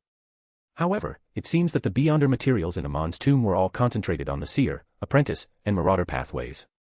Was this intentional by Amon? Or was it the result of Beyonder characteristics attracting each other? No problem, I'm not in a hurry. Furs nodded gently, trying to keep her tone calm. She was already very happy to get information about a material so quickly, recalling the process of collecting Trickmaster materials before. That was truly agonizing. Even on the vast sea, lava shark octopuses are rarely seen, but I will keep an eye out for you. The Hangman Alger also spoke after some deliberation. Okay, thank you very much. Furs responded with a smile. So far, the collection of these materials has been quite smooth. The scene was silent for 2 seconds, then Klein, manipulating the World account, spoke.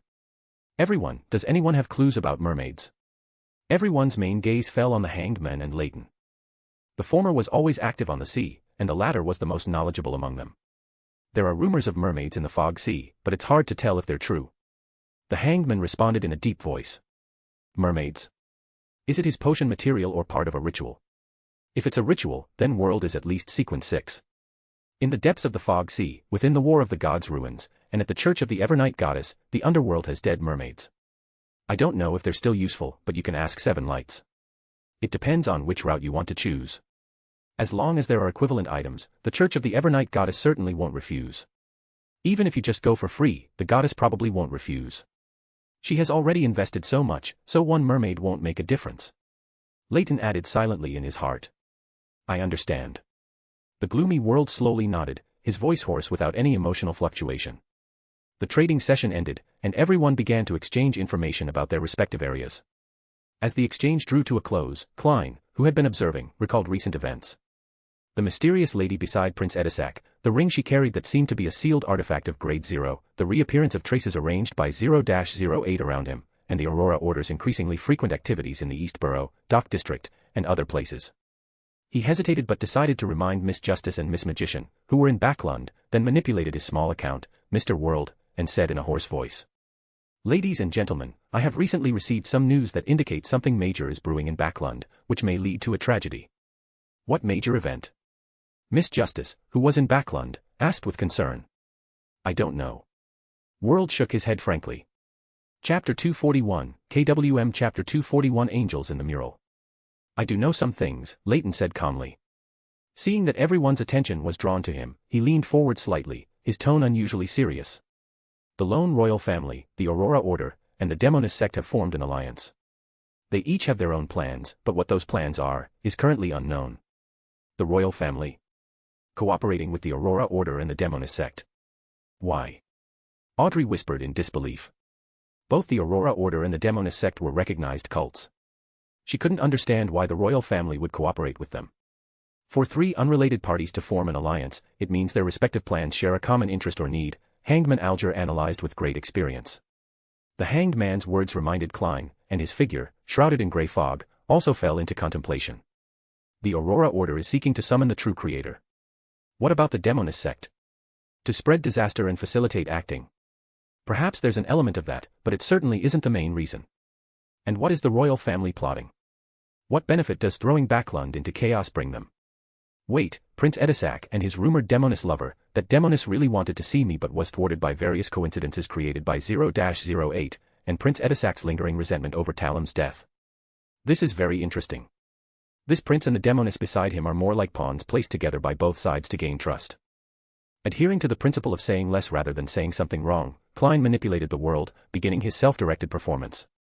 The world raised his head, looking sincerely at the figure within the grey fog at the head of the mottled long table. Esteemed the fool, your beyonder in Backlund should have also noticed something, right? Then, under the curious, worried, expectant, or tense gazes of the others, he spoke calmly and casually, Edisak Augustus, and his lover. Prince Edisak has a lover. No wonder he hasn't bothered me for a long time. Could she be a Demonist from the Demonist sect? I was celebrating before, but now it seems there's a problem. Audrey, who was quite familiar with Prince Edisak, recalled some detailed matters. She suddenly felt her shoulders grow heavy. Although she had no fondness for the prince, and even felt some aversion, these were just her personal feelings. Thinking that he was involved with the Demonist sect and the Aurora Order, and could even bring disaster to all of Backlund, Audrey still felt a mix of emotions. Augustus, that's the royal family's surname.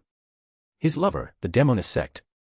Could it be a tumultuous love story between a prince and a Demonist, obstructed by both factions, and to pursue their love, they decided to join the Aurora Order, ultimately leading to a widespread disaster? Magician Furs, as an author, began to exercise her instincts, already constructing a tragic and heroic love story for Prince Edisak and his lover in her mind. Ladies and gentlemen, we'll see each other next week. The fool, seated at the very top, calmly announced the end of today's tarot club. Streaks of red light rose, and the figures of everyone disappeared one after another above the grey fog.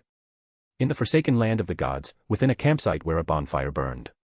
Derek closed his eyes, calmly recalling the events of the tarot club, confirming that he hadn't forgotten the memories of that repeatedly cycling experience. Taking a deep breath and calming himself, Derek slowly opened his eyes, carefully examining the flames and his teammates, which were exactly as he remembered them. We depart after 50 lightning strikes, Chief Collins said in a deep voice, just as Derek remembered. The development of events was exactly the same as Derek's previous several memories. Backlund, Cherwood Borough, Minsk Street. Leyton, who had just finished this week's tarot club, slowly awoke from his seat. He turned his head to glance at the gloomy sky outside the window, perpetually shrouded in smog, and murmured, "The disaster is about to begin." A grey pigeon opportunely fluttered its wings and landed on the windowsill outside. The flesh on its body wriggled, tearing open a slit in its chest, filled with tiny, sharp teeth. It constantly opened and closed, emitting a hoarse voice from the friction of its flesh. Envoy of God, we will begin the ritual to summon our Lord tomorrow afternoon. As the voice faded, the already disfigured gray pigeon instantly burst apart, blood and flesh splattering to form a map on the surrounding area. You guys would be doing a disservice to your ability to control flesh and blood if you weren't a cult, Leyton muttered inwardly. He then memorized the map, rubbed his fingers together to create a golden flame, and purified all the flesh and blood residue around the windowsill. He then returned to his desk, tore a blank page from his notebook, picked up the round-bellied steel pen beside it, and simply wrote a line of words, "The ritual is tomorrow." Then he searched his room for ritual materials and quickly set up a ritual to summon a messenger. Invisible beings roaming the upper realms, strange spirits friendly to humans, the exclusive messenger of Bernadette Gustave. As the incantation was completed, Leyton, observing with full concentration, vaguely sensed something enter his room, but his naked eye could not capture its figure. Leyton shifted his gaze to where the letter was placed, the paper torn from the notebook was gone. So fast. He sighed softly, then ended the messenger summoning ritual. After tidying up the remaining ritual materials, Leyton sat back in the armchair at his desk. There were still many details to discuss with Sasra to resolve the true creator's descending avatar. In the forsaken land of the gods, Derek's exploration team once again arrived at the half-ruined temple. This time, the moment the little boy's plea for help sounded, Derek used his Beyonder ability, emitting a pure, clear light that replaced the extinguished beast skin lantern's glow. Chief Collins swiftly took out a deep blue metal vial and smeared the colorless, viscous liquid inside onto his straight sword. Then, he thrust his straight sword upwards, and strands of silvery, snake-like light moved through the air, rapidly spreading outwards, enveloping every member of the team.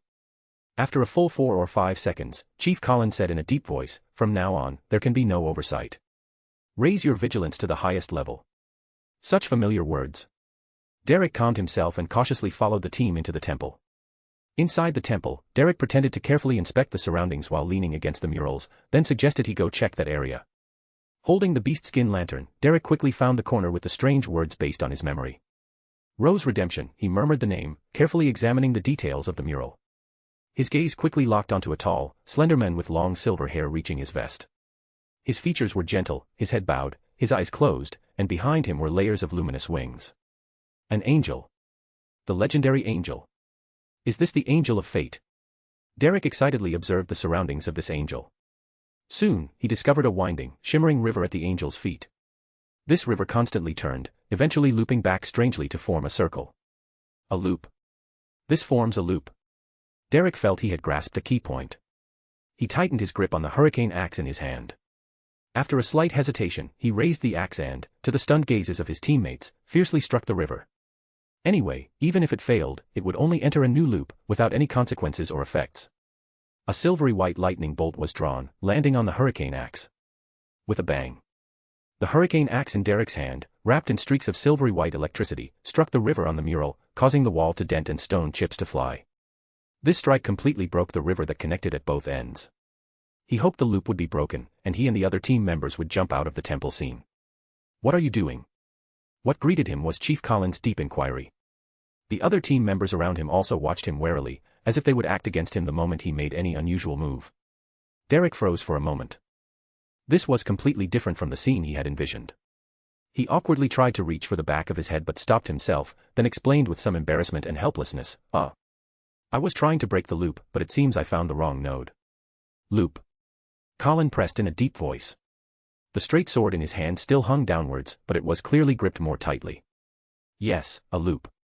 This is our 6th time entering this temple. I received some hints and then recalled my previous memories, realizing the problem might be with the murals. So when I saw that looping river on the mural, I thought that was the node that trapped us in the loop." Derek quickly and concisely explained.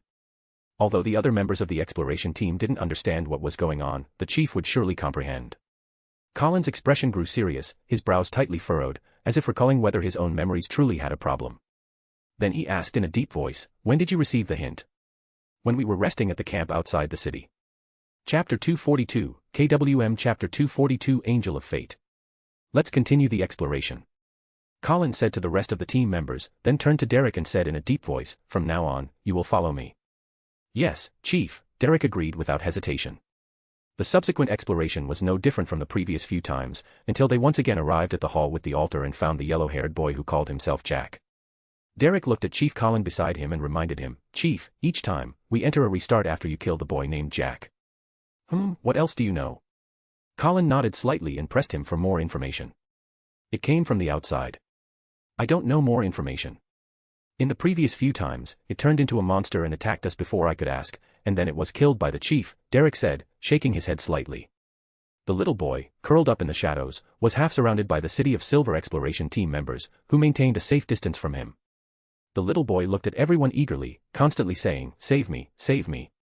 Chief Colin nodded almost imperceptibly, and after approaching a short distance, he said, "What is your name?" "My name is Jack." "How can I save you?" The little boy suddenly showed an excited expression and said, save me, send me home." "Send me home? Where is your home?" Colin continued to ask in a deep voice. The little boy weakly raised his hand and said, "My home is in Enmat Harbor." Enmat Harbor. Mr. Hangman didn't mention it, but from the word port, it should be the outside world, perhaps the lone kingdom where Miss Justice and the others are. Derek guessed with unhidden joy in his heart. The Enmat Harbor mentioned by the little boy made Colin see the dawn of a new world, which made him instantly forget about other things and immediately asked, "How did you get here?"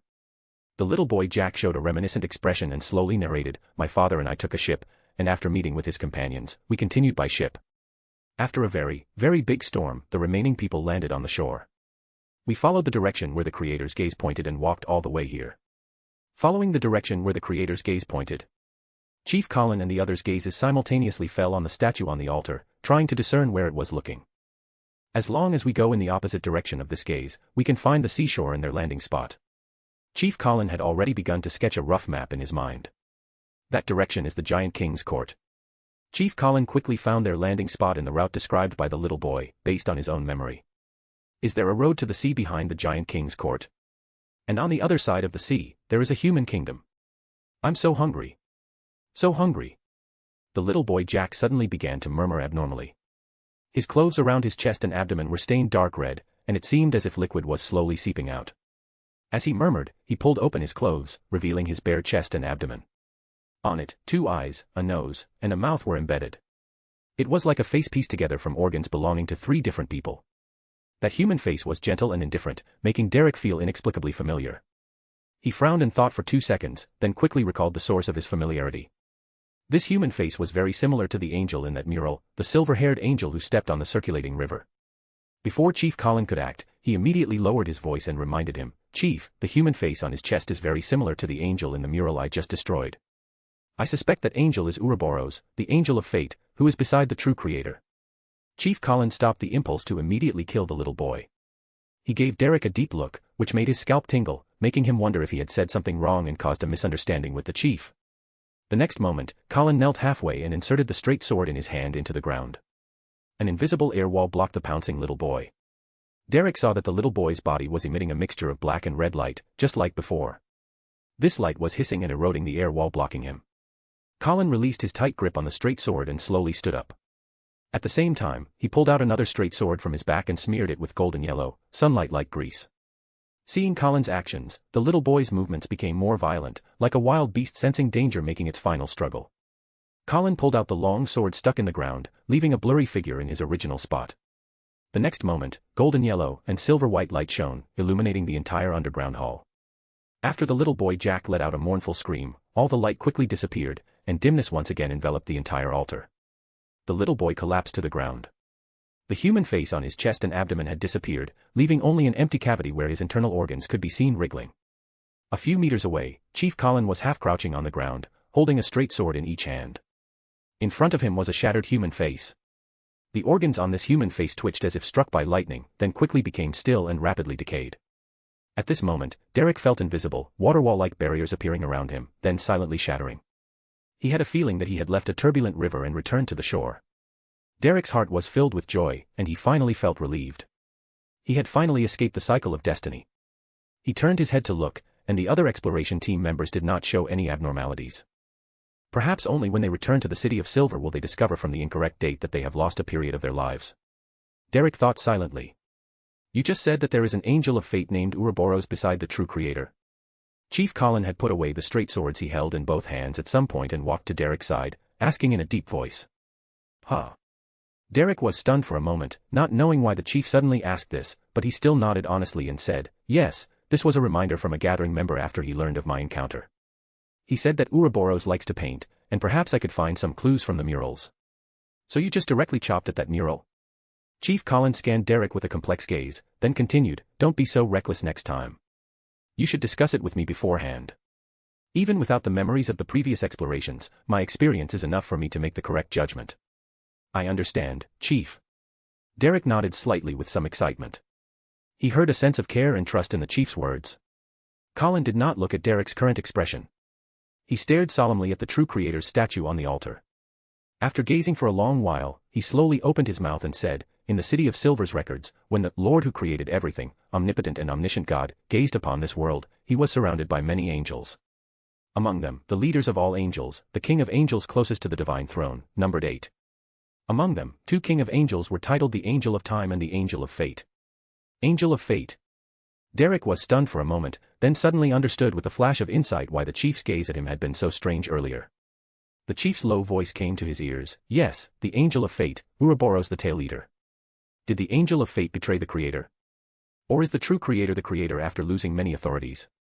No, impossible, the true Creator is an evil god. Derek subconsciously rejected the guess that surfaced in his mind.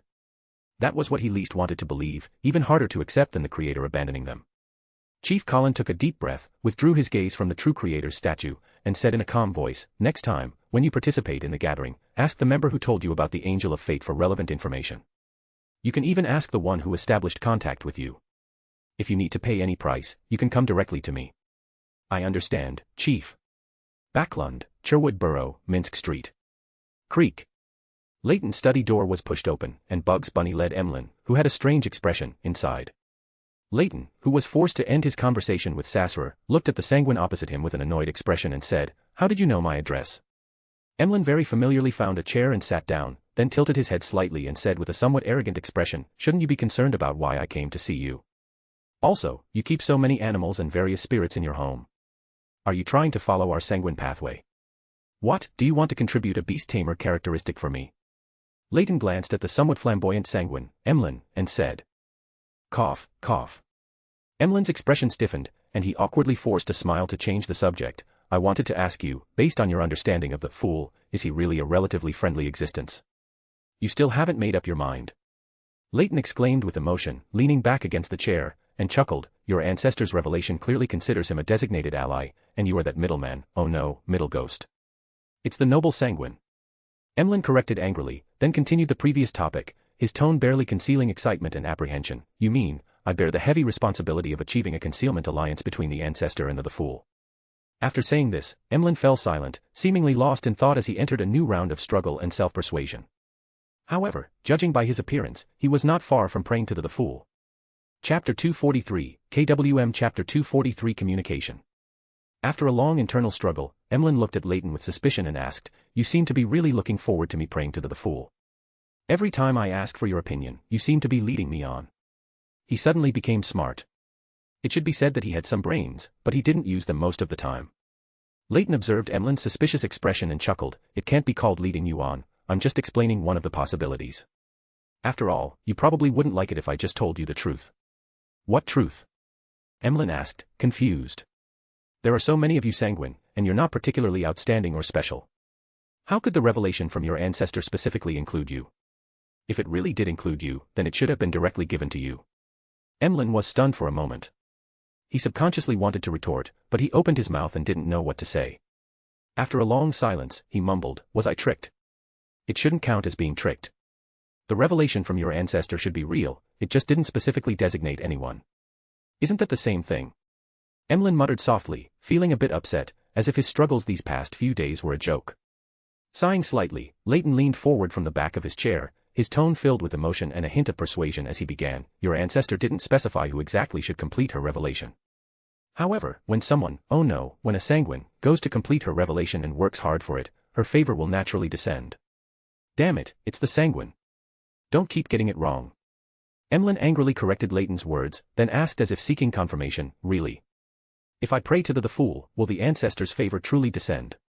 If you're really worried, you can ask Father Yutravsky. He's a blessed of the Earth Mother and knows more about divine favor. Ah. Emlyn hesitated for a moment, then shook his head and said, never mind. He then slowly rose from his seat and bowed slightly to Leyton, saying, thank you for your answer, though I feel like you've been leading me on. Leyton shrugged indifferently and stood up to see Emlyn out. At the door, he happened to bump into Klein, who was about to knock. Klein was carrying a leather briefcase. He looked at Emlyn with confusion. If he remembered correctly, this was the unlucky sanguine who volunteered at the Harvest Church. Had he completely converted to the Earth Mother's faith? My intuition tells me you're thinking something very rude. After stepping out, Emlyn suddenly turned around and said to Klein. Ah, do sanguine have such keen intuition? Klein smiled awkwardly, your imagination. Emlyn glared suspiciously at Klein, then turned and left. Leyton stepped aside to let Klein in, then closed the door and walked to the sofa to sit down. Klein had already placed the briefcase on the coffee table and opened it. Inside were 100-pound banknotes and a small iron box. Klein gestured to them and explained, these are the pounds paid by Miss Justice. I've already taken my share, these are all yours. And this, it's the cursed item from the ancient vengeful spirit. You can act as the middleman and help me trade it with Mr. Lawrence. No problem. Leyton nodded noncommittally. This was not a troublesome matter for him. After closing the briefcase and pushing it towards Leyton, Klein asked curiously about Emlyn, by the way, what did that sanguine come to see you about just now? Did he want you to help him remove the psychological cue on him? You mean Emlyn? He came to ask whether he should pray to the fool or not. Leyton slumped back on the sofa, a slight curve forming on his lips. Ah. Klein was stunned for 2 seconds. His first reaction was that the other party was joking, but then he dismissed that guess. Why would a sanguine pray to the fool? Was he also a part-time bounty hunter?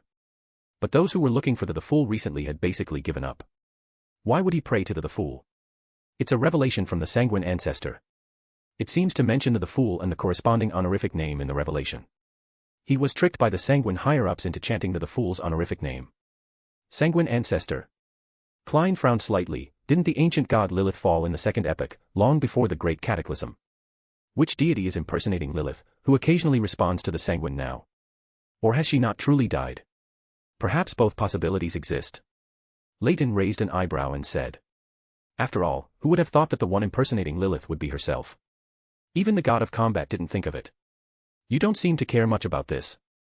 Klein narrowed his eyes slightly, keenly noticing the other party's attitude. Leyton smiled at the remark and nodded gently. This is an investment from Lilith. Just like the investments you already have from the Evernight goddess, the god of knowledge, and the hidden sage, another expert wants a piece of the pie. God of knowledge? Klein was just about to ask when he saw Leyton point to himself. You're very talented at being a double agent. Klein couldn't help but inwardly grumble a few words, calming his emotions before continuing to ask, am I very important? Or rather, is Sapphira Castle above the grey fog very important? Why are so many true deities and hidden existences investing? Leyton nodded with a serious expression, extremely important. Simply put, everyone has a request for the great ruler above the spirit world, but they don't want Amon to ascend to that position. Should I say thank you for the compliment, for putting me on the same level as that blasphemer Amon? Klein joked half seriously. Compared to Amon, your advantage is that you've already claimed territory. As long as you keep occupying Sapphira Castle, you will eventually become its master. Klein exhaled, composed himself, and forced a smile back onto his face. This matter is still too far away for me. Compared to that, quickly advancing to a beyonder and concealing the traces of Sapphira Castle on me is my most urgent task. The new year is coming soon, and I plan to go to Desi Bay for a vacation, and also to avoid the storm brewing in Backlund. You probably can't avoid it, a magnificent meteor shower is about to hit you. He silently mourned for the unlucky Mr. Fool for 2 seconds, then raised the corner of his mouth and said, that's a good idea. I also plan to leave Backlund after finishing my transaction with the true creator. At that time, I'll go aboard Vice Admiral Iceberg's Golden Dream and become a treasure hunter.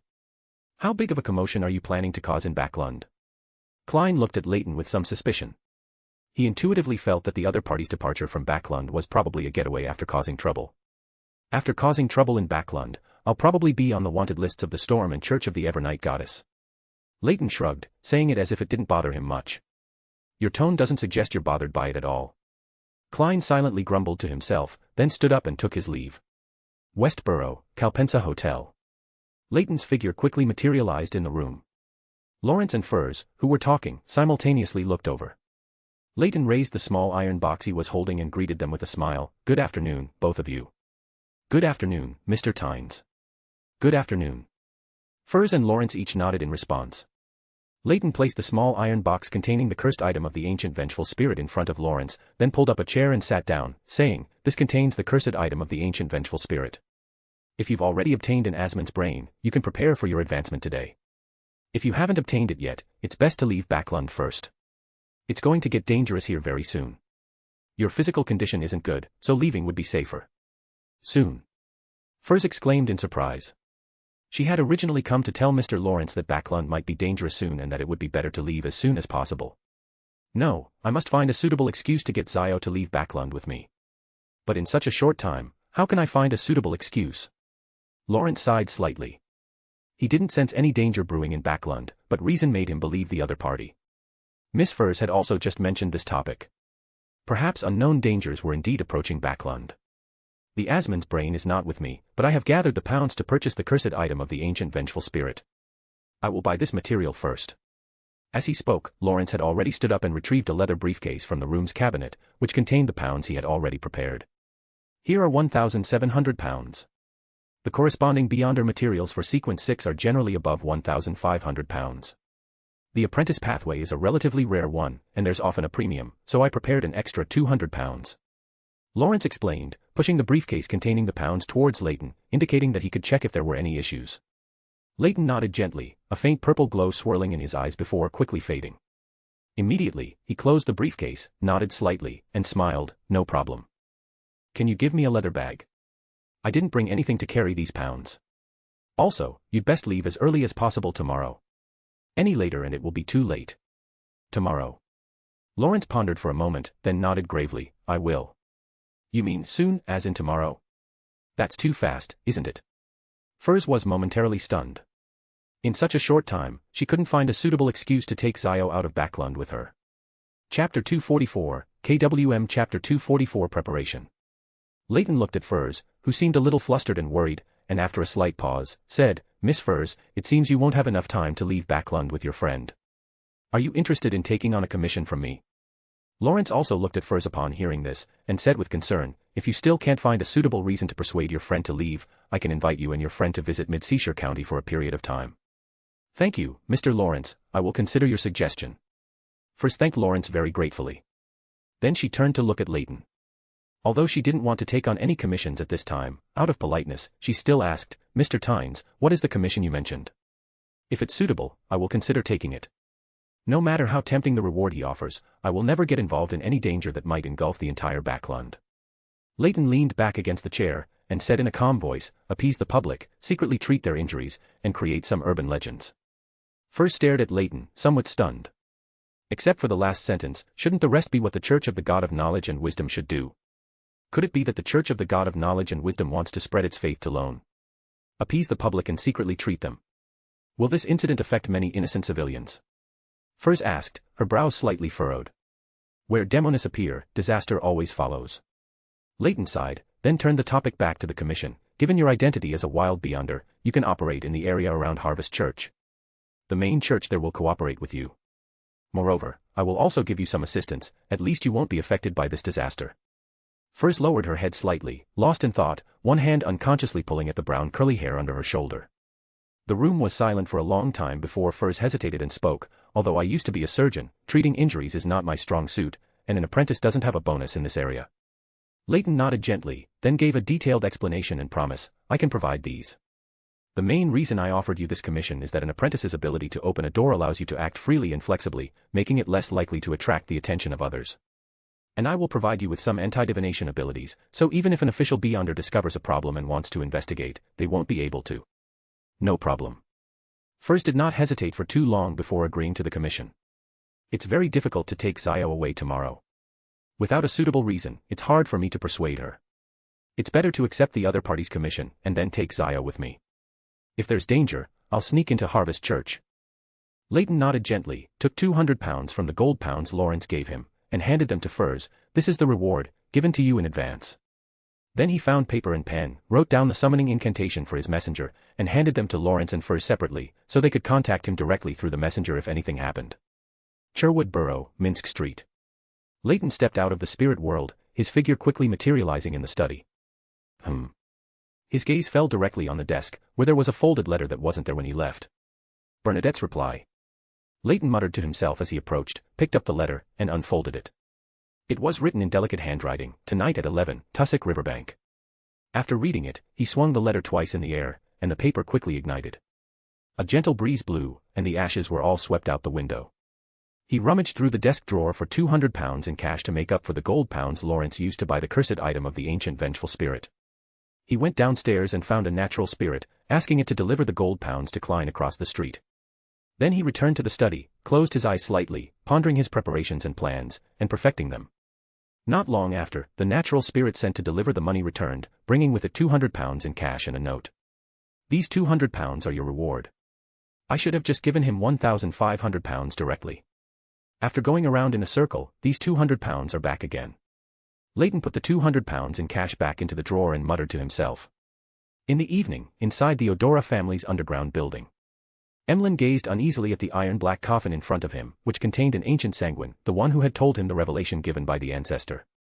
Emlyn tried his best to make his voice sound less panicked and anxious as he said, "Lord Nibs, I accept the ancestor's mission." An old voice quickly responded from within the coffin, "Very good. When do you want to start? Do you have any unfulfilled wishes?" Hearing Lord Nibs ask if he had any unfulfilled wishes, Emlyn's mustered courage almost completely dissipated. He gritted his teeth and said with a look of resignation, "No need.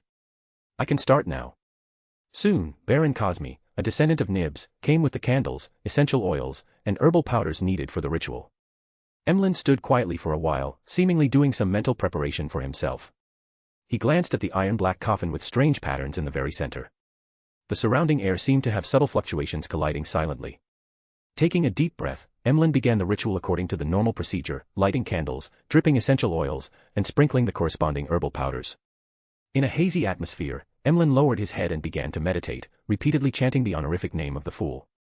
The Fool that doesn't belong to this era, the mysterious lord above the grey fog, the king of yellow and black who wields good luck. In the monotonous yet rhythmic sound, Emlyn gradually relaxed and entered a wonderful state. His body relaxed and became introverted, as if falling into a deep sleep, but his spirituality became lively and light, constantly spreading outwards. At this moment, he felt as if he was constantly floating upwards. This state did not last too long, about 2 or 3 minutes, before Emlyn returned to reality, feeling a little tired. He opened his eyes and looked at the iron-black coffin in the central position, saying with a mix of relief and disappointment, "Lord Nibs, I did not receive a response." After a while, Nibs' somewhat hoarse voice sounded, "All right, you'll stay here tonight, to prevent any unexpected situations." "Good." Emlyn nodded in complete agreement. 11 o'clock at night, Tussock Riverbank. Leyton had already been waiting here. The winter night wind carried a biting chill. He couldn't help but rub his hands together and create a warm flame current around him.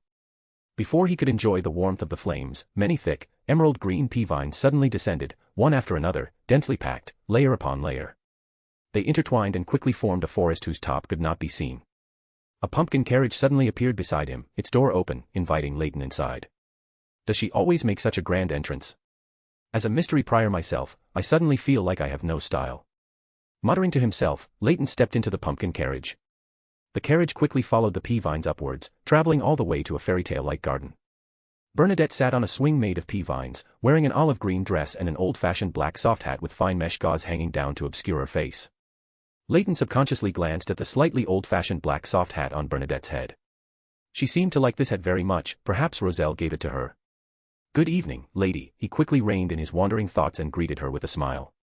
Bernadette nodded gently, then got straight to the point, "Good evening." An avatar of a fallen god, even if he actively seeks death, is not something we can easily kill. What preparations do you have for this? Leyton tilted his head slightly, as if listening to something, then nodded slightly, picked up the bone staff hanging from his waist, and threw it onto his shadow. Immediately, he felt his own degenerate intentions being separated, mixing with something and combining with the shadow. The next moment, the shadow beneath his feet suddenly came alive, surging like water, twisting and wriggling into a dark, human-shaped figure. A purple light flashed in Bernadette's eyes, and she looked at the sudden appearance of the dark figure with vigilance. He is the part of the true creator's will that has returned to normal. Leyton reminded Bernadette not to pry too much, lest she be injured by seeing the hanged man's figure. "You can call me Sasser. Perhaps your father has mentioned me to you." Sasser's voice was calm, without any fluctuations. "Sasser? That viceroy of heaven?" Bernadette merely pondered for a moment, then quickly collected her thoughts and brought the conversation back on track. "What level is the true creator's descending avatar at? And what abilities and weaknesses does he have?" Sasser did not hesitate, and narrated calmly, "He carries a portion of the profane presbyter's Beyonder characteristic, but his own Beyonder pathway remains at the true god level. The suppression brought by his Beyonder pathway will be resolved by me and the hidden sage for you respectively."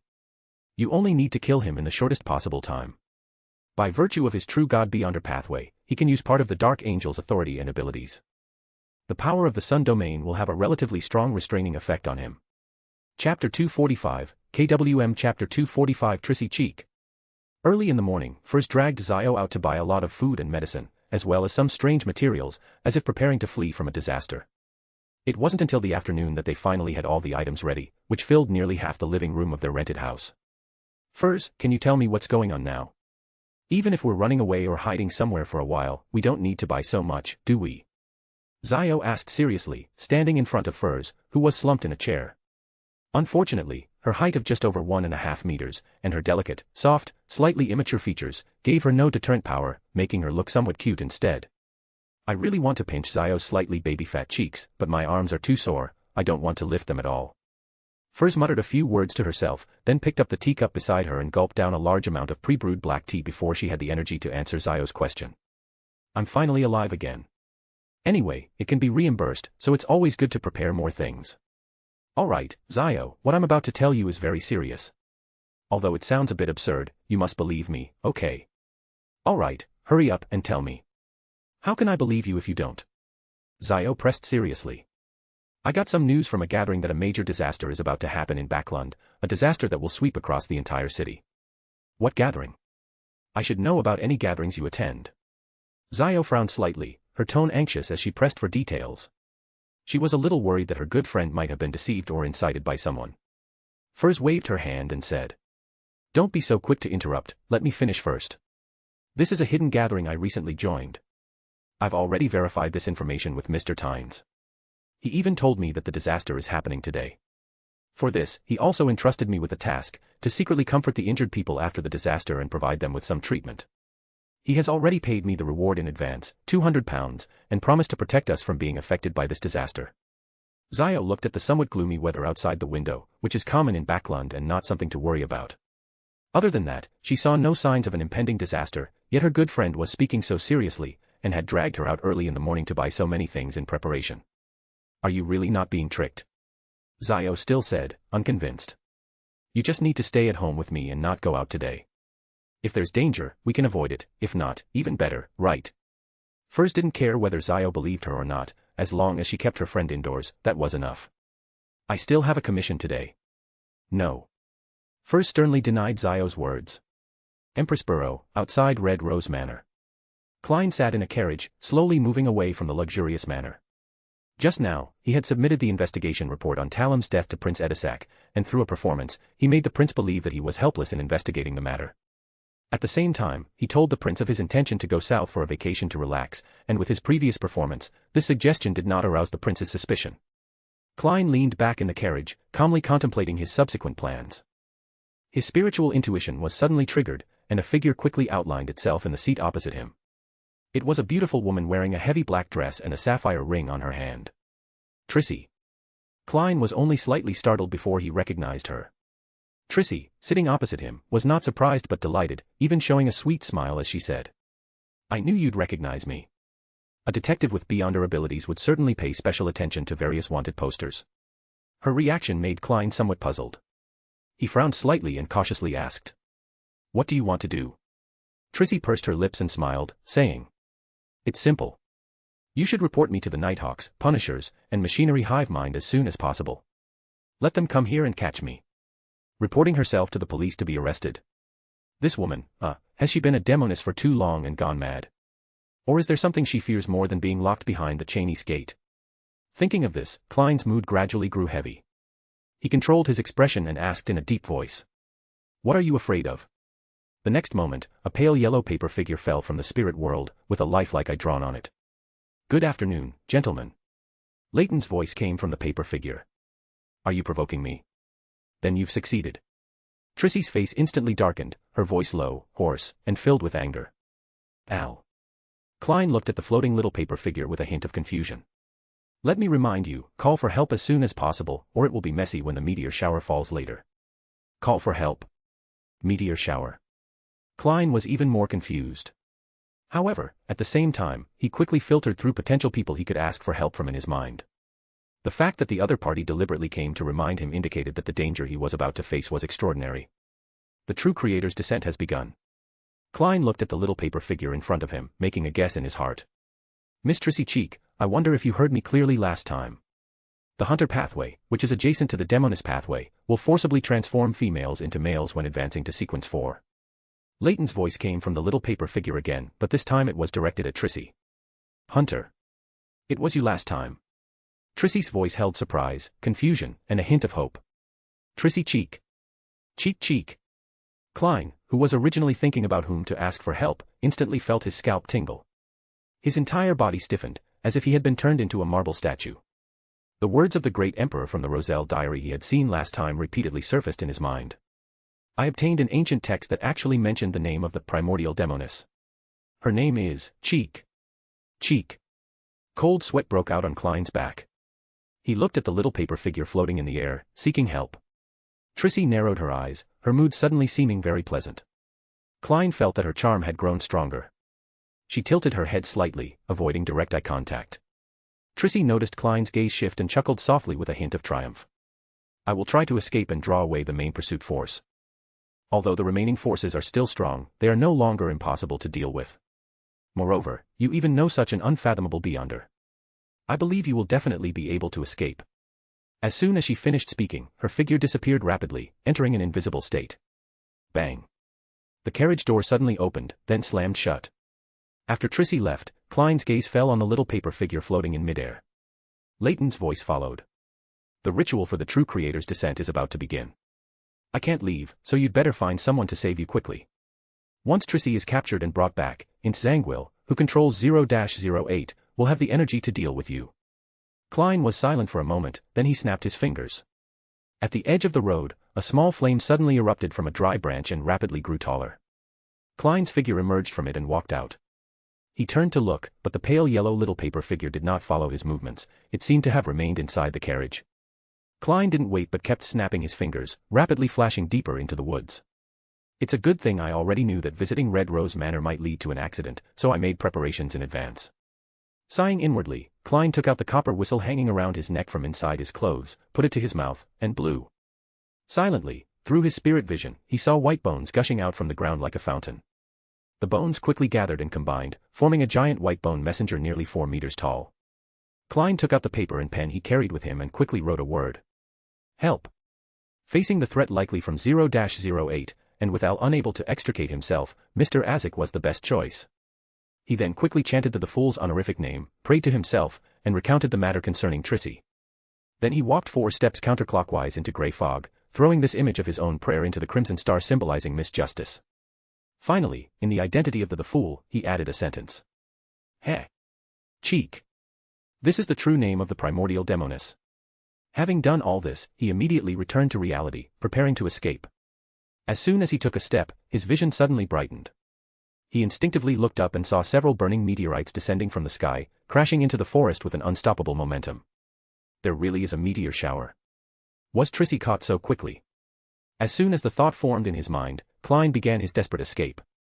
Within a hidden underground structure, a spacious hall with an altar in the center. On the other side of this hall, there was a hidden space where Leyton and Bernadette were staying, quietly observing everything happening outside. Mr. A, wearing a hooded robe, and a lady with a bright complexion wearing a pure white, simple robe, stood together in front of an altar. Mr. A's tone was somewhat urgent as he urged the lady standing beside him. Hurry up and act. I'm already impatient to summon my lord to descend upon the world. The lady standing beside him showed a very alluring smile, reaching out and sliding her hand across his robe, saying, So eager. Actually, we could still have a more in-depth understanding. My patience is limited. Mr. A pulled his robe aside, his voice heavy and admonishing. Heh, what an unromantic lunatic.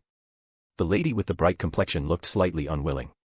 She hadn't expected to be rebuffed by Mr. A several times in a row. This shepherd of the Aurora Order seemed to have no normal desires and was completely unattracted by her. Chapter 246, KWM Chapter 246, Restart of Destiny. I need you to send me to the East Borough. The beautiful lady murmured softly. Mr. A, wearing a hooded robe, nodded slightly. A transparent and blurry book quickly appeared before him, accompanied by a distant and ethereal chant. I come, I see, I record. The pages flipped rapidly, quickly stopping on one page, then emitting a light blue and illusory glow. These rays of light instantly penetrated the lady's figure, making her quickly blur, then become invisible, disappearing from the hall. Having done all this, Mr. A began to kneel before the altar, closing his eyes in prayer. Lord who created everything, the master behind the curtain of shadows, the degenerate nature of all living beings. Your devout believer prays to you. I pray for your descent. In the hidden space, Bernadette frowned slightly, looking at the place where Despair Lady had left, and said in a voice that betrayed no emotion. Demoness of despair. She's going to the East Borough to create a large-scale disaster. Leyton nodded lightly and said. They want to use this to cover up some things and complete a certain plan, and doing so just happens to meet the conditions for offering sacrifices to the evil god. The Aurora Order has become the best pawn. Even if they know they are being used, for the descent of the true creator, they will not refuse. Bernadette turned to look at Leyton, her gaze lingering slightly. After a moment of silence, she spoke. Are you trying to tell me that even if there wasn't this true creator descent event planned by the Aurora Order, the inevitable disaster would still descend, right? Are you saying this to reassure me, or to reassure yourself? Don't you feel a sense of detachment in yourself? A detachment similar to that between sensibility and rationality. Leyton frowned slightly and sighed. Perhaps the White Tower pathway is inherently good at thinking from a rational perspective. A clumsy excuse, one that even I can't fool myself with. Perhaps my divinity has already begun to overwhelm my humanity, but the divine me is still me, which is why I've adapted so naturally. Bernadette turned her gaze away, not commenting on it. East Borough, a secluded and deserted alley corner. The figure of Despair Lady quickly appeared. She walked out of the alley and looked up at the sky. The afternoon sun was obscured by thick clouds and fog, appearing pale and dim. There was also some not too dense light yellow fog, floating everywhere in Backlund, carrying a slightly choking smell, cold and damp. What a pity, it hasn't even reached the worst of the smog yet. She sighed slightly in her heart, taking slow steps forward, as if wandering in an ocean of fog. Where she passed, the fog imperceptibly thickened slightly, even taking on a hint of iron black. Let despair spread throughout the city. Such opportunities are rare. Perhaps I can completely digest the remaining Beyonder potion on me. She murmured softly, walking down a street. Behind her, people began to cough violently, coughing uncontrollably, coughing until they fell to the ground. The surrounding commoners began to panic, wanting to retreat and get away from here, but the next moment, they too covered their throats and began to cough uncontrollably, coughing until they couldn't breathe. Iron black and light yellow smog descended upon the entire East Borough, dock district, and factory areas, and began to continuously spread throughout all of Backlund. Zio, I have a very uneasy feeling. In the rented house, Furs looked at her friend Zio beside her, her expression troubled. Zio frowned, looked out the window, and asked in confusion. Furs, is the smog outside the window a bit worse, and the color a bit strange? Furs turned to look, and what met her eyes was fog so thick that visibility was blurred beyond 10 meters, and it was tinged with an eerie light yellow and iron black hue. A spiritual warning appeared without warning, and Furs instinctively closed the window in front of her. She then turned to look elsewhere, quickly walked over, and closed all the doors and windows one by one. Having done all this, she said in a deep voice. This fog gives me a very bad premonition. In the hall where Mr. A was summoning the true creator. Leyton tilted his head slightly, then raised his hand, following the guidance of his spiritual intuition, and opened a door in midair. He then grasped something like an infant's umbilical cord from within it. It was full of fallen, foul aura and strong, unwilling resentment.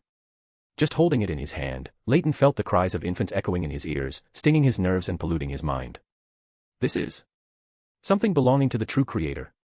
Bernadette frowned slightly. The strange umbilical cord in his hand was too evil. Her intuition even stopped her from using Eyes of Mystery prying to investigate. The umbilical cord of a true creator's offspring that descended in Tinjin. Under the interference of 0-08, Insangwil lost it, and I just happened to accidentally pick it up. Leyton explained softly, then threw the evil infant umbilical cord in his hand forward, towards the altar. The concealment barrier seemed not to exist before it, easily passing through and falling directly onto the altar. Buzz. A sharp buzzing sound suddenly rang out, like pouring a ladle of cold water into hot oil. The true creator's aura in the altar shook violently, surrounded by layers of light. Offer your lives for the master's descent. Mr. A's voice suddenly rang out. Then came the sound of bodies falling to the ground. The smell of decaying flesh spread through the hall. Mr. A sacrificed the few attendants who remained there. Their skin quickly shriveled, tightly wrapping their bones, like weathered corpses. Mr. A's tall, thin figure stood before the altar. He removed his hood, revealing a face so beautiful it was demonic. Then, his chest, abdomen, shoulders, and thighs all had flesh wriggling, appearing viscous and disgusting. Within the light surrounding him, transparent, illusory figures were filled with emotions of numbness, despair, pain, and suppression. The changes here seemed to resonate with the true creator in a distant, unknown place. Terrifying, magnificent power, full of a fallen aura, enveloped an unstoppable will, tearing through layers of barriers and descending here. Above the entire hall, beams of light penetrated the void, swiftly submerging into the altar along the stone pillars, floor, and air, which were covered with symbolic patterns and magical markings. The next moment, a figure in a black double-breasted long formal suit entered through the wall, breaking into this hall. Klein was stunned for 2 seconds. Having just escaped from Int Zangwill with the help of Mr. Azik, he was brought by the Master Key to this clearly evil ritual site. Mr. A's pupils were tinged with blood, and his cold eyes, filled with extreme madness, coldly swept over Klein. The strange environment, Mr. A's madness, and the terrifying ritual in progress, all stimulated Klein's nerves. The strong sense of crisis left him no time for much thought. Following his intuition, he pulled out the revolver tucked into his waist and fired continuously. In his haste, he also threw out an ancient-looking brass key. No problem. Bernadette murmured in confusion. She meant that Klein's sudden intrusion and subconscious destructive behavior showed no signs of unexpected interference throughout the process. Leyton did not listen carefully to Bernadette's words. That master key, containing Mr. Door's curse, could not be thrown into the altar. His figure instantly became transparent, as if he had transformed into a statue formed by countless starlight. The statue shattered, and brilliant starlight surged forward, rushing out of the concealment, isolated space, intercepting the ancient-looking master key in midair. The scattered starlight in the air began to reconverge. Before Leyton's figure could fully reveal itself, an unexpected coincidence occurred. A demon-breaking bullet with a brass-colored trail just happened to hit the master key, which was intercepted by the starlight. Driven by the bullet, the master key broke free from the starlight's interception and fell towards the layers of light on the altar. A transparent, illusory book appeared before Mr. A, and a chanting-like voice transmitted into everyone's mind. I came, I saw, I record. Time around them seemed to freeze for a moment. A huge, illusory, scaleless snake of fate, formed by countless intricate mercury-colored symbols connected one after another, appeared in the sky. This giant snake was covered in dense patterns and symbols, forming interconnected rotating wheels, each surrounded by different markings. Its eyes were blood-red and cold, looking down indifferently at everything below. The next moment, it moved its head, opened its crimson maw, and gently bit its own tail. The instant head and tail connected, countless illusory rivers seemed to converge around them, evolving into a blurry, not quite real, slowly rotating giant wheel. Everything around them seemed to rewind, returning to before the demon-breaking bullet hit the master key. The next instant, an invisible giant hand intercepted all the bullets in the air, crumpled them into a ball of iron filings, and then let them fall straight to the ground. Leyton's figure reconverged from within the scattered starlight, holding the ancient-looking master key in his hand, and murmured to himself. Can the scribe even record the snake of fate's reset? Is he really Mr. A? This is not a beyonder ability from something recorded, but a reset personally performed by Ouroboros. Mr. A is just a medium. Bernadette also walked out of the space isolated by the concealment. Her gaze was cold as she looked at Klein, seemingly guarding against any unexpected moves from him. Ah. I can explain. That was just an accident. Really. Klein put away his revolver again, speaking awkwardly. Chapter 247, KWM Chapter 247 The True Creator. Mr. A, standing before the altar, had closed his eyes again. He raised his hands halfway, in a posture of open-armed embrace, and loudly chanted in ancient Hermes. Lord who created everything.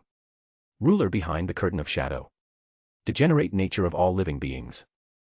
Your devout follower prays for your descent. I am willing to offer my body as a vessel to bear your great will. Amidst the prayer, a majestic radiance descended from an unknown place, completely enveloping Mr. A.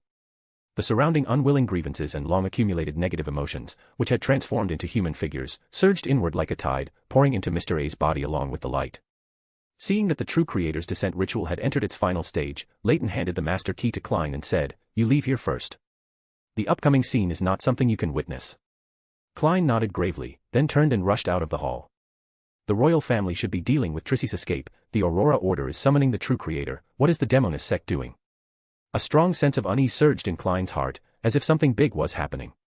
He occasionally used flame jump to quicken his steps away from the area, and the master key had been sealed in an iron cigarette case he carried with him. He didn't even know why he had used it just now, despite having been troubled by the master key so many times before. Inside the hall, Mr. A's body contained all the light, and the aura emanating from him had become extremely terrifying. Behind him, a phantom, flowing shadow appeared, full of fallen, defiled, and mutated connotations. Behind this curtain-like shadow, something was about to break through. The phantom shadow gradually solidified, covering Mr. A's body and transforming into a pitch-black, viscous ocean full of a fallen aura. The shadows in the hall rapidly animated. The unwilling grievances and long-accumulated negative emotions, under the corruption of the fallen, defiled, and mutated authorities, gradually gained substance.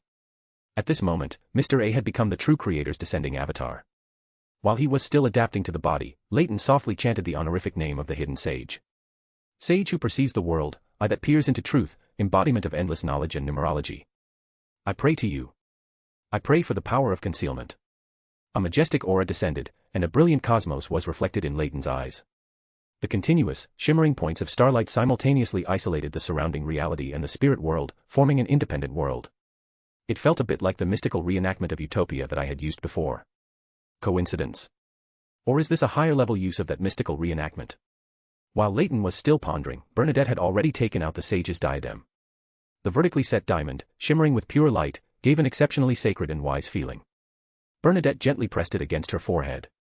The next moment, her body dematerialized, disintegrating into complex streams of knowledge, becoming a pure information flow entity. With the hidden sage's blessing, she could fully exploit the power of the sage's diadem for a short period, unleashing Sequence 2 strength. The information flow that Bernadette dematerialized into did not recoalesce into her body. Instead, it projected countless stars in midair, densely packed and dazzling. These stars cast down brilliant rays, converging into majestic pillars of light that enveloped the entire hall. The materialized grievances and negative emotions were rapidly dissolved by the starlight, collapsing and dissipating. The animated shadows in the hall instantly disintegrated into a deep darkness, which in turn began to infiltrate the brilliant rays scattering from midair. For a moment, the deep darkness and the shimmering points of brilliance in the hall reflected each other, with cold, temperatureless light and a dense, tangible pitch blackness intermingling and eroding each other. Leyton's closed eyes suddenly opened, and a brilliant river of stars appeared in his pupils. The next moment, his body dematerialized for an instant, transforming into a statue composed of countless starlights, with only the bone staff in his hand remaining unchanged. The surrounding deep darkness and brilliant starlight seemed to ignore him, as if he were something that did not exist. Leyton effortlessly stepped forward, stopping only after approaching the center of the hall. His statue-like body, cast from brilliant starlight, leaned back slightly, with arms half open, as if embracing the sun. The next moment, directly above him, a giant, pure orb of light wrapped in countless holy flames appeared out of thin air, and its majestic, pure, and blazing radiance enveloped the entire hall. The blazing light, like a sun, instantly overshadowed the brilliance of the stars and melted away the spreading pitch blackness. The power of the sun pathway caused immense damage to the pitch blackness, which was full of defilement, fallen, and complex negative emotions, constantly dissolving them. But the all-encompassing deep darkness seemed unaffected, it even appeared capable of devouring light. At the very center of this deep darkness, where Mr. A had previously stood, a giant cocoon wrapped in pitch-black liquid, after being evaporated by the blazing light, revealed the enormous humanoid figure within. He had 3 heads, besides the handsome face on his neck, which bore some resemblance to Mr. A shadowed head, one young and one old, grew from each shoulder. The central head had its eyes and lips tightly closed, its expression serene as if awaiting the arrival of death. The heads on his left and right shoulders, however, were each contorted in a ferocious, frenzied manner, eager to unleash their power and madness. An incredibly beautiful female phantom quietly appeared, her eyes tightly closed, seemingly lost in an eternal, unbreakable slumber. This figure gradually overlapped with the true creator's avatar, and an uncontrollable drowsiness appeared on him, as if he was about to fall into an eternal slumber. This was the angel-level mystical reenactment, Sleeping Beauty. Even the true creator's avatar was temporarily unable to resist this drowsiness. Then, layers of starlight rippled outwards, washing off pieces of pitch-black debris from the true creator's body. The entire hall began to silently disintegrate under the washing of starlight, turning into countless fragments, and even the surrounding colors rapidly dissipated as if evaporating. The bone staff held by Leyton automatically extended a blade of spiritual flesh, about an arm's length, from its end. At the tip of the bone staff, faint brass-colored glimmers moved, seemingly searching for the most suitable point of entry. That was a prophet characteristic being exploited in the form of herding. As a split-off avatar of the true creator, Sasra was highly skilled in utilizing the characteristics of adjacent pathways. The next moment, the bone staff in Leyton's hand flew out and plunged into the base of the enormous humanoid figure's neck, at the junction of the 3 massive heads. The previously drowsy giant humanoid figure suddenly awakened. The heads on his left and right shoulders struggled violently, and the surrounding deep darkness instantly surged. He tried to twist reality with words to create a spirit word-like effect, but he couldn't make a sound. Before being affected by the surging deep darkness, Leyton's figure dematerialized, disintegrating into streams of information, which surged into the dazzling sun above. The next moment, pure and clear light burst forth from the dazzling sun, illuminating every corner of the surroundings, turning it into an area without a trace of darkness, a realm of no darkness at this moment. Streams of information recoalesced into Bernadette's figure in midair. In her hand, she held a pale mask with a metallic sheen. The mask had only empty spaces for the eyes, there were no other gaps anywhere else. Bernadette immediately put it on her face. Her body began to die little by little, and an aura of decay and deterioration emanated from her, from inside out. She slightly raised her right hand, manifesting an extremely complex and mysterious three-dimensional symbol in front of the true creator. Within this range, all things and concepts would inevitably move towards their end, and even death itself would vanish. The true creator's avatar's aura also decayed little by little, as if rushing towards the end of death. The two heads on his shoulders also rapidly became decayed and mottled. His massive body, seemingly constructed of shadows, continuously shed fragments and cracked open with fissures, from which tiny, pale downy hairs grew. Subsequently, viscous, pitch-black liquid surged out, layer after layer, resisting the erosion of decay and deterioration. Leyton, transformed into an information entity, continuously moved within the dazzling sun he created. He began to adjust this sun towards its mystical and realistic meanings, and light and heat suddenly intensified at this moment.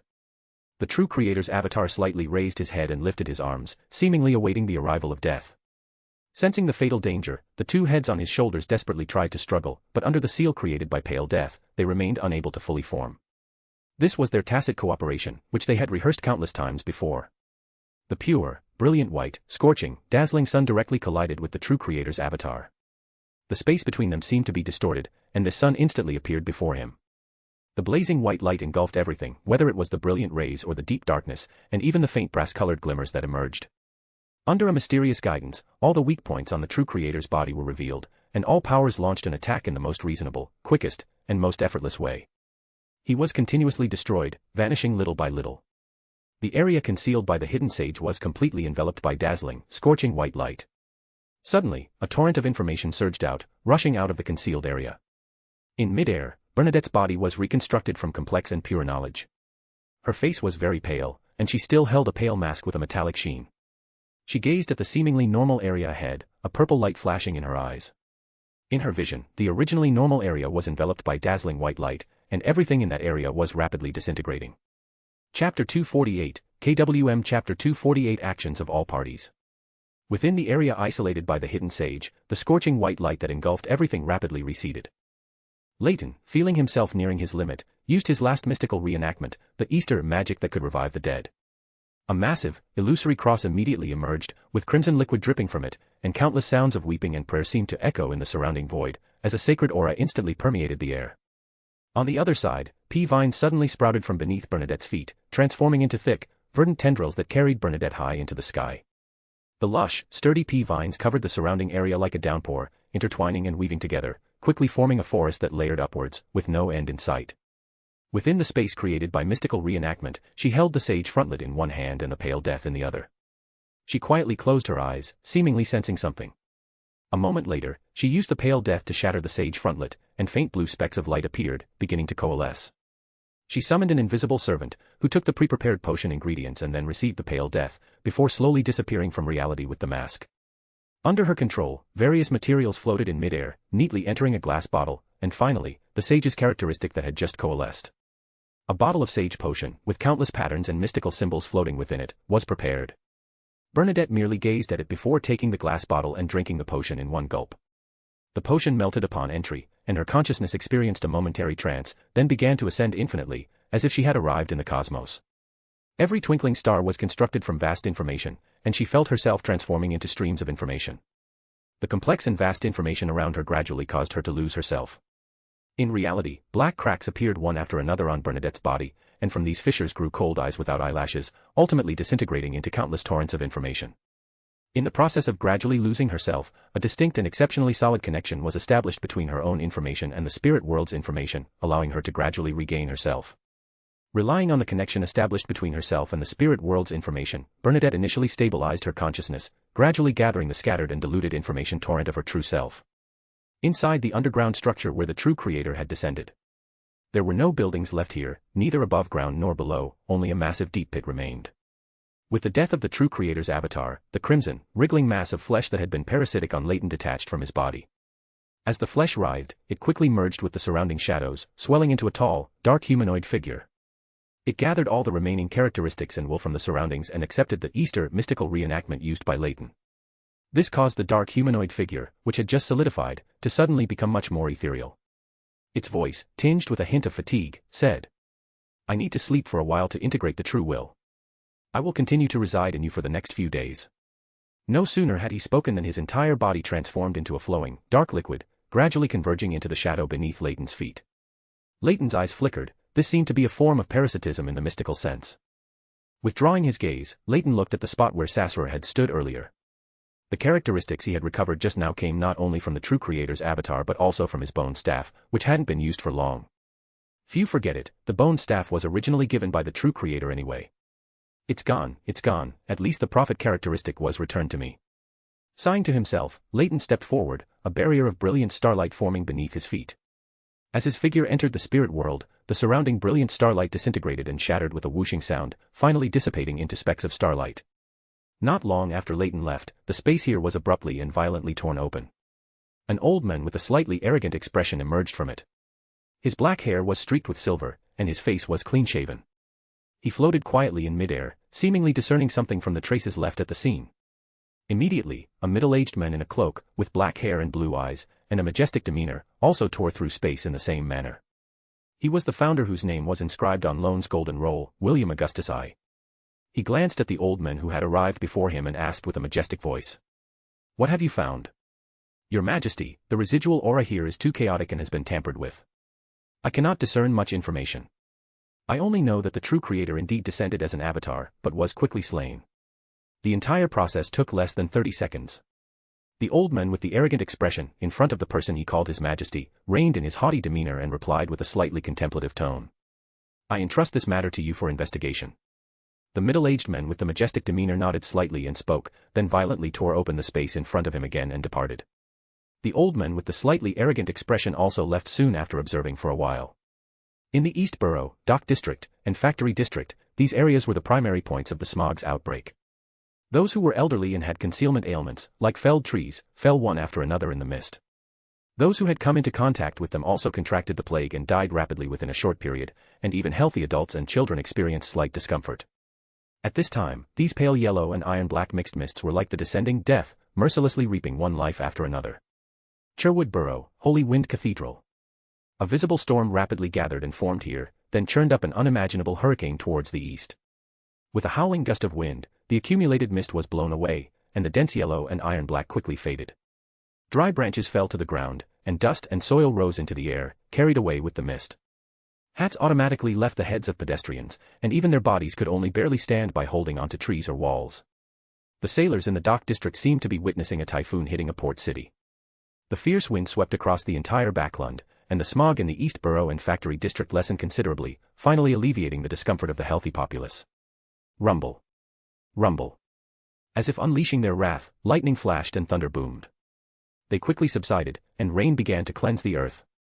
Destiny happened to be standing in the corner between two houses, avoiding the fierce hurricane. Looking at the much clearer sky, he murmured.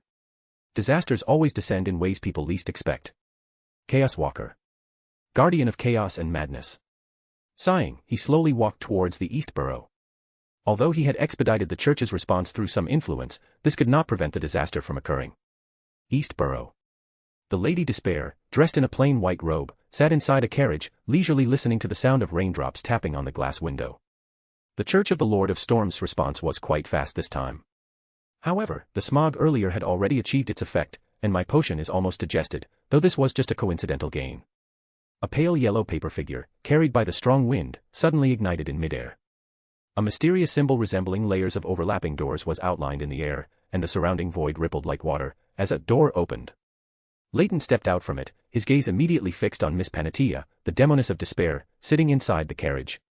With the luck I requested from destiny beforehand, I can easily encounter her through various coincidences. The next moment, golden illusory flames ignited out of thin air all around. These flames emitted the immense and pervasive aura of the sun, forming a sea due to their density, completely engulfing the carriage where Miss Panatia was located. A layer of frost instantly spread, extinguishing the surrounding golden flames, and the ambient temperature suddenly dropped by several degrees. Several crystalline icicles, emitting bone-chilling cold, shot forth, instantly piercing through Leyton's body as if passing through an afterimage, leaving no trace. We meet again, Miss Panatia. Leyton's figure quietly appeared from the other side, calmly greeting the other party. How did you find me? Miss Panatia brushed a few strands of her falling hair, her voice full of charm. Her movements, demeanor, and tone were also natural, as if the brief exchange just now had never happened, unreservedly radiating her charm. A faint blue light quietly appeared in Leyton's eyes, his rationality taking dominance. The guidance of fate, Leyton said softly. Fate. The smile on Miss Panatia's lips had just begun to curve upwards when, the next moment, she was enveloped by an even more intense light and fire. Black and golden flames intertwined, both sacred and fallen, possessing an unusual beauty. What am I thinking? The charm of a demigod-level demoness is truly terrifying. Leyton suddenly shook his head. Even in a rational state, he had been subtly affected. The next moment, he raised his right hand, continuously accumulating light, condensing a long spear that was pure to the extreme, blazing white to the extreme, seemingly composed of pure sunlight. He threw the spear, and it collided with a sharp, crystalline ice spear. Leyton instinctively wanted to transform his body into specks of starlight to avoid the splash damage from the collision of ice and fire, and he was unsure if the flames he simulated could withstand the ice abilities of a demigod demoness. The expected ice crystals, sparks, and rising steam did not appear. The moment they touched, they silently vanished, disappearing to an unknown place. The authority of concealment. It came so quickly. Leyton's gaze sharpened, and he turned to look to his left. There stood a beautiful woman with a blank expression, wearing a classical hooded robe. Chapter 249, KWM Chapter 249 The Angel of Concealment. Leyton felt as if the Angel of Concealment before him had glanced at him, though her dazed expression made it not very obvious. With a slight hesitation, he put on a decent smile and said, "Good afternoon, lady."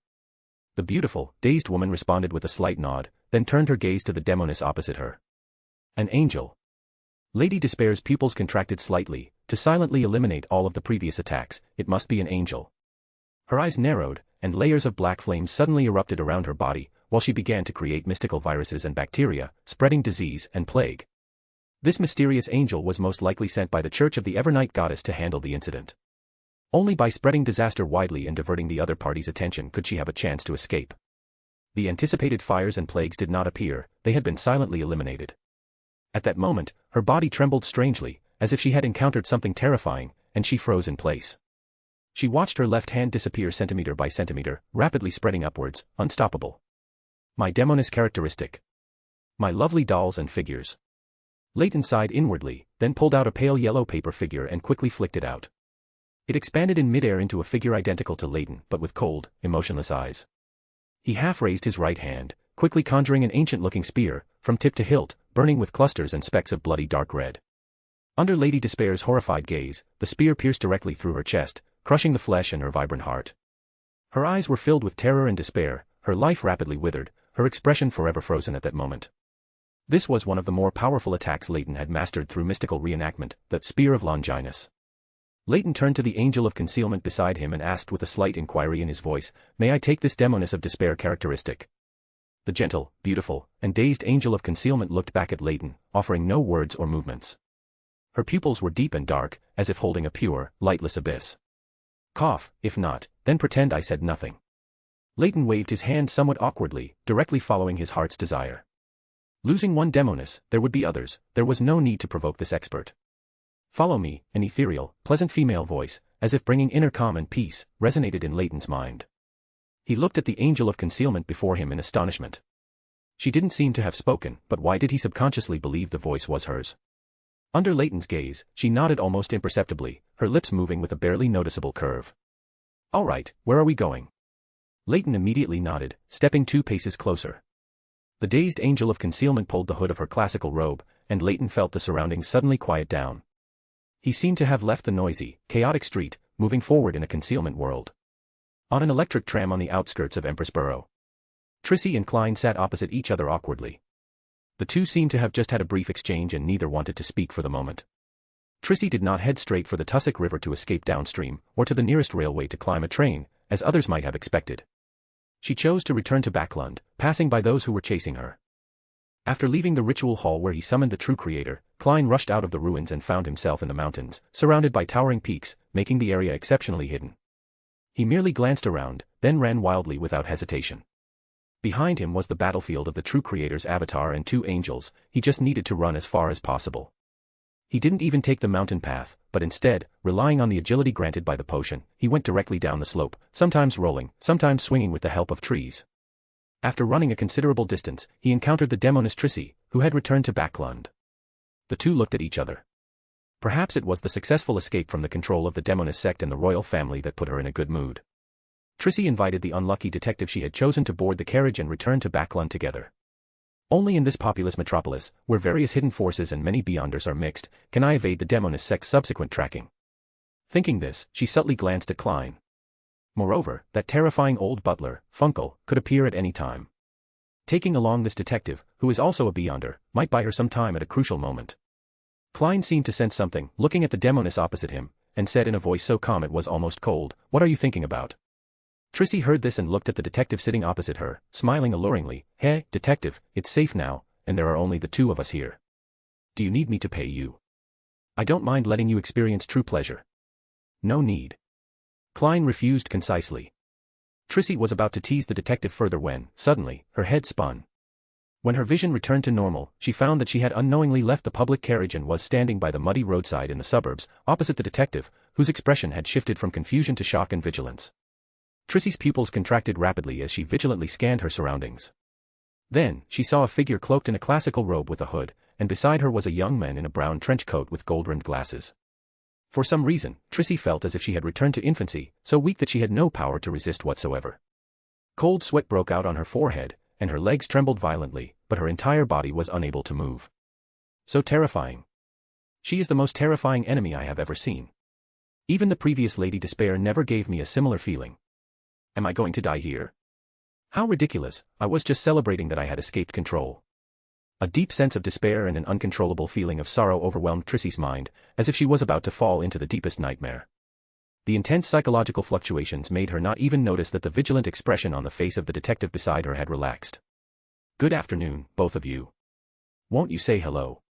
Leyton said this to Klein, even winking at him as a signal. "Say hello. What does that mean? Do I need to pretend to be very familiar with them? It can't be that I should make friends with this terrifying presence, can it?" Klein looked at the beautiful but expressionless face, the dark and deep black eyes, yet lacking spirituality, his heart uncontrollably pounding wildly. Various thoughts churned in Klein's mind for a second or two, then he collected himself. He took off his semi-tall silk top hat, held it horizontally across his chest, and bowed slightly, saying, "Good afternoon, lady." When he straightened up, he saw the beautiful but utterly dazed and expressionless woman's lips slowly stretch, curving upwards, revealing a smile. A smile. Smiling at me. Klein was stunned. He couldn't understand why this powerful being, whether a saint or an angel, would smile at him. The next moment, Leyton and the beautiful but expressionless woman vanished together. Klein and Trissy both felt a sense of relief, especially Trissy. She had almost thought she was doomed just now. They're gone. Even from those high-ranking demonesses, I have never felt such terrifying pressure. She might even be she. Trissy didn't know if she was talking to herself or to the detective beside her. Everything just now felt like the most real hallucination, but when she lowered her head, she was startled to find that the sapphire ring on her left pinky finger had shattered into pieces at some unknown time, losing all its color. Snap, snap, snap, the ring and gem fragments fell one after another. Klein, standing by, watched this scene, his eyes narrowing slightly. Was that terrifying existence's target this ring, suspected to be a sealed artifact grade 0? Perhaps this ring was not as simple as it appeared, especially since this demoness had changed her name to Cheek. In the desolate fields outside the city, Funkel, the old butler by Prince Edisak's side, was fleeing rapidly.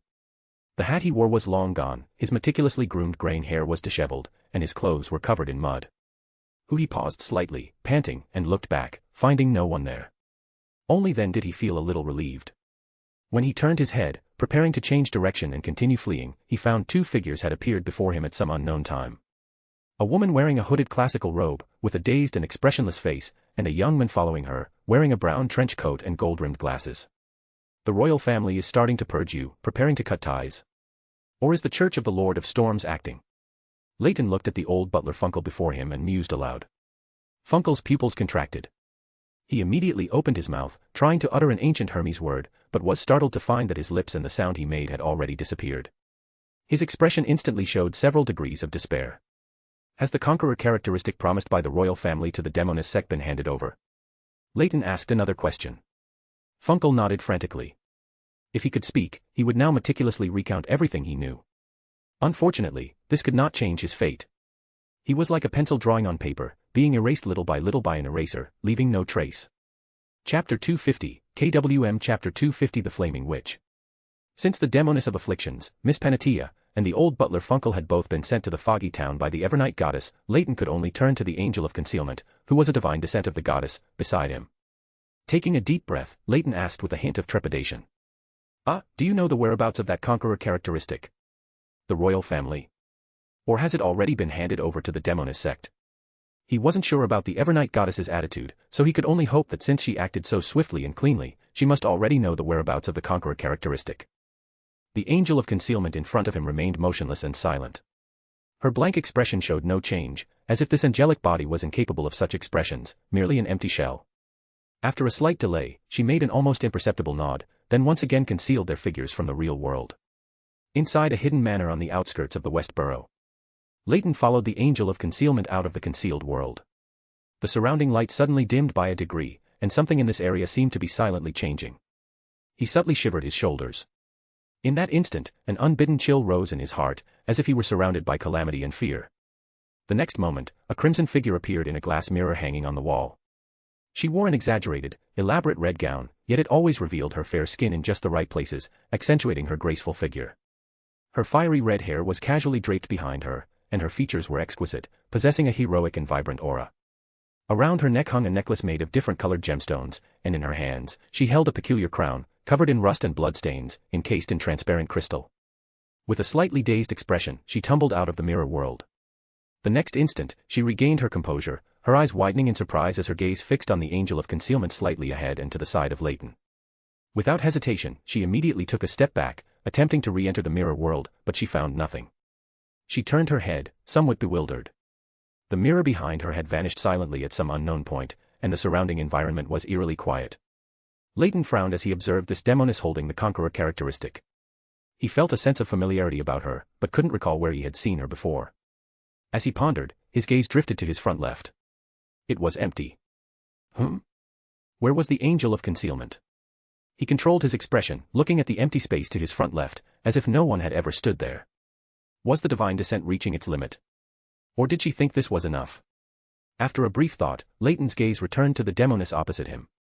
Her face was grim, showing no expression whatsoever. Silently, Leyton entered a state of absolute rationality, and spoke in a low voice. Don't try. This is the concealed world, not connected to the mirror world. You can't get out. The concealed world? Was that the church of the Evernight goddess's angel just now? She seems to have left you here. What?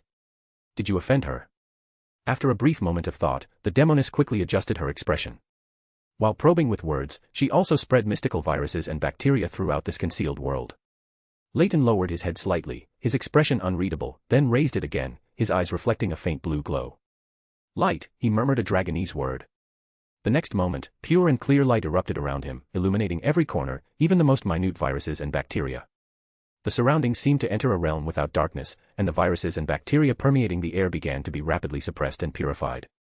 My, the little one is quite cautious, the red-haired Demoness exclaimed, but she did not hinder Leyton's actions.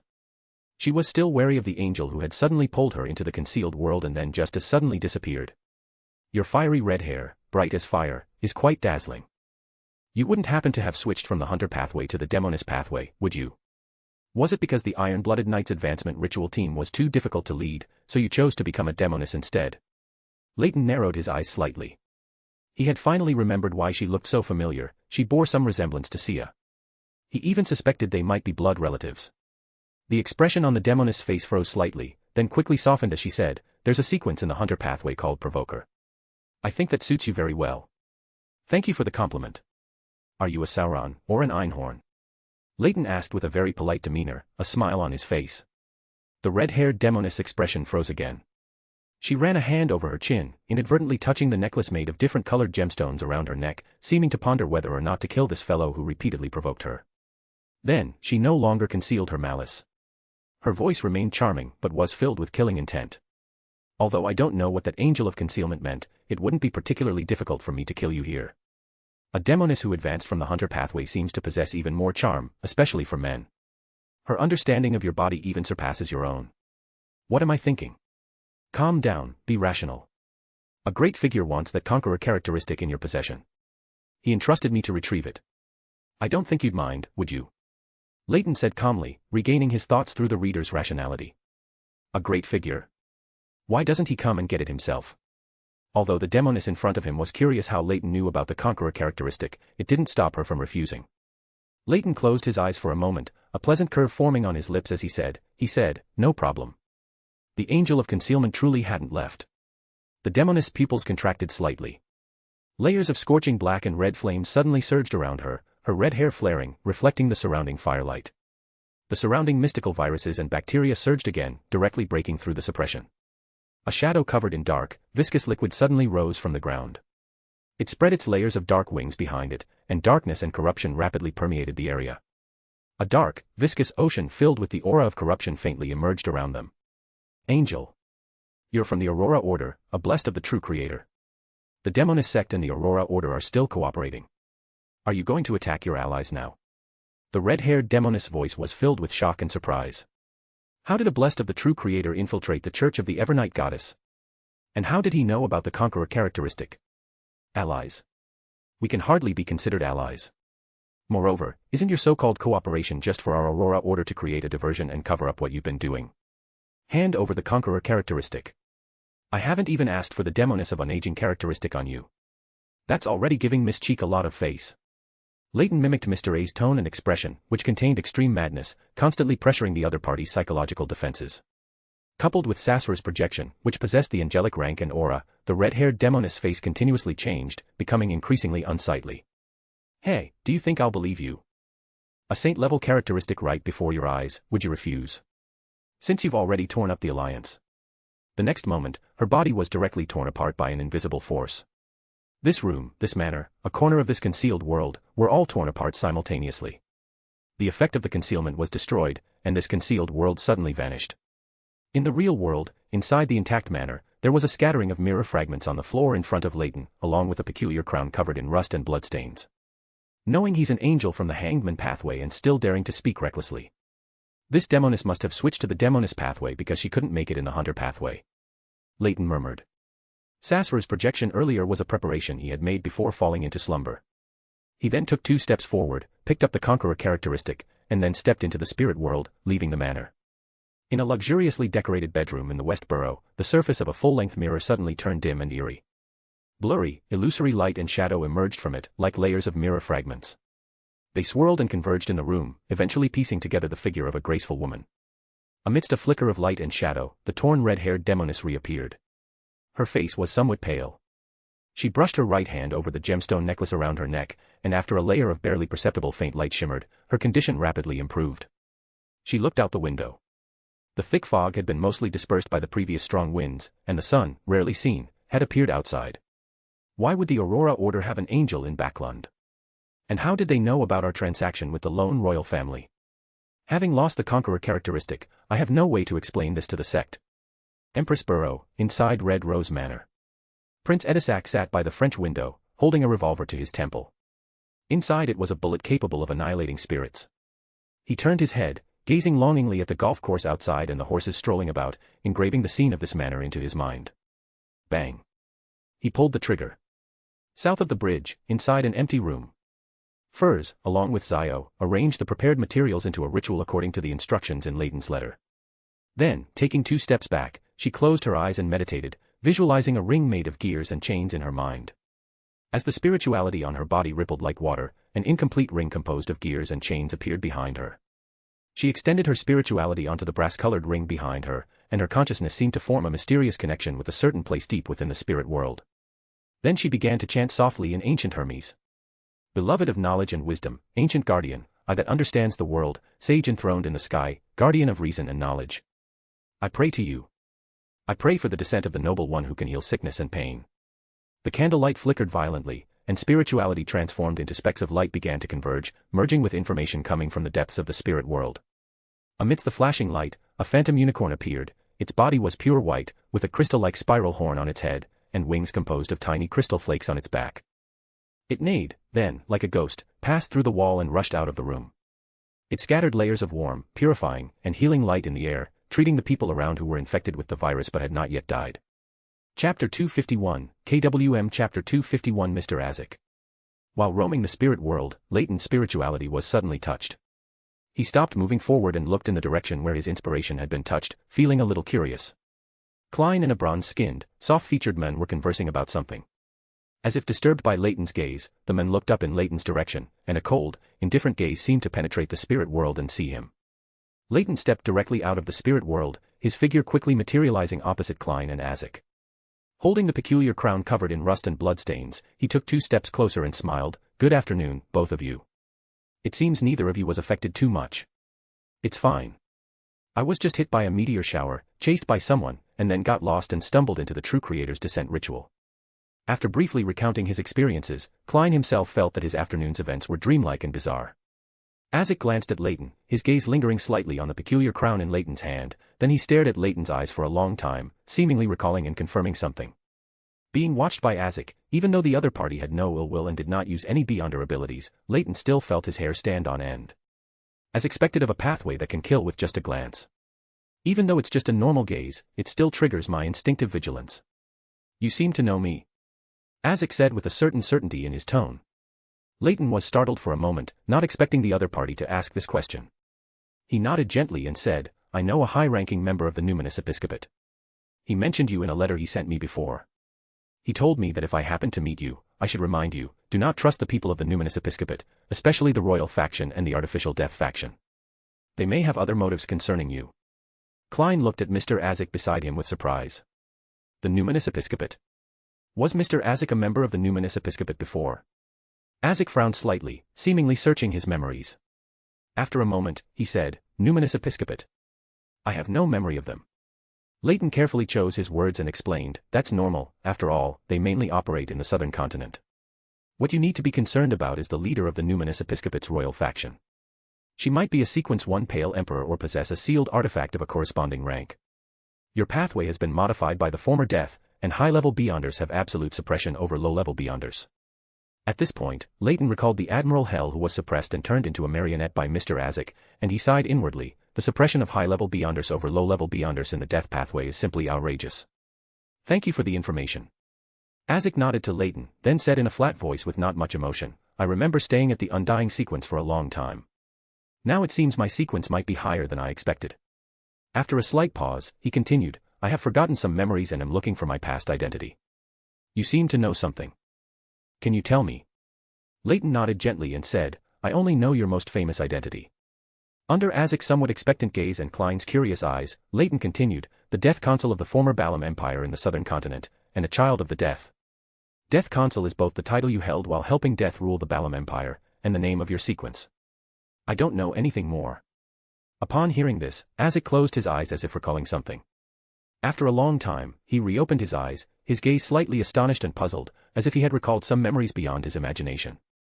Then he sighed slightly and said, "Thank you for the information.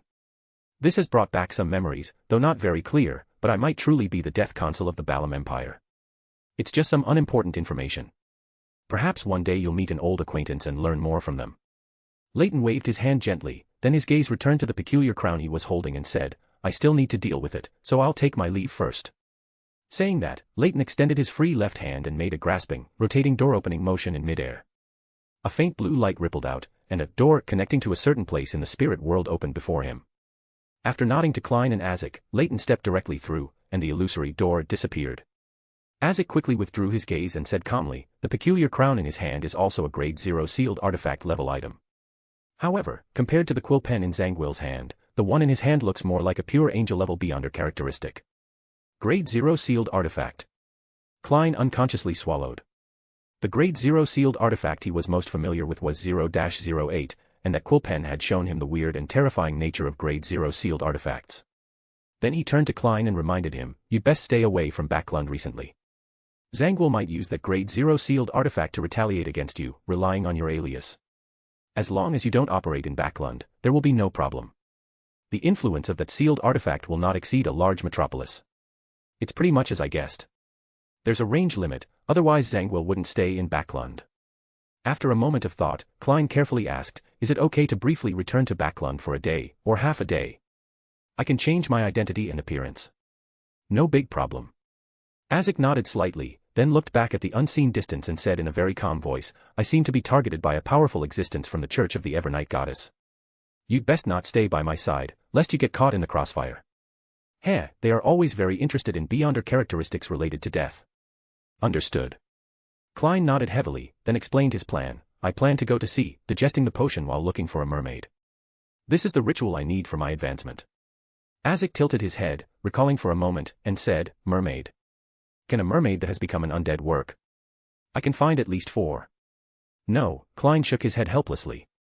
After asking about mermaid clues at the Tarot Club and getting an answer from Leyton, he used a ritual to ask Red Light Ire Moria about this question, and the answer he received was: a mermaid song is a kind of neutralization, a kind of balance, used to help the advancer resist the corruption of the spirit body threads by the marionettist potion.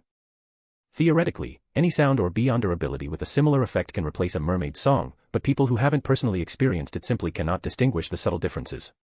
The Reader Pathway's ability to analyze and simulate might be able to create a sound that replaces a mermaid song, but the prerequisite is that they have witnessed and analyzed a mermaid song. Otherwise, this ritual could easily be solved by asking Al for help. Isaac nodded gently, no longer mentioning the undying mermaid. Instead, he took out a thin glove, seemingly made of human skin, from his pocket and handed it to Klein, saying, "This is the Pirate Admiral's relic. I have already awakened the relevant memories and no longer need it. I have sealed it to a certain extent. It won't be hungry normally, but after each use, it must be fed with a human's flesh and soul. If anything comes up, you can contact me through messages. Sherwood Borough, Minsk Street." Leyton's figure quickly materialized in the room. He immediately found a small metal box and temporarily placed the Conqueror characteristic inside, isolating it with a wall of spirituality.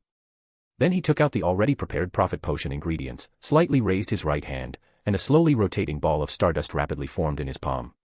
One star after another appeared on the surrounding walls, densely packed and dazzling. These stars scattered rays of light, forming a barrier that isolated the inside from the outside. Next, he took out a Prophet characteristic, wrapped in translucent amber, from a hidden pocket inside his coat. The translucent amber outside instantly transformed into speckles of starlight and vanished. He gently raised his hand, and the crystal ball-like Prophet characteristic automatically floated into the air. Immediately after, the already prepared ingredients floated up one by one, mixing with the Prophet characteristic, rotating and merging in the air, finally transforming into a silvery white liquid that fell into a transparent glass bottle. Leyton brought the glass bottle containing the Prophet Potion close to his eyes and carefully examined the potion. It was pure silver white, with strange symbols constantly rising and falling within it. These strange symbols intertwined and influenced each other, forming closed circles. "I've been delayed for some time. I hope the ritual's effect hasn't worn off yet," Leyton whispered, then directly poured the potion into his mouth. The moment the potion entered his mouth, Leyton felt his mind become hazy. Layers upon layers of things continuously entered his eyes and were etched into his mind. This was a more uncomfortable feeling than the knowledge infusion from the hidden sage. The infused knowledge was always limited, but at this moment, Leyton felt as if the entire world had changed in his eyes. All things reflected corresponding information, wanting to enter his eyes and drill into his mind. As his thoughts gradually became chaotic, a unique, clear trace with a sense of familiarity entered his vision. It surrounded him like an invisible barrier, blocking the erosion of most information. It was like a blob of black ink, dyeing all approaching colors black. Chapter 252, KWM Chapter 252, Prophet and Mysticologist. After some relief, Leyton gradually began to find himself and gather his thoughts. In his perception, the information that swarmed into his eyes and was engraved in his mind at that moment all materialized into countless interwoven silver-white threads, colliding, entangling, and influencing each other. They were like the traces of everything that existed, from their birth until now, extending into the future. It seemed that just by looking, one could clearly see their past and future. All the silver-white threads intertwined, converging into a vast long river, which transcended time and space, a river belonging to fate. A manifestation of the river of fate. Leyton murmured to himself after regaining his senses. His gaze turned towards the somewhat ethereal future, where the silver-white threads were entangled and chaotic, even spreading out into numerous branches, as if there were countless possible developments, like a tangled mess. One could only infer the general direction of the future based on the developments of the past and present. When attention was focused on a particular thread or a specific point, one could still rely on one's own judgment to untangle them and find the most probable future. Withdrawing his gaze, Leyton followed his intuition and looked back, quickly finding the silver-white threads representing the extension of his own fate. They were one after another, like a fishing net cast into water, constantly swaying and tangling under the rush of the current. Because it was his own fate, Leyton saw it with exceptional clarity. Looking back at his past fate, he had a very sudden and disjointed feeling. It was as if his fate had been cut off and then regrafted. With just a glance, Leyton knew what had happened. He then looked towards the future, where the dense, semi-illusory silver threads spread out into countless branches, making it impossible to distinguish which one was the true future. Leyton's gaze continued to look further, and the directions of these fate branches were surprisingly unified. They were converging towards a fixed future, merging with a larger fate in an indistinct place, just like streams flowing into the sea. What does this mean? Does the world ultimately head towards destruction? Is the original creator destined to awaken? Or do I live to the end of the universe? Leyton murmured in confusion for a moment, and soon he felt his own spirituality become unstable, as if his previous act of prying into the future had consumed too much spirituality. He then reined in his spirituality and gaze, and the surrounding silver white quickly faded and disappeared. The desk, walls, wall lamp, and bookshelf all returned to their normal appearance, as if the scene he had just seen was merely an illusion from his blurry vision. I didn't expect the prophet's way of prying into the future to be like this. It feels like a combination of mysticologist divination and big data deduction. Leyton leaned back in his chair and murmured, then closed his eyes, sensing the changes within his body. The Sequence 4 prophet only gained one beyonder ability called Eye of Fate. Its effect was just as Leyton had seen. It could perceive the traces of surrounding objects in fate, and by relying on knowledge, connections, and understanding, it could deduce the most probable future among countless possibilities. In addition, many higher-level mysticologist knowledge in the field of fate appeared in his mind, but these could only be considered byproducts of the Eye of Fate ability. At the same time, the abilities of the prerequisite sequences were also elevated to the Sequence 4 level. Moreover, Leyton felt that he had already digested nearly half of the prophet potion he had just consumed. He opened his eyes in disbelief, and then re-examined it to confirm that it was not his imagination. What did I do? How did the prophet potion digest so much? As he mumbled to himself, an idea sprouted. The next moment, he extended his right hand forward and gripped the air, and a burning match suddenly appeared in his hand. In a flash of thought, the surrounding scene transformed into a corner of an alley in a small town, with large snowflakes drifting down from the sky. He gently blew out the match in his hand, and everything around him instantly vanished, leaving only the extinguished match in his hand and a wisp of white smoke gently rising. As expected. The little matchstick girl. Leyton lowered his eyes and murmured with an unclear meaning. He roughly understood why the prophet potion had digested so much directly. The fate he glimpsed during his advancement was not due to his advancement to prophet, but rather it resonated with his own sage characteristic. It seemed that his actions just now also caused that characteristic to further integrate with him. Now he was not only a prophet but also a mysticologist. Perhaps it was also because he had used that sage characteristic with Sassur's help just now, but isn't this a bit too easy? I didn't even feel much, even though I was just advancing. Leyton frowned slightly. This unexpected development made him recall many details he had unconsciously overlooked before. The integration of the mystery prior pathway characteristic never seemed to have any effect on me other than suppressing my humanity. I didn't even act or digest much, but there was no sense of burden at all. It was as if I had possessed these from the very beginning, and the process of integrating the characteristic was merely taking them back. In contrast, every advancement and digestion of the reader pathway had a very obvious impact on me. Why did I never notice these before? Is this influence external, or does it originate from myself? Leyton frowned deeply and muttered to himself. I feel like I should have been an angel upon birth, but due to unknown reasons, the reader pathway characteristic interfered, forcing me to start from scratch. But this doesn't seem to make sense either. The God of knowledge might know a lot, but he certainly won't tell me. And his attitude towards me is so good that it makes me worried. He might have the idea of indirectly controlling the knowledge more through me. With his wisdom, whether it's steam or the hidden sage, replacing them is not impossible. This should be his last choice. After all, the knowledge more does not have the ability to revive with a refreshed state. Jumping pathways, going mad is the best outcome. Whoosh! Leyton leaned back in his chair and sighed, reaching up to press his temples. There were too many things he couldn't figure out. Sometimes he even wondered if he was human. He had a premonition that as long as he integrated that sage characteristic and became an angel, all his doubts would be resolved, and there would be no risks in doing so, as it was something that inherently belonged to him. But he instinctively felt that now was not the right time. He still needed more accumulation, more experience, more. Suddenly, he turned to look out the window. The prophet's intuition told him that the fate of the entire city of Backlund had undergone some subtle changes for the better. Destiny. Has he finally advanced? Murmuring softly, Leyton rose from the armchair and took a step forward, his figure rapidly becoming transparent and disappearing from the room. In an ancient underground ruin with fourth epic characteristics, located in the suburbs of the West Borough. William Augustus I, cloaked and majestic, looked at the handsome gentleman in front of him, who had black hair, golden eyes, a perfectly tailored suit, and a mature and refined demeanor. He was Sertre, the military demigod who had rushed to the scene immediately when Capim was killed last time. The gaze from William Augustus I, the founder of Leyton, made even him, a demigod, tremble. He clearly felt sweat seeping from his forehead. The conqueror characteristic we handed over to the demonist sect was snatched, and it was done by two angels from the Church of the Evernight Goddess and the Aurora Order simultaneously. William Augustus I narrowed his eyes, repeating the news Sertre had just reported to him in a very calm tone. Even though the founder in front of him showed no sign of majesty, Sertre still felt his soul trembling from the other party's anger. He said with sweat on his forehead.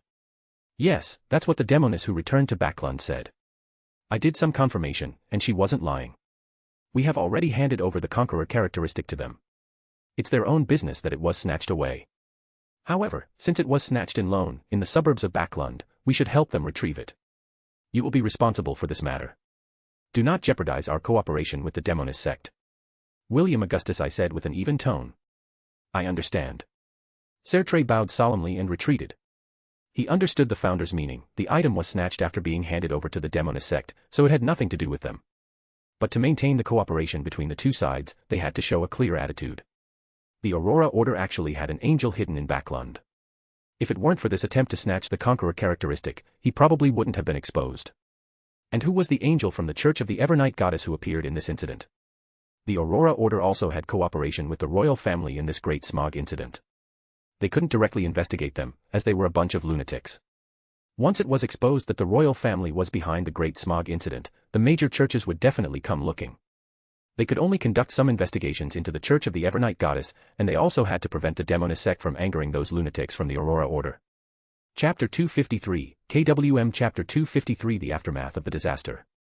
Thick, green pea vines, like a torrential rain, covered the surrounding area, intertwining and rapidly forming a forest, layer upon layer, reaching so high that the top was nowhere in sight. Bernadette sat on a high-backed chair made of intertwined pea vines, her aura even more profound than before. At a glance, she exuded an exceptionally sacred and wise feeling.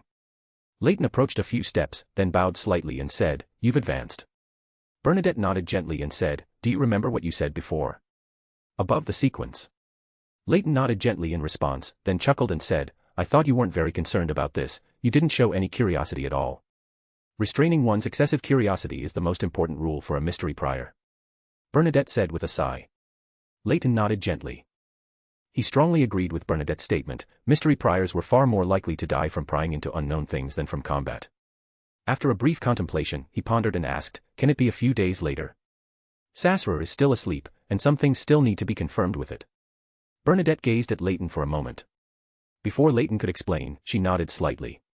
The surrounding pea vines, like a lush green forest, rapidly retracted and disappeared. In a moment, both the pea vines and Bernadette's figure vanished without a trace. In an unmanned corner of the dock district, Leyton's figure rapidly appeared. He glanced around, and his gaze quickly landed on Destiny, whose spirituality had not yet fully dissipated. Destiny looked at Leyton as if sensing something. When Leyton walked a few steps closer, he said with a hint of helplessness in his voice, "This disaster was much more severe than I anticipated, but it also ended much faster than I expected. There were also other people or forces secretly preventing this disaster. All I could do was make the three major churches react faster and ensure this disaster erupted not at its most terrifying moment. Is this fate? Through some people, some coincidences, things are pushed in a direction full of coincidences, yet reasonable." Leyton pondered in his heart for a moment, then finally sighed aloud, "Fate is always unfathomable.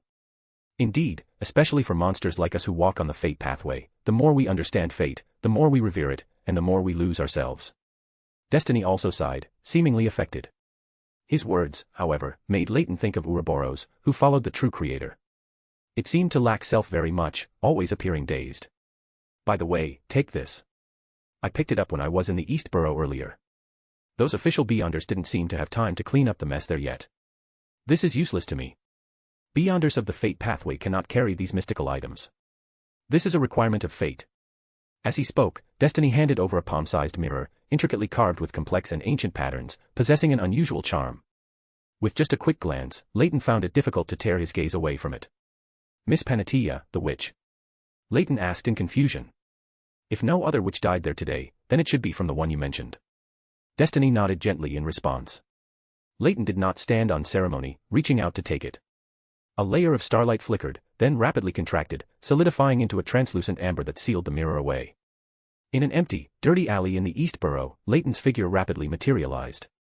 He quickly walked out of the alley and onto the street outside, where corpses and weak, coughing people were everywhere. They were mainly elderly, frail young people, and children. A subtle emotion flashed in Leyton's eyes as he saw the condition of the surrounding crowd more clearly. The spirituality of each person was very weak, and their lungs and breathing were severely infected.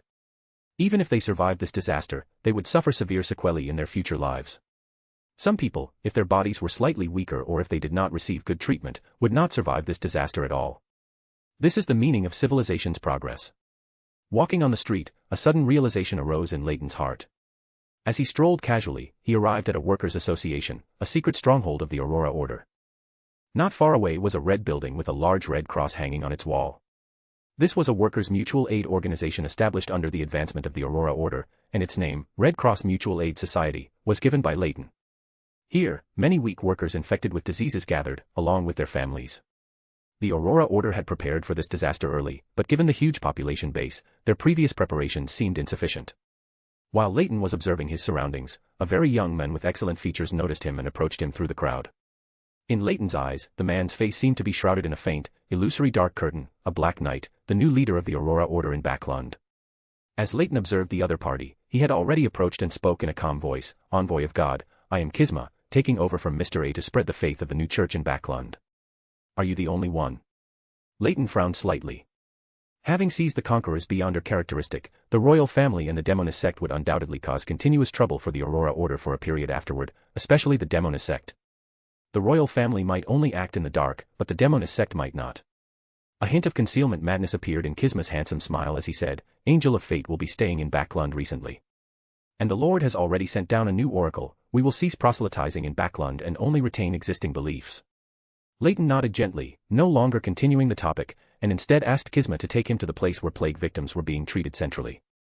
Having stepped into the demigod stage, Leyton easily simulated the unique holy light of the unicorn figurine, which combined vitality and purification power.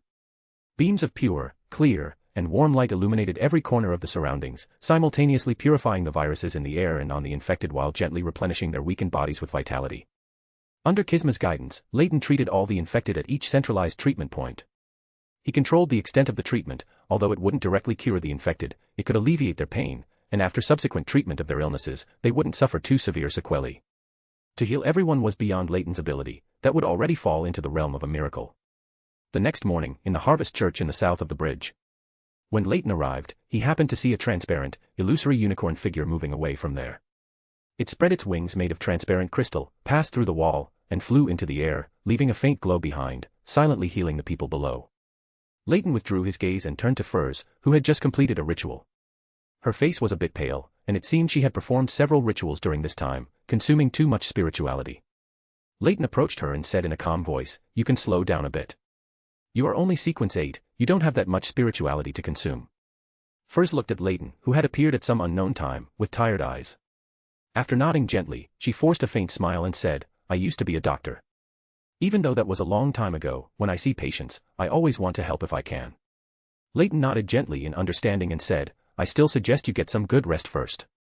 Besides, this is the Church of the Earth Mother. Both the father and volunteers here have good pharmacological knowledge, and they can handle these patients." "What nonsense are you talking about? Can't you see I'm already swamped? If you have nothing to do, help me deliver these medicines to the hall." The volunteer Leyton spoke of addressed him with a stern expression. Emlyn turned his head after speaking, scooping the inky black liquid from the large iron pot with an iron spoon, and pouring it into the glass bottles and cups nearby. He glanced at the empty iron pot, then counted the prepared medicines. "I'll help, Mr. White." Furs approached very familiarly. Emlyn did not refuse. Leyton followed them and delivered the medicines Emlyn had prepared to the hall. In the hall, which was originally used for prayer, most of the seats had been removed. The floor was covered with tattered bedding, where plague victims lay, either sleeping or groaning. After about 10 minutes, after distributing all the medicines to the infected and having them drink them, they returned to the side of the altar. Emlyn complained to Father Utravsky, "You should find 2 more volunteers." Father Utravsky did not respond to the topic, but looked at the patients and smiled gently. In another day or 2, they should be fully recovered, thanks to the strange unicorn Miss Furs summoned. "No, it's nothing. I'm just completing a commission." Furs waved her hands repeatedly, somewhat embarrassed to accept the praise. Emlyn also glanced at Furs. He was very interested in the ritual magic that summoned the unicorn, but he didn't speak at this moment, as it wouldn't fit the image of a noble sanguine. He looked at the tall father and casually said, "Father, I didn't expect you to accept followers of other faiths." Only 2 or 3 of them are believers of the Earth Mother. They are also lives, innocent lives. Father Yutravsky said with an unconcerned smile. Emlyn was stunned for a few seconds, exhaled, and then said, Father, I've found a way to resolve the psychological cue. Perhaps I'll be leaving here very soon. Leyton raised an eyebrow, looking at the somewhat sundra sanguine. At this point, he should have already prayed to the fool and lifted the psychological cue, yet he wasn't immediately happy and sarcastic. Instead, he continued to work here. Seemingly uncomfortable with Leyton's direct gaze, Emlyn glared back and said, What are you looking at me for? Have you forgotten what you're here for? Or have you also decided to believe in the Earth Mother? Also. Leyton raised an eyebrow and continued, I'm here to bid Father farewell. I'll be leaving Backlund in a few days.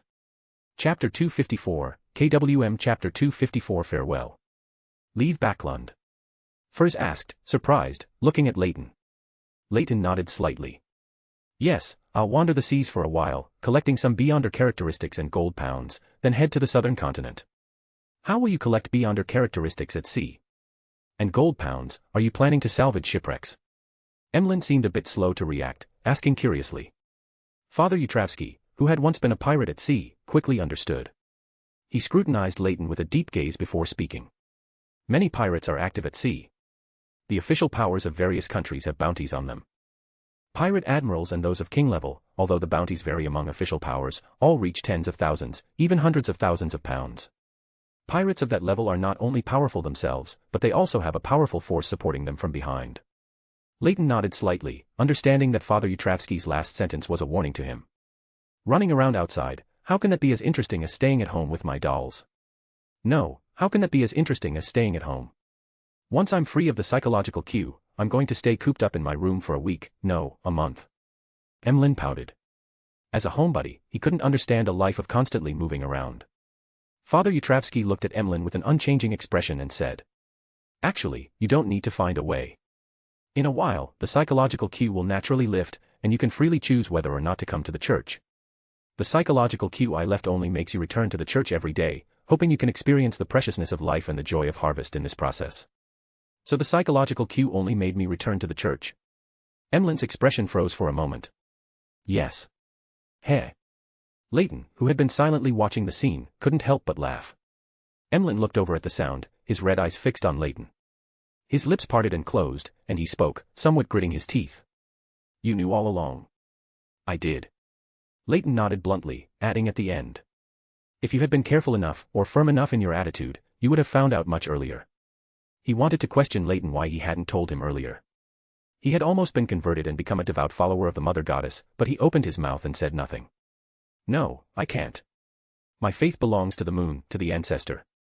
Leyton turned to look at Furs, who was watching the drama with a somewhat stunned expression.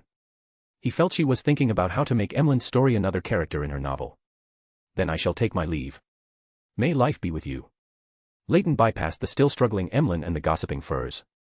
He clasped his hands in front of him in the Church of the Earth Mother's etiquette, bowing to Father Yutravsky before leaving directly. Above the grey fog, inside the grand, ancient palace. Leyton sat on his high-backed chair. He looked towards the head of the bronze long table, where Klein sat, uncovered by the grey fog. The two exchanged glances, and Leyton was the first to break the silence. Hey, it still feels a bit unusual with just the two of us sitting here. Me too. Klein nodded lightly. Then he reached out towards a pile of miscellaneous items obscured by dense grey fog. A peculiar crown, covered in rust and bloodstains, automatically flew into his hand. After examining the Conqueror's Beyonder characteristic in his hand, Klein manipulated it to float in front of Leyton, then asked curiously. What is this? Its grade is very high, somewhat like a sealed artifact grade 0. A sequence 1 Beyonder characteristic. Leyton's eyes glowed with a faint blue luminescence. A sequence 1 Beyonder characteristic was something he only dared to study freely in a place like the grey fog. Warrior. Or hunter. Klein pressed, his guess based on the feeling the crown gave him. Hunter Pathway, Sequence 1, Conqueror. This was prepared by the true creator for Medici. That unlucky fellow is now just a wraith and has been sent away by Adam. He doesn't need this Beyonder characteristic for now, so I'll leave it with you. It's safer here and won't be divined by the Demonist sect. You can also use it if you need to. Through this grey fog, you should be able to exploit it to some extent. After briefly explaining the origin of the Beyonder characteristic, Leyton focused on his research. Above this grey fog, he unreservedly used this Beyonder characteristic to unleash various Beyonder abilities. For a time, fire, lightning, and frost flew across this area above the grey fog, and the grand, ancient palace quickly became dilapidated. After researching for a while, estimating that Klein's spiritual support was nearing its limit, the faint blue glow in Leyton's eyes dissipated, and he placed the strange crown on the bronze long table. Klein waved his hand, and the dilapidated palace instantly returned to its original state. Leyton turned to Klein, expressing his doubts about the Sage Beyonder characteristic on him. Finally, he asked very seriously. Do you think there's anything wrong with my state? Or do you have any theories? Leyton looked at Klein expectantly, wanting to know if Klein, with the blessing of Sapphira Castle's beacon of destiny, could offer any suggestions or insights. Klein was silent. He didn't know how to answer such a question. He hadn't even figured out his own problems yet. After a moment of contemplation, Klein carefully chose his words and said, perhaps, as you thought, that Sage Beyonder characteristic was originally yours, and now it's just reintegrating with you. Or, just like how I can freely use that marionettist Beyonder characteristic of the seer pathway here, your special nature allows you to easily control the Beyonder characteristics of the mystery prior pathway. Easily control the Beyonder characteristics of the mystery prior pathway. Leyton murmured softly. He felt the latter guess was more likely. But wouldn't that mean I'm like the hidden sage, corrupted and controlled by the knowledge Moor? Perhaps I should find an item from the mystery prior pathway to test it. After settling on an idea in his mind, he continued to ask. Then do you think I'm human? Huh. Klein was a bit stunned by the question. He felt his companion might need Miss Justice's treatment.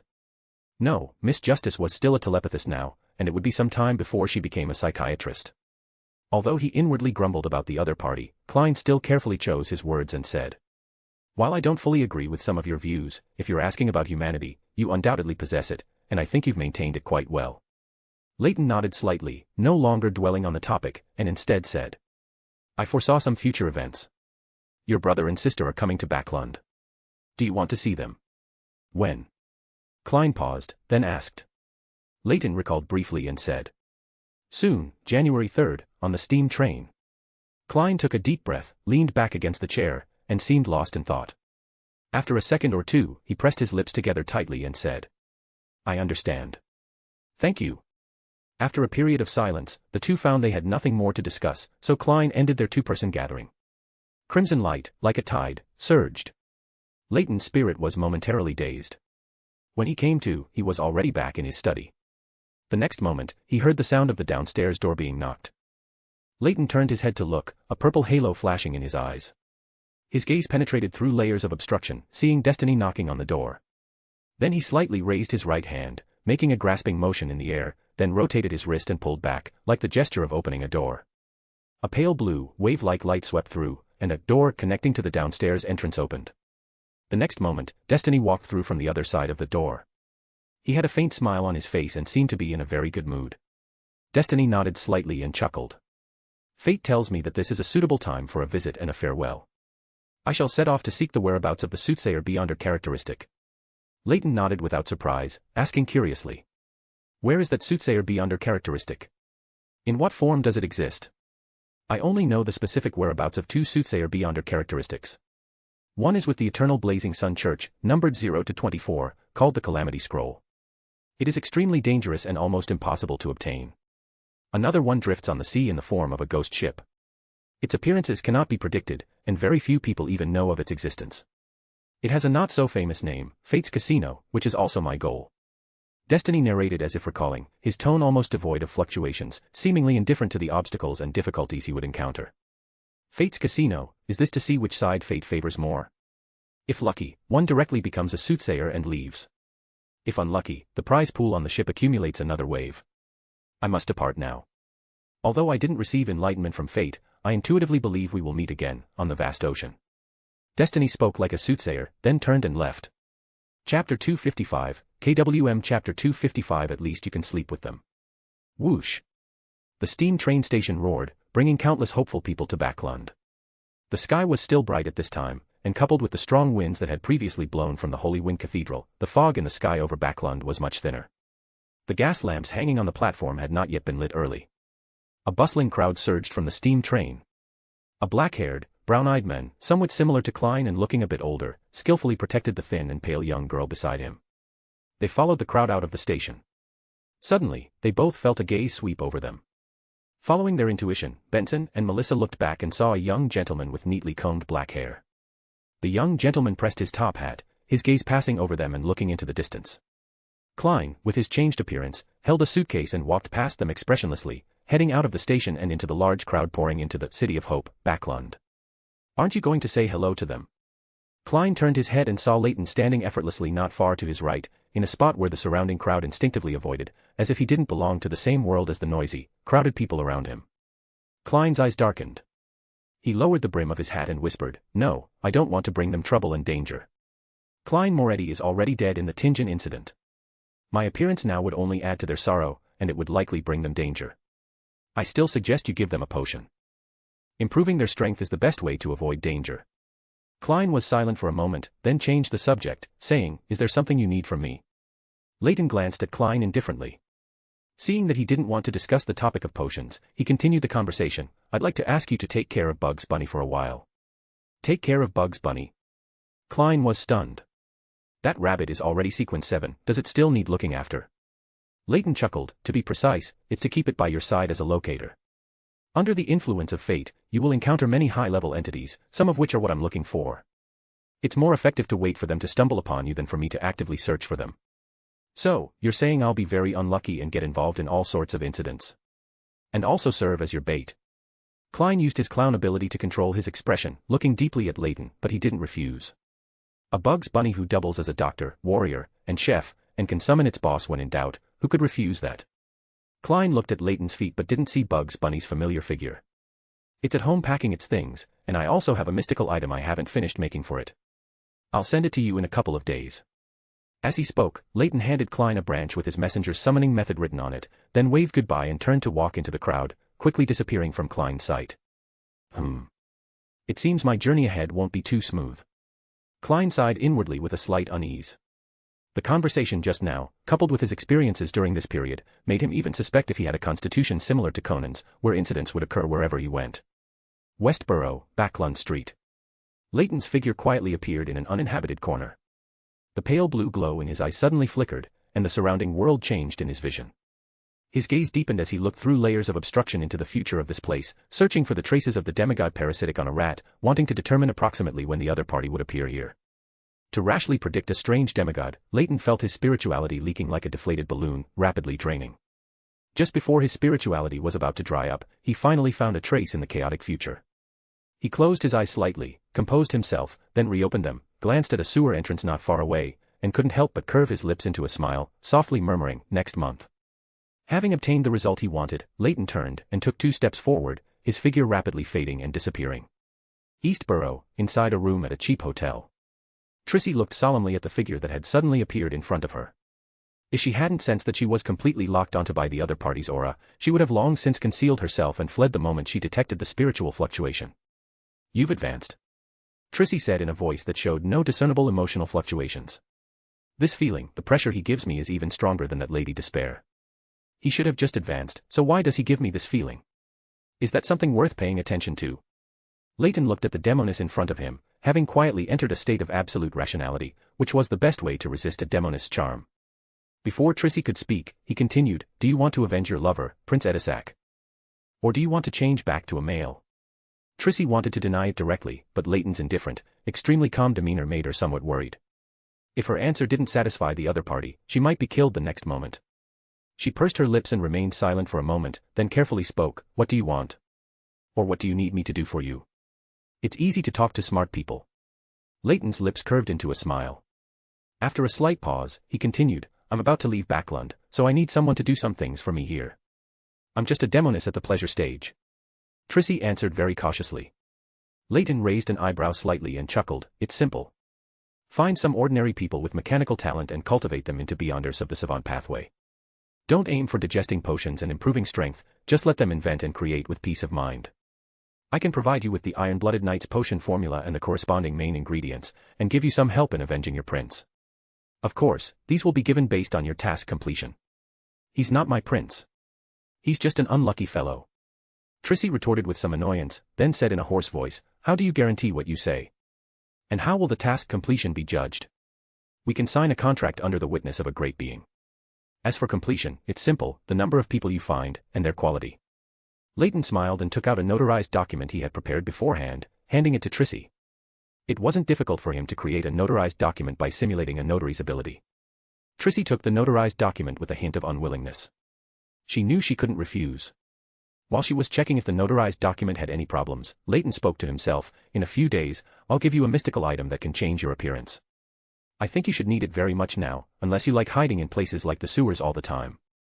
Remember to change your name back. It has too deep a connection with the primordial demoness. My name. Cheek." Trissy's expression was first confused, then shocked. She subconsciously wanted to pronounce the name but cautiously waited 2 seconds before saying the word completely. "Don't say it casually, it's easy to attract attention." He didn't say whose attention it was easy to attract, but Trissy had already realized, and her face suddenly turned pale. She somewhat suspected whether she had stepped into the demoness sex conspiracy from the moment she consumed the assassin potion.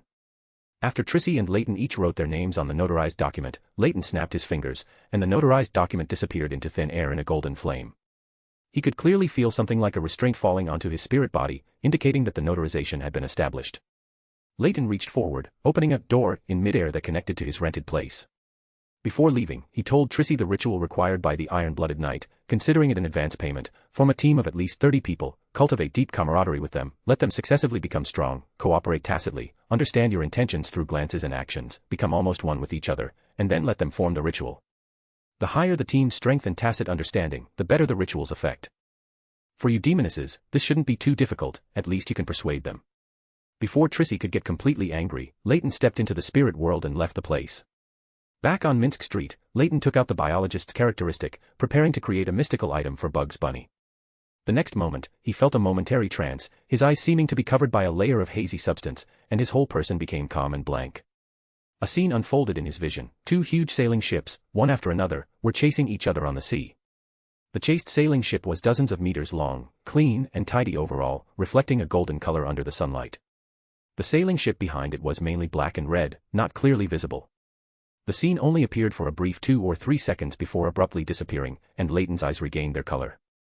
The Golden Dream and the Tree of Flesh and Blood. Is this urging me to go to the Golden Dream? Chapter 256, KWM Chapter 256 Tarot Club and New Members. Cyber Hand consciously jumped onto Leyton's shoulder, deforming its base to clasp onto his shoulder, fixing itself as a third arm. Under Cyber Hand's manipulation, that biologist characteristic merged into a section of ebony cane. To match Bugs Bunny's figure, it specifically controlled the mystical item's evolution direction, shortening the cane by a large margin. Crafting a mystical item from a sequence 6 characteristic was no small burden for Cyber Hand, which only had one artisan characteristic. This section of cane took nearly an hour to complete. However, after advancing to sequence 4, Cyber Hand's side effects on Leyton were less pronounced. He slightly closed his eyes, simulating holy light mixed with vitality and purification effects. The numbness and sluggishness on his body quickly faded away. Then he opened his eyes, moved his body slightly, and then picked up the crafted cane to examine its effects. The original ebony cane had transformed into a fresh branch, even with 2 green leaves at the top, like a twig freshly cut from a tree. It could catalyze the growth and reproduction of living organisms, using mutated plants to grow wildly and pierce the ground to fight enemies. It could also be used to crossbreed various organisms, producing strange and peculiar creations. The negative effect was that it would randomly infect the wielder with biological toxins. It wouldn't be immediately fatal, but as time accumulated, the toxins would become increasingly potent, and even powerful beyonders would eventually die from prolonged accumulation of toxins. It was best preserved in a metal environment and should not be in prolonged contact with soil, otherwise it would slowly take root and gradually vitalize into a monster. It really is a fresh branch, it even takes root and sprouts. Leyton sighed, observing the branch in his hand for a moment, when a slight numbness suddenly came from his right hand, which was holding the branch. Toxins already. So fast. Leyton frowned slightly, choosing not to clear the toxins from his body, but instead quietly sensing their intensity.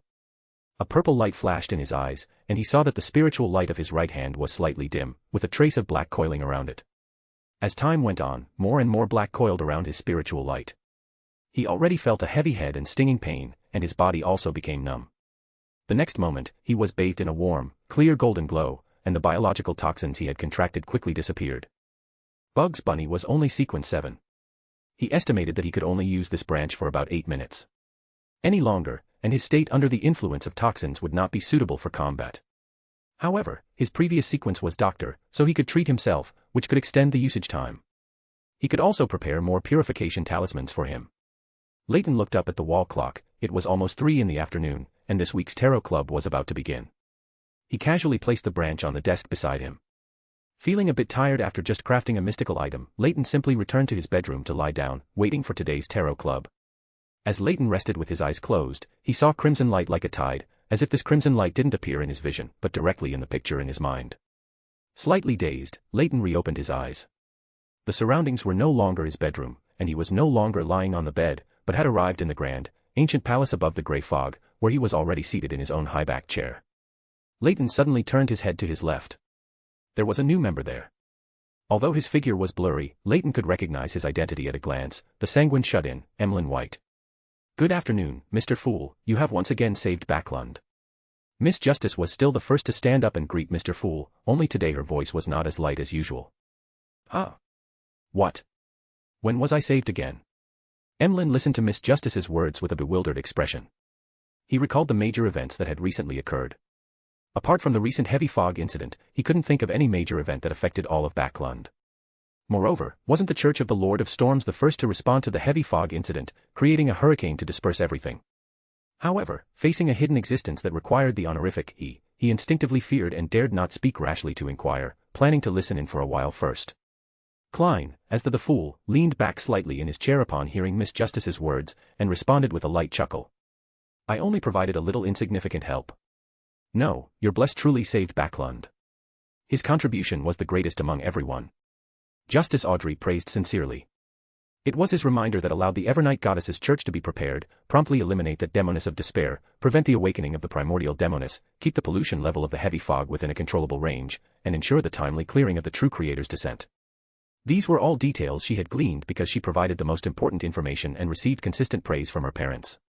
However, regarding the clearing of the true creator's descent, she hadn't gathered much information, and the official forces seemed to be intentionally concealing it, as if it wasn't done by the 3 major churches or official forces.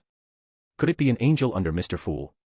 According to the information Viscount Glaint obtained, the true creator's descent was handled very roughly. That entire area seemed to have been evaporated, leaving only a huge deep pit. The primordial demoness wanting to awaken and the true creator's descent, what exactly happened in Backlund? Emlyn's pupils constricted, he almost jumped up. Mother Goddess, no, moon above, when did Backlund become so dangerous? Seeing that someone knew and remembered his contributions, although not all of them were his, Klein still felt a bit relieved. Then he chuckled and expressed his lament. It's a pity that he had to leave Backlund because of it. Justice Audrey stood up again, bowing sincerely, and saying, "Please convey my thanks to him.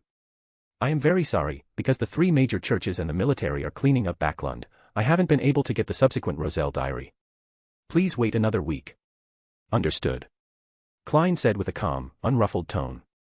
Hearing Miss Justice mention the Roselle diary, Furs was startled from her immersion and quickly looked towards the top of the bronze long table, saying, "Respected Mr. Fool, I have received 3 pages of the Roselle diary." Klein, shrouded in grey fog, nodded slightly. "Very good." Leyton, sitting silently in his seat, suddenly frowned. He thought of something he had not noticed or had forgotten earlier. Klein had just obtained the diary with the primordial demoness' true name and immediately encountered Trissy. His previous choice of the seer pathway was also influenced by the Roselle diary. I wonder who arranged these coincidences. Also, why do I feel as forgetful as a nightmare? Roselle diary. Emlyn felt like he had heard something incredible. As he looked confusedly at Furs materializing 3 pages of the diary and passing them to Klein, as the fool, finally remembered a certain sanguine he had forgotten. "Your presence is too weak." He sighed inwardly with a slight embarrassment, then chuckled and introduced. "This is our new member, Mr. Moon. This gathering is called the Tarot Club. They are Tower, Hanged Men." After introducing Mr. Moon to the members of the Tarot Club, Klein began to read the Roselle diary he had received today. Justice Audrey's gaze rested on the position to Mr. Fool's left. She had noticed earlier that there was an additional item there, a peculiar crown full of rust and bloodstains. While observing, she keenly noticed that the Black Emperor card Mr. Fool had placed on the mottled long table was gone. With which existence did he make an exchange? Was that peculiar crown what he exchanged for? Audrey's eyes flickered slightly, constantly speculating on the reason in her heart. After reading Roselle's diary, Klein leaned back slightly, making the diary disappear from his hand while saying, "You may begin." Audrey, concerned about the Tarot Club members, immediately looked at the Sun Derek diagonally opposite. "Have you escaped that cycle?" The Sun Derek nodded very honestly, then bowed to Mr. Fool at the top of the bronze long table and said, Great Mr. Fool, thank you very much for your hint. This allowed me to find the key point of the Angel of Fate from the murals with the words, Rose Redemption. Not bad. The fool at the top responded in a calm voice. The son Derek then turned to Leyton, saying in a very serious tone. Mr. Tower, thank you for your reminder as well. Only then could we make the correct response and escape that constantly looping area. I also have a question I'd like to ask you, which our chief wants to ask you. I can pay for it. The son Derek emphasized the point of paying. Student son is as naive as ever. Isn't saying that just offering himself up to be fleeced. Klein, shrouded in grey fog, sighed inwardly for the son Derek. What question? Leyton raised an eyebrow, looking at the son Derek to his right, and asked with some curiosity. The son Derek organized his words slightly and said. In our City of Silver's records regarding the Lord who created everything, the omnipotent and omniscient, it is mentioned that surrounding the Lord are 8 King of Angels. They are the existences closest to the divine throne, which is why they are crowned with the title of King of Angels. Among them are Angel of Time, Amon and Angel of Fate, also known as Ouroboros the Tail Devourer. I remember you mentioned before that the true creator is accompanied by an Angel of Fate, also named Ouroboros. Are they the same entity? What is the relationship between the true creator and the Lord who created everything, omnipotent and omniscient God, that our City of Silver worships? Chapter 257, KWM Chapter 257 Miss Justice is so rich. Leyton was slightly stunned, not expecting the son to ask this question. He had thought that the chief of City of Silver wanted to verify through the sun whether there was a normal world outside the forsaken land of the gods. He looked at the son beside him and chuckled, do you want to know the answer yourself, or should I just say it directly? The son hesitated for 2 seconds, then, after observing the reactions of everyone present, said, just say it. He saw that Miss Justice and Mr. Hangman also seemed very curious about this question, and he remembered how everyone had been very enthusiastic in helping him before. Letting everyone satisfy a certain amount of curiosity could be considered a form of repayment from him. Leyton nodded gently, no problem. The Angel of Fate you just mentioned beside the true creator and the Angel of Fate recorded in your City of Silver are the same existence. The true creator was born from the fall of the Lord who created everything. It is the embodiment of his negative personality and extreme emotions, and thus became insane, essentially the evil spirit of the ancient sun god. The scene fell silent for a moment. The son tried hard to digest this news. After a long while, he finally spoke with difficulty, I understand. Thank you, Mr. Tower. What kind of reward do you need? When you go out exploring, help me look out for beyonder characteristic or monsters of the savant or reader pathway. Leyton pondered for a moment and casually offered a condition. He wasn't very concerned about this reward, it was just that not asking for a reward would be awkward. The free things are the most expensive. If he did that, the chief of City of Silver would definitely have many conjectures. The true creator was born from the fall of the ancient sun god, and the true creator was once hostile to the 6 gods, so the fall of the ancient sun god is related to the former 6 gods. The authority of the sun clearly belongs to the ancient sun god. The reader, symbolizing omniscience, and the secret supplicant, symbolizing omnipotence, just happen to form the title of omnipotent and omniscient. What role do the goddess, the Earth Mother, and the Lord of Storms play in this? Allies. Klein, at the head of the bronze long table, fell into a brainstorm. Seeing that his conversation with the son had ended and no one else spoke, Leyton continued to inquire about their exploration process in that temple. Derek did not hide anything and meticulously recounted the entire process, including the port of Enmat mentioned by the little boy Jack, and the human face on his chest and abdomen. What a thrilling adventure story. I don't even need to make too many modifications, it's already a perfect story. No, that won't do. If the members of the Tarot Club saw it, my identity would be directly exposed. It seems more than one member has already guessed my identity, but I still can't let everyone know. Furs was completely immersed in the story told by the son. She even had the idea of writing this story and publishing it in a magazine. Emlyn was confused almost the entire time. From Rose Redemption and Angel of Fate onwards, he couldn't understand. After listening to the son's narration, Audrey's mind was still recalling the 8 King of Angels mentioned earlier, the 8 King of Angels closest to the Creator's throne. Audrey was inexplicably excited. She couldn't resist her curiosity and asked, Mr. Sun, what are the titles and names of the other 6 King of Angels? The chief didn't say, and I didn't dare to ask. The son Derek replied somewhat ashamed. I really want to know the answer. Audrey's gaze turned to Leyton. Mr. Tower is the most knowledgeable, he should know a lot, right? Noticing Audrey's gaze on him, Leyton looked back, then chuckled and said, there are also Red Angel, Wind Angel, Wisdom Angel, White Angel. As for more, you will know in the future. They were once King of Angels, but not always King of Angels. Not always King of Angels. Did some King of Angels fall from their positions? Or did they advance further to the divine throne? Audrey's mind couldn't stop generating speculations that could be considered blasphemous. Wind angel, wisdom angel, are they the current god of knowledge and lord of storms? Then eternal blazing sun is white angel. Klein pondered the former titles that were closer to the sun characteristic, finally settling on white angel.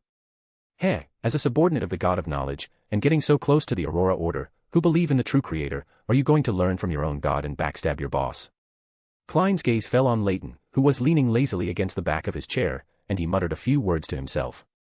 After muttering about Leyton, Klein began to manipulate his alt account, world, to speak. Everyone, I have a Beyonder characteristic for sale. It belongs to the sequence 6 Faceless.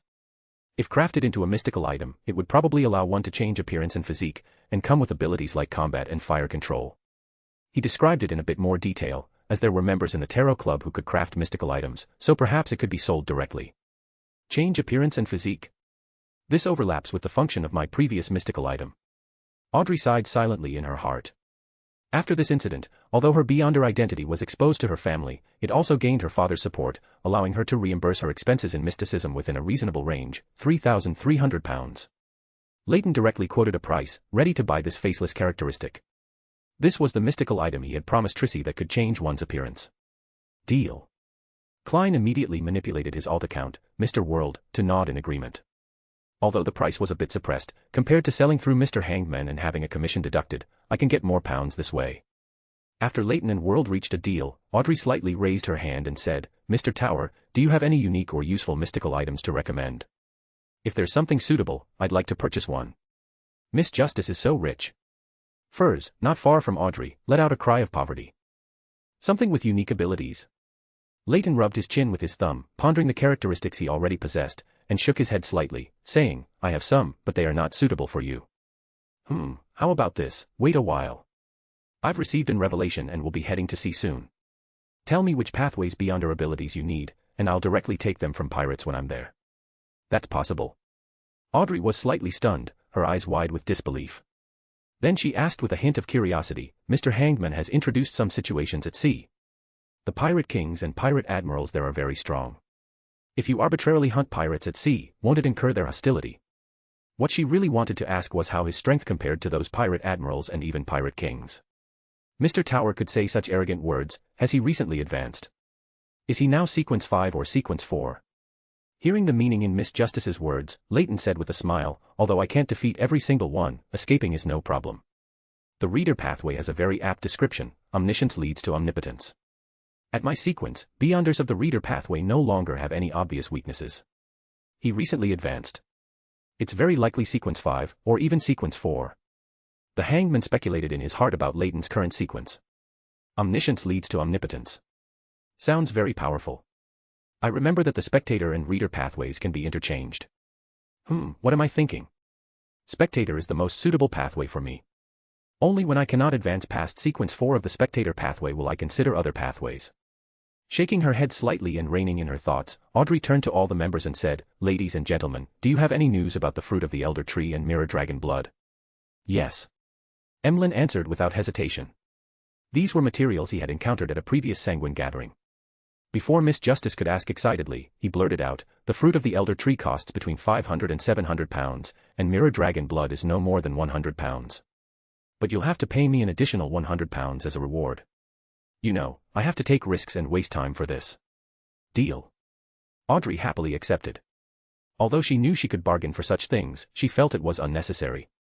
She preferred to complete the transaction as quickly as possible. After personally participating in a transaction, Emlyn gradually became familiar with it. Seeing that no one initiated a new transaction, he asked somewhat eagerly, everyone, who knows how sanguine can improve their strength without relying on gifts from elders? As soon as he finished speaking, he felt gazes fall upon him. Before Emlyn became flustered under the gazes of the Tarot Club members, Leyton spoke up, there are only 2 main ingredients for the potion of this pathway. First, the corresponding characteristics of your own sanguine nobility, and second, the characteristics of a human who advanced by consuming the potion. Why? Emlyn subconsciously retorted. Leyton glanced at him, unsure if he genuinely didn't know or just hadn't reacted in time. Chapter 258, KWM Chapter 258 Departure. Because you sanguine are the Beyonder materials required for advancement in this pathway. Hangman Alger interjected lightly, and without waiting for Moon Emlyn's reaction, he continued, I have clues about a sanguine baron's remnant characteristic. He died in a sudden conflict and didn't have time to find an inheritor. And you can receive this legacy through the potion method, preventing the sanguine's power from being lost. Although he hadn't interacted much with Moon Emlyn, Hangman Alger had more or less figured out this Mr. Moon's disposition. A few subtle words almost convinced Moon Emlyn. Inheriting the legacy through the potion method, preventing the sanguine's power from being lost. Moon Emlyn muttered twice. He suddenly felt that Mr. Hanged Man's words made a lot of sense, so he hurriedly asked, "What price do I need to pay?" Hangman Alger chuckled and said, "Around 5,000 pounds. The exact amount will only be known once I find the owner."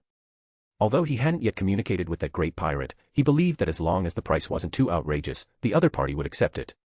After all, for pirates, selling something meant profit, and they had almost no costs. With such a large sum of money, I could bring home several dolls I've been eyeing for a long time, and even get them some new clothes. As he pondered, his gaze unconsciously fell on Leyton, who had just said he was going to find pirates for characteristics. As if he thought of something, he said with a hint of expectation, "Ahem, Mr. Tower, you just said you were going to find pirates for characteristics. Could you go find the pirate Mr. Hangman mentioned?" Moon Emlyn's thought process stunned everyone present for a moment. Everyone silently gave a mental evaluation of naive sanguine.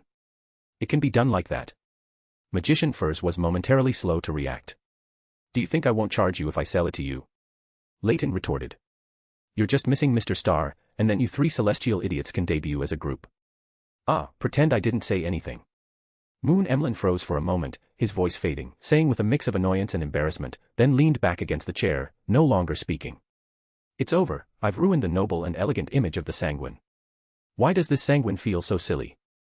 No wonder the sanguine higher-ups tricked him into praying to me."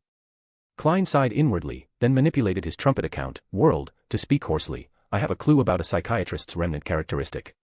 Miss Justice, do you still need it? I'll have to wait until I herd new souls for creeping hunger, but Miss Justice's beyonder pet probably isn't in a hurry to advance either. Speaking of which, Miss Justice alone contributes almost 90% of the Tarot Club's liquid funds." "Of course." Justice Audrey barely hesitated. "This will take some time, perhaps a month, or even 2 months, World added in a low, hoarse voice. "No problem." Audrey nodded gently. "Perfect, Susie hasn't fully digested the telepathist potion yet."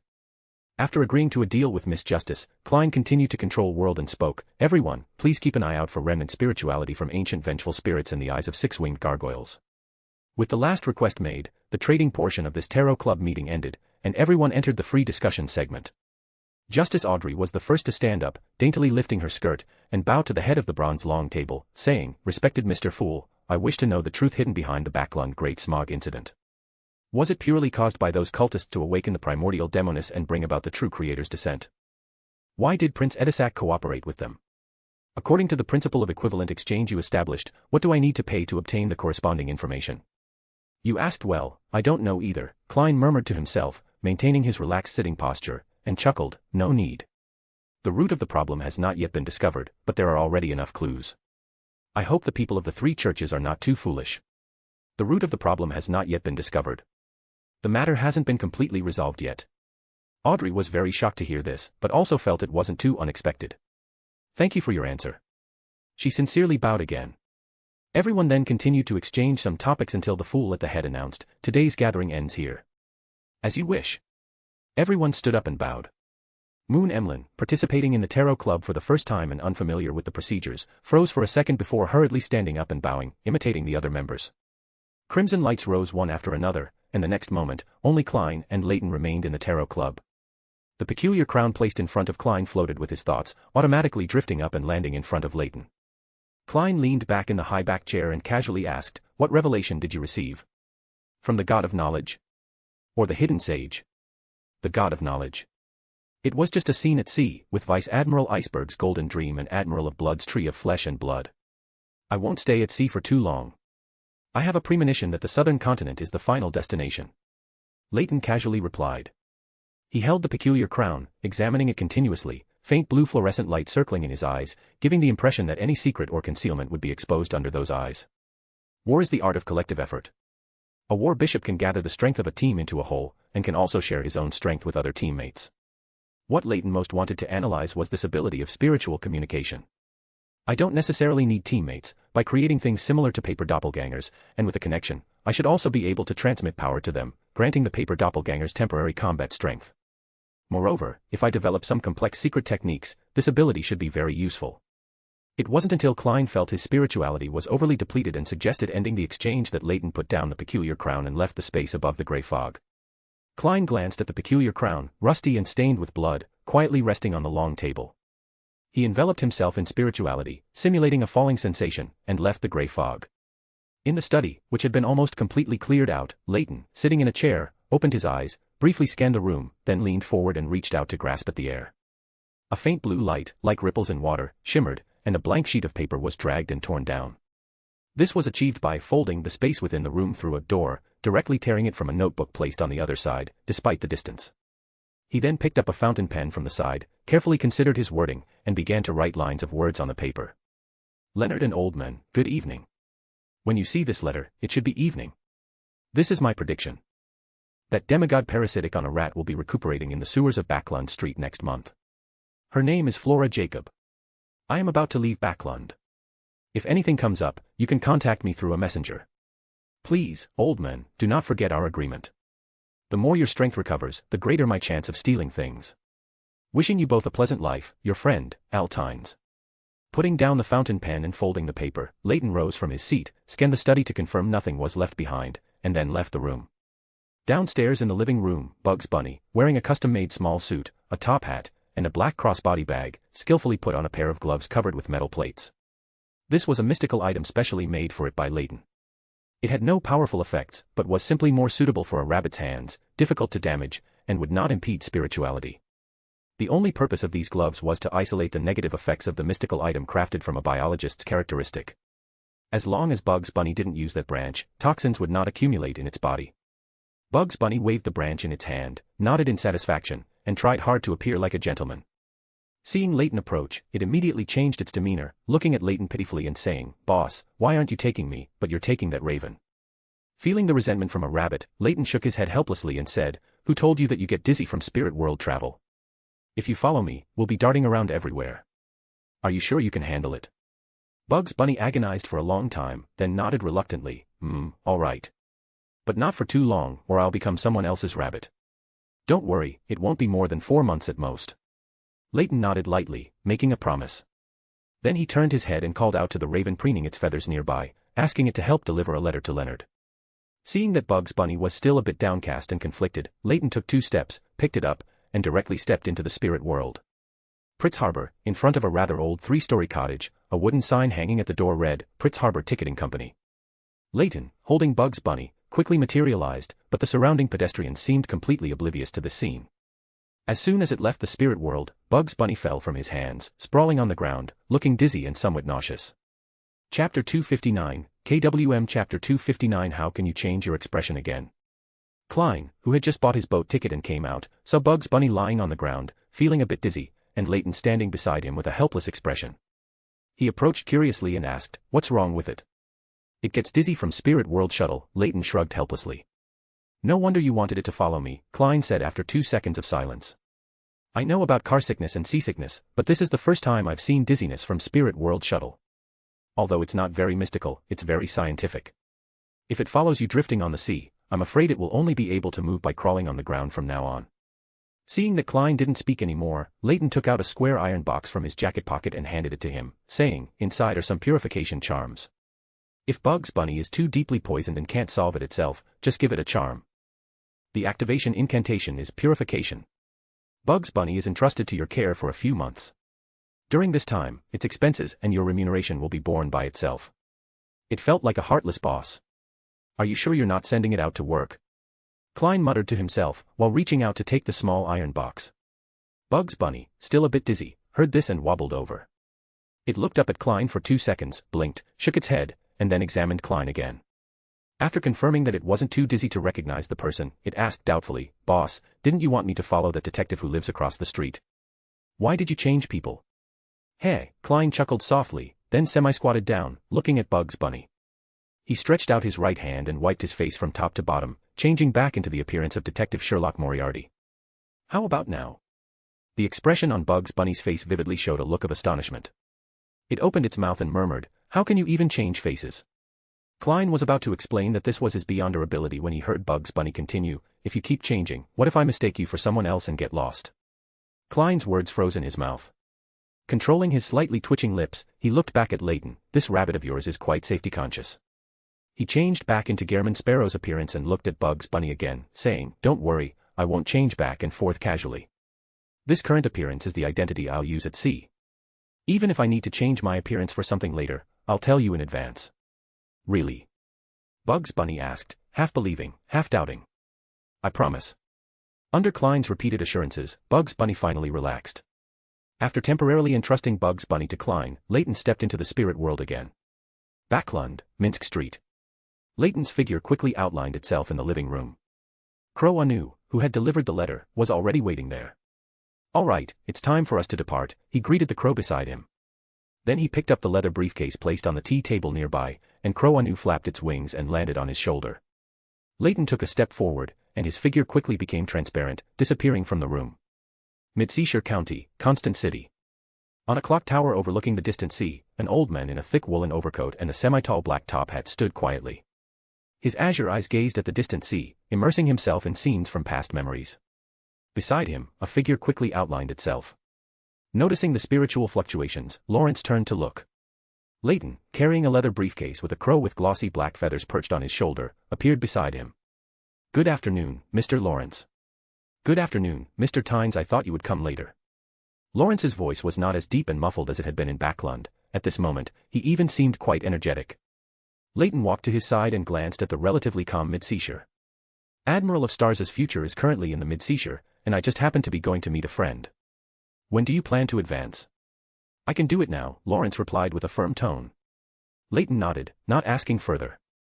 He extended his left hand and placed it on Lawrence's shoulder. Their figures quickly faded and disappeared. In a room that looked somewhat like an office, Leyton and Lawrence's figures quickly emerged. "I'll prepare the potion first." As he spoke, Lawrence had already walked to an office desk. He opened a locked drawer and took out several iron boxes of different sizes, as well as a glass bottle.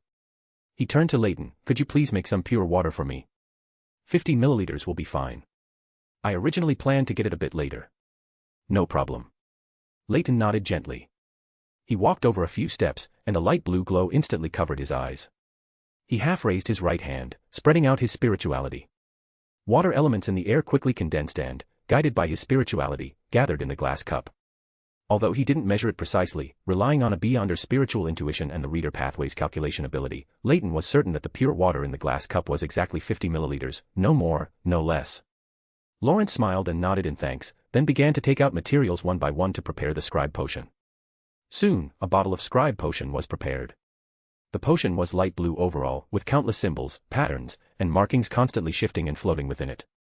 After preparing the potion, Lawrence leaned back in the chair. He slightly closed his eyes, clasped his hands together, resting them before his mouth and nose, and prayed in an unhurried voice, "The fool that doesn't belong to this era, the mysterious ruler above the gray fog, the king of yellow and black who wields good luck. I pray to you. I seek your favor." Klein, resting in the hotel, suddenly heard layers of ethereal prayers. He glanced at Bugs Bunny, who was sitting on the windowsill tinkering with a potted plant, then got up and entered the washroom. After quickly setting up a wall of spirituality to block any potential prying from the rabbit outside, he swiftly reversed his steps 4 times to enter the gray fog. Through the crimson star corresponding to the worshipper, he saw Lawrence praying to him and understood from the prayer that he was preparing to advance and seeking his protection. Klein's gaze swept around, finally landing on the peculiar crown covered in rust and bloodstains. Fortunately, Leyton left this sequence one characteristic above the gray fog. The Black Emperor card was just lent to Mr. Azek, otherwise I wouldn't have been able to respond to Mr. Lawrence's prayer. As he pondered, he had already picked up the peculiar crown. Unlike the feeling that Black Emperor card gave him, this peculiar crown brought not only extremely high authority but also substantial power. He casually summoned a crudely cut paper figure, leveraging the power of this gray fog, mixed with the sequence 1 level power from the peculiar crown in his hand, poured it into the paper figure, and then threw it forward. The paper figure rapidly expanded in midair, twisting, burning, and transforming into the image of a tall angel wearing iron-blooded armor and bearing 12 pairs of wings burning with crimson flames. The figure of the flame angel quickly merged into the crimson star corresponding to Lawrence. As Lawrence performed his third prayer, Leyton noticed some unusual changes, but he couldn't see them clearly or describe them. Lawrence, in the midst of his prayer, only felt a dense grayish-white mist appear in his field of vision, with crimson light surging out like a tide. He saw a majestic figure seated above the dense gray fog. Although blurry, it gave him an exceptionally great and lofty feeling, like a great existence looking down upon everything in the world. The next moment, a tall angel appeared in his field of vision, wearing armor stained with rust and blood, and bearing 12 pairs of crimson, blood-like wings burning with flames. This extremely aggressive angel enveloped him with layers of flame-burning wings. Lawrence had a momentary trance. He seemed to vaguely feel a great existence, a warmth and protection. This isn't the same angel as last time, but he also has 12 pairs of wings, an archangel. How many angels does Mr. Fool have under his command? With thoughts racing, Lawrence had already opened his eyes. He picked up the scribe potion on the table in front of him, glanced at it briefly, and then drank it all. As the sequence increases, the connection between members of the Abraham family and their ancestor, Mr. Dorr, will gradually deepen, bringing with it inevitable loss of control and death. This is also why our Abraham family has not had any Beyonders above sequence 7 for all these years. Soon, Lawrence no longer had the energy to think about these things. His advancement had already begun. He felt his body undergoing drastic changes under the effect of the potion. His brain was rapidly mutating, his thoughts were in a daze, and primal, mad desires were assaulting his sanity. As time passed little by little, Lawrence's advancement finally ended. He slowly opened his eyes, and reflected in them was an ethereal, slowly turning book. Chapter 260, KWM Chapter 260 Scribe. I successfully advanced without being affected by the ravings from my ancestor or losing control. I am now a sequence 6 scribe. The pattern of flipping pages in Lawrence's eyes slowly disappeared, and a sincere smile, coming from the bottom of his heart, appeared on his face. This signifies that our Abraham family has taken the most successful first step in breaking the curse. Leyton's eyes were covered with a layer of hazy white, as he was using prophecy to calculate the impact of the full moon's ravings on Lawrence. The sequence 6 Lawrence would have a deeper connection with Mr. Dorr, which would make the full moon's ravings he received even more severe, to the point of being fatal. This bloodline connection should not be enough to break the full moon's pattern. Lawrence himself is not strong enough for Mr. Dorr to establish such a degree of connection. After inferring the result, Leyton's eyes returned to normal. Lawrence looked at Leyton somewhat nervously. He seemed to have also realized that Leyton was making a prophecy for him. Seeing Lawrence's overly nervous expression, Leyton chuckled and said, "There's no problem. With your current sequence, it's not enough for Mr. Dorr to cross the full moon's pattern and exert influence on you. Moreover, Mr. Dorr at other times is not the same as him during the full moon. You only need to remember to pray during the full moon. If you encounter a blood moon night, or an unexpected situation created by a scarlet scholar, and your prayer isn't answered in time, you can also recite another honorific name." Lawrence's expression gradually relaxed. As long as he wouldn't constantly hear the ravings from his ancestor, it wouldn't have much impact on him. After relaxing, he had the presence of mind to consider other questions. How was his ancestor at other times different from him during the full moon? Although he was puzzled, he did not ask this question. Even after successfully advancing to sequence 6, in front of his ancestor, he was no different from other low-sequence Beyonders, unless he reached the demigod level. He sighed inwardly, adjusted his mood, and asked with some curiosity, "What is the other honorific name? And which great existence is it? The essence of knowledge, the root of mystery, the radiance of civilization, the guardian of truth." Leyton said, imitating the pious tone of a cyber hand, then chuckled and added, "There's a more specific, intuitive description. The hidden sage is a part of him." Lawrence's face paled slightly, which brought back some unpleasant memories. If Leyton hadn't been right in front of him, he would have probably immediately cut off all ties with the other party. The last time they had a connection with the true creator, an evil god, their entire family was greatly affected, and all his descendants died in that disaster. Although the hidden sage is not the mad true creator, he is also an evil god. Just by looking at Lawrence's expression, Leyton knew what he was thinking and could only lament inwardly. The hidden sage is really having a rough time, even though he only messes with mystery priors. Then he chuckled and said reassuringly, "You don't need to worry so much. Although the hidden sage is also classified as an evil god by the 7 churches, he is only interested in mystery priors, following his instincts to bring them knowledge. Moreover, that great existence is not the hidden sage. When he returns, he will reclaim the authority belonging to the hermit. As a member of the Abraham family, you should not be too unfamiliar with these things, right?" Lawrence was stunned. He didn't know about matters beyond sequence, only simply thinking that this was a struggle between sequence 0 positions. But the hidden sage doesn't seem to have any manifestations or authority related to civilization. This is closer to the neighboring savant pathway. Could it be? Don't guess. Your guess will definitely be wrong. Perhaps after Mr. Dorr returns, you can ask him. Will our ancestor truly return? Lawrence asked with anticipation on his face, but his tone was somewhat disbelieving. He will, but he will lose the qualification to contend for the position of the great ruler above the spirit world. After all, by that time, it will already be in the fierce stage, and there will be no time for him to slowly recover and adjust his state. Lawrence was a bit confused about what the great ruler above the spirit world was. Shouldn't the peak of the apprentice pathway be the door? But he didn't press the question. In the mysterious world of the Beyonder, knowing too much is not necessarily a good thing.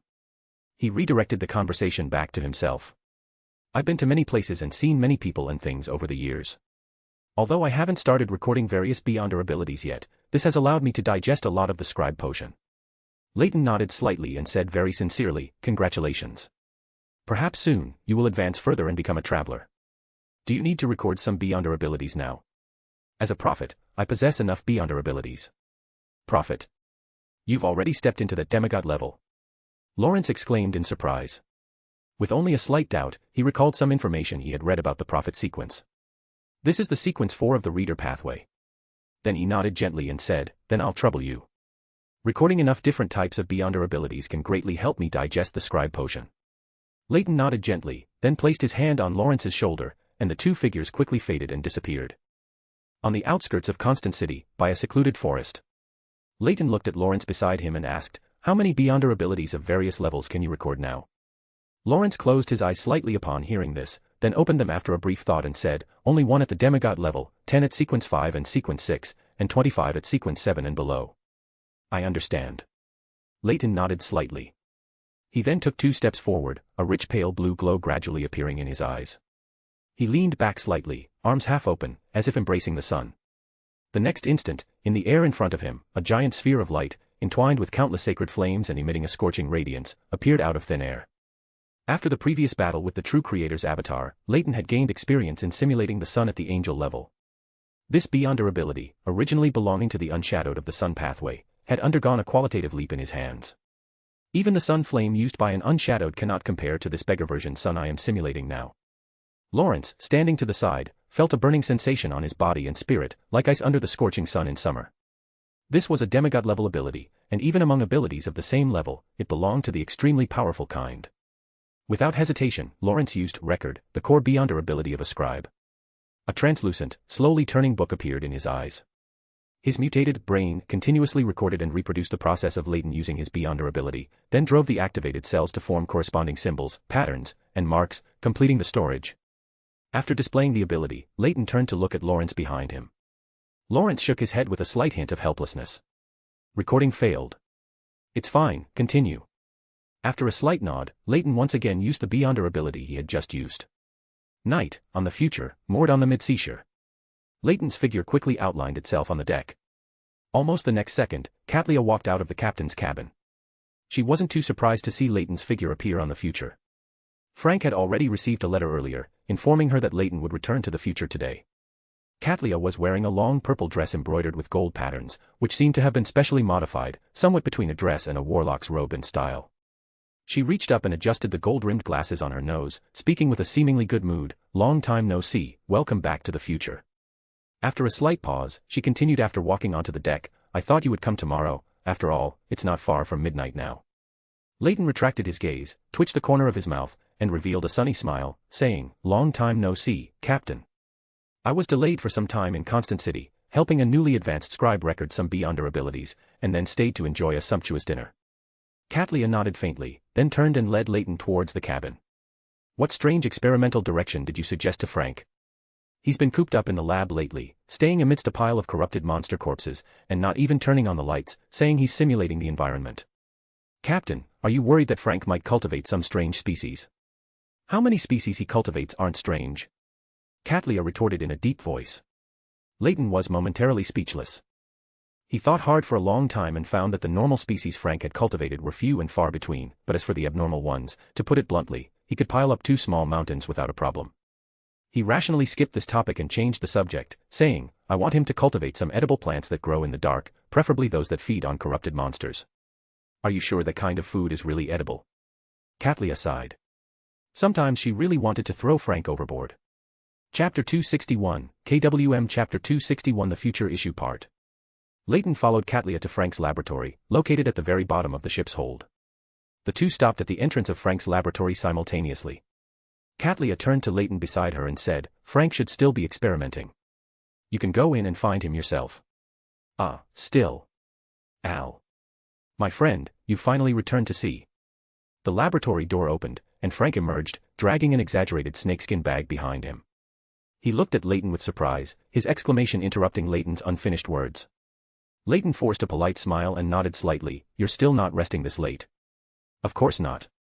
To cultivate crops that adapt to dark environments, I've been experimenting at night and resting during the day recently.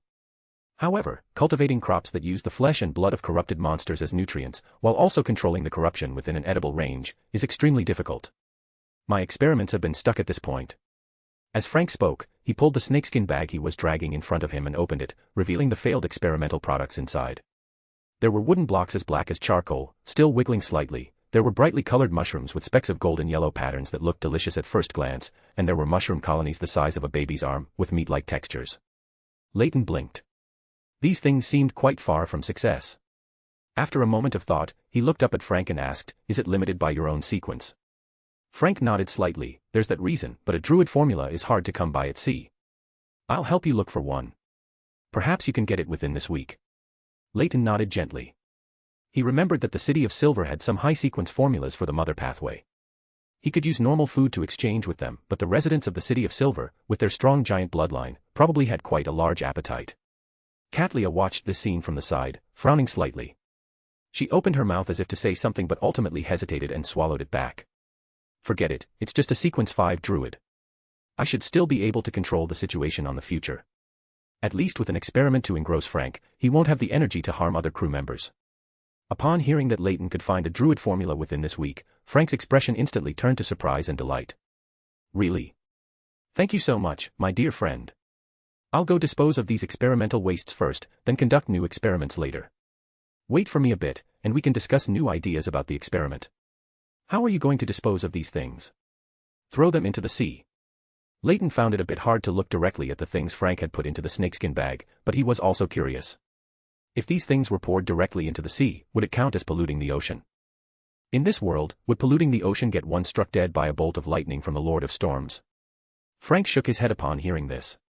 Of course not. That might allow someone with ill intentions to use divination to track the future's course and location. I always burn them thoroughly with fire first, then scatter the remaining ashes into the sea. Very well handled. Leyton nodded slightly, then found an excuse to decline Frank's invitation for later. I have another engagement later, and besides, I don't have the habit of working at night and resting during the day. Let's discuss the experiment tomorrow. All right. Frank nodded understandingly, then dragged the exaggerated snakeskin bag towards the deck. Katlia gave Leyton a deep look, not exposing his casual excuse, and instead said, "Your room is still the same one as before. If you need anything, you can directly ask the crew members. You're already familiar with them." "No problem." Leyton nodded slightly. Then the two left the bottom of Frank's cabin together. Katlia returned to her captain's cabin, while Leyton went to the room he used to stay in. As soon as he opened the door, a black shadow pounced out. Leyton extended his hand slightly, and an invisible wall of air appeared in between. The black cat hit the air wall and was sent spinning. "Meow, who is it? How dare you attack this meow?" Paws landed dizzily on the floor and started shouting without even looking up to see who it was. Leyton was silent for a moment, looking at the black cat whose personality had completely changed. Had it become the future's favorite pet? Its speech had become so arrogant. A pirate tricorn hat, an eye patch, a fishbone pendant, ha! All it needed was a sailor's knife. Leyton ignored the clamoring black cat and walked past it directly to the bed. Seeing the scattered cat fur on the bed, he suddenly had the urge to throw the arrogant black cat into the sea. He turned and glared at the black cat behind him, which had already quieted down and was secretly trying to sneak away. He said, "Why aren't you staying by Nina's side, messing up my bed for no reason? I don't want to sleep with that woman. She'll squash me into a cat pancake." Paws shook its head repeatedly, even shaking off the already tilted pirate hat on its head. Cat pancake. This guy is also a language master. I really want to throw this cat in front of a Rhodes. I just feel like that scene would be very interesting. Leyton raised an eyebrow, looked at the black cat, which had become self-righteous again, and said nothing more. He briefly glanced around the room, and a faint blue light emerged in his eyes. The next moment, a whirlwind suddenly started in the room, sweeping all the cat hair Paws had shed into the air. It was burned to ashes in a pale golden flame and swept into the night sky through the open window. After cleaning up the cat fur Paws had shed, he clapped his hands again, letting his spirituality spread outwards, transforming into deep blue waves that swept around. After the wave swept through, the surroundings were dyed with a fiery golden color, spreading out layer by layer, evaporating all the moisture in the room. The light with purification power directly disinfected the entire room. After doing all this, Leyton, who was about to lie down and rest, saw Paz walking in from outside again. He raised an eyebrow and asked curiously, "Why are you back again?" Paz's eyes darted around randomly, and it said casually, "Why did you bring a crow back? Where's that stupid rabbit? Don't you want it anymore?" "I left it with a friend." "You gave it away?" Paz exclaimed directly. "What have you been learning on the future?" Leyton glanced at the black cat, then ignored it and went to bed to sleep. Paz grumbled for a while, then, finding that neither Leyton nor the crow paid it any attention, a human-like expression of dejection appeared on its face.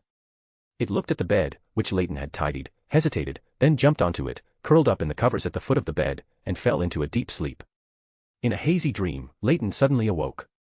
Around him, the setting sun and waves were frozen in place. In front was a magnificent ancient palace, its proportions forcibly magnified, as if specially built for giants.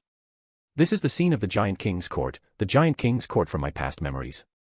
A familiar voice sounded around him. Leyton lowered his head, as if sensing something, to look at his feet. The shadow beneath him suddenly surged, rapidly wriggling upwards, twisting into a human form, and gradually becoming clearer. He had black hair that reached his shoulders, slightly curled, and eyes that seemed covered in dark shadows. He wore a black robe inscribed with complex symbols and adorned with ornate accessories, with layer upon layer of ethereal black wings trailing down his back, covering most of his body. He approached Leyton with a smile, his voice calm, even benevolent, as he said, "This should be the first time I appear before you in my true, complete form. So, a first meeting. Although I still haven't figured out whether you are a remnant of the outer deity or a newborn sage." The smile that had just appeared on Leyton's face froze. He recalled that when he met the god of knowledge, the other party had called him a newborn sage. "I had only thought it was because I possessed a sage characteristic, but now it seems it's not that simple. Haraburgen, as the current White Tower and also your partner, should know quite a lot. However, I believe you don't need to rush to find answers. Sometimes, letting things develop naturally might be better. Is this your prophecy?" Leyton looked at Sasser opposite him, his voice tinged with confusion and expectation. "No, just some experience and intuition. The hangman pathway does not have authority over fate. Perhaps I, who once wielded the first blasphemy slate, could have prophesied about you." Sasser shook his head slightly, moving past the topic. "Keep that conqueror characteristic for now. I will ask for it at an appropriate time." Leyton nodded noncommittally. After all, it was a sequence 1 characteristic, and he also hoped to analyze it a bit more. But at an appropriate time. Was it to trick Adam? Sasser's gaze passed over Leyton and looked at the sea under the setting sun behind him. His eyes deepened, seemingly lost in deep recollection. After a long while, he murmured to himself, "Between Adam and I, it is a struggle between humanity and divinity. Although it won't be a life and death battle, we both hope to act primarily according to our own will." Chapter 262, KWM Chapter 262 Trading, Mythical Creature Blood. "I hope it's your humanity that gains the upper hand," Leyton stated his opinion. "Hey," Sasser chuckled, then sighed, "I also hope my humanity takes precedence. I believe it's the most precious thing about being human. When divinity becomes too strong, we gradually become unlike ourselves." "Unlike myself?" Leyton didn't quite understand this statement. In his perception, both divinity and humanity were part of oneself. You have beyonder characteristics of the White Tower pathway. You should be very familiar with rationality. When you are constantly in a state of absolute rationality, do you still consider that a positive effect? Rationality is close to divinity. This might also be why you were born into a body that fused with the beyonder characteristics of the White Tower pathway. Leyton fell silent upon hearing this. He had never thought about his awakening in this body from that perspective. But upon careful consideration, he felt it was highly possible. He had always thought it was due to luck, but in the mystical world, all coincidences are actually a form of inevitability. Everything that happens has its reasons. Sasser looked up at the sky, which was dyed golden by the twilight, as if sensing something. His gaze seemed to penetrate this dream, seeing the scene in reality. That newly advanced sage has arrived. Leyton, who was still pondering his own issues, paused for a second before realizing the other party was talking about Bernadette. Then he looked at Sasser opposite him and asked, "You must have completely digested the will and power of the true Creator's descent by now, right?" Sasser nodded slightly with a smile. Then, the twilight in the dream suddenly burst into bright light. Leyton's vision blurred, and he woke up from his sleep. On the future, Leyton sat up from his bed. The scene from the dream earlier was clearly floating in his mind. He turned his head and looked around. Besides the crow Anu sleeping soundly in the corner, he didn't see Sasser's figure. It seemed he hadn't left the parasitic state yet. Then he flipped out of bed, picked up his clothes from a nearby coat rack, and after dressing neatly, extended his right hand, grasping in midair, slightly twisting his wrist and pulling it back, making an opening door gesture. A pale blue light rippled out, and a door connecting to the deck opened. Leyton stepped directly into the door. The next moment, his figure appeared on the deck. The future was rapidly sailing on the mid-seashore, which was surrounded by land. The waves here were not big. Even with the future sailing fast, the sea wind only made the clothes flap loudly in the air. He walked on the deck, purple light swirling in his eyes, trying to find Bernadette's location. The next moment, thick, green vines descended like a downpour, covering the surrounding area, layer upon layer, intertwining and weaving, quickly forming a lush green forest. In the center of this forest, green vines wove into a simple study. Bernadette sat quietly at a coffee table, holding a steaming cup of coffee. She was wearing a white into-style shirt and a dark black jacket, with a thin rapier at her waist. Other than not wearing a tricorn hat, she was dressed like a standard sea captain. Did she just come from the dawn? Leyton had a question in his mind, then he strode over. As he walked, a translucent black shadow emerged from beneath his feet, moving forward with Leyton. Its appearance gradually solidified and became clear, transforming into the image of Sassurer, whom Leyton had just seen. At the same time, Leyton felt something detach from him, breaking its connection with him. This gave him a sense of relief, as if Sassurer's parasitism had been a burden on his body and spirit. Leyton and Sassurer each found a seat at one side of the coffee table and sat down. Then, invisible servants emerged from nothingness, carrying coffee. They placed 2 steaming cups of coffee on the table in front of Leyton and Sassurer, respectively. Sassurer picked up the coffee from the table, took a sip with a nostalgic expression, then looked at Bernadette beside him and said calmly, "Although what happened before was part of a deal you had already agreed upon, I still want to thank you for your help. It made the plan go much smoother. I will pay a certain price for this. What do you need?" Bernadette nodded slightly, not surprised, and said, "A drop of mythical creature blood, anyone's will do." Leyton looked at Bernadette upon hearing this. "This should be for the captain. Is this love from the old mother?" "Understood." Sassurer nodded slightly.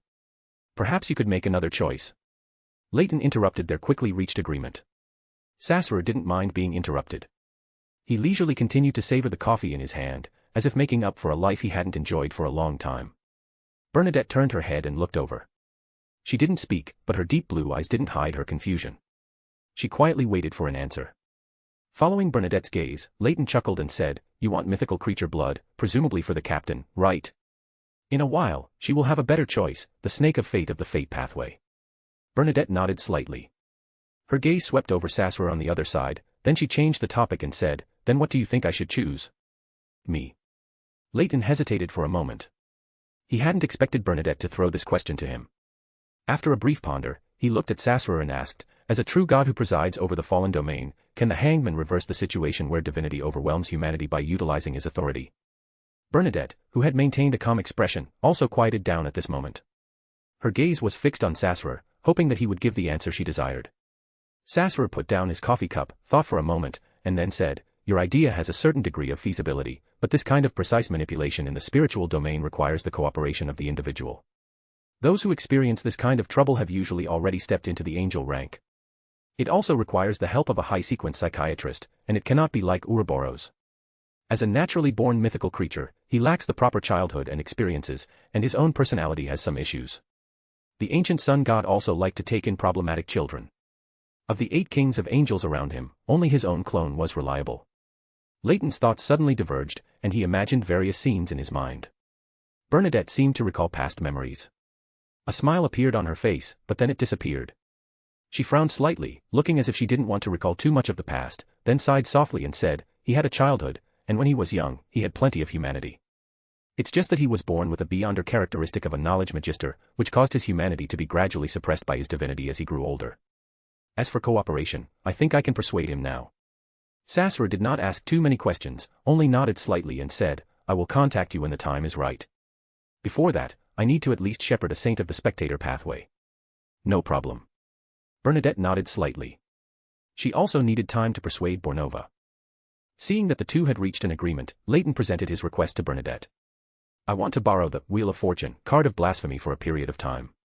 I have a premonition that I will need it at some point in the near future." "Understood. I'll have someone bring it to you in a couple of days."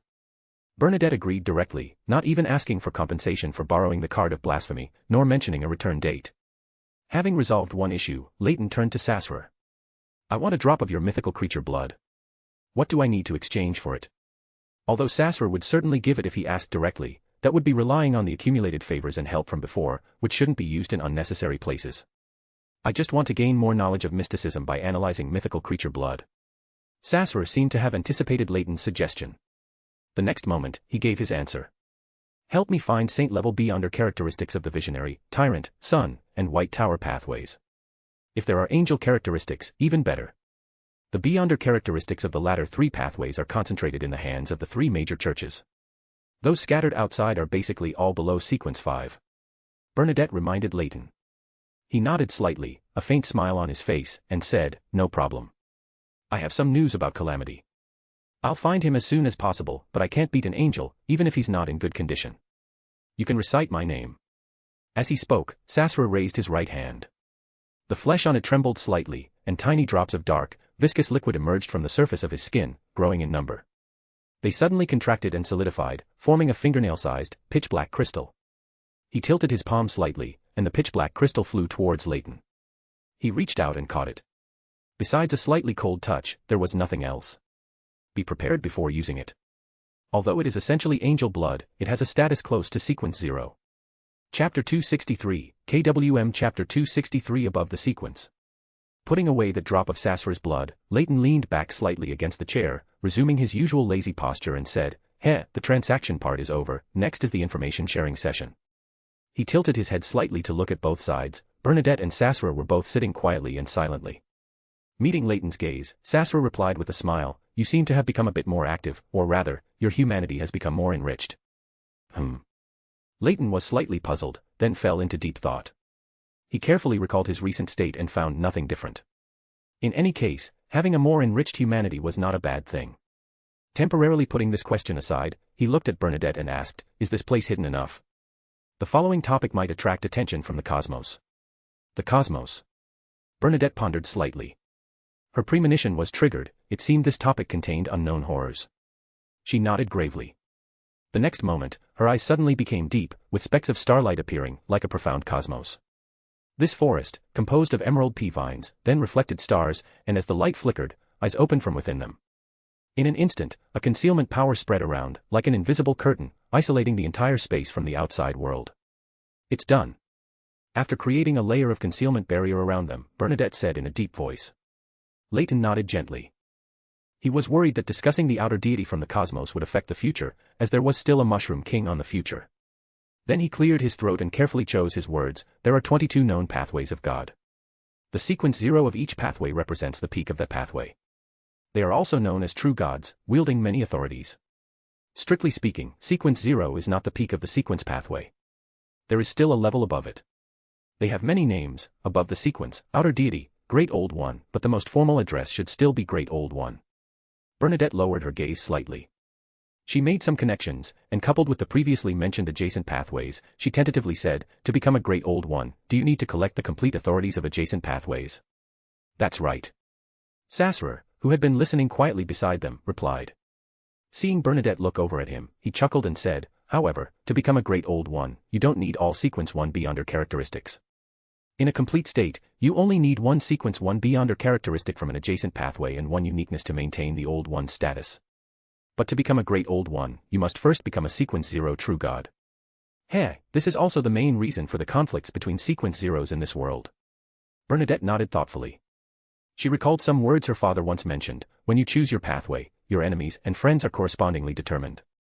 After a moment of contemplation, she continued to ask, what does this have to do with the cosmos? Leyton looked up at the invisible cosmos above his head, his voice becoming unusually serious as he said, in the cosmos beyond this planet, there are 9 outer deities watching here. They are waiting for the barrier left by the original creator to disappear.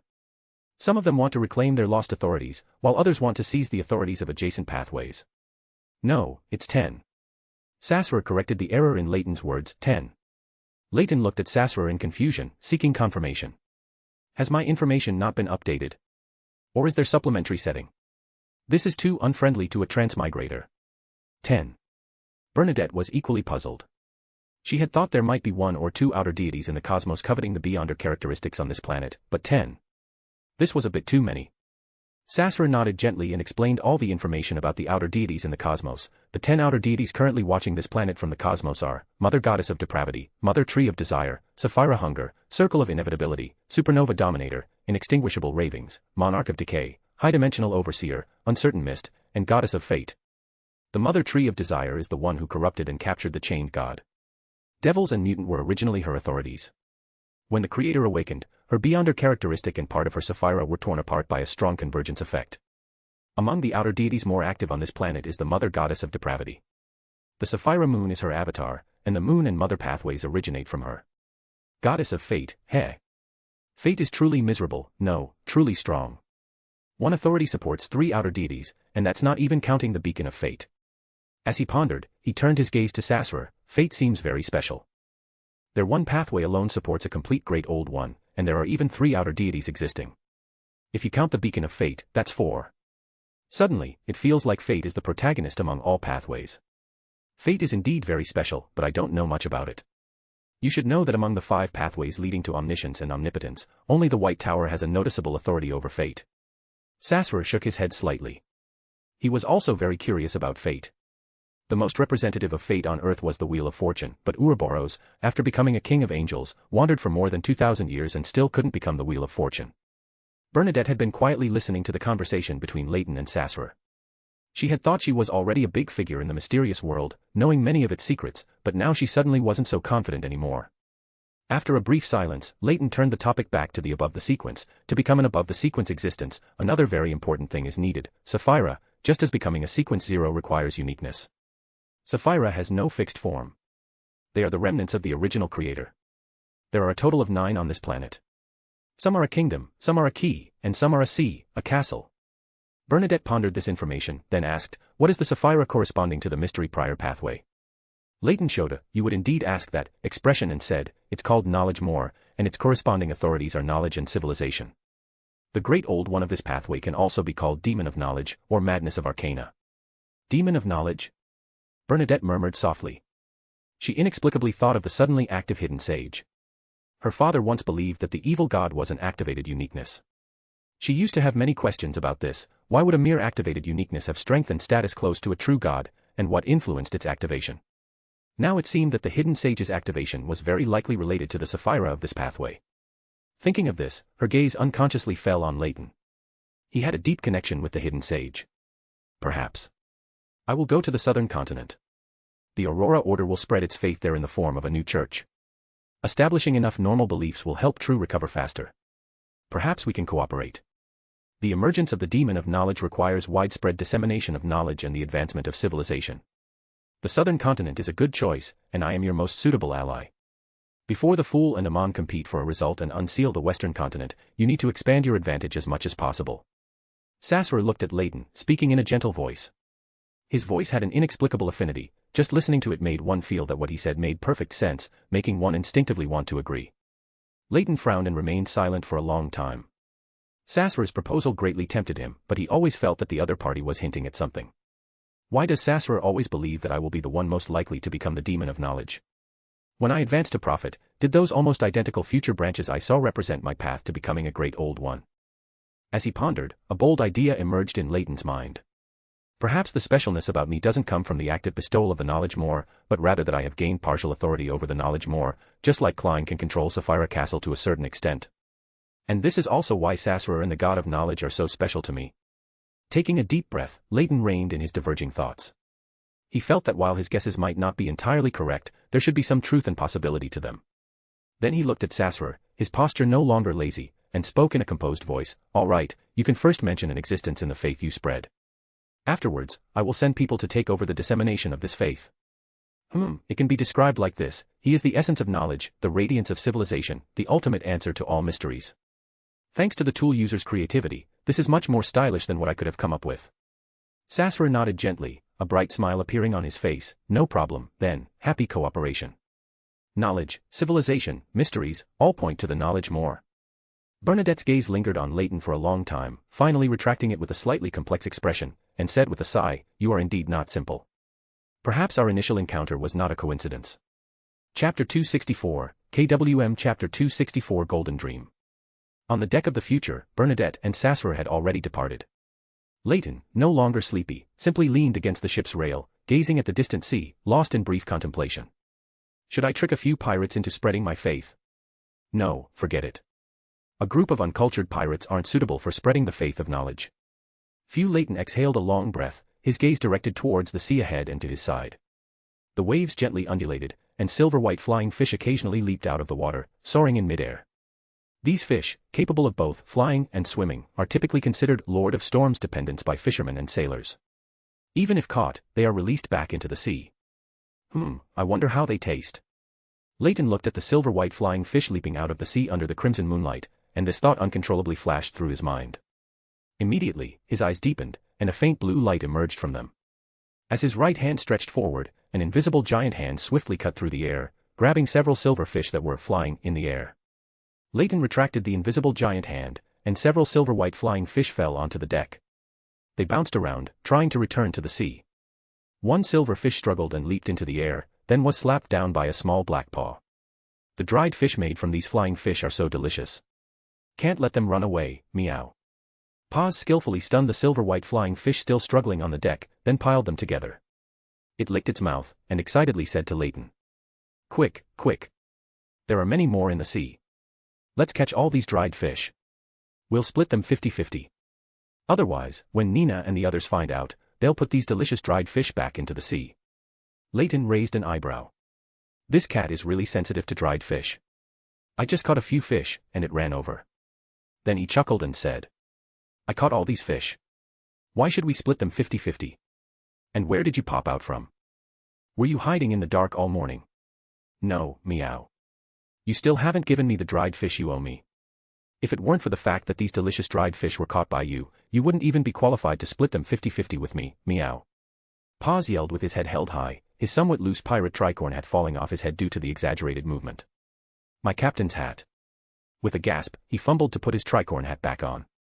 Leyton glanced at the Kuroneko, who was engrossed in role-playing, shook his head slightly, and turned back to the ship's rail. He then summoned the invisible giant hand again and scooped up several more silver-white flying fish. Paws excitedly bounced around, stunning the struggling silver fish one by one. Remember to hide your dried fish well. If the sailors on the ship see them, they might throw both you and the dried fish into the sea. Of course this meow knows. I'll hide them all in my secret base. Saying that, Paws darted forward, carrying a plump silver fish in his mouth. You can have a secret base on the future. Is it a cat bed prepared by Catlia? Leyton glanced in the direction Paws disappeared, muttered a few words to himself, then no longer paid attention. He picked up 2 larger fish from the ground, preparing to process them in Frank's laboratory. It had been a long time since he had eaten grilled fish, and he hoped Paw's taste wouldn't be too different from a human's. In Frank's laboratory at the bottom of the ship's cabin. These fish are said to be dependents of the Lord of Storms. Killing them at sea brings misfortune. But they are indeed very delicious, it's just that I always have to be sneaky about it. Frank ate the freshly grilled fish voraciously, still muttering explanations. Leyton nodded lightly. These fish were indeed delicious. Quickly finishing a grilled fish, he walked to Frank's experimental bench, which had a pile of colorful, gorgeous mushrooms on it. I can't believe I'd ever used the word gorgeous to describe mushrooms. A faint purplish glow appeared in his eyes. Under the gaze of the eyes of mystery prying, the internal structure of these mushrooms, and some of their general effects, all became clear before him. Staring at these mushrooms for a long while, he sighed almost imperceptibly. Frank, do your mushrooms need to be cultivated with local monsters? I can help you find some. Local monsters. Is there really a place like you described? A completely dark environment, full of mutated, terrifying monsters, a place like that, even if you called it an abyss, people would believe you. However, it would be best if I could get the corpses of those monsters. The mushrooms cultivated from them would be the most suitable. When experiments were mentioned, Frank immediately became lively. He asked a question, then began to babble incessantly. He casually threw the remaining fish bones into the pile of colorful mushrooms nearby. Those mushrooms, which had been quiet, instantly came alive. Some began to rapidly inflate and wriggle their bodies, while others even split open, growing scarlet mouths and teeth. The fish bones were quickly eaten clean by these living mushrooms, and they then split into some new mushrooms. Leyton watched from the side, his eyebrows twitching. They were clearly small mushroom heads that could move, but they had stubbornly grown into zombies from Plants vs. Zombies. He turned to look at Frank, who appeared unfazed, and asked with some curiosity. Why do you like to experiment with mushrooms so much? The advantage of fungi. Frank grinned and said. There's that reason, but more so because they are easy to cultivate and produce. After all, I'm drifting at sea, so I can't plant various plants or even raise some animals as freely as on land. They only need sufficient nutrients to multiply rapidly in a short time, easily satisfying the entire future's food needs. Leyton nodded expressionlessly, then moved on from the topic. If your experiment achieves some results, remember to write and inform me. I will come to get some finished products for testing. Right. Aren't you planning to stay on the future? Frank asked with some surprise. Leyton nodded slightly and said, I will leave tomorrow and head to the raging sea. When the future goes to the ruins of gods deep in the Sonia Sea, I will return. In the early morning, in the cabin of the future. Leyton leaned against the headboard, his eyes slightly closed, praying to the god of knowledge. The power of knowledge, the power of reason, god of knowledge, wisdom. I pray to you. Soon, a scene of the sea appeared in his mind. A huge sailing ship sailed quietly on the sea, reflecting a golden color under the morning sun. Some fragmented golden light formed two lines of words in the air: White Whale Sea, Gargas Archipelago. It seems Vice Admiral Iceberg has escaped Admiral of Blood, or is that scene from the future and hasn't happened yet? After a brief thought, he no longer concerned himself with this question. He then got up from the head of the bed, called out to Crow Anu, and after it landed on his shoulder, he picked up the leather briefcase on the nearby table and went to bid farewell to Katlia. His main purpose in coming to the future was to confirm Frank's experimental progress and to arrange a meeting place with Bernadette. He bid farewell to Katlia and asked her to inform him in advance if the future was heading to the ruins of gods deep in the Sonia Sea later, as he intended to take a ship there. Although Katlia was a little puzzled, she still nodded in agreement. After a slight bow, Leyton turned and stepped into the spirit world. By traversing the spirit world, he directly crossed the Lone Kingdom, all the way to the raging sea. He then made several detours on various islands, finally arriving near the Gargas Archipelago in the White Whale Sea. Relying on his divination ability for positioning, he successfully found the Golden Dream drifting at sea. On the deck, Leyton's figure quickly outlined itself. Who are you? A man wearing a monocle, with short gray curly hair, and nearly 1.8 meters tall, called out. He stayed at a safe distance, his gaze warily fixed on Leyton. Gourmet Brew Walls, first mate of the Golden Dream, bounty. Ah, the information from the Church of the God of Knowledge and Wisdom didn't mention the bounty. Although he's a pirate under our church's influence, this is too imprecise, isn't it? Leyton recalled and stated the information about the men opposite him, pausing when mentioning the bounties from several official forces, and shaking his head helplessly. Bounty.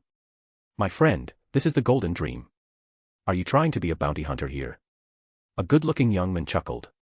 He approached from another direction, also stopping at a safe distance, and along with other crew members who appeared one after another, they subtly or overtly surrounded Leyton. Leyton raised his eyebrows slightly. His gaze swept around, finally landing on the third mate of the Golden Dream. His hair was golden, neatly parted to both sides, his eyes were a very light lake green, his nose bridge was high, and his lips were thin, perfectly fitting the image of a playboy. Flower Tai Jodson, a Prometheus of the Error Pathway, Sequence 6. Leyton met his gaze, then chuckled and said, Is your surname Jacob? Or Zoroast? Jodson's expression changed, then returned to normal. His gaze remained on Leyton's right eye, as if trying to discern something. Chapter 265, KWM Chapter 265 Vice Admiral Iceberg. Noticing Jodson's subtle gaze at his right eye, Leyton raised an eyebrow and chuckled. It seems I guessed correctly, but I don't have a monocle, so you don't need to worry so much. Which family are you from? Jodson narrowed his eyes, his tone unfriendly as he spoke. He seemed to have been startled by Leyton's words just now and was trying hard to regain face. After all the men on the ship were his rivals in pursuing the captain. Amon had left a deep impression on Jacob and the descendants of the Zoroast family. They all suffered from Amon phobia syndrome. Under the wary gazes of all the crew members on the Golden Dream's deck, Leyton raised his right hand and waved. The next moment, his figure suddenly blurred, quickly becoming transparent and disappearing from the deck. Brew Walls and Jodson, along with the others remaining on the deck, exchanged glances. Captain, they almost shouted in unison, then rushed towards Edwina's captain's cabin. Inside the captain's cabin, Vice Admiral Iceberg Edwina Edwards was flipping through an ancient-looking book, seemingly unconcerned about what was happening on the deck outside. She was a beautiful lady with light blue eyes like clear spring water, and her brown hair was parted in the middle, tied into a simple yet exquisite knot at the back of her head, then flowing smoothly downwards. She wore no hat, nor did she wear glasses like most members of the Church of the God of Knowledge and Wisdom. She was dressed in a beige coat with white lace flowers adorning the collar, giving her a refined and capable look. Then, she stopped turning the pages of the book in her hand, her gaze directly falling on the captain's cabin door. Leyton's figure quickly materialized there, carrying a leather briefcase, with a raven with glossy black feathers perched on his shoulder. She looked at Leyton with a hint of surprise, then a friendly smile appeared on her face as she said. Pyromaniac, Al of the Sea, I didn't expect the person mentioned in the prophecy, who came to deal with the Admiral of Blood's problem, would be you. Previously, all the maritime speculation about you came from the Moses Ascetic Order or the Iron and Blood Cross Order, as your conduct at sea was very similar to theirs. Now it seems you were intentionally trying to analyze more beyond our abilities back then. Nice to meet you, Ms. Edwina. You appear even more knowledgeable than rumored. Leyton bowed with his hand on his chest, his gaze lingering slightly on the surrounding bookshelves. There were many more books here than in Catlia's captain's cabin, and the variety was more comprehensive, truly worthy of a reader. If it were anyone else, evaluating me as knowledgeable upon our first meeting, I would consider it a social pleasantry, but coming from a demigod of the same pathway, I accept it frankly. Edwina smiled, seemingly pleased with Leyton's evaluation of her as knowledgeable. The next moment, the captain's cabin door was pushed open from outside, and the ship's first mate Walls, third mate Jodson, and bosun Daniels all rushed in. Behind them, more crew members gathered, and those who couldn't squeeze in remained outside the captain's cabin or peered through the windows. Edwina looked at the crew members who had suddenly rushed into the captain's cabin and surrounded Leyton, giving him an apologetic smile, then spoke. What are you doing? Captain, this fellow suddenly appeared on the ship and is likely a dangerous person. As Jodson shifted his feet, he conveniently placed himself between Leyton and Edwina, describing Leyton as a suspicious dangerous individual in a very serious tone. This guy seems to know the captain. I need to push everything that just happened onto him, otherwise, it won't be good if the captain gets angry with me. Daniels and Walls echoed from the side. That's right, Captain, this guy is a dangerous person, don't let him deceive you. Leyton curled his lips into a smile and said. I have already obtained Captain Edwina's permission and will be staying on the Golden Dream for a period of time. I ask for everyone's kind consideration. No. We are not recruiting crew members at the moment. Jodson refused without thinking. He just felt that this guy was not a good person. Jodson, when did we stop recruiting crew members? Captain, this fellow is a suspicious character. Jodson wanted to say more, but he immediately fell silent after exchanging a glance with Edwina, lowering his head, his ears suspiciously red. Aren't you a playboy? Why are your ears red? Leyton glanced at Edwina, who was completely oblivious. Did you two get your scripts mixed up? Edwina didn't notice any of this. She stepped past Jodson, who was blocking her view, and walked in front of Leyton, saying, Although you won't be staying on the Golden Dream for too long, I will still introduce you to our benefits and principles. We are a group of adventurers searching for treasure at sea. We only plunder merchant ships and passenger ships when we are in extreme poverty, and we do not harm innocents. Of course, if we encounter other pirate ships, we will also strike them down to obtain supplies. We have no weekly salary, no annual pension, but as long as treasure is found or wealth is plundered, it will be distributed according to rank. Under normal circumstances, even the lowest-ranking sailor can receive £200 to £300 a year. There are general knowledge and reading classes on board every day, but you don't have to attend. Why? Why doesn't this guy have to attend general knowledge and reading classes? The crew members clamored about Edwina's last sentence. After all, they had to endure the baptism of knowledge every day, and a newcomer didn't have to attend classes, which made them feel somewhat unbalanced. Leyton suddenly found these noisy pirates a bit endearing. He thought about how interesting it would be to pack these guys who disliked reading off to the Church of the God of Knowledge and Wisdom in the future. Thinking of the scene in his mind, he couldn't help but chuckle. Seeing everyone looking at him, he cleared his throat and said, After all, I have long passed the reader stage. Reader. The same pathway as the captain, you're from the Church of the God of Knowledge and Wisdom. After a brief hesitation, Jodson quickly reacted, looking at Leyton with a surprised expression. You should have heard of him, Pyromaniac Al, who was active at sea half a year ago. He is the one sent by the Church of the God of Knowledge and Wisdom to help us solve the Admiral of Blood problem. To ensure her crew could get along well with Leyton and avoid provoking this demigod due to unnecessary misunderstandings, Edwina directly told her crew Leyton's identity. Her identity as a member of the Church of the God of Knowledge and Wisdom was no secret on board. With Captain Edwina's confirmation, the other crew members accepted Leyton's identity, although some doubted whether this pyromaniac's abilities could solve the Admiral of Blood problem. Taking advantage of most of the crew being gathered around her, Edwina directly introduced Leyton to each of them. This is the first mate of the Golden Dream, Gourmet Walls. His dream is still to become an artisan, and he is currently a Sequence 6 machinery specialist. It seems you've already achieved your dream. Leyton chuckled and nodded in greeting to the other party. After Edwina explained Leyton's identity, Walls no longer held hostility towards him, but as Edwina's secret admirer, he raised another kind of vigilance towards Leyton, who had suddenly appeared and stayed on the Golden Dream. Walls forced a polite smile and said, You're right, and it's all thanks to the captain's help, but now I have a new dream. Edwina continued to introduce the other crew members to Leyton. This is the third mate, Flowery Tie, Jodson, a Prometheus from the Marauder pathway. This is the bosun, Bucket Daniels, he is an excellent navigator. This is the second mate Orpheus, who is temporarily not on board, and the fourth mate Danitz, who is on leave. I will introduce them to you when they return to the Golden Dream. Leyton nodded lightly, then he looked at Jodson, Daniels, and Brew Walls beside him and chuckled. I have the potion formulas for Wind Blessed, Astronomer, and Dream Stealer. Do you need them? Jodson looked at Leyton suspiciously and said. You have so many potion formulas. And how do we know if they're real or fake? Orpheus isn't on the ship, so there's no one to notarize for us. Isn't your captain here? Besides, I can also simulate the ability of a notary. Of course, if you don't need it, then forget it. Leyton glanced at Jodson and the others, who were clearly tempted but seemed to be hesitating about something, and offered an explanation. They wouldn't be treating me as a love rival, would they? Leyton narrowed his eyes, a possibility coming to mind. I can only say your judgment of people is truly terrible. You didn't see a ship full of love rivals, yet you targeted me, an outsider. Seeing Jodson and the others still hesitating, Edwina thought they were worried about the authenticity of the formulas, so she took the initiative to say. If you are worried about the authenticity of the formulas, I can authenticate them for you and also act as your notary and guarantor for the transaction. Brew Walls and Daniels exchanged glances and quickly made a decision.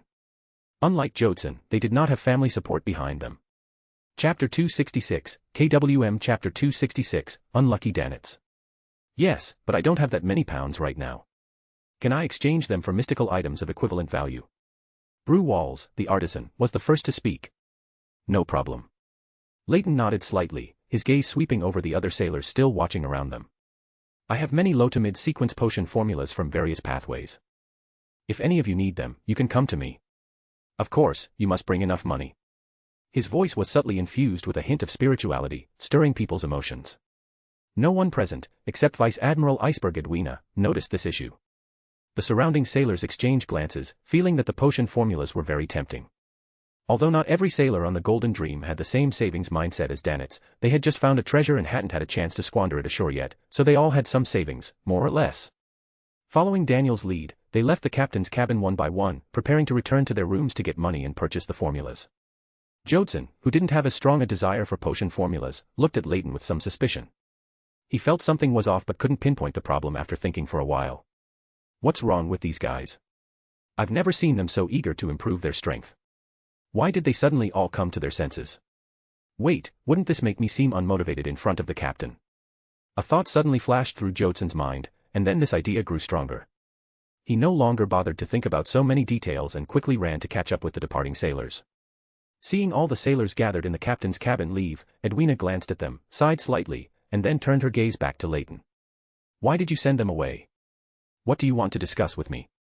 Don't worry about them. This heightened excitement won't last long. By the time they return to their cabins, they should have realized what happened. Leyton saw Edwina's concern for her sailors and then explained. Then he raised his right hand slightly, extended 2 fingers, and said with a smile. There are 2 matters. The Golden Dream's activity range will be more apparent for a period of time. If possible, spread some rumors indicating that your trip was very fruitful, to attract Admiral of Blood as much as possible. Additionally, do you have channels to do grain smuggling business? I am the buyer, and I need you to transport a batch of grain to an uninhabited island for me every so often. Edwina looked at Leyton with some confusion, then frowned in thought. After a moment, she said with a slightly serious tone. The grain you need is not a problem. I have a fixed channel in Phaenopotter where I can purchase it. However, Admiral of Blood Senior is a wraith from the mutant pathway. A wraith in spirit form has strong divination abilities, so he likely won't fall for such an obvious lure. Leyton nodded slightly and chuckled. The simplest method is the most effective. Even if he knows we have an ambush, he won't choose to give up. Instead, he'll make full preparations to come and intercept. The Rose School of Thought is my true target. No problem. Edwina looked deeply at Leyton, no longer having any questions. In the Golden Dream's cabin, Brew Walls, who had just reached his room door, stopped. He looked at Daniels not far away and asked in confusion. I remember you saying last time that every penny you earn should be used for enjoyment. Why are you suddenly so eager for the Wind-Blessed potion formula today? Also, Jodson, why did you run back with us? Don't you have that potion formula called Dream Stealer? Jodson froze there for a moment, frowning for a long time, then suddenly spat. Damn it. We were tricked by that kid. He has some strange secret art that can twist our inner thoughts and emotions. I knew something was off. Why did I suddenly want to buy the potion formulas he had so badly? He actually wanted to trick me out of the savings I just accumulated. Daniels also gradually came to his senses. Jodson glanced at Daniels. He didn't think Leyton wanted to cheat them out of money, as he had also provided potion formulas. At most, it was forced buying and selling. No. Why did Daniels lead me astray? That guy clearly wanted to send us away and be alone with the captain. No, I have to go back. Thinking this, Jodson quickly turned and ran back. Brew Walls ignored Jodson and Daniels' conversation. Reminding Jodson was his responsibility as the Golden Dream's first mate, but he indeed needed the astronomer's potion formula. This pathway, due to the unique nature of artisans, was almost monopolized by the Church of the God of Steam and Machinery, and potion formulas flowing out to the outside world were extremely rare. On the white agate, Bugs Bunny followed behind Klein, carefully avoiding the gazes of passers-by and disguising himself as an ordinary rabbit. It wasn't until he entered a first-class cabin room with the number 312 on the door that he relaxed, quickly hopped onto a sofa, and chattered. This is too tiring for a rabbit. These people on the ship really have no knowledge. Isn't it just a rabbit that can walk upright and talk? You don't have to be so careful. I can use an illusion to conceal you. Klein, in his Gehrman Sparrow persona, said in a cold voice. Then why did you say yesterday that I was easily exposed and didn't take me off the ship? I can't maintain the illusion on you when there's a battle. Those weak humans, I can take them out with one claw. Bugs Bunny felt underestimated, waving his claws and emphasizing it again. Who did you bring in here? The bathroom door opened, and a man in his 30s with singed eyebrows and deep blue eyes walked out. Dannett's gaze swept around the room. He didn't see anyone else besides Gehrman, only a rabbit sitting on the sofa, dressed in a suit, looking like a gentleman. A rabbit. Bugs Bunny also saw Dannett, who had just come out of the bathroom. His furry rabbit face showed human-like shock.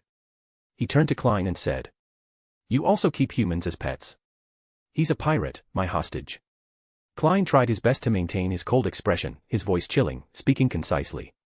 Dannett had a ghost-like expression, his gaze darting back and forth between Gehrman and the rabbit on the sofa. The rabbit talked. Klein gave Dannett a cold look, saying nothing. It's just a mystical item. As the fourth mate of the Golden Dream, why is he acting so surprised? Does he think what should appear by my side is rabbit meat? The words Dannett wanted to say were suppressed by Klein's gaze, and he sullenly shut up. Bugs Bunny on the sofa felt that Klein's hostage looked somewhat familiar. He extended a paw, mimicking Leyton's chin-rubbing gesture when thinking, recalling where he had seen this unlucky pirate. When Klein's gaze caught Bugs Bunny's action on the sofa, the cold expression on his face froze for a moment. How can I see so many expressions, seriousness, earnestness, conflict, contemplation, on a rabbit's face? After much deliberation on the sofa, Bugs Bunny finally remembered where he had seen Dannett. He excitedly pointed at Dannett and shouted. "You're a blazing Dannett, the fourth mate of the Golden Dream, worth about 3,000 pounds as a pirate." When Dannett first heard the rabbit recognize him, his face was somewhat smug, but until that last phrase, worth 3,000 pounds, his expression instantly fell. Damn it, why is the rabbit this guy keeps as annoying as he is himself? What do you mean, worth 3,000 pounds? Am I just merchandise for you to buy and sell at will? This rabbit truly learned from Al. Klein sighed inwardly. To maintain his persona, he casually found a hard wooden chair and sat down. Leaning back against the chair, his hands naturally clasped, he said to Dannett. "Tell me about the famous pirates you know." "Doesn't your rabbit already know?" Dannett said indignantly. He felt that Gehrman Sparrow was deliberately making things difficult for him. "This is an insult. I, Blazing Dannett, the fourth mate of Vice Admiral Iceberg, a famous pirate with a bounty of 3,000 pounds. My dignity, my reputation, do not allow me to accept such an insult." Then he saw Gehrman give him a cold look, and his body instinctively shivered. He took a breath, smiling more terribly than crying, and said, "All right. Oh, he's a pirate who knows when to bend and when to stand firm." Bugs Bunny spoke at the opportune moment, his tone indecipherable as mockery or a simple statement of fact. Dannett's expression froze for a moment, then flushed. If he weren't wary of Gehrman Sparrow nearby, he would have already turned this rabbit in a suit and tie into roasted rabbit with a single flame. "When I return to the Golden Dream, I'm going to eat rabbit meat for a week, no. A month. Braised, roasted." Dannett roared wildly in his heart. What kind of strange things did Al teach this rabbit? Klein tried his best to maintain his cold expression, not letting himself suddenly burst into laughter. He suddenly felt that this rabbit would be the biggest obstacle on his path to portraying a faceless. Chapter 267, KWM Chapter 267 Private Communication. Inside the cabin of the Golden Dream, Leyton, who had just sold a batch of potion formulas, returned to his room. I can't tell, the crew members on the Golden Dream are quite wealthy. His gaze swept to the table beside him, where there were many crafted mystical items, and some paper money, even gold bars. He immediately withdrew his gaze and raised his right hand, sweeping it through the air. As he moved, specks of starlight diffused, swarming to form a barrier that isolated the inside from the outside, then gradually faded, disappearing from visible sight. After doing all this, Leyton took out the dark brown glass bottle containing the blood of the eternal blazing sun from a leather briefcase beside him. Originally, I stole this drop of divine blood for the ritual to advance to mysticologist, but I directly skipped the ritual step. Thinking of this, Leyton shook his head helplessly, but it didn't affect much. He could still gain corresponding knowledge of mysticism by analyzing this bit of mythical creature blood. The next moment, his right hand holding the glass bottle suddenly exerted force, a layer of starlight brushed between his fingers, and with a crackling sound, the glass bottle shattered. The temperature in the room suddenly rose, the light was dazzlingly bright, and glass shards clattered to the floor, leaving only a dazzling golden glow floating in his palm, emitting light and heat. That drop of the eternal blazing sun's divine blood was like scorching magma. Leyton could even feel the skin on his hand constantly cracking and peeling off. Specks of starlight rapidly formed a slowly rotating cluster of star sand in the palm of his right hand, enveloping the drop of the eternal blazing sun's divine blood at its core, like a sun surrounded by stars. One after another, stars emerged, densely packed and dazzlingly bright. The eyes of mystery prying, which should have been purple, now had a faint blue glow. Leyton brought his hands together around the slowly rotating star sand, and the next moment, he suddenly pulled his hands apart, and the original cluster of star sand abruptly magnified dozens of times. Under the dazzling starlight, that scorching divine blood gradually showed signs of being decomposed into knowledge, and vast waves of mysticism knowledge, as dazzling as the sun, flooded into Leyton's eyes. It was like a perfect model of the sun, displaying every detail of the sun in the mystical world, without the danger of directly facing the sun. Maintaining this model required constant consumption of that drop of divine blood. Leyton didn't waste time, relying on the characteristics of the reader and mystery prior pathway. He quickly analyzed and memorized the various mysticism knowledge contained within the divine blood. Only when that drop of the eternal blazing sun's divine blood was completely consumed did Leyton reluctantly withdraw his gaze. He wasn't in a hurry to analyze another drop of Sasra's blood. The analysis of the divine blood just now consumed not only his own spirituality but also his energy. He leaned back in a chair nearby, his eyes slightly closed, and gently waved his palm. Around him, there was the clatter of breaking glass. The starlight barrier that isolated the inside from the outside quietly appeared, then shattered into specks of starlight, rapidly disappearing. He quietly felt the mysticism knowledge that had appeared in his mind. Perhaps it was because he was already skilled in sun domain spells, but the effect of that drop of the eternal blazing sun's divine blood far exceeded his expectations. Simulate Sun consumes a large amount of spirituality and materials. With the aid of a ritual, a simulated sun can be directly created, a sun with both real and mystical significance.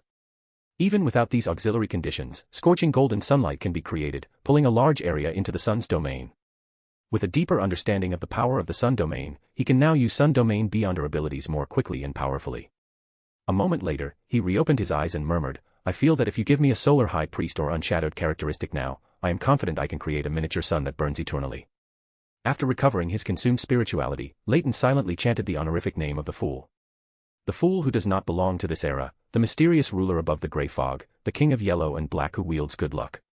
Respected Mr. Fool, I wish to have a private conversation with Mr. Sunday.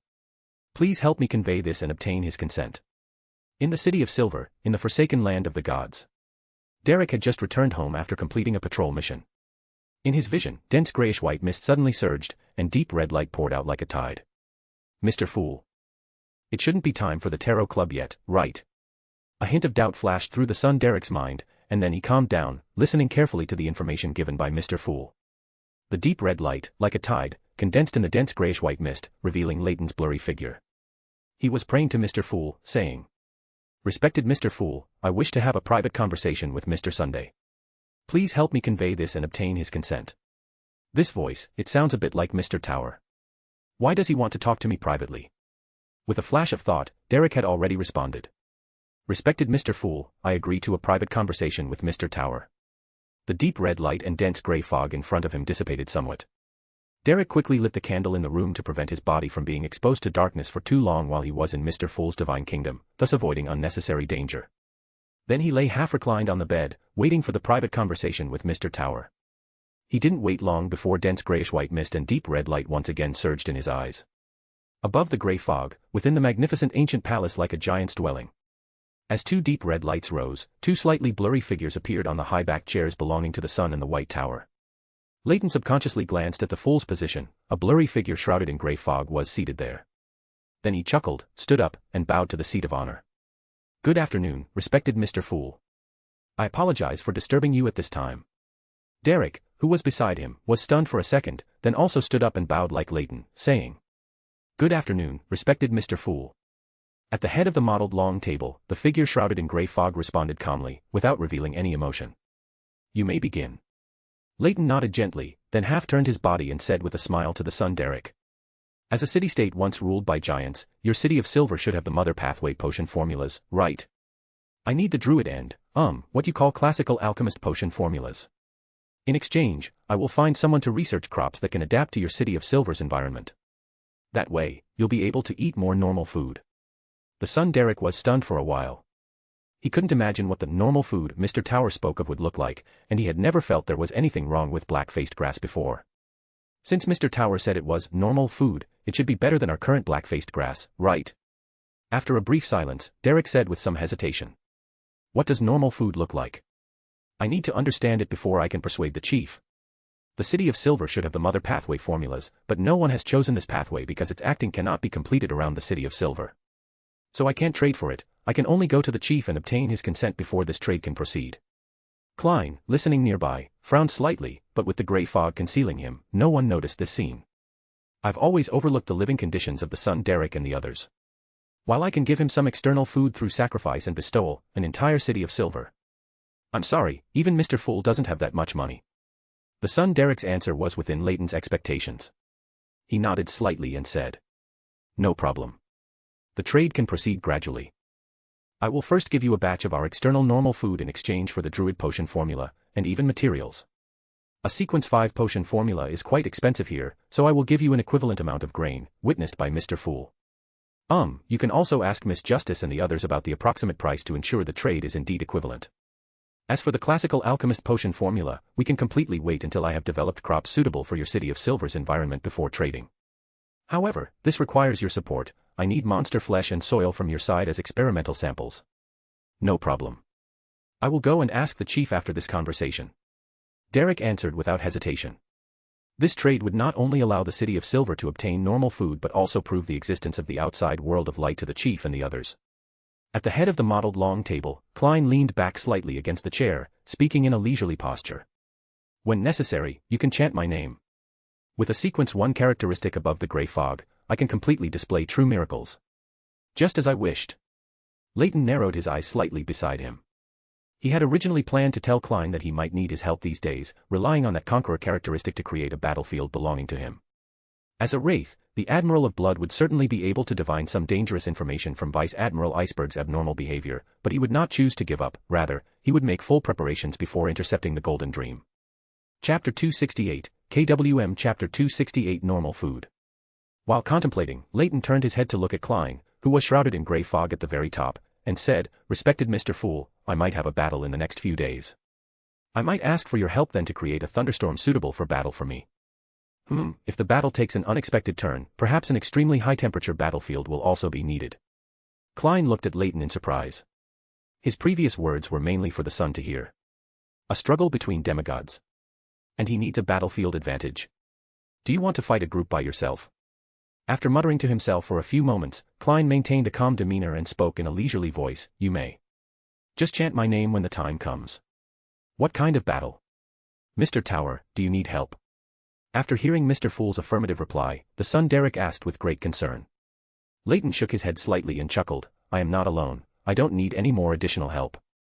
Our discussion will end here. You don't need to rush to find your chief for now.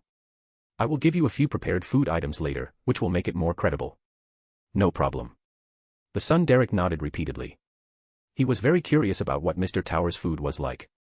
It must be more abundant than what we have in the City of Silver. Leyton turned to look at Klein at the very top, his gaze subtly shifting as he opened his mouth and silently said, "Wait a moment." Crimson light surged, slightly dazzling, and Leyton noticed that the son's figure next to him had already disappeared. Klein dispersed the grey fog that enveloped him. He looked at Leyton in confusion. "Do you have anything else? Do you want to continue researching that crown?" "No." Leyton shook his head slightly. "Can you use abilities from the Marauder pathway through this grey fog?" "The Marauder's abilities?" Klein mused for a moment, then closed his eyes and performed a simple divination. Soon, he reopened his eyes and shook his head slightly. No, if I had the corresponding items, I should be able to use related abilities through this grey fog. Hearing this answer, Leyton was not too disappointed. He had already guessed this, as Klein had not truly mastered Sapphira Castle yet. Leaning back against the chair, he began to explain his purpose. I plan to separate out Leyton's identity and transfer the reader pathway characteristics within me to it. That fast. When I become a demigod, and my control over this place deepens, perhaps I can do it. Klein asked in confusion. The other party had mentioned this plan to him before, but at that time, he hadn't seemed so urgent. Leyton gave a helpless smile. I need to stay in the southern continent for a long time, and I don't have suitable subordinates, so I can only find a way to squeeze my own clone. It's not a big problem. I'll contact Palez after a while. By then, his condition will have recovered somewhat, and stealing the characteristics from my body shouldn't be an issue. Palez. Is he an angel of the Marauder pathway? Klein asked with some curiosity. That's right, a sequence 1 of the Marauder pathway, being hunted by Amon. He is currently parasitic on Leonard, barely surviving. Klein was briefly silent. For a moment, he didn't know what to say. Even a sequence 1 angel can only barely survive under Amon's pursuit. Then what about me, who is also targeted by Amon? Seeing that Klein didn't speak anymore, Leyton directly changed the topic. I am currently in the White Whale Sea, some distance from shore. The variety of food might not be enough. If it's convenient for you now, you can help me replenish some. Recalling that the variety of food in the White Agates restaurant was quite complete, and there were many kinds of drinks, after all, it was a passenger ship that docked every 2 or 3 days. Klein nodded lightly, no problem. Oh, and don't teach Bugs Bunny any strange things. I have a pirate over there who's almost exploded with anger because of it. He even dreams of eating rabbits now. City of Silver. Derek, who had finished his private conversation, woke up from his bed. He waited in his room for a while with a nervous heart. After about 20 frequent flashes of lightning, a dense grey fog surged before his eyes. The majestic figure seated on a high-backed chair appeared in his vision, and the voice of Mr. Fool echoed in his ears. You can prepare the ritual for the bestowal. Derek immediately got up. He rubbed his fingers, lit the already placed candles, dripped essential oil and hydrosol into the candlelight, took 2 steps back, and began to chant the prayer. The fool who does not belong to this era, the mysterious ruler above the grey fog, the king of yellow and black who wields good luck. Your faithful servant implores your gaze. Implores your bestowal. Implores you to open the door to your kingdom. As the incantation finished, a faint creaking sound seemed to echo in his ears. A phantom door opened, and grayish-white mist surged out from it. Then, he saw various oddly shaped and colored food items fall out from the phantom door. Derek hurriedly ended the ritual, bent down to pick up the packaged food items, and placed them on a wooden table nearby. Besides the food, there were also several strange liquids in glass bottles, some deep red, some orange-yellow, and some colors he couldn't name. Are these Mr. Tower's food? How should I eat these? Derek was momentarily at a loss. The next moment, grayish-white mist suddenly surged before his eyes, and crimson light surged like a tide, forming a series of images. It was a man with singed yellow eyebrows and deep blue eyes. His expression seemed somewhat unwilling as he opened all the boxed food items one by one and tasted each of them. Is he a believer of Mr. Fool? Is this to show me how to open and eat these foods? Thank you, great Mr. Fool. After the images in his eyes disappeared, Derek's voice, full of excitement and piety, thanked Mr. Fool. He found a rope, tied all the food together, and carried the strange bottles of liquid, referred to as juice and wine, in a beast-skin bag to the round tower where the chief of City of Silver resided. Derek, carrying a pile of strange things never before seen in the City of Silver, was strictly inspected several times by the guards at the round tower bottom. Finally, a figure shrouded in dark shadows appeared, and only then did the guards allow Derek to pass. At the top of the round tower, in the chief's room, Derek laid out all the food on the ground one by one. He turned to look at the chief of City of Silver, Colin Iliad, who had graying hair, prominent nasolabial folds, and some deep or distorted old scars remaining on his cheeks. He swallowed, constantly organizing his words in his mind, and after a slight pause, he spoke, Your Excellency Chief, a member of the gathering wants to exchange for the druid and classical alchemist potion formulas. He proposed to exchange them for their normal food from the outside world and help us develop crops that can adapt to the City of Silver's environment. These are some of the prepared food items he sent over. If we agree to the trade, he will exchange them for equivalent grain later. A complex dark green symbol appeared in both of Chief Colin Iliad's eyes. After Derek finished explaining the details of the trade, he nodded lightly. Do you know the specific value of the potion formulas to them, and what kind of value the grain you mentioned has? Derek shook his head and said, I don't know. However, I can ask other different members about the corresponding prices and then make a comparison. Chief Colin neither agreed nor disagreed. He nodded lightly, the complex dark green symbols in his eyes disappeared, and then his gaze passed over Derek, looking towards the shadow behind him, and said, "Inform Elder Lovia and the other elders remaining in the City of Silver to come over." Derek was stunned for a moment. He thought the chief was speaking to him and was about to respond when he heard a low voice from behind him, "Okay." Derek waited for a while in the chief's room with a nervous heart. Soon, all the elders of the City of Silver's Council of Six who were not on exploration missions arrived. At Colin's signal, Derek once again recounted the matter of exchanging potion formulas for food. A woman in a black robe with purple patterns, with a beautiful and graceful appearance, walked to the floor where the food was placed after Derek finished speaking. She casually picked up a food item from the ground and somewhat unskillfully opened the lid. First, she closed her eyes and carefully sensed it, then broke off a section of her finger and threw the bloody finger into the meal box. After a period of flesh creep, she took out the finger, pressed it back on, and the broken wound healed quickly, her hand returning to its complete state. After doing all this, she turned to look at the other elders behind her and nodded lightly, "No problem, at least I can't detect any." After Colin nodded lightly, he turned to look at the others, pondering as he spoke, "Does anyone else want to inspect it?" The other elders exchanged glances and each went up to pick up a food item to inspect, but more out of curiosity about the so-called normal food, something they had never seen or even imagined before. Chapter 269, KWM Chapter 269, Silver City's Decision. After all the elders had checked it, Derek volunteered to be the first to try it. He directly sat cross-legged on the ground, imitating the men in the scene Mr. Fool showed him. He opened several lunchboxes one by one, then took out a bottle of something called rum. After uncorking it, he poured the golden liquid into a glass. A slightly pungent alcoholic smell instantly filled the entire room. He froze for a moment, looking at Chief Colin with a bit of helplessness. Chief Colin felt it for a moment, detecting no negative effects from the smell. He then looked at Elder Lovia, who was most skilled in flesh and blood magic. Lovia gently shook her head, then, as if pondering her words, she spoke with a slightly broken and fluctuating voice. "No problem, but don't drink too much. This is somewhat like the wine mentioned in records, drinking too much will make you drunk. After receiving confirmation from Chief Colin and Elder Lovia, Derek finally relaxed completely. He hadn't expected this thing called rum to have such a strange taste, completely different from the normal food he had imagined. He picked up the glass containing the golden liquid and took a big gulp. Cough, cough. The stimulating taste and sensation in his mouth made him unable to stop coughing. Most of the liquid was swallowed, while a small part was coughed out. His expression was slightly contorted, the stimulating sensation in his mouth rushing straight to his brain. Under everyone's worried gaze, he said in a hoarse voice. "The taste is so strange, a bit stimulating to the throat and brain. After a while, there's a strange sweet feeling in my mouth again." Derek struggled with his words. In his daily vocabulary, there was no term or expression for aftertaste. Once the taste in his mouth subsided, he tried other foods. He could only determine which animals some of the more well-preserved ingredients came from, based on his knowledge from general education textbooks. Although the men in the explanatory video had introduced them, many of the words he heard were pieced together, and Leyton and Klein had prepared many types of dishes, so he only remembered a small portion of them. "Is this fish? This should be from a bird. I have no idea what animals the rest of this meat comes from, and are those green and yellow things vegetables?" He first tried a bite of grilled fish. Although the dishes were mostly cold due to the long delay, the rich and varied flavors still surprised him. It was a delicious taste he had never experienced. Under the gaze of everyone from City of Silver, he quickly finished all the opened food, still looking at the remaining dishes with some reluctance. "No, I can't eat them all by myself."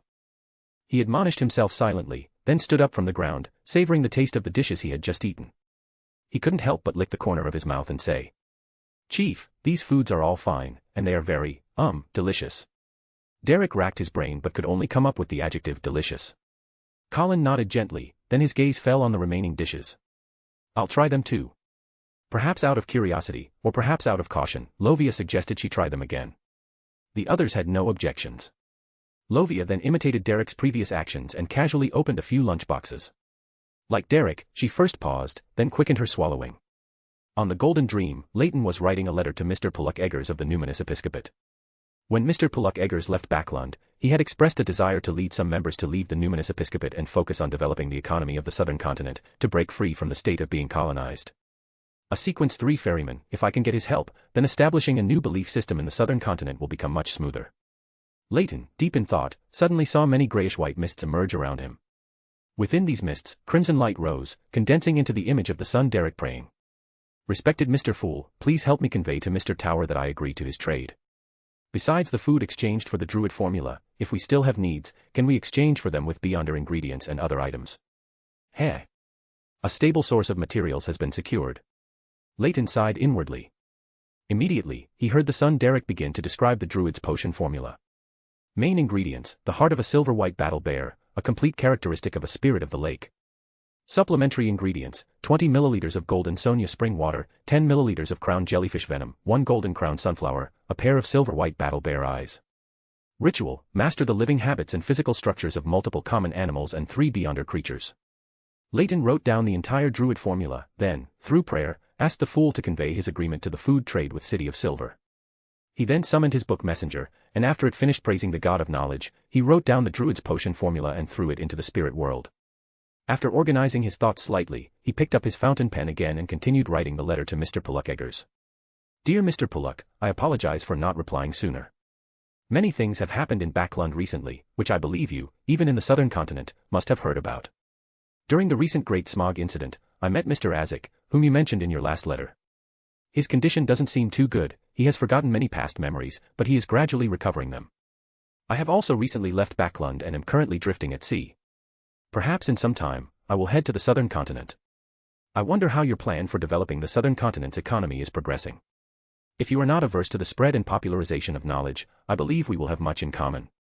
I wonder how you view the issue of those southern continent colonizers. Your friend, Al Tynes.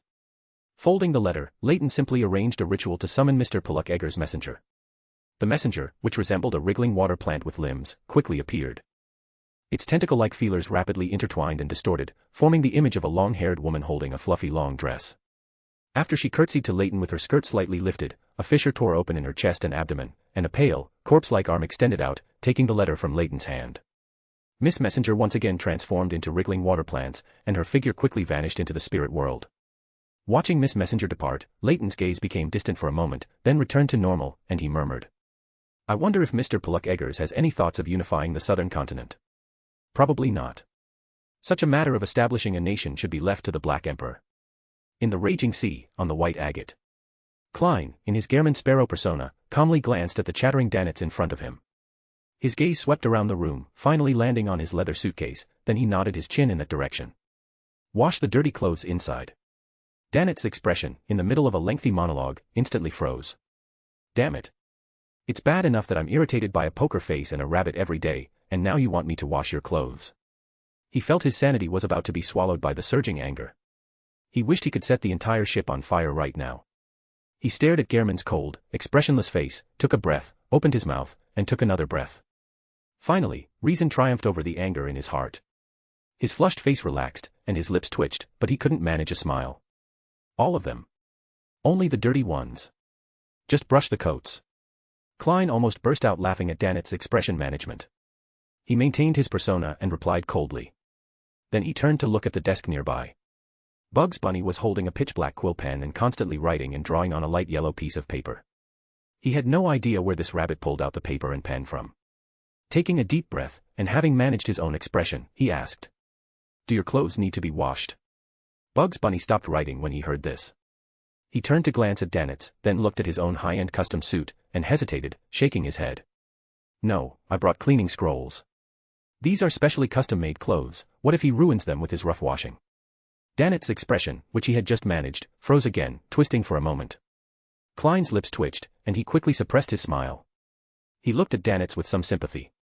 If Bugs Bunny had consumed the hunter potion, a provoker at this stage could easily digest the potion with just Danitz. Calm down, don't lose control, calm down, don't lose control. Danitz kept repeating these two phrases in his mind, lowering his head, avoiding looking at Bugs Bunny, otherwise he would have been unable to resist burning this rabbit to death. He gnashed his teeth and walked to Gehrman Sparrow's suitcase, opened it, and took out the clothes that needed cleaning. He had just started busy in the washroom when he heard the doorbell ring loudly. Klein opened the door and found it was Donna and Denton, the siblings. He stepped aside to let the two little ones into the room. Then they saw Bugs Bunny, dressed in a suit and top hat, writing with a black quill pen, and Danitz washing clothes in the washroom. What a beautiful rabbit! Donna exclaimed in surprise, looking at Bugs Bunny. Where's the servant? Denton subconsciously asked, looking at Danitz, then his gaze was also drawn to Bugs Bunny on the desk, no longer paying attention to Danitz who was washing clothes. It's a handsome rabbit. Bugs Bunny stood on the desk, hands on hips, correcting him. It can talk. How amazing. Donna and Denton's eyes widened, looking curious yet afraid to approach. Klein saw that Bugs Bunny didn't show any disgusted expression, so he turned to the siblings and smiled. You can go talk to it, but you can't just touch it casually. You have to ask for its permission. That's polite. Really? Can we talk to you, Mr. Handsome Rabbit? Donna's eyes widened, and she looked at Bugs Bunny cautiously, asking. Denton also nodded, promising. MHM, we won't just touch it randomly. Bugs Bunny tilted his head, then stood up on the desk. He skillfully took off his hat and bowed, then rubbed his paw against the brim of the hat, and mist quickly emerged in the room. These white mists rapidly gathered together, forming a large rabbit image. You two play with it. I still have to write letters. Chapter 270, KWM Chapter 270 The King of Immortality. Inside the captain's cabin of the Golden Dream, Edwina was introducing her collections one by one. Liking to show off one's collections was a common trait of the Church of the God of Knowledge and Wisdom. This key is the treasure we found last time. Judging from its patterns and size, it should belong to a giant's creation from the second epoch, but I still can't determine exactly what it's a key to.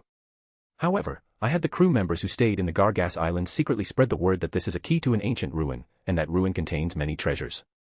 This is enough to attract Admiral of Blood to take a risk, but it could also attract other pirate admirals, and even pirate kings.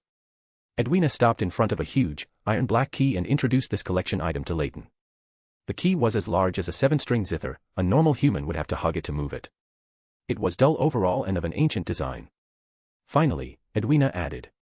You can try to study it. Leyton chuckled and shook his head. No, perhaps at some point later, I will buy it from you, but for now, let it stay here. His gaze swept across the collection room and soon spotted what he was looking for on a table. It was a book bound with parchment, and on its dark brown cover was a line of ancient Fasak, Grozel's Travels. Noticing Leyton's gaze, Edwina immediately approached, picked up the book, and introduced it with a smile. It came from a sunken ship at the bottom of the sea. It was submerged for 165 years, yet it's still undamaged. It records a story. A giant named Grozel decided to go to the Frost Kingdom to hunt the Northern King, a powerful frost dragon. Along the way, he met companions one by one, female elves, devout ascetics, Solomon Empire nobles, and lone soldiers. The story stopped abruptly just as they were about to confront the Northern King.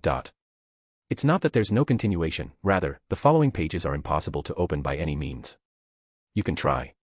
With that, she handed over the Grozel's Travels in her hand. Leyton took it and, with some curiosity, flipped through the book that concealed the Dragon of Imagination Ankwelt's Divine Kingdom. He turned the pages of the book, letting the yellowish-brown paper slide past one by one. The content was not much different from what Edwina described, but the plot seemed abrupt and disjointed, as if someone was constantly fast-forwarding the progress bar in an unseen place. Soon, he flipped to the last few pages and found that they were indeed stuck together, impossible to separate. Speaking of which, the God of Knowledge had already gone in and seen it, so why didn't he just pull the story's progress to the ending? Narrowing his eyes slightly, a guess popped into his mind. The imprint left by Ankwelt in the sea of collective subconscious fixed the ending of this book. Even the God of Knowledge couldn't directly change this ending and could only exert influence from the side. Edwina did not interrupt Leyton's thoughts, she waited quietly for a while. Then Leyton handed the Grozel's Travels back to her. She casually took it, placed it on the nearby table, and asked. Do you have any insights into this book? I've been studying it for many years without any results. Upon hearing this, Leyton's gaze fell back on the Grozel's Travels. He tapped it lightly with his hand, then pondered and said. Judging only by the content, this book should be a modern product, yet it is old enough, probably an item from the late Second Epoch. Edwina nodded lightly. Indeed, I've researched it using some secret arts and found that the parchment was made at least 3,000 years ago, before the Great Cataclysm. Leyton nodded noncommittally, then spoke with a hint of emotion. This book, passed through the hands of various owners and recording figures from different eras, gives a sense of ritual, a very ancient sense of ritual, as if it's waiting for an opportune moment. Most likely, it's something left behind or arranged by a high-level beyonder of the spectator pathway. They can influence the development of events by affecting the deep sea of the collective subconscious, making things strange yet reasonable. Captain. We've spotted the King of Immortality's death announcer. Leyton's words were interrupted by the sudden entrance of First Mate Wields. He quickly explained the current situation, then glared at Leyton, who was staying in the Vice Admiral Iceberg's captain's cabin. King of Immortality. Edwina frowned slightly, then picked up a monocular from a nearby table and walked out of the captain's cabin. The next moment, Leyton's figure suddenly blurred and disappeared from the captain's cabin. When he reappeared, he was already at the very front of the Golden Dream ship rail. Bosun Daniels and third mate Jodson were also there, each holding a clearly modified monocular, observing the situation in the surrounding sea area. With an artisan on board, all sorts of mystical items and tools were truly complete. Leyton sighed inwardly, then retracted his gaze. He frowned slightly, looking towards the sea ahead and to the side. There was a rapidly approaching dark shadow, still quite far away, making it impossible to identify the specific details of the ship with the naked eye. At sea, the naked eye is easily deceived. Here, Jodson, standing nearby, explained with a not-so-friendly tone, then handed over the monocular in his hand. Leyton glanced at the former playboy. The other party was quite easy to get along with when it didn't involve the Vice Admiral Iceberg. Then he shook his head slightly and explained. No need, things that appear in my field of vision won't blur due to distance. The next moment, a purple light flashed in his eyes, and his gaze easily penetrated the obstruction of space, clearly seeing the situation of the Death Announcer in the distance. It was a sailing ship nearly 200 meters long, with its bow and stern raised high, the whole resembling a crescent moon. Its surface was painted black, and the cannons on its sides were arranged in 3 rows, orderly up and down. The parts protruding from the deck, apart from the mast, were also tall and massive, at least equivalent to a 5-story building. There was only one sail, on which a black tombstone was depicted. There weren't too many crew members on board. In Leyton's sight, they had some deep connection with the Death Announcer beneath their feet, more like an extension of the Death Announcer. Wah wah. A faint, ethereal sound echoed in Leyton's mind, full of filth and degeneration, brimming with malice. The Death Announcer attempted to establish a reverse connection with Leyton along his gaze, exerting influence. Leyton quickly retracted his gaze, severing the connection between himself and the Death Announcer. He let out a slight sigh of relief, then frowned slightly and murmured. That ship is a Sequence 3 blatherer, a bit troublesome to deal with. Fortunately, the King of Immortality controlled by it can only exert Sequence 4 strength. What do you mean, only exert Sequence 4 strength? At Sequence 4, one is already a demigod. Jodson, beside him, cast a suspicious glance at Leyton. He felt that this guy was just bragging, but also that it sounded somewhat true. Leyton ignored Jodson, who was still debating his own strength, and turned his gaze, casually surveying the sea. His eyes, however, suddenly deepened, covered by a hazy white. The world in his vision changed. In the long river woven from countless silvery white threads, he cast his gaze towards the somewhat transparent and illusory future. Relying on his connection to the Golden Dream, he gazed deeply into the approaching future, where many complex destinies intersected. A moment later, his eyes cleared again, but his brows were somewhat heavy. Senor surprisingly chose not to have people from the Rose School of Thought come to help, but instead chose to muddy the message Edwina had released, attracting more pirates. It wasn't too unexpected a development, though. After a moment of thought, a smile curved Leyton's lips. He turned and took a step, and the next moment, his figure disappeared from the deck. Why is this guy always appearing and disappearing mysteriously? Jodson complained to Daniels beside him. Daniels nodded in agreement, then asked. Why don't you steal his beyond ability to teleport? If I had that ability, I'd already be the first mate of the Golden Dream. Jodson rolled his eyes at Daniels beside him and said nothing more. Beside Edwina, Leyton's figure suddenly appeared. Senor has done some publicity for the message you released. Now the Golden Dream has attracted the attention of many guys. The Death Announcer is just the most blatant one among them. Edwina nodded with a solemn expression. This is foreseeable. What are you going to do? Leyton raised the corners of his mouth slightly, smiling as he said. Change course and directly confront the Death Announcer. On a demigod-level battlefield, those ordinary pirates who approached out of greed will retreat on their own. But this is the best opportunity for Senor, as a pirate admiral, to act. Edwina frowned slightly and said. This is very risky. You need to be able to completely contain the Death Announcer and provide reinforcements at critical moments. Moreover, Senor may not intervene in our conflict with the King of Immortality as you expect.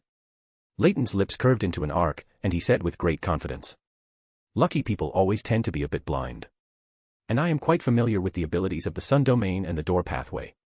The key is, as a blessed of knowledge, I can request help at any time. Edwina was silent for a moment. After a slight hesitation, she nodded and agreed to the plan. Then, through secret arts, she spread her voice throughout the entire Golden Dream. Change course, target, Death Announcer. Chapter 271, KWM Chapter 271 Conflict. Under Edwina's command, the Golden Dream quickly changed course, sailing head-on towards the Death Announcer that was to its front and side. Leyton left 2 light yellow paper figures for Edwina, and his figure once again blurred and disappeared. On the afternoon sea, the Golden Dream reflected a golden-yellow color under the sunlight, and it was sailing forward at a steady speed. The death announcer, with its black paint, showed no signs of slowing down. It was like a giant black scimitar, cutting through the sea, heading straight for the Golden Dream. In the more distant waters around them, scattered ships could still be seen hovering, like schools of fish that had smelled blood in the ocean, hovering around the battlefield, waiting for their share of the corpses. A small, light yellow paper figure, adorned with the symbol of the eyes of mystery prying, hung like a pendant from the monocular telescope in Edwina's hand. Leyton's voice came from the small paper figure. Slightly alter the course and brush past the death announcer directly. I have cast some illusions on the Golden Dream, it won't be noticed. The navigator beside her turned to Edwina, seeking her opinion. Execute, Edwina nodded lightly. Receiving the captain's order, the navigator began to turn the rudder. On the death announcer, Senor, wearing an old tricorn hat, with a gaunt face, seemed to be listening intently to something. His expression was slightly distorted, and his deep black eyes held an intense malice that he tried his best to restrain but could not conceal. After a while, his expression became very pained, with a slight struggle, as if he was fighting against some invisible force. But soon, his expression softened, and a rather sinister smile pulled at the corner of his mouth. Is this the Vice Admiral Iceberg's trump card? Ha ha ha. The flesh and soul of a demigod containing divinity are the best sacrifices. He did not need to give orders, the death announcer surged forward at an extremely fast speed, like a blood-scented hyena. On the sea, the Golden Dream's change of course left no trace, it was still sailing straight ahead. It and the death announcer were getting closer and closer, close enough to enter each other's cannon range, close enough to see various details of the huge sailboat opposite, and even the people on it. An invisible fluctuation emanated from the death announcer, strangely tugging at the emotions and desires of the surrounding creatures, and panic and terror spread throughout the Golden Dream. The next moment, a substantial blackness surged from the death announcer's hull, enveloping the entire ship. It suddenly accelerated, crashing head-on into the Golden Dream, which had no time to react. Agalito saw the panicked expressions on the faces of every crew member opposite, and he saw their urgent movements to adjust the cannons. The death announcer, like a giant black scimitar, struck the Golden Dream, which reflected golden yellow in the sunlight. The impact, the sound of shattering, and the attack from the demigod opposite that Agalito had anticipated all failed to materialize, and his gaunt face showed a somewhat distorted expression. Under the sunlight, the Golden Dream suddenly became transparent, then illusory, turning into a pile of bubbles. These bubbles, illuminated by the light, reflected a dreamlike array of colors, drifting everywhere and vanishing in an instant. The Golden Dream reappeared less than 200 meters to the side and quickly sailed towards the stern of the death announcer. In the original position of the Golden Dream, a huge pure orb of light, wrapped in countless sacred flames, appeared out of nowhere, emitting a blazing and sacred radiance, like a miniature Sunday golden flames continuously shot up around it, and the blazing, pure light spread outwards in layers and beams. The moment it approached the death announcer, it suddenly expanded outwards, like a violent explosion, and intense light and fire enveloped the entire death announcer. The light and fire, imbued with a strong sun aura, could cause immense damage to the death announcer, which belonged to the filth and fallen domains. The substantial blackness that had emerged on the surface of the death announcer was instantly ignited and engulfed. The light and fire penetrated the barrier, piercing into the hull and shining on every crew member, everything showed signs of being melted. Black mist continuously surged from the death announcer, constantly condensing into a slightly viscous black liquid, resisting the light and fire imbued with a strong sun aura. High in the sky, an invisible concealment layer, like a thin veil, descended, and Leyton's figure became prominent. Around him, specks of starlight revolved, steadily holding his body aloft in the air. He watched the place surrounded by light and fire with a serious gaze, pulled at the corner of his mouth, and murmured. The power of concealment is indeed useful. Even the death announcer, at sequence 3, was deceived to some extent. After confirming the plan with Vice Admiral Iceberg Edwina, he found an opportunity to pray to the hidden sage, asking for a portion of concealment to conceal the dangerous characteristics within himself. Any divination or premonition directed at him would only yield the result that he was merely a weaker demigod. It was originally prepared for Senor, but the death announcer crashed into it on its own. In his contemplation, his gaze pierced through the lingering light and fire, seeing the black shadow that had plunged into the sea. He had no intention of pursuing it. Without exposing too many of his trump cards, he did not have much confidence in keeping this king of immortality and the death announcer. The next moment, his surroundings showed a tendency towards abyssification, a layer of blackness appeared around him, and at the same time, he felt his body, and even his thoughts, stiffen for a moment. Leyton's body suddenly became thin and brittle, turning into a crudely cut light yellow paper figure. The surface of the paper figure was covered in mottled red rust, and then quickly coated with a slightly viscous black liquid, burning with sulfur-smelling flames, turning into fallen black mist. Leyton's figure emerged from the other side of the high sky, specks of starlight coalescing around him, carrying him rapidly through the air to avoid being locked by the magical abilities of the blatherer's words. Illusory, ethereal voices penetrated the starlight barrier, ringing in his ears, and voices full of filth and degeneration echoed in his mind. These voices gradually made him irritable, and various emotions and desires began to surge within him. His eyes instantly glowed with a faint blue light, and his body was dyed golden, spreading outwards layer by layer, preventing all fallen and filthy powers from approaching. Rationality suppressed his emotions and desires to the extreme, and he coldly scanned the shadows floating beneath the sea. The next moment, light condensed in his hand, and a spear of extreme purity, extreme blazing white, seemingly composed of pure sunlight, rapidly formed. He did not rely on his own spirituality to lock onto the target, as this would establish a connection between himself and the death announcer, which was a very dangerous act in front of a blatherer. He directly relied on the powerful calculation and analysis abilities brought by the reader pathway to infer the most suitable position and through the unshadowed spear in his hand. Suddenly, pale blue flames, emitting a strong smell of sulfur, ignited on the sea surface. The blazing white unshadowed spear fell into a cage, solidifying in the pale blue flames. The next moment, a miniature sun, blazing white to the extreme, bright enough to illuminate a city, appeared on the sea. The surrounding seawater was continuously evaporated, without even forming rising steam. Leyton, constantly moving in the air, suddenly felt his body sink, his movement slowing down, pressed towards the sea surface by an invisible force. A demon, nearly 4 meters tall, with curved goat horns and a pair of giant wings, leaped out of the sea. He held his claw-like right hand in a phantom grip, and with a dragging motion, an exaggerated greatsword composed of crimson magma and pale blue flames rapidly formed, and he fiercely slashed at Leyton's falling body. The 2 curved demon horns on his head burned with strange, colorful flames, and Leyton's mind instantly became dazed. The various emotions and desires that had been suppressed by rationality began to break free.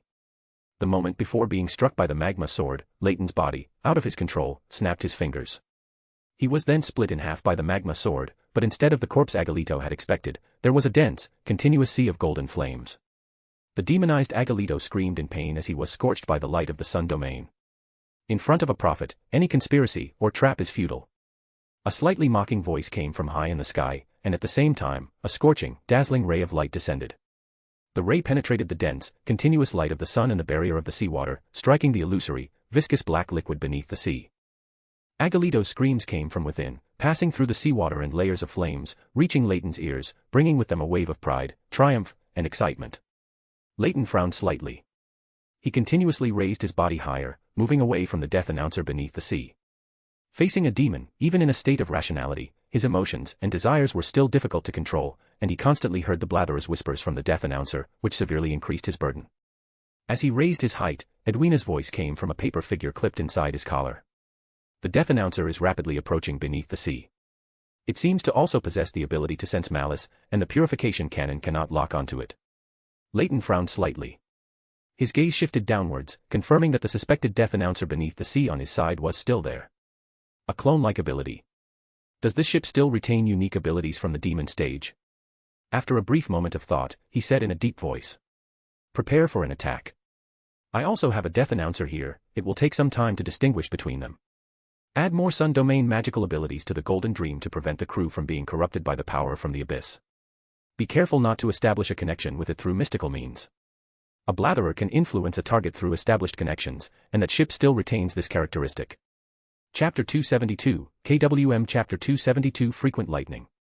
After escaping the devil's range of control over emotions and desires, Leyton finally stopped ascending. He gazed into the distance, looking towards the Golden Dream, which was rapidly moving away from the sea area. Although I can't tell the authenticity of the 2 death announcer ships without establishing a mystical connection, the fool above the grey fog can. As soon as the thought surfaced in his mind, he immediately chanted the fool's honorific name. The fool who doesn't belong to this era, the mysterious ruler above the grey fog, the king of yellow and black who wields good luck. I pray to you. I pray for your gaze, I pray for the power to change the weather. On the white agate, Klein's ears were suddenly filled with layers of prayers, somewhat illusory and indistinct, making it hard to hear clearly, but he could roughly tell it was a young male. Little sun or moon? Or has Alger already started fighting the Admiral of Blood? Muttering to himself, he got up and entered the washroom. After locking the washroom door behind him and setting up a wall of spirituality around him to block any potential prying from Danitz and Bugs Bunny, he quickly took 4 counterclockwise steps and arrived above the grey fog. When he saw the deep red star representing the white tower glowing, he immediately extended his spirituality and touched that deep red star. Crimson light surged out like a tide, quickly condensing into a scene. Leyton, surrounded by specks of starlight, moved at high speed in the air, with spears wreathed in golden flames shooting out beside him, increasing the distance between him and the huge demon behind him. Below was a vast ocean, with only one ship reflecting golden light under the sun moving away. Klein's gaze fell below the sea surface. In his vision, a dark black, full of defilement and degeneration, was wriggling beneath that sea area. Is this entire area within the influence of Death Announcer? Klein pondered for a moment, then focused his attention on the sea surface below, wanting to find the true location of the Death Announcer. The two most concentrated areas of dark black were indistinguishable as primary or secondary. Or could it be that both could be the main body? Klein frowned slightly. If that was the case, he was helpless. Suddenly, he perceived a gaze. The other party seemed to be searching for something. Following his intuition, he locked his gaze onto the sea area below the Golden Dream. The Death Announcer sensed my gaze from above the gray fog, and it was searching for the source of this gaze, but it probably couldn't find it. It seems the rumors are very likely true, between the King of Immortality and Death Announcer. Perhaps Death Announcer is the dominant party. While deep in thought, he had already picked up the peculiar crown covered in rust and bloodstains from the table. He waved his hand, beckoning a paper figure from a nearby pile of sundries. He leveraged a bit of the power of the space above the gray fog, shaking out the paper figure, which transformed into a tall angel with 12 pairs of flaming wings and crimson armor, and merged into the deep red star representing Leyton. At the same time, he tightly gripped the peculiar crown in his hand, waiting for Leyton to choose a battleground before using this conqueror characteristic to help him change the weather and create a suitable battlefield. Leyton, who was currently pulling away from Agalito behind him, suddenly saw a thick, grayish-white mist surge before his eyes, understanding that Klein had already responded. He gently rubbed his fingers, using a pre-prepared spell. An invisible curtain fell, and his figure and aura abruptly vanished from the surroundings. Agalito, whose body was fully demonized, cautiously stopped his pursuit. The huge, curved goat horns on his head flickered with eerie light. Vibrant colors appeared on it, showing a burning flame state, and the reddish light blue flame swirling around his body also pulsated with a strange rhythm. The power of emotions and desires permeated the surroundings. All creatures within a certain range would inevitably fall into a state of hallucination. Leyton, separated by concealment, saw the image of a tall angel with 12 pairs of flaming wings and crimson armor in his eyes. This angel enveloped him layer by layer with its burning wings. In an instant, Leyton felt much better. The restless emotions and desires that had been temporarily suppressed by reason were grafted to an unknown place. The Death Announcer's split entities have no primary or secondary distinction. The split entity carrying its autonomous consciousness is over at the Golden Dream. Having no primary or secondary distinction is a unique ability of the Blatherer characteristic on the Death Announcer. It surprisingly didn't disappear even after becoming a sealed artifact. While pondering, Leyton used the mystical reenactment, Emperor's New Clothes, on himself, becoming something that simply didn't exist. Then he lifted his concealment state, thus exposing himself to Agalito's ability's influence, yet smiling at the King of Immortality, completely unaffected.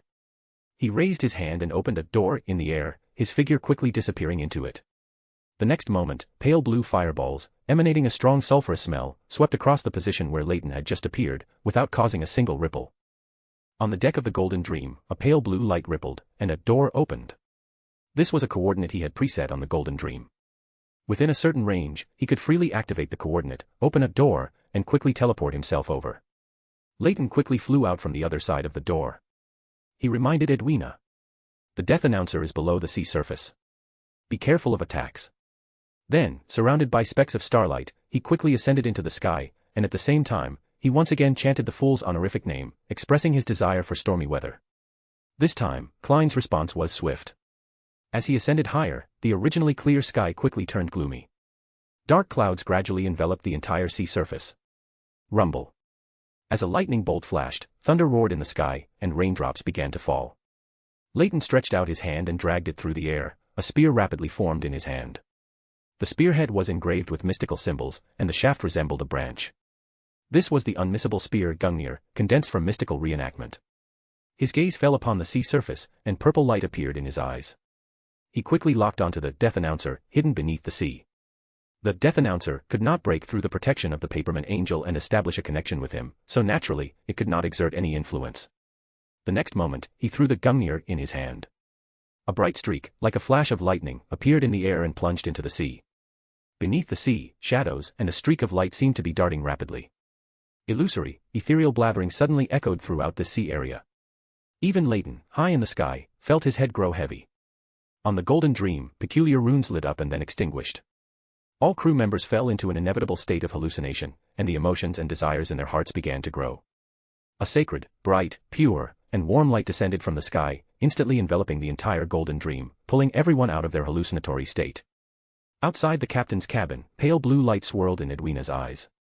Purification. She softly uttered in Dragonese. A pale blue light, like water, with shimmering specks, radiated outward from her center. Strange pattern inscriptions glowed on the hull of the golden dream, encompassing the pale blue light on the ship, constantly echoing, washing away the fluctuating emotions and desires within the crew members, again and again. On the sea surface, various emotions and desires instantly condensed into illusory, viscous black liquid. These liquids seemed like the embodiment of the darkest, most unspeakable desires in human hearts, sweeping around with a contaminating posture, surging towards the golden dream. ZZZZT. A dazzling, bright electric light descended from the sky, like a long spear thrown from the clouds, plunging directly into the sea. The viscous black liquid on the sea surface froze for a moment, then churned upward continuously with flashes of electric light. In 2 or 3 seconds, a huge sailboat made of dark, viscous liquid emerged from the sea, and the blathering, full of defilement and degeneration, resounded throughout the sea area. Leyton, floating high in the sky, retracted his throwing gesture. A faint golden hue stained his body, isolating most of the blathering's influence. Then, he reached out into the air, making a grasping and pulling motion. Sheets of pale yellow paper fell from the spirit world, floating around Leyton. He casually sprinkled a handful of iron black powder, and the surrounding pale yellow paper quickly turned metallic. The lightning in the dark clouds above the sky flickered more frequently, almost continuously, illuminating the sea area with a pale, translucent glow. Leyton slightly closed his eyes. He raised his hands, half open, and his own spirituality diffused outwards. A whirlwind swept through, carrying some powdered wood from Leyton's body into the air. The lightning in the clouds above seemed to be drawn by some unknown attraction, falling one after another, becoming more and more numerous, and more dense. Rings of lightning crackled in the air. The next moment, he reopened his eyes, pale blue light swirling, reflecting the constantly leaping lightning around him, appearing both sacred and dangerous. This kind of bare-handed railgun operation is more suited for the savant pathway. His murmur was swallowed by the surrounding lightning. Even Klein, observing the scene from above the gray fog, didn't hear it clearly. Immediately, he abruptly made a downward pulling motion with his half-raised hands. The surrounding metallic pale yellow papers, carrying leaping electric arcs, were pulled by an invisible force, falling from high altitude, and then accelerated by the powerful electromagnetic field formed by the restrained lightning. They transformed into fleeting streaks of electric light, falling simultaneously, striking the death announcer below, which was covered in dark, viscous liquid. Each streak of electric light was a railgun. The massive attack was mostly absorbed by the illusory, viscous black liquid on the death announcer, but the enormous impact still prevented the death announcer from moving forward and showed signs of capsizing. Chapter 273, KWM Chapter 273 Senor. Above the gray fog, Klein, watching the battle below through the images condensed from the prayer light points, couldn't help but exclaim. Knowledge truly is power. They can even conjure railguns with bare hands. I wonder if the great Emperor's Gundam has been built yet. Probably not. I've never heard any rumors about that. However, is there something on the Golden Dream that is attracting the death announcer? Why is it so persistent in trying to catch up to the Golden Dream? As he pondered, Klein had already turned his gaze towards the Golden Dream, but due to the gray fog's limitations, he could only focus his attention near Leyton, unable to observe the situation on the sea surface in too much detail. Beneath the dark clouds, the flickering electric arcs vanished without a trace, with only occasional flashes within the clouds, as if the lightning in this stormy weather was somewhat lacking in power.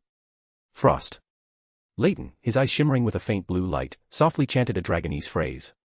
The next moment, streaks of crystal-clear light descended from the sky, landing on the sea below, and on the death announcer.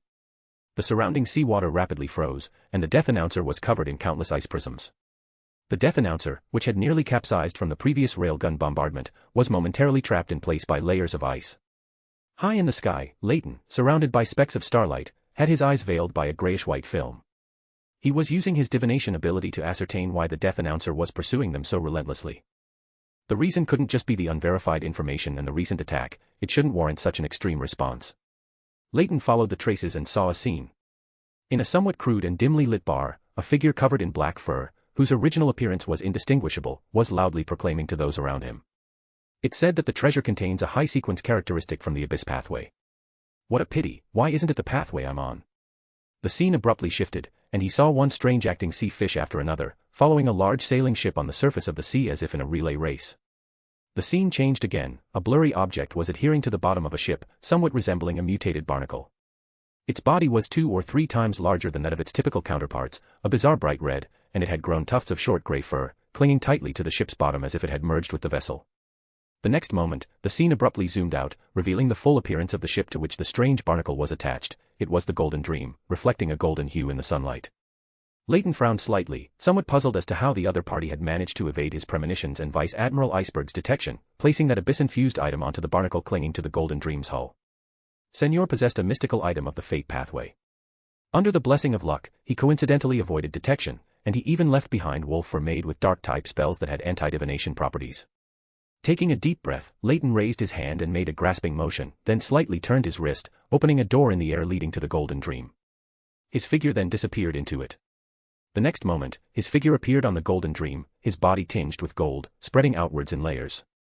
Pure and clear light enveloped the entire ship, illuminating every corner, leaving no trace of darkness, no shadow, and nothing hidden. Immediately, his figure instantly became transparent, then transformed into brilliant starlight, surging through the deck and flowing towards the lowest part of the ship's hold. Although there was no communication, Edwina instantly reacted, realizing that someone had infiltrated the Golden Dream. Her eyes were instantly covered with a faint blue, and relying on some arrangements on the ship, she quickly found the crew member possessed by the wraith.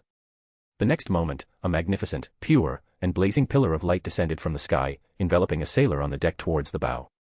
His hands uncontrollably clasped his own neck, one in front of the other, and his two eyes each reflected a middle-aged man wearing an old tricorn hat, with deeply sunken eyes and a frighteningly pale complexion. He was about 40 years old, with 2 black mustaches on his lip and a sinister smile on his face. Before Edwina's simulated divine light could force him out of the crew member's body, he reacted even faster, directly controlling the possessed crew member to reach out and snap his own neck. After he broke free from the wraith's possession, his figure rapidly faded and disappeared. Mirror blink is forbidden here. Edwina, at some point, held a brass-colored scale in her hand. She spoke with great authority, declaring a prohibition, followed by a second, and a third. Wraith possession is forbidden here. Wraiths and specters are forbidden here. Floating is forbidden here. The continuous prohibitions made her face look somewhat strained. The mystical item in her hand was called the Law Scale, crafted from a disciplinary knight's characteristic. Sequence 6 brew walls could not perfectly craft mystical items of this level, and the negative effects of this law scale were quite strong. When a prohibition was imposed on a target, the wielder would also suffer a prohibition of the same intensity. However, this was the Golden Dream, and even if she was weakened to the same degree, she had enough confidence. Senor's figure, which had originally faded, reappeared nearby. His spirit body trembled, becoming somewhat illusory, seemingly having suffered immense damage. His originally nimble spirit body was suddenly burdened with a layer of weight. He couldn't even float in the air and fell directly onto the deck. He then transformed back into a flesh and blood body, and all the negative effects on him instantly vanished. The next moment, his foot slipped, and his body, having just landed, uncontrollably stumbled to the side. Bang. Bang. Bang. Bang. Bullets trailing bright streaks of light passed through where his chest, head, and abdomen had just been, landing on the deck behind him, leaving small but extremely deep circular holes. Senor, who had fallen to the ground, rolled twice, and a layer of chilling frost spread out from beneath him. The next moment, he lost control over the ice, and the spreading trend of the frost was instantly halted. On the other side, Jodson, who was making grasping motions with his hands, slightly curled his lips. As expected of a Sequence 5 wraith, his beyonder ability was truly difficult to steal. It's a pity he didn't manage to steal the powerful wraith's scream. Jodson slightly raised his hand, and 2 slender ice crystal arrows quickly condensed on it. As he made a flicking motion, the ice crystal arrows shot out. Senor was forced back 2 steps by Blue's powerful hot weapon fire. Jodson's ice crystal arrows and a flame spear thrown by another crew member collided, creating a burst of mist. Damn it, Pisk, what are you doing? Shit. I should be saying that to you. The crew member named Pisk immediately started arguing with Jodson. Edwina slightly narrowed her eyes. She noticed something unusual and immediately prepared to change the judgment she was about to utter. With such bizarre luck, a confinement effect applied to a certain area would be more effective. Pale blue fireballs, emitting a strong sulfurous smell, came through the air in groups. Captain. Attack from the death announcer. On the stern deck, second mate Orpheus, who was on alert for the death announcer, shouted loudly behind him. Damn it, with such a dense cluster of fireballs, even if I am a solar high priest, it would be difficult to block. Boom. Boom. Suddenly, several bolts of lightning struck down from the sky, precisely hitting the weak points of the flame cluster. For a moment, the sea between the death announcer and the Golden Dream was filled with electric arcs and firelight, like a grand fireworks display. Orpheus stared blankly at the fireworks blooming in front of him, still smelling a pungent sulfurous odor at the tip of his nose. He turned to look behind him. The surrounding crew members, including Captain Edwina, who was preparing to activate the Golden Dream's protective spells, were all somewhat astonished by the lightning just now. Above the grey fog, within that magnificent and ancient palace, Klein helplessly put down the peculiar crown he was tightly clutching. His spirituality was almost unable to sustain itself.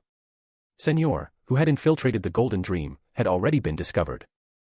Solving the remaining issues should not be a problem. After a brief thought, he materialized his usual yellow crystal pendant and performed a simple divination. Phew, the result is good, so there's no problem then.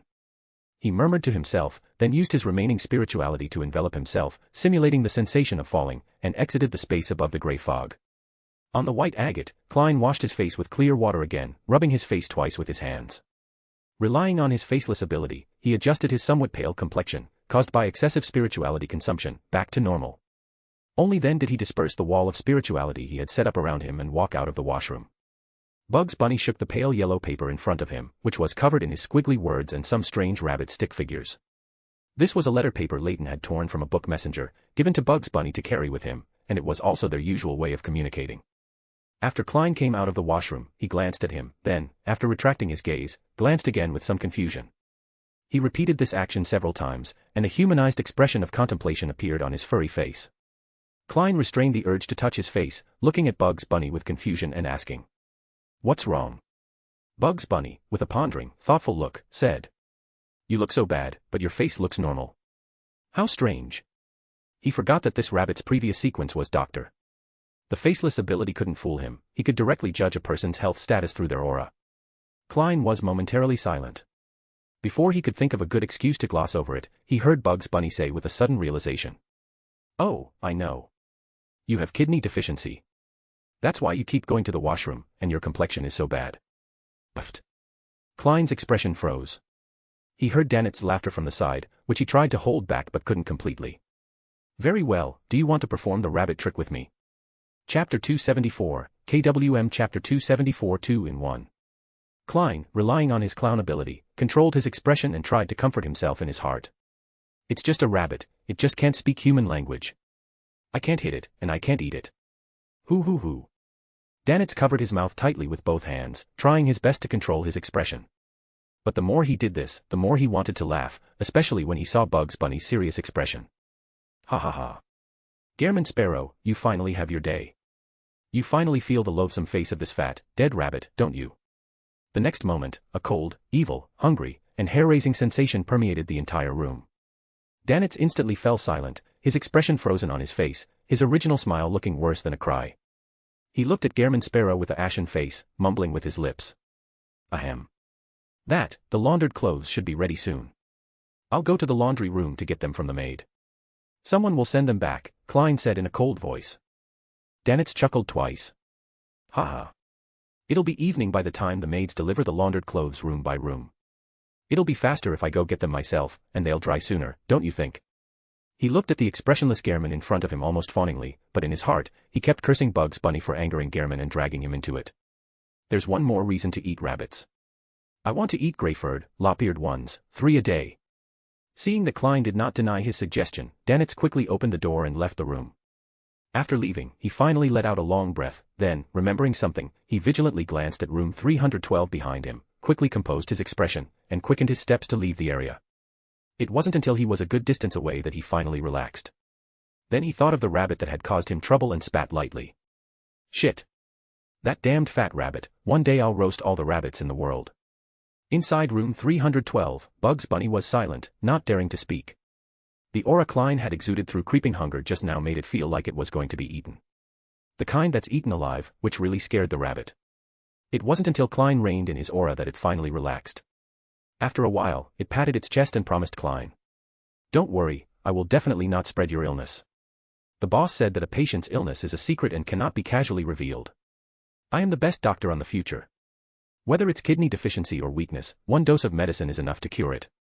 Klein's expression almost couldn't hold. What kind of rabbit was this? How could it be as unobservant as that fat apothecary in Backlund? No, it was much more infuriating than that fat apothecary, at least I hadn't been angered by that fat apothecary yet. Maintaining his persona as Gairman Sparrow, he coldly and concisely explained, "I'm just overexpending my spirituality." Bugs Bunny looked at Klein, then at the washroom in confusion. It hesitated for a moment, then revealed an enlightened expression and nodded seriously. I understand. As it spoke, it even extended its two paws and made a zipping motion over its mouth. Klein felt that this rabbit had definitely misunderstood what he meant, but to maintain Gehrman's persona, he had to shut up and not bring up the topic again. What kind of messy things did Al teach this rabbit? Did he consider that this was just a rabbit? Agreeing to help him take care of this rabbit was the most foolish decision I've ever made. On the White Whale Sea, the Golden Dream and the Death Announcer sailed one after another on the sea, engaging in an offensive and defensive battle, relying on cannons and various beyonder abilities.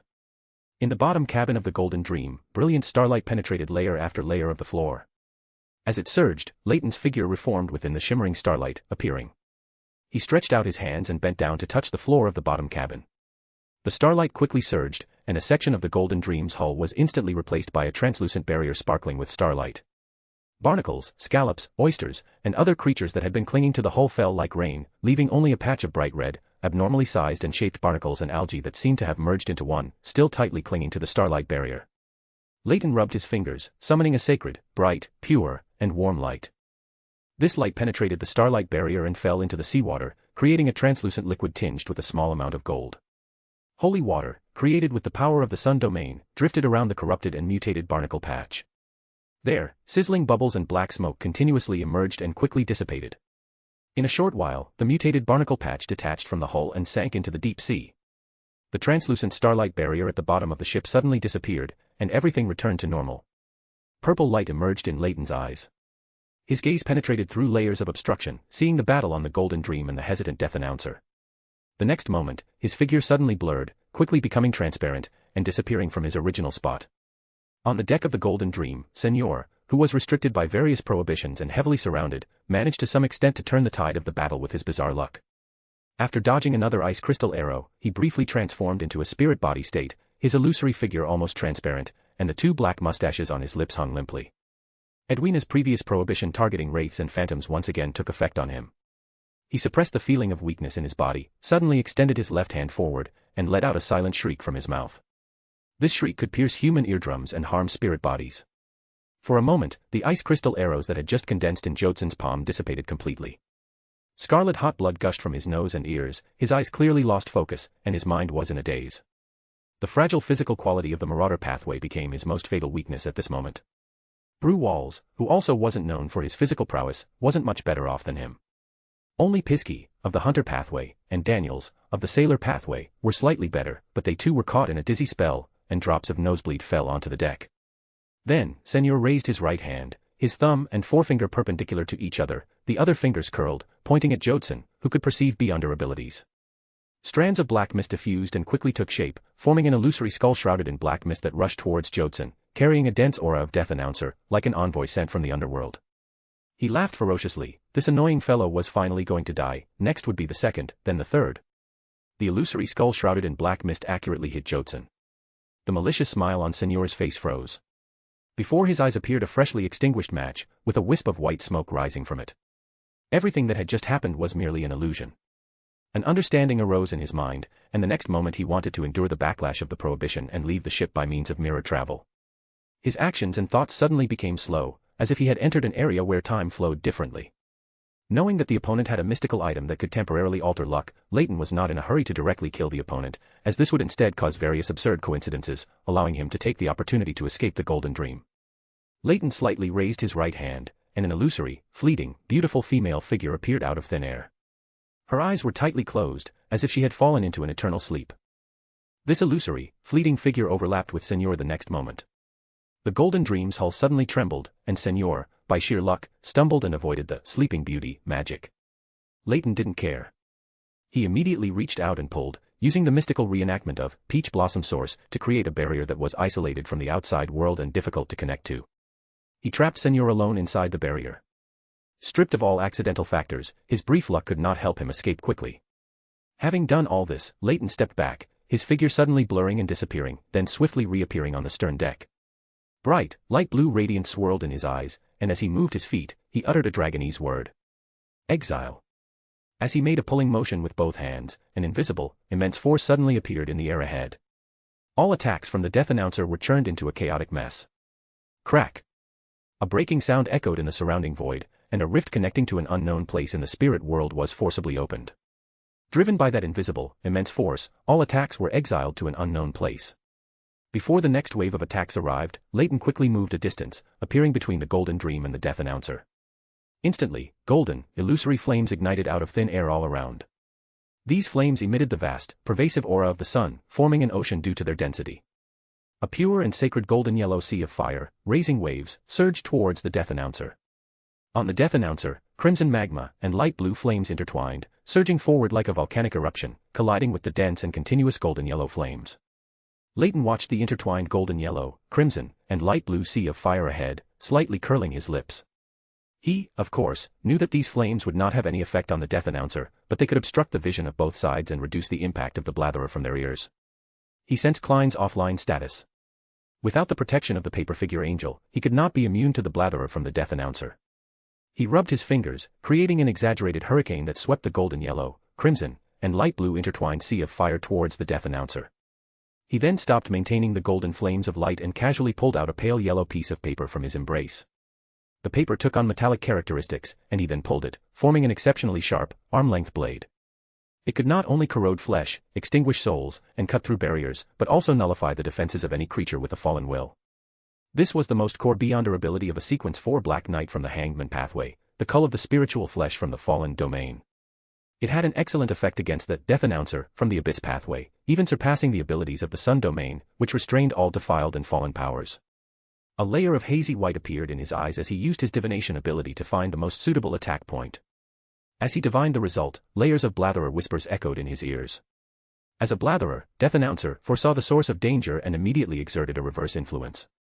Leyton only felt his mind becoming chaotic, and the emotions and desires that had been suppressed by his rationality began to stir restlessly, as if he had suffered a heavy blow, almost falling directly from the air. His body surface showed wriggling flesh and exuded viscous black liquid, which was a manifestation of being cursed. Almost in the next moment, a sacred, clear, brilliant, and pure warm light descended from the sky and fell upon him. At the same time, a warm power instantly filled his body, making him no longer feel fear, and the evil powers within him were constantly purified. The Golden Dream's first mate, Orpheus, a notary, timely applied his influence to dispel the various negative effects caused by the blatherer whispers on him. Leyton eased slightly, but he also felt some tremor in the cull of the spiritual flesh from the fallen domain in his hand. Evidently, the power of the Sun domain also affected it. He then felt a light glowing behind him, and the strong aura of the Sun domain rapidly gathered. Was the Golden Dream's purification cannon finally going to be used? Leyton pondered in his heart and immediately elevated his height. At the same time, he slightly raised his left hand and softly uttered a Dragonese word, Frost. Following the direction of his finger, streams of crystal-clear light, carrying a biting aura, fell upon Death Announcer. They were then swallowed by the continuously emerging black mist, leaving no trace. The next moment, his heart suddenly constricted, as if gripped tightly by an invisible hand, stained with mottled red rust, and a strong smell of sulfur instantly surged from his nasal cavity. Cough. Cough. He coughed involuntarily, his throat very dry, as if he was about to cough out sparks. The blatherer whispers in his ear suddenly intensified, and he inevitably fell into a hallucinatory state. The cull of the spiritual flesh he held dropped, transforming back into a faded piece of paper in midair and falling into the sea. A large amount of black, viscous liquid once again surged from his body, and his suppressed emotions and desires suddenly erupted. His body rapidly thinned, became brittle, and finally exploded into shattered pieces, turning into a fallen black mist. Cough. Cough. Leyton's figure emerged from the void not far away, covering his mouth with his left hand, coughing intermittently. The previously fatal blatherer attack was avoided by him relying on the mystical reenactment of Emperor's New Clothes, turning himself into something that simply did not exist.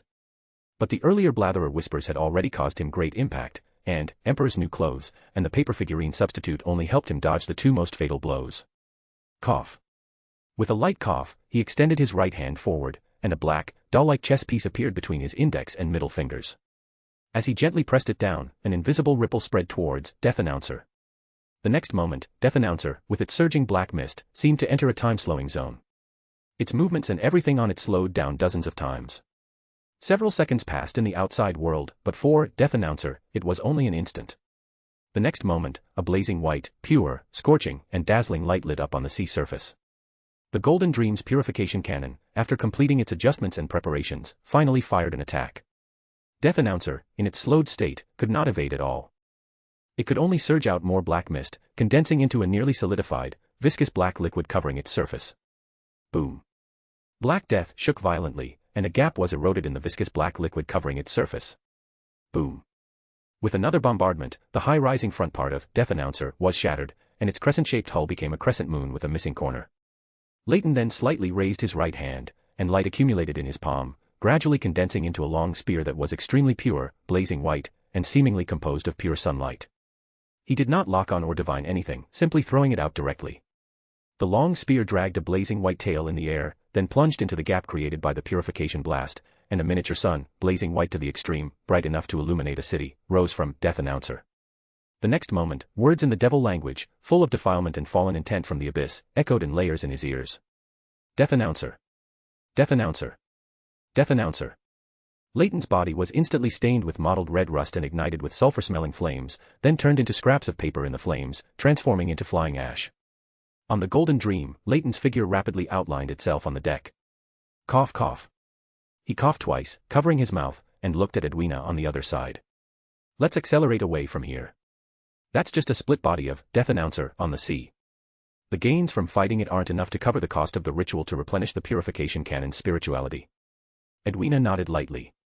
She turned to look at the navigator beside her, her voice spreading throughout the Golden Dream through a secret art. Adjust course, accelerate away from this sea area. She nodded slightly to Leyton, then entered the captain's cabin, where a ritual had already been prepared. She rubbed her fingers, creating a flame by friction of spirituality, lighting a candle, and skillfully dripping essential oil and hydrosol into the candlelight, then solemnly chanted. Kin of knowledge and wisdom, ancient guardian, I that perceives the world, wise one seated in the sky, guardian of reason and knowledge. I pray to you. I pray for the noble one who can heal sickness and pain to descend. The candlelight flickered violently, and spirituality transformed into specks of light began to gather, merging with information from the spirit world depths. Amidst the shimmering light, a phantom unicorn appeared, its body pure white, with a long, spiraling horn-like crystal on its head, and wings on its back composed of tiny crystal-like flakes. It raised its head and let out a clear, loud cry towards the sky. Its voice penetrated layers of walls, reaching everyone's ears, a crisp sound that seemed to cleanse the soul. Then, like a ghost, it passed through the wall and flew out of Edwina's captain's cabin. It scattered patches of clear, brilliant, and pure warm light over the Golden Dream. This light carried the power of purification, life, and soothing the heart. All crew members affected by the Blatherer whispers received a great degree of healing. Earlier, their restless emotions and desires due to the Blatherer whispers had been forcibly suppressed by Edwina's cold and restrained rationality. This was equivalent to temporarily plugging a leak. If not dealt with in time, it would erupt even more severely. However, because Leyton had been constantly holding back, Death Announcer, and because the Golden Dream was Edwina's home ground, the crew members' emotions and desires were not directly ignited. On the deck in front of the Golden Dream, Edwina held a purplish-red mirror with strange patterns engraved on its back. Above the mirror was a pair of eyes with strange magical power, making people can't help but want to gaze at them. She turned to look at Leyton. How long until Admiral of Blood can escape the barrier you created? Now. As Leyton's words fell, the space in front of them seemed to overlap, connecting with an unknown place. A pale figure wearing an old tricorn hat and with two black mustaches above his lip emerged from the barrier, which was isolated from reality. His gaze warily swept forward, and his figure suddenly turned illusory and transparent, vanishing from everyone's sight. Edwina calmly turned the mirror in her hand towards herself.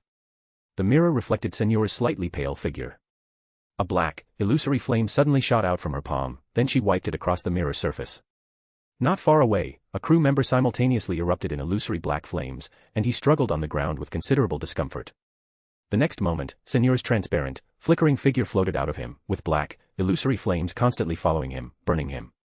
Edwina's palm once again swept across the mirror surface, and a layer of frost instantly condensed on the mirror. Senor's spirit body instantly became stiff, unable to even activate his thoughts. He tried hard to extend his left hand forward, opening his mouth to let out a shriek.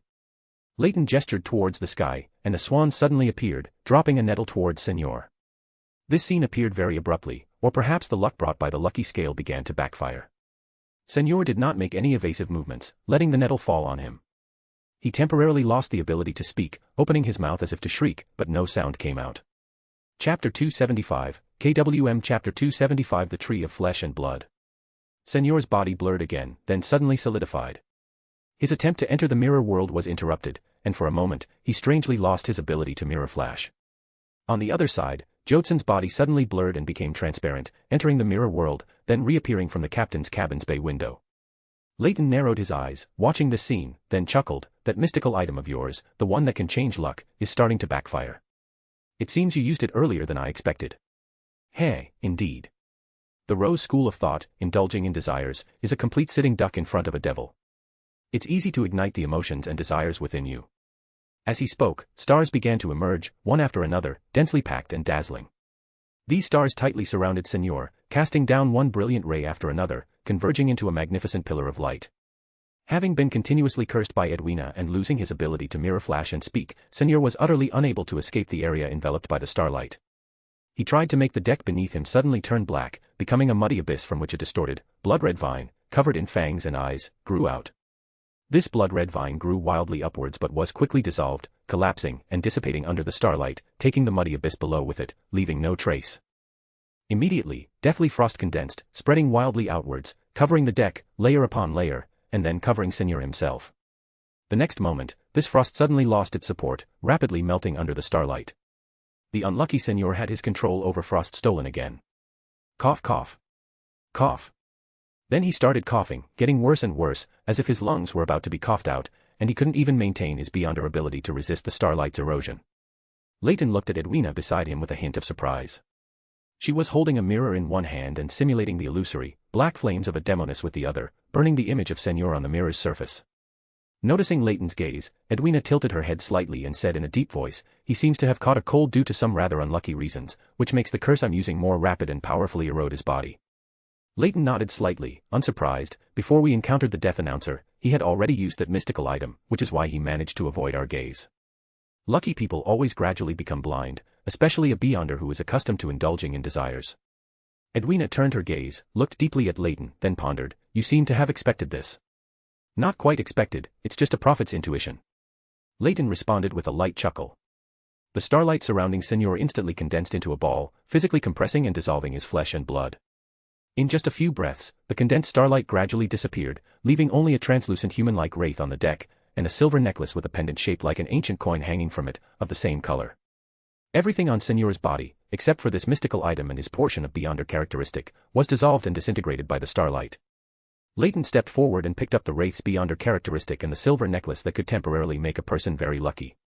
The necklace had a silver pendant shaped like an ancient coin hanging from it.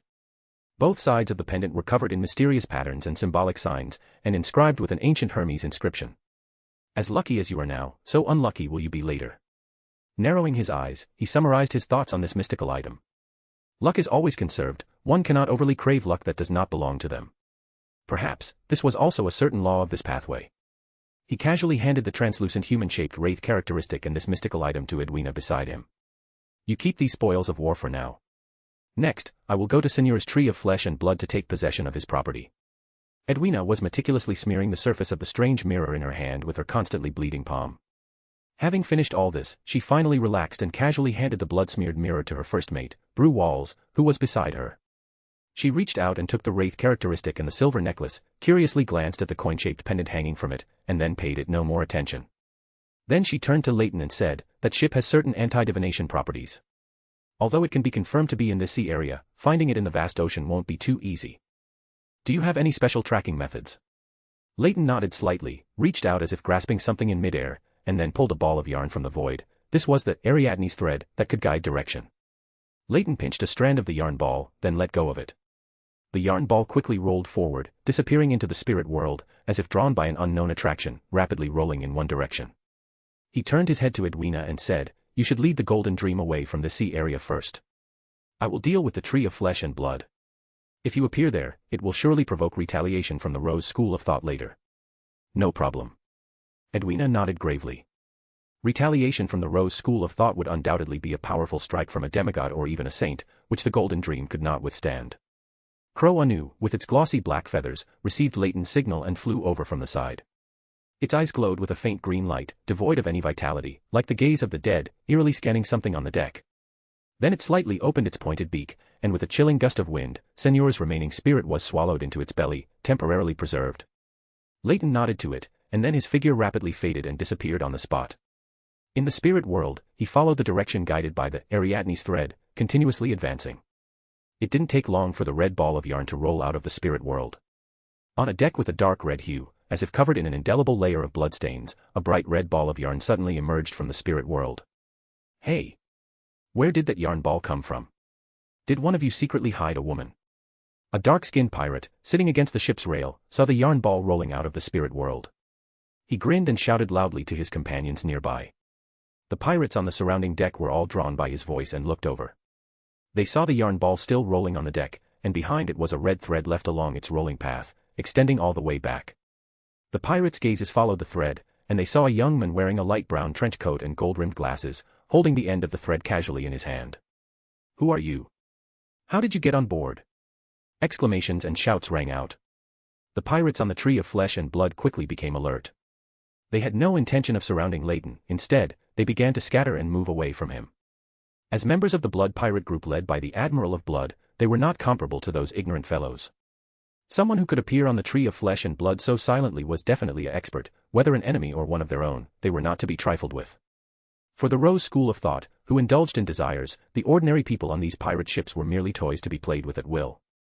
And most ordinary pirates only joined the Blood Pirate group to freely indulge themselves and for large sums of money. For them, there was no loyalty whatsoever. The temperature on the deck suddenly dropped, and white frost even condensed on the ship's rail.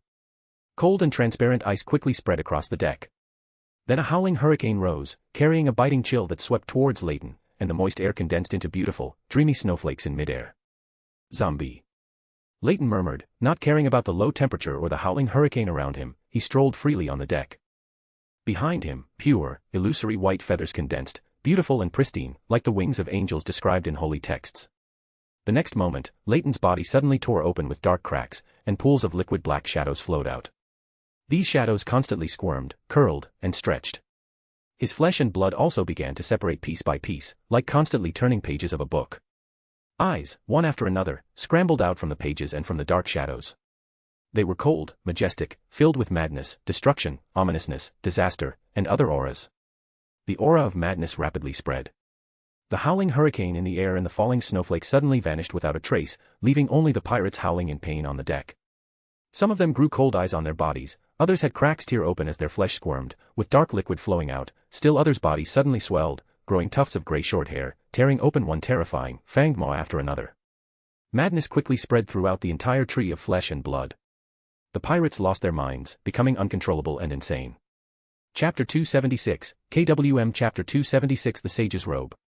On this ship, most of the Beyonders were of the mutant pathway, and indulging their desires, they all lost control and turned into them. Every Beyonder of the mutant pathway is a potential lunatic. Leyton, maintaining an incomplete mythical creature form, whispered, his voice sounding like a whisper from an evil god to the surrounding pirates. Just hearing it, their minds began to become chaotic, gradually descending into madness. In this state, Leyton wantonly unleashed his own corruption, seemingly very familiar with this style of doing things. Eerie starlight permeated the air, and shining stars, one after another, looked like cold peeping eyes, observing everything. They drilled into the deck, into the walls, and quickly permeated every corner of the Tree of Flesh and Blood. As the starlight spread, madness completely engulfed the Tree of Flesh and Blood. Maintaining an incomplete mythical creature form, Leyton didn't notice anything unusual. He had already maintained this form for over 15 seconds. This was something even Bernadette couldn't do during her Sequence 3 period, and he didn't feel any pressure. Leyton was already immersed in his incomplete mythical creature form, feeling that this was his true self, yet it seemed somewhat incomplete.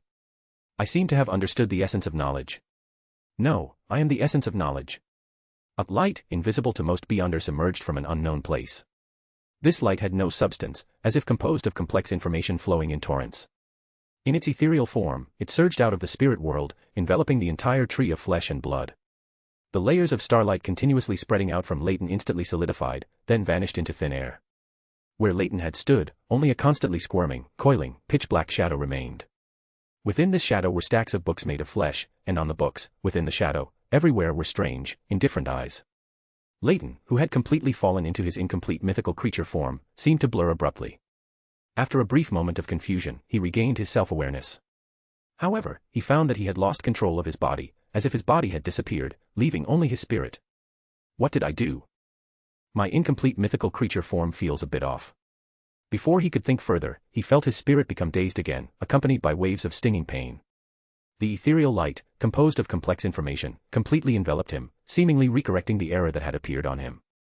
The dark shadow receded, eyes continuously closing and disappearing, and the stacked books transformed back into flesh, mixing with the squirming darkness to reform his body.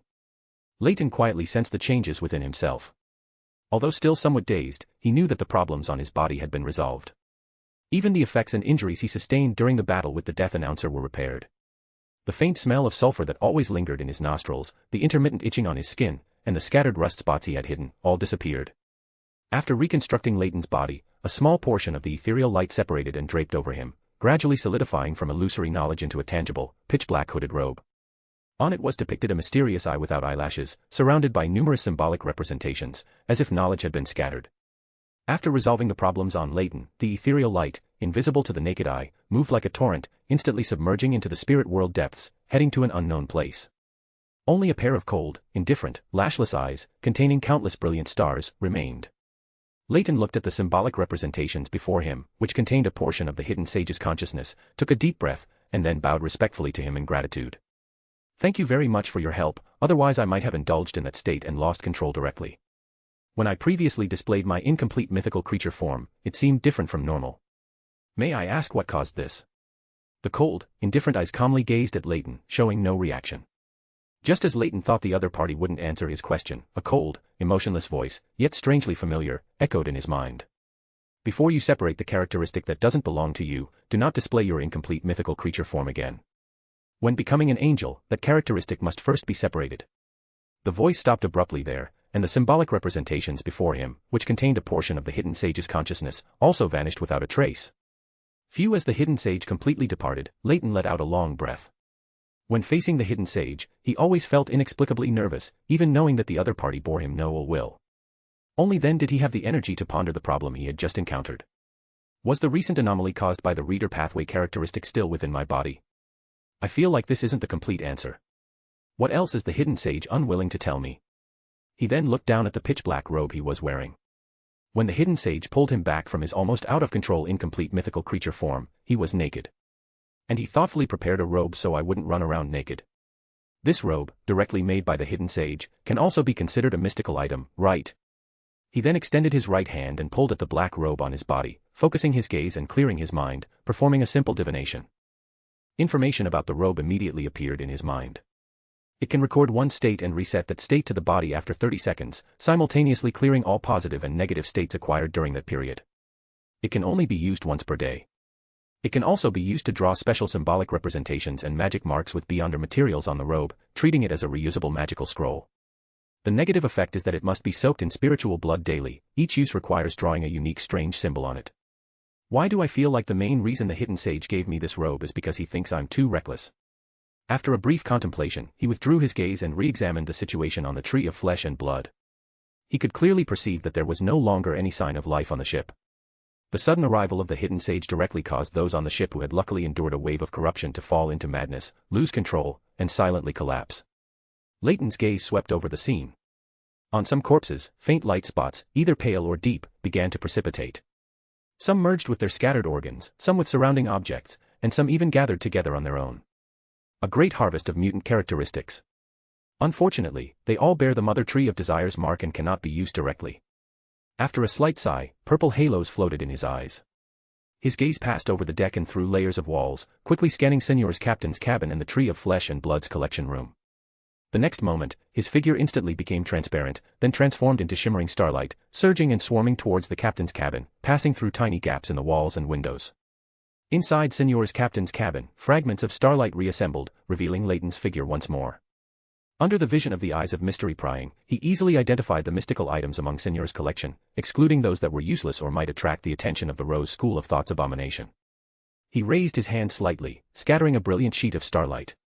Glimmering stars twinkled as they covered the items he had selected, instantly contracting and solidifying into translucent amber, temporarily sealing all the items. Then he beckoned again, and invisible giant hands appeared, picking up all the sealed items and throwing them into the shadow behind Leyton. That shadow was like a bottomless, dark pool. Things were thrown in one by one, without a single ripple. He then briefly scanned the captain's cabin again, searching for valuable items or books. As the Rose School of Thought's representative on the sea, Senor was clearly not someone who loved to read. His captain's cabin, apart from a few potion formulas, contained little related to knowledge. However, the wealth he plundered was indeed considerable. Even though he had to hand over most of it to the Rose School of Thought, the remaining wealth was still substantial. At least for a lone wolf like me, who has no personal influence, it's quite substantial. I also need to save money. The southern continent will probably be a bottomless pit. I wonder how the Rose School of Thought will handle Senor's matter. However, the pirates on the Tree of Flesh and Blood all died under the Hidden Sage's influence. Under such a near-true god-level suppression, they won't be able to find anything. While muttering to himself, he had already manipulated the invisible giant hands to sweep all the valuable items around him into the pitch-black shadow behind him. Immediately, his figure became transparent, once again transforming into surging starlight, passing through layers of flooring, systematically looting the wealth on the Tree of Flesh and Blood. After looting the Tree of Flesh and Blood, Leyton subconsciously reached into his arms to pull out a paper figure and throw it into the shadow behind him, but his hand, reaching into the black robe, touched the somewhat warm skin of his abdomen. He paused for a moment before realizing that the items he carried had disappeared along with his clothes during his out-of-control incomplete mythical creature form. Then, looking at the dark, deep shadow behind him, after a brief thought, he spread his right hand, and the tip of his left index finger gently traced across it, leaving a slowly disappearing faint blue starlight, followed by gurgling blood.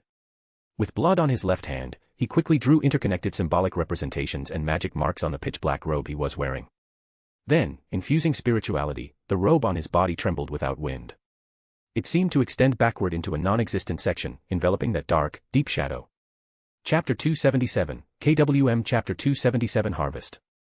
On the Golden Dream, Leyton's figure quickly materialized in his room. He did not take off his long robe, because once it lost its spiritual maintenance, or was separated from his body, the robe would lose its mystical effect, and the shadow would directly engulf his room. He quickly rummaged through a nearby suitcase for a new set of clothes. Since he couldn't put on a sweater while wearing the robe, he just took a thicker jacket and wore it underneath. After redressing, he raised his hand to grasp in the void, gently twisting his wrist. A ripple of light blue water spread out, and a door connecting to Captain Edwina's cabin was opened by him. Leyton stepped through this door, and his figure immediately appeared in the captain's cabin. Edwina put down the report summarizing the casualties and losses of this battle. She turned her head and looked over, much faster than I expected. Some unexpected things happened, Leyton explained, but didn't elaborate on what they were. He turned and pushed open the captain's cabin door, casually saying, "There's not enough space here, let's go to the deck." "You plundered the entire Tree of Flesh and Blood." Edwina was stunned for a moment, then followed Leyton out of the captain's cabin. "If I wasn't worried about leaving traces, I would have plundered the entire blood pirate group." On the deck, Leyton tugged at his black long robe, and a shadow suddenly writhed and distorted, falling down and spreading out into a large patch of deep black on the deck. These deep black shadows dripped down as if substantial, scattering everywhere and quickly reverting to ordinary shadows. Some merged with the surrounding shadows, while others dissipated in the sunlight. As this layer of deep black dissipated, all the items Leyton had thrown into the shadows were revealed. Inside were banknotes of various denominations and gold coins, including gold pounds, gold horns, fey silvers, and even Fainapotter's gold rissets. There were also some gold bars and valuable collectibles. What attracted everyone's attention most were the items wrapped in translucent amber. Under spirit vision, they all emitted spiritual light, some faint, some deep, and of varying colors. This was especially obvious to Walls, the artisan first mate, and Jodson, the marauder third mate. "Did you kill everyone on the Tree of Flesh and Blood?" Jodson swallowed, staring at Leyton with a hint of disbelief. As he spoke, he unconsciously stepped away from Leyton. That was the flagship of the Admiral of Blood. Although that Admiral of Blood had already been turned into a Beyonder characteristic by him, there was still a group of Sequence 6 and Sequence 7 Beyonders on board. Thinking of this, he glanced at the Beyonder characteristics and mystical items sealed in translucent amber. This guy, to some extent, was much more terrifying than the Admiral of Blood. When he acted, he didn't even leave a copper penny for anyone. Leyton looked at Jodson, whose expression was constantly changing, raised an eyebrow, and leaned closer to him, whispering, "Is it possible that I can read your mind?" Jodson's expression stiffened, embarrassed for a moment, then he forced out an insincere smile and said, "Really? How do you know I want to buy the Dream Stealer potion formula?" The more he spoke, the more confident he became, and the stiff smile on his face became more natural. He talked incessantly, "Heh. With this income, I even have enough money to buy materials. If only life were always this good. Is he so ruthless he even deceives himself? This guy is probably a genius of the Marauder pathway." Leyton glanced at Jodson, who seemed as if nothing had happened, then shifted his gaze to Edwina and asked, "Where is the Golden Dream going next?" "The Rorstad Archipelago. We won't be approaching the White Whale Sea for a long time. The Church of the Lord of Storms will definitely be strictly monitoring this sea area." Leyton nodded slightly, about to say something, when his spiritual intuition was triggered, and his gaze fell directly in front of him. A light yellow paper with a sun pattern floated down from the spirit world. Leyton reached out and took it. He glanced at it briefly. It had many rabbit figures drawn on it, clearly a letter from Bugs Bunny. He casually crumpled the paper into a ball, put it in his pocket, and then pointed at the items plundered from the tree of flesh and blood on the deck, saying, "Please take inventory. Aside from the Beyonder characteristics and mystical items, the rest can be distributed directly. These Beyonder characteristics and mystical items all contain significant pollution and cannot be used directly. They need to be sent to the church for processing." Edwina looked at the pile of items sealed in translucent amber with great astonishment. She had originally thought Leyton had applied seals to each item and Beyonder characteristic simply to prevent them from reacting with each other. Then, a faint fluorescence shimmered in her eyes as her gaze penetrated the translucent amber, looking at a grayish-white light mass inside that resembled a miniature brain. She saw auras of madness, destruction, ominousness, and disaster, and heard illusory, ethereal whispers echoing in her ears. She immediately withdrew her gaze, cutting off her connection with that lunatic Beyonder characteristic. Her brows furrowed tightly. Something beyond her expectations seemed to have happened on the Admiral of Blood's tree of flesh and blood. Brew Walls, the artisan, widened his eyes, both astonished and regretful, pointing at the mystical items sealed in translucent amber and muttering, "All of them are polluted. Is there not a single good one?" Jodson, beside him, voiced the thoughts of all the crew members at that moment. "What exactly did you do on the tree of flesh and blood?" "Nothing much. The tree of flesh and blood encountered the descent of an evil god, and I just happened to go there and pick up some scraps." Leyton's explanation was not at all convincing to the crew of the Golden Dream. Everyone had a "you're kidding me" expression. Leyton shrugged, no longer explaining much. He turned to Edwina and said, "I'm going to rest for a while. Just call me if anything happens." "No problem." Edwina looked at Leyton with a slightly complex gaze, then nodded slightly. The next moment, Leyton's figure blurred and became transparent before their eyes, disappearing from their sight. Confirming that Leyton had left the deck, Jodson immediately took a few steps forward, walking up to Edwina. He stopped only when a faint scent of perfume reached his nose, then asked in a solemn voice, "Captain, do you think what he said is true? Could an evil god really descend on the tree of flesh and blood, and he just happened to go there and pick up scraps?" "That's right, Captain, I also think this is a bit too coincidental." Orpheus, the second mate, with a chiseled profile like a stone sculpture and brilliant golden hair, subtly pushed Jodson aside and appeared in Edwina's line of sight. Jodson looked displeased at Orpheus, who had pushed him aside and attracted the captain's attention, and pondered how to regain the captain's focus. Brew Walls spoke up at the opportune moment, snatching the topic, "Captain, how should we distribute these items?" After a slight pause, Edwina said, "First, divide these items into 2 portions of equal value. One portion goes to Mr. Tynes, and the crew of the Golden Dream will distribute the remaining portion according to the original distribution plan. First, complete the inventory. Don't rush to distribute. I will first seek Mr. Tynes' opinion. As for those Beyonder characteristics and mystical items, record them first. After they are sent to the Church of the God of Knowledge and Wisdom for proper processing, we will then distribute them." "Understood, Captain." Brew Walls nodded seriously, then led a group of crew members to begin the inventory and counting work. Edwina turned her head again, looking at Jodson and Orpheus, and carefully said, "It is indeed a coincidence that the tree of flesh and blood encountered the descent of an evil god, but Mr. Tynes is a blessed of knowledge, so his words have high credibility. You should inquire more about the tree of flesh and blood later." "Blessed."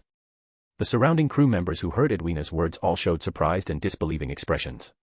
In their understanding, only high-ranking clergy like archbishops or even the pope of a church could possibly receive a deity's favor. Jodson pouted, his tone slightly complex as he said, "He can also become a blessed.